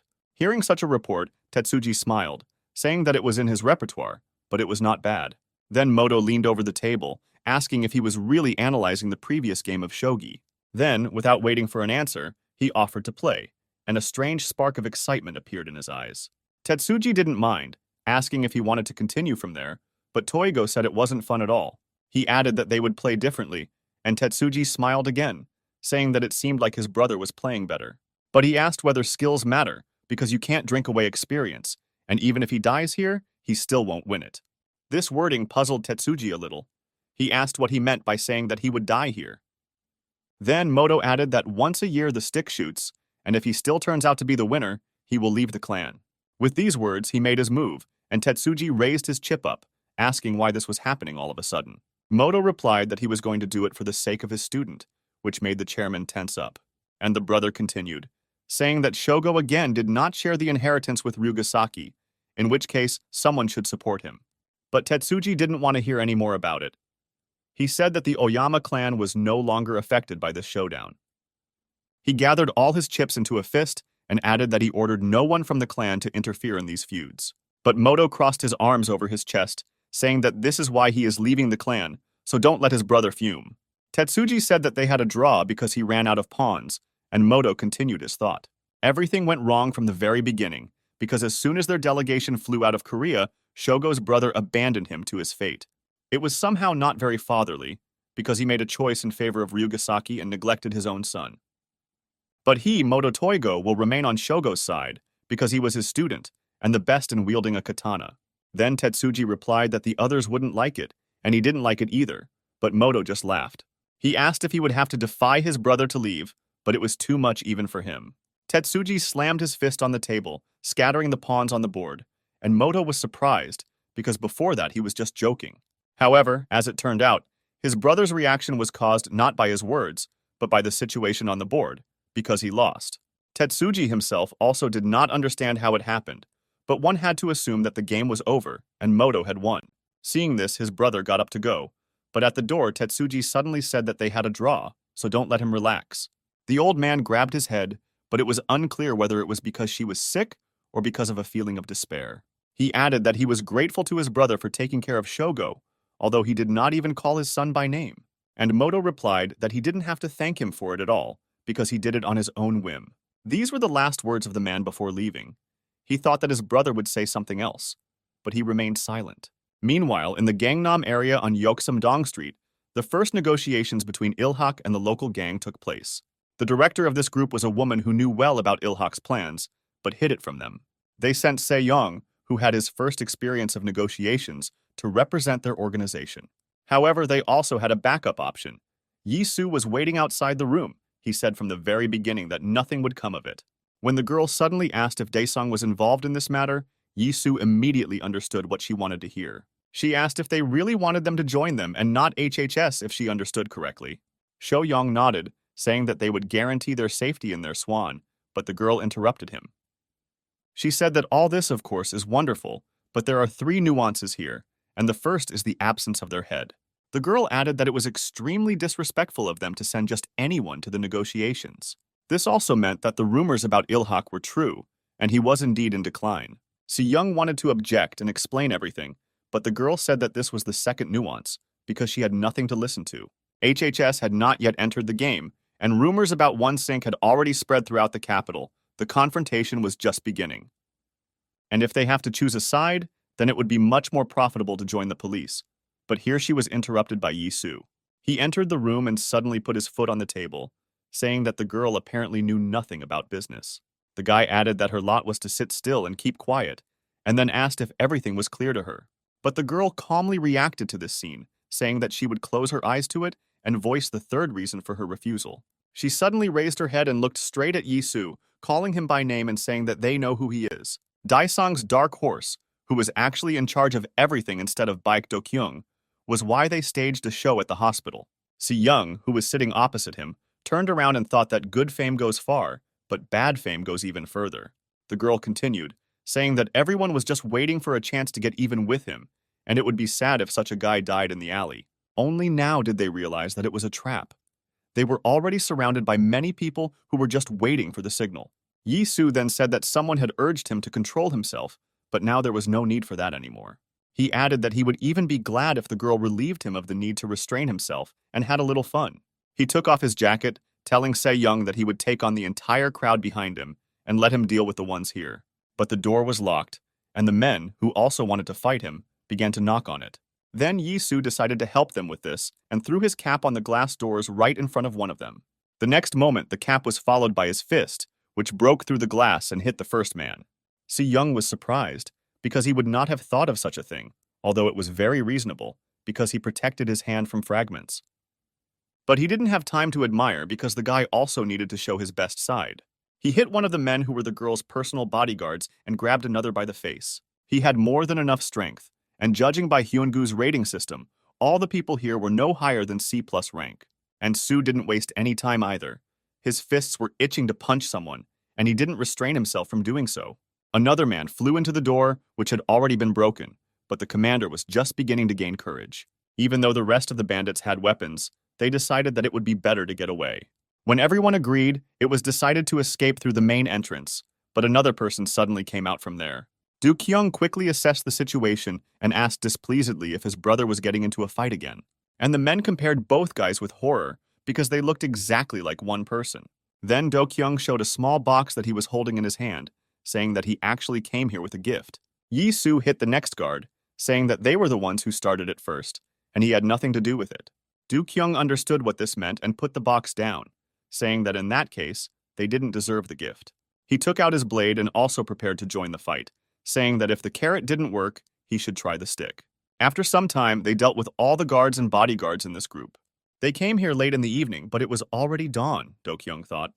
The girl didn't want to negotiate for a long time. He wanted to smoke, but his lighter didn't work again, and Yi-soo saw this and decided to smoke a cigarette too. His lighter was not as beautiful as his brother's, but he asked if I could treat him with a light and handed it to him.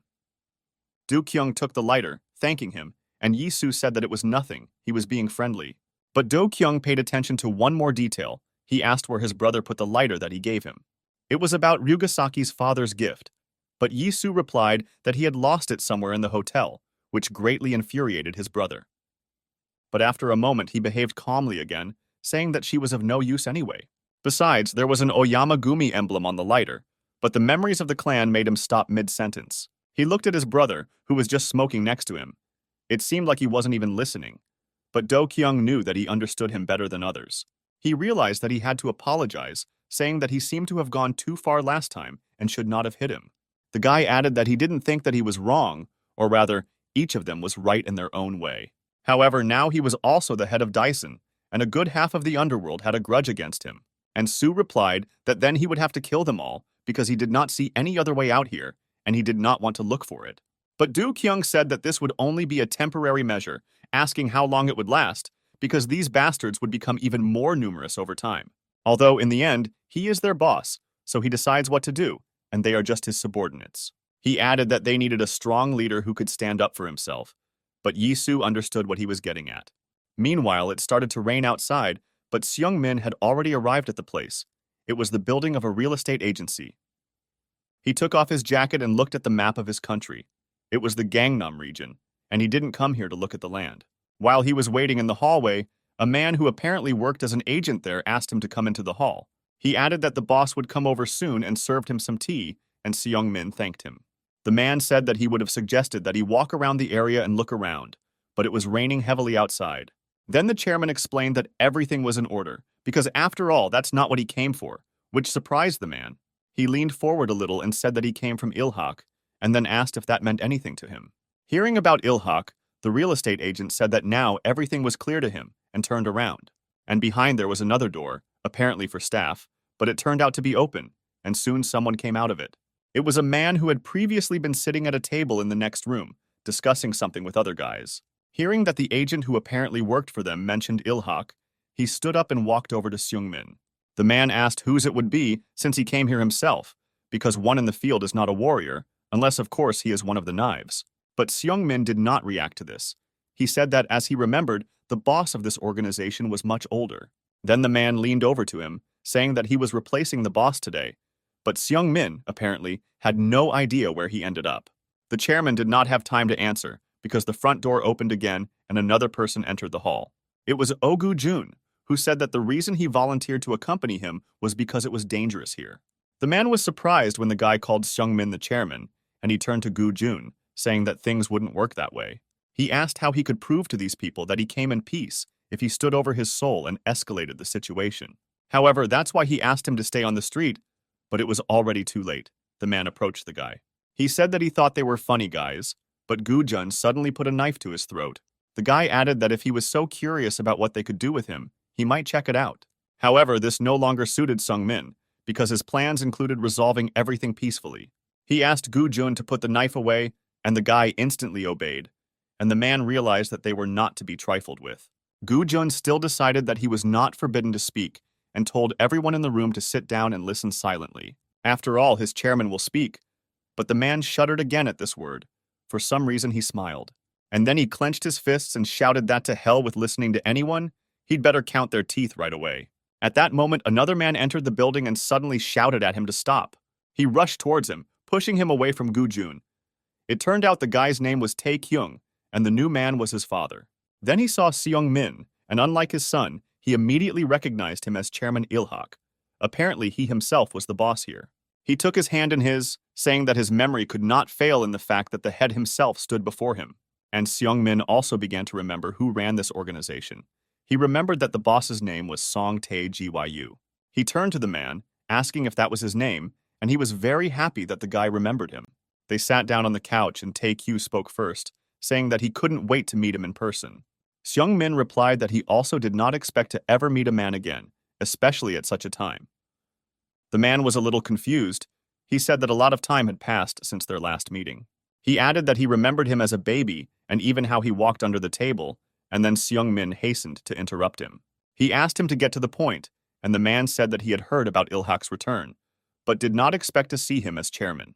Tae Kyu then pointed at Ogu Jun, saying that they even collected new knives, and this young man is very similar to his father. Seeing that the man was again moving away from the point, Seung-min said that he would be glad to chat with him more, but not now.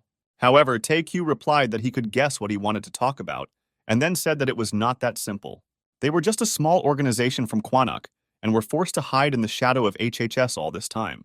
But he believed that one day Seung-min would come to them, so all he could do was be patient and wait.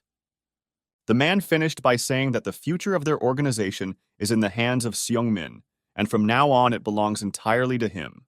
He then showed a large scar on his neck, saying that he owed everything to his grandfather and would never remain in debt. What added drama was the fact that after what was said, the man completely dropped to his knees, asking for help. Tae Kyung looked at his father in surprise. He did not understand what he owed to Ilhak that he even gave them the organization.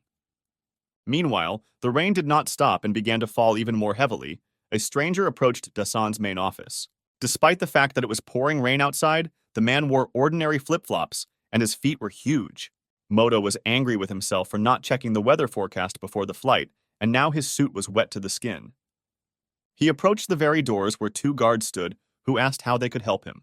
But Moto didn't understand anything because he didn't know Korean. He only saw that the men didn't look very friendly. Then one of them recognized the Japanese accent and reached for a knife, saying that the man must be from Oyamagumi. However, this was the only time he managed, because a second later, Moto kicked him so hard that he broke the doors. Thus, the Japanese was able to enter. He noticed that it was quite cozy and well-groomed here. But the good mood was not enough. The members of Daesan, who were free, stood in his way. But Moto was not bothered by this at all.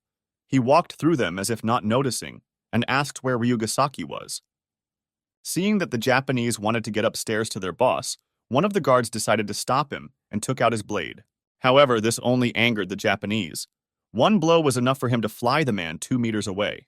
Another second, and his fist was near the next victim, and the men did not understand who they were facing. Moto hit another one of them, who flew up and immediately lost consciousness when he landed. Tonka, another man, tried to attack him with a knife from behind, but this attack did not pass by the Japanese. First he dodged, and then, when the enemy was ahead by inertia, he hit his head on the floor. However, the members of Daisen did not plan to give up so easily, even though they were not as great fighters as their bosses. Another man tried to hit the Japanese with his foot, but Moto anticipated this and grabbed his leg. He suddenly pulled the man towards himself so that he fell and looked more like some kind of belt in his hands. And Moto was already starting to get annoyed by this fight. He threw the man at his comrades, and he asked how they could fight like that. Was it possible that they were hired for a job based on an advertisement, which seemed very likely, since no one could resist him? The men themselves already realized this, but they were all loyal to their boss, so they would never give up without a fight. Then Moto told them to call their leader, and then someone on the stairs replied that he was already running and stumbling. The Japanese looked up at the person who said this. It was Jin-un, who was already good at sarcasm. Among the Oyamagumi, Hajin-un was known as the unshakable yakusha, which meant hard as a wall. He asked who Moto would be. Was it really from Oyamagumi? And he replied that formally, he was no longer a member of the clan. He didn't want to go into details, but asked if Jin-woon would fight him if he answered positively. Meanwhile, the girl, who was the only one whom they did not touch, agreed to their conditions and accepted the gift. This decision of hers pleased Do-kyung, who sarcastically told Yisu that the main thing is to choose an approach. And the girl continued, saying that maybe it was for the best, because what was the point of staying at the lousy HHS? In fact, they don't really have a roof right now. Han Hae-sung has disappeared from the radar, and his organization is on the verge of collapse. Hearing this, Do-kyung was very surprised, asking if it was really true, because he had a hard time believing it. But the girl said she was telling the truth, adding that after the committee was disbanded, HHS activity decreased markedly. They stopped taking bribes and controlling their territories, and the leaders of small gangs more than once tried to meet with Hae-sun. But everything was in vain, and everyone thought that the vacant place of the owner of the area had become empty. However, if a squabble for power begins in Gangnam, then rumors about the absence of HHS will spread throughout Seoul. A whole crowd of people who want to take over the entire area will rush here, and the situation will get out of control. Tiny organizations like theirs will not be able to stop this, so the decision was made to keep everything secret. The girl said that they were part of HHS, and everything was calm here, so don't let Tae-san poke his nose in here. But this was only a formal statement, and in fact, she explained why she was considering joining OneSync. Do-kyung then asked why she didn't come to them earlier, to which the girl replied that she didn't think that HHS had disappeared. It seemed to her that they were just up to something, but that was only her personal opinion without evidence for it.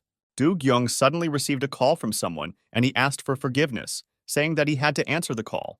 The one who called him reported on the completed task, indicating that nothing was known about Hae-sung's whereabouts. And the girl became convinced of the correctness of her suspicions, saying that it seemed to her that he was hiding somewhere under their noses. Suddenly, Do-kyung told Yisu to get ready, because they urgently need to run to their central office. He thought that this happened rather unexpectedly, but he never expected this man to appear. Meanwhile, Moto, who was still waiting for Jin Woong's answer, asked again if he would fight him.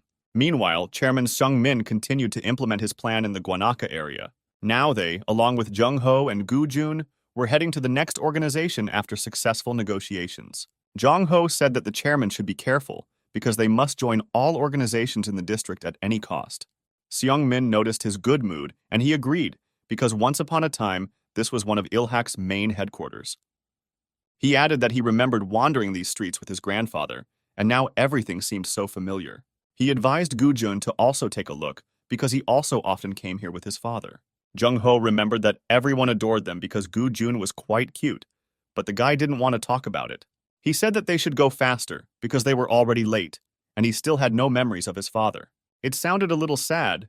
Jung Ho understood why the guy was always so gloomy and taciturn. The old man apologized for him, telling Seung Min that Gu Jun was becoming uneasy when it came to his father. After all, he was the leader of the previous lineup of knives. Seung Min knew about this, but therefore the guy's behavior was not clear to him. After all, he thought that his son would want to avenge his father, but he spoke about him as if he hated him for some reason.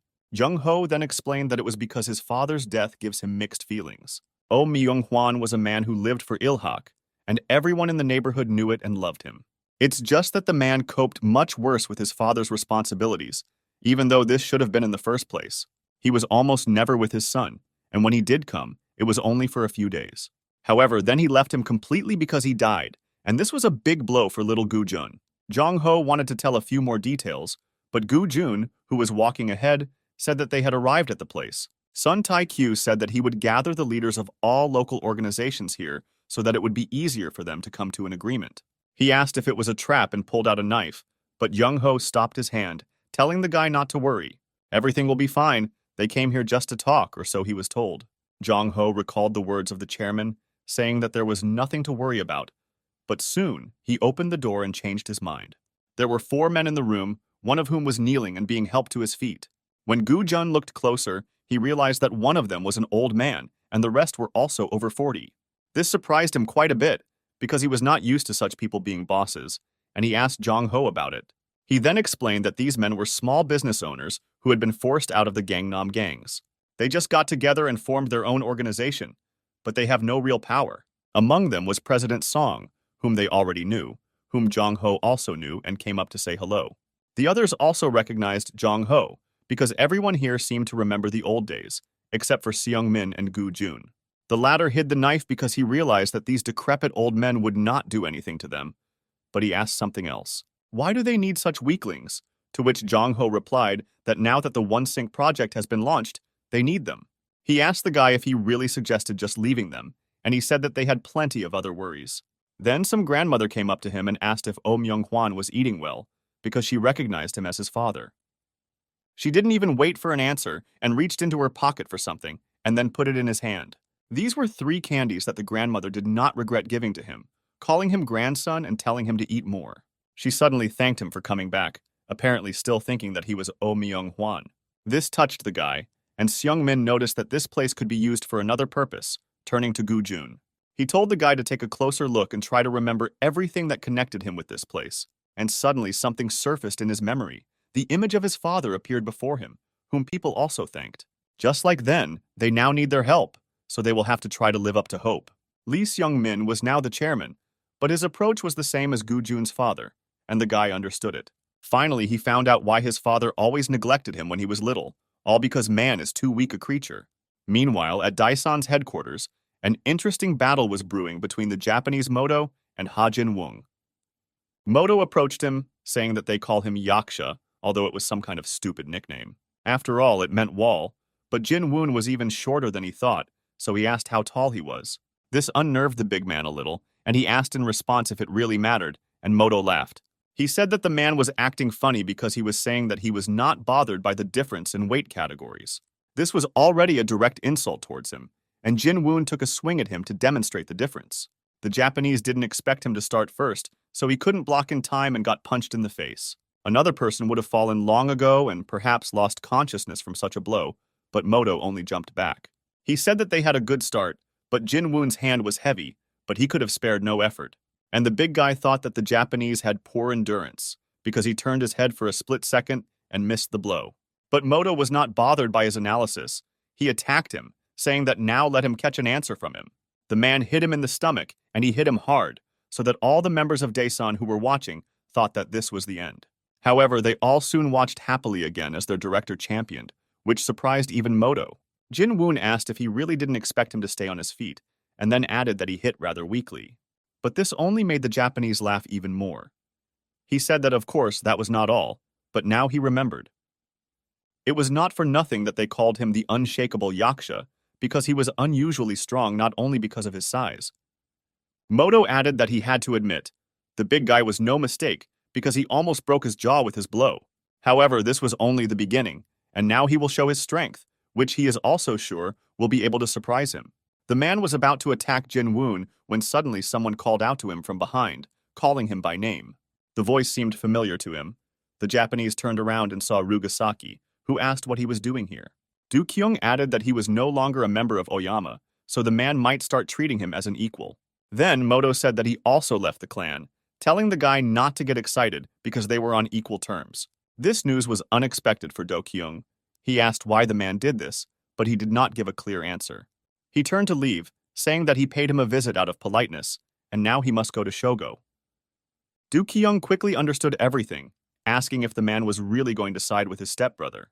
And Moto didn't even think about hiding it. He said that the guy was right, and next time they would be enemies. He also added that this also meant that he would finally be able to face Rugasaki in battle. And now he had to leave them. It's good that it wasn't far to go. And with these words, the man headed towards the exit. As he walked higher into the street, Jin Woon couldn't hold it in any longer and fell to one knee in immense pain. The Japanese blow still turned out to be incredibly strong, and all this time the big man simply endured this pain in his stomach. He asked Do Kyung who this man was, because he had never encountered such monsters before. He added that the man was definitely very dangerous and should be avoided. Meanwhile, Moto, who was already walking towards the place where Shogo was staying, suddenly saw a familiar face. He had never encountered him in real life, but the man remembered the photos that were provided to him well. He called out to a guy who passed him in the direction of Daesan's main office, and he stopped. And Su only managed to notice that the man was somewhat similar to Jin Un, but was clearly superior to him in speed. A surprise attack is an attack that takes the enemy by surprise, but Moto Taigo did not like such prejudices. He believed that only weaklings use such techniques, so he shouted out to Bak Yi-su instinctively. This is what saved the guy. He managed to put his hands out to protect himself, and the blow hit them. His strength was incredible. Even a block hurt, and the commander was surprised, wondering who this man was. However, it was also clear that he was now opposed to him, so Yi-su had no other choice. He raised his hand to hit back, but the man suddenly asked him to stop and began to apologize. Yi-su was surprised by this behavior, but the man said that it was his first time in such a situation, and he was a little confused. Still, he assured the commander that it was a mistake, but Yi-su did not approve of such jokes and raised his hand to retaliate. This time, he managed to reach his opponent with his foot, but the guy did not expect that such a large Japanese man would have time to block. More precisely, he simply put out his hand and caught his leg, although the guy hit him quite hard. The man suddenly said that since he was doing this, there was no point in apologizing anymore, because now they were even. But Yi-su did not listen to him. He still wanted to get the man, so he jumped and swung his other leg. But Moto put up a block, and this time, despite the fact that the commander hit not weakly, he still could not touch him. He squeezed his huge hand and asked if this was really all that he was capable of, because they told him something completely different. Their battle was interrupted by the unexpected appearance of a black car that stopped next to them. Moto realized that they had come for him, so he lifted his jacket and told Yi-su that they would fight again somehow. Then he suddenly smiled and extended his hand to him, saying that his name was Moto Toigo, and he was apparently Baek Yi-su. Hearing his introduction, Yi-su said that this was another scumbag from Oyamagumi, and this made the man sad.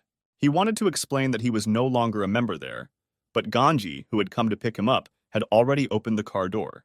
Moto complained to him that Yi-su was incredibly boring, and the guy remained standing in surprise. He remembered the name of this Japanese because he had never encountered him before, and today's battle left a strange impression. Meanwhile, the man was also thinking about him because something did not give him peace and even irritated him considerably. He thought about why he should attack the guy from behind, like some coward who was afraid of his opponent. But then he laughed at his own thought because it was truly absurd to exist. Then he remembered the words of the chairman, who said that if they interfered, the balance would be upset. However, now Moto thought that his brother was worrying in vain, because he would make sure that everything was in order. Gu-jun was sitting on the bench with candy from his grandmother in his hand. He just remembered everything that happened today. When he thought about his father again, a voice interrupted him, and it turned out that the guy from the agency was here. He also saw Gu-jun and decided to come over because he was interested in the guy's skills and his skill. He sat down on the other side of the bench, took out a cigarette, and then asked what fate had brought him to this place. At first, Gu-jun replied that it was none of his business, but the guy understood why he was so unfriendly. He explained that apparently he did not know everything about his own father, namely his death. Then Gu-jun stood up and told the guy to stop with his vulgar provocations. After all, he himself was no better. A healthy forehead, who still dragged his elderly father around everywhere. But the guy replied that in fact they were the same, because they were simply criticizing for the sake of criticism, as they say. He then added that Gu-jun probably doesn't even know what happened to his father, because no one told him. As expected, this offended the new member Gudo. He grabbed the guy by the shirt, but he said that his guesses were correct. Then he asked if he wasn't interested in how Ilhak's first knife, his father after all, died. This was 13 years ago, when their area was full of small businesses. So many wanted to take some of it into their own hands. That day, some unknown men appeared on the main street, blackmailing the aunt to cooperate with them. One of them, apparently the leader, offered her to conclude an agreement and work together with their organization. He said that she needed an experienced partner, otherwise her shop wouldn't last a day, but he was wrong about that. Their conversation was overheard by 3 men in white suits who approached them, saying that the guys apparently were not local. One of the knives, and it was them, approached their leader, who had already begun to seriously put pressure on the ant. Lee Sun-man, Ilhak's 6th knife, asked if the guy really had no manners at all, since the woman clearly refused him. But the ant did not seem to understand his jokes, telling them both to get out of here, because all her customers would be driven away. Then Sun-man said that he would allow himself to disagree with her, because such impudent people need to be rebuffed. Along with him came 2 more knives, which in the meantime knocked down the remaining members of the guy's organization. One of those who came with Sungman was Choi Guan-pal, the 7th knife, who was just as confident in his youth. Sun-man, meanwhile, grabbed the guy by the hair, saying that he was not finished with him yet, because he still had a lot to tell them. First of all, he asked why he rolled out the sponges, because honest people worked in this area. But his educational process was again interrupted by his aunt, who said that she would complain about him to Young-ho. Sun-man was quite offended by this. He said that he was no longer little, so there was no point in it, when suddenly someone called out to Jong-ho. Hearing that Young-ho himself had come here, Sun-man still panicked a little, but it turned out that he was just being played. This was done by the last of their squad, the 4th knife of Ilhak, Doko Hyungnim, who also turned to his aunt. He asked whether such guys often came here, but she replied that a lot of such businessmen had gotten divorced. Then Hyungnim said that he had to answer for his actions and shoved the guy's face into the plate, asking where he was from. And he muttered that recently some shady guy from the Chinese mafia had appeared in the southwest. They said that he had already dispersed all the gangs in Incheon and would soon get here, but no one knew why he would do this. Right now, this man was starting another fight on the other side of the area, but there were also those who dared to fight back. One guy said that without a powerful patron, everyone in his squad is just zeros without a wand. It was young Ryu Tai-hyun, who was also a member of Ilhak back then, but was advised to wait for the knives. However, the guy was not afraid that the enemy was incredibly strong. He said that he would deal with him. A man who was said to be from the Chinese mafia stood up, asking if he was one of the knives. However, he didn't wait for an answer and immediately started attacking the guy, who managed to dodge at the last moment. Tai-hyun was very surprised, because he thought that the element of surprise should have played into his hands. But everything turned out to be quite the opposite, as if the enemy knew all his movements in advance and used it. Suddenly, he punched with a roundhouse, and despite the fact that Tai-hyun put out a block, he could not stand on his feet and almost fell over. And the man said that he had nothing to talk about with a loser like him. It was young Wang Hao. However, the situation soon took a completely different turn, because one of the 9 knives finally came to the scene. Everyone noticed this except Tai-hyun, who rushed into battle again, but his attacks were unsuccessful, and the man decided to intervene. He said that he was one of the 9 knives that Wang Hao spoke about, so let him tell what he wanted. Who knows, maybe they will be able to do without assault. It was Ilhak's first knife, Oh Myung-hwan. Lee Seung-hak posed for his new campaign poster, because everyone thought the previous one was too strict. Back then, Jong-ho was still in his prime. He said that such things required a serious face. But the chairman said that he liked being a gangster more, but had to go into politics. Jong-ho told him that he was contradicting himself, because he once said that only sole villains need henchmen. The old man thought for a while, remembering when he said this, and then added that they still have to get their hands dirty. Then Jong-ho replied that he understood his feelings, but it was he who made people out of them, so they would be loyal to him in everything. He just had to let them help him change the city for the better, so there would be no room for scoundrels like them. The man also added that the old man should not forget the words of his grandson, who called him too soft. The chairman then asked if he was too old in Jung-ho's opinion, but he was quick to say that he was not. He then headed towards the exit, also saying that brother Oh Myung-hwan was currently dealing with some matters in Gwanak.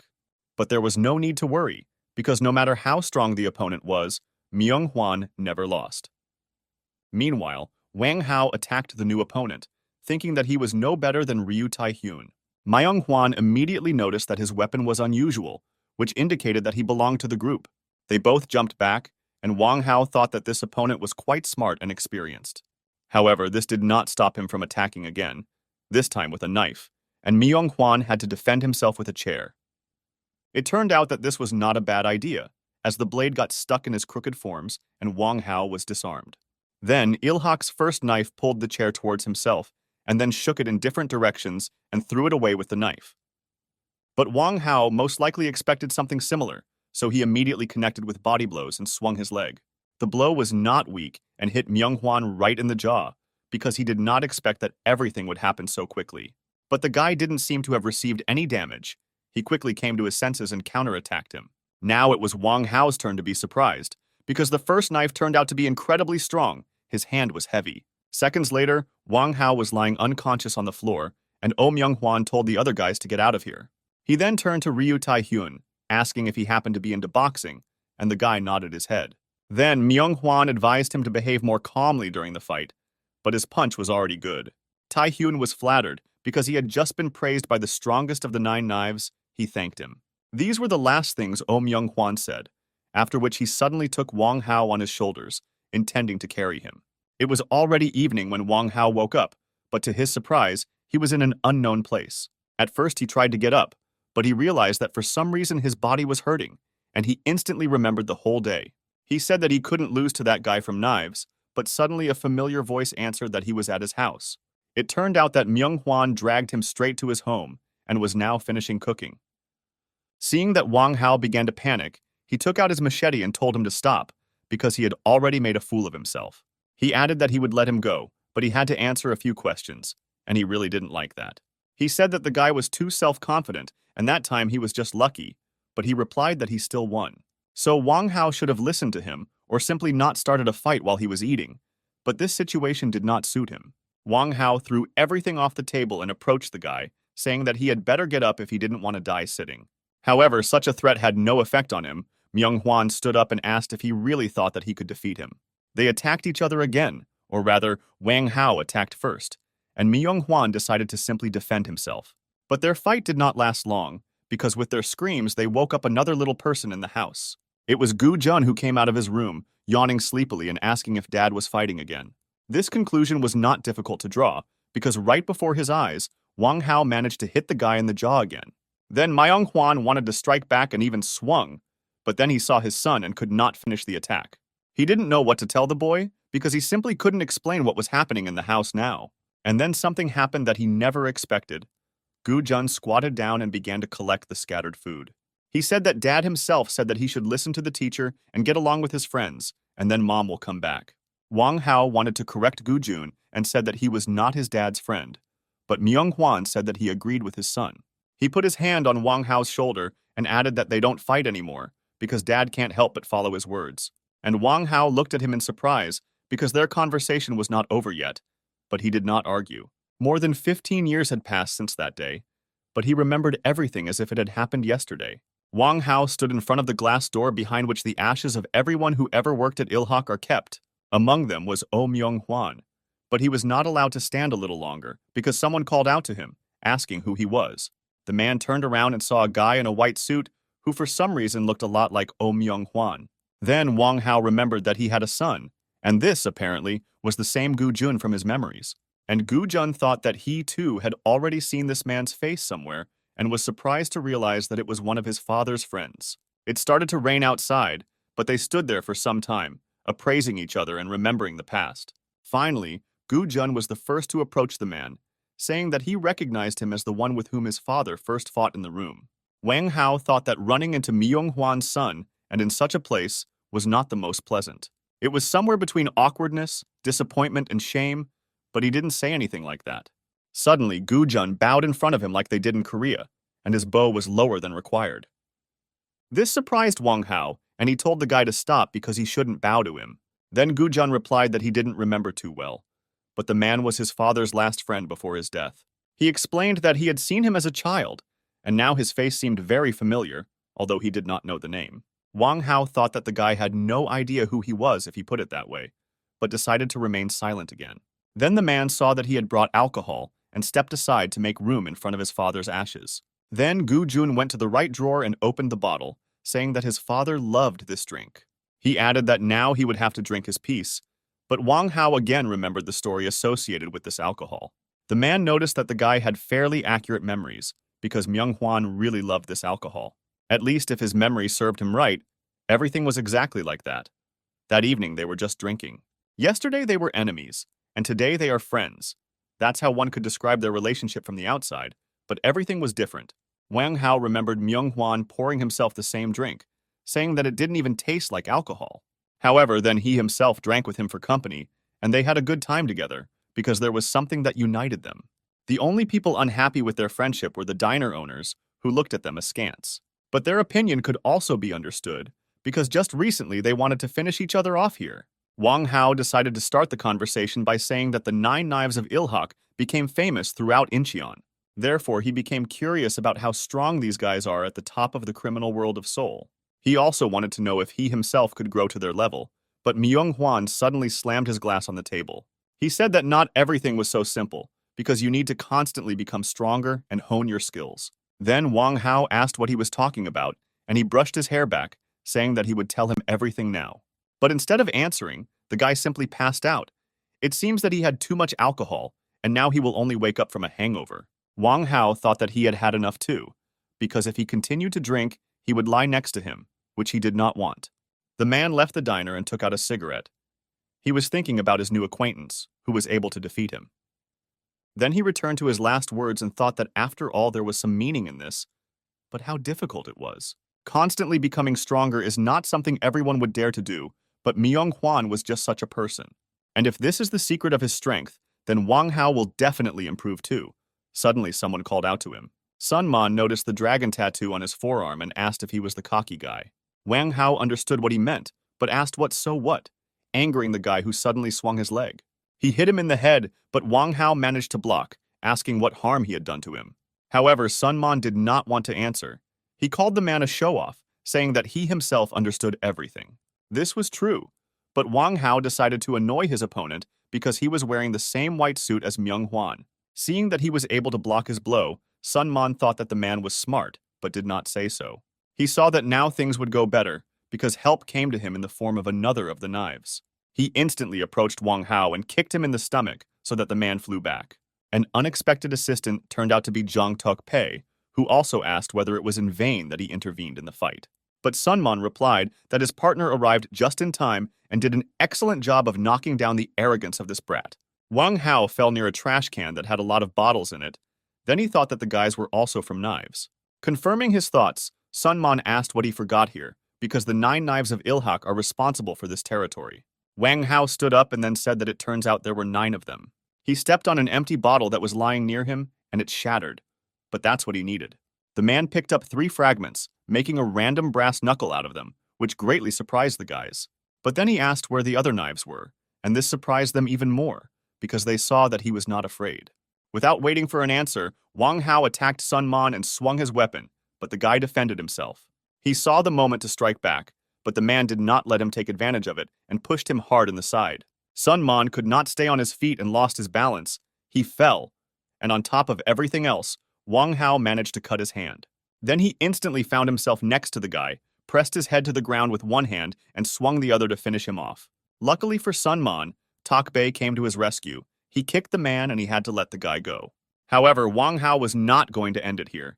He jumped up and hit the 8th knife in the jaw with his knee.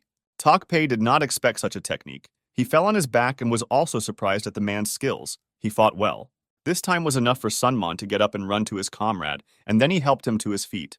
Tok-bae said that he was fine. He was more interested in where this young man learned to fight like that. They again prepared for a collision and rushed at each other, but this time they were stopped by someone's voice. It was Oh Myung-hwan who managed to wake up and leave the diner. He didn't even look bad from his hangover. When all 3 saw him, they stopped fighting. They were surprised by his appearance, and Tok-bae even bowed.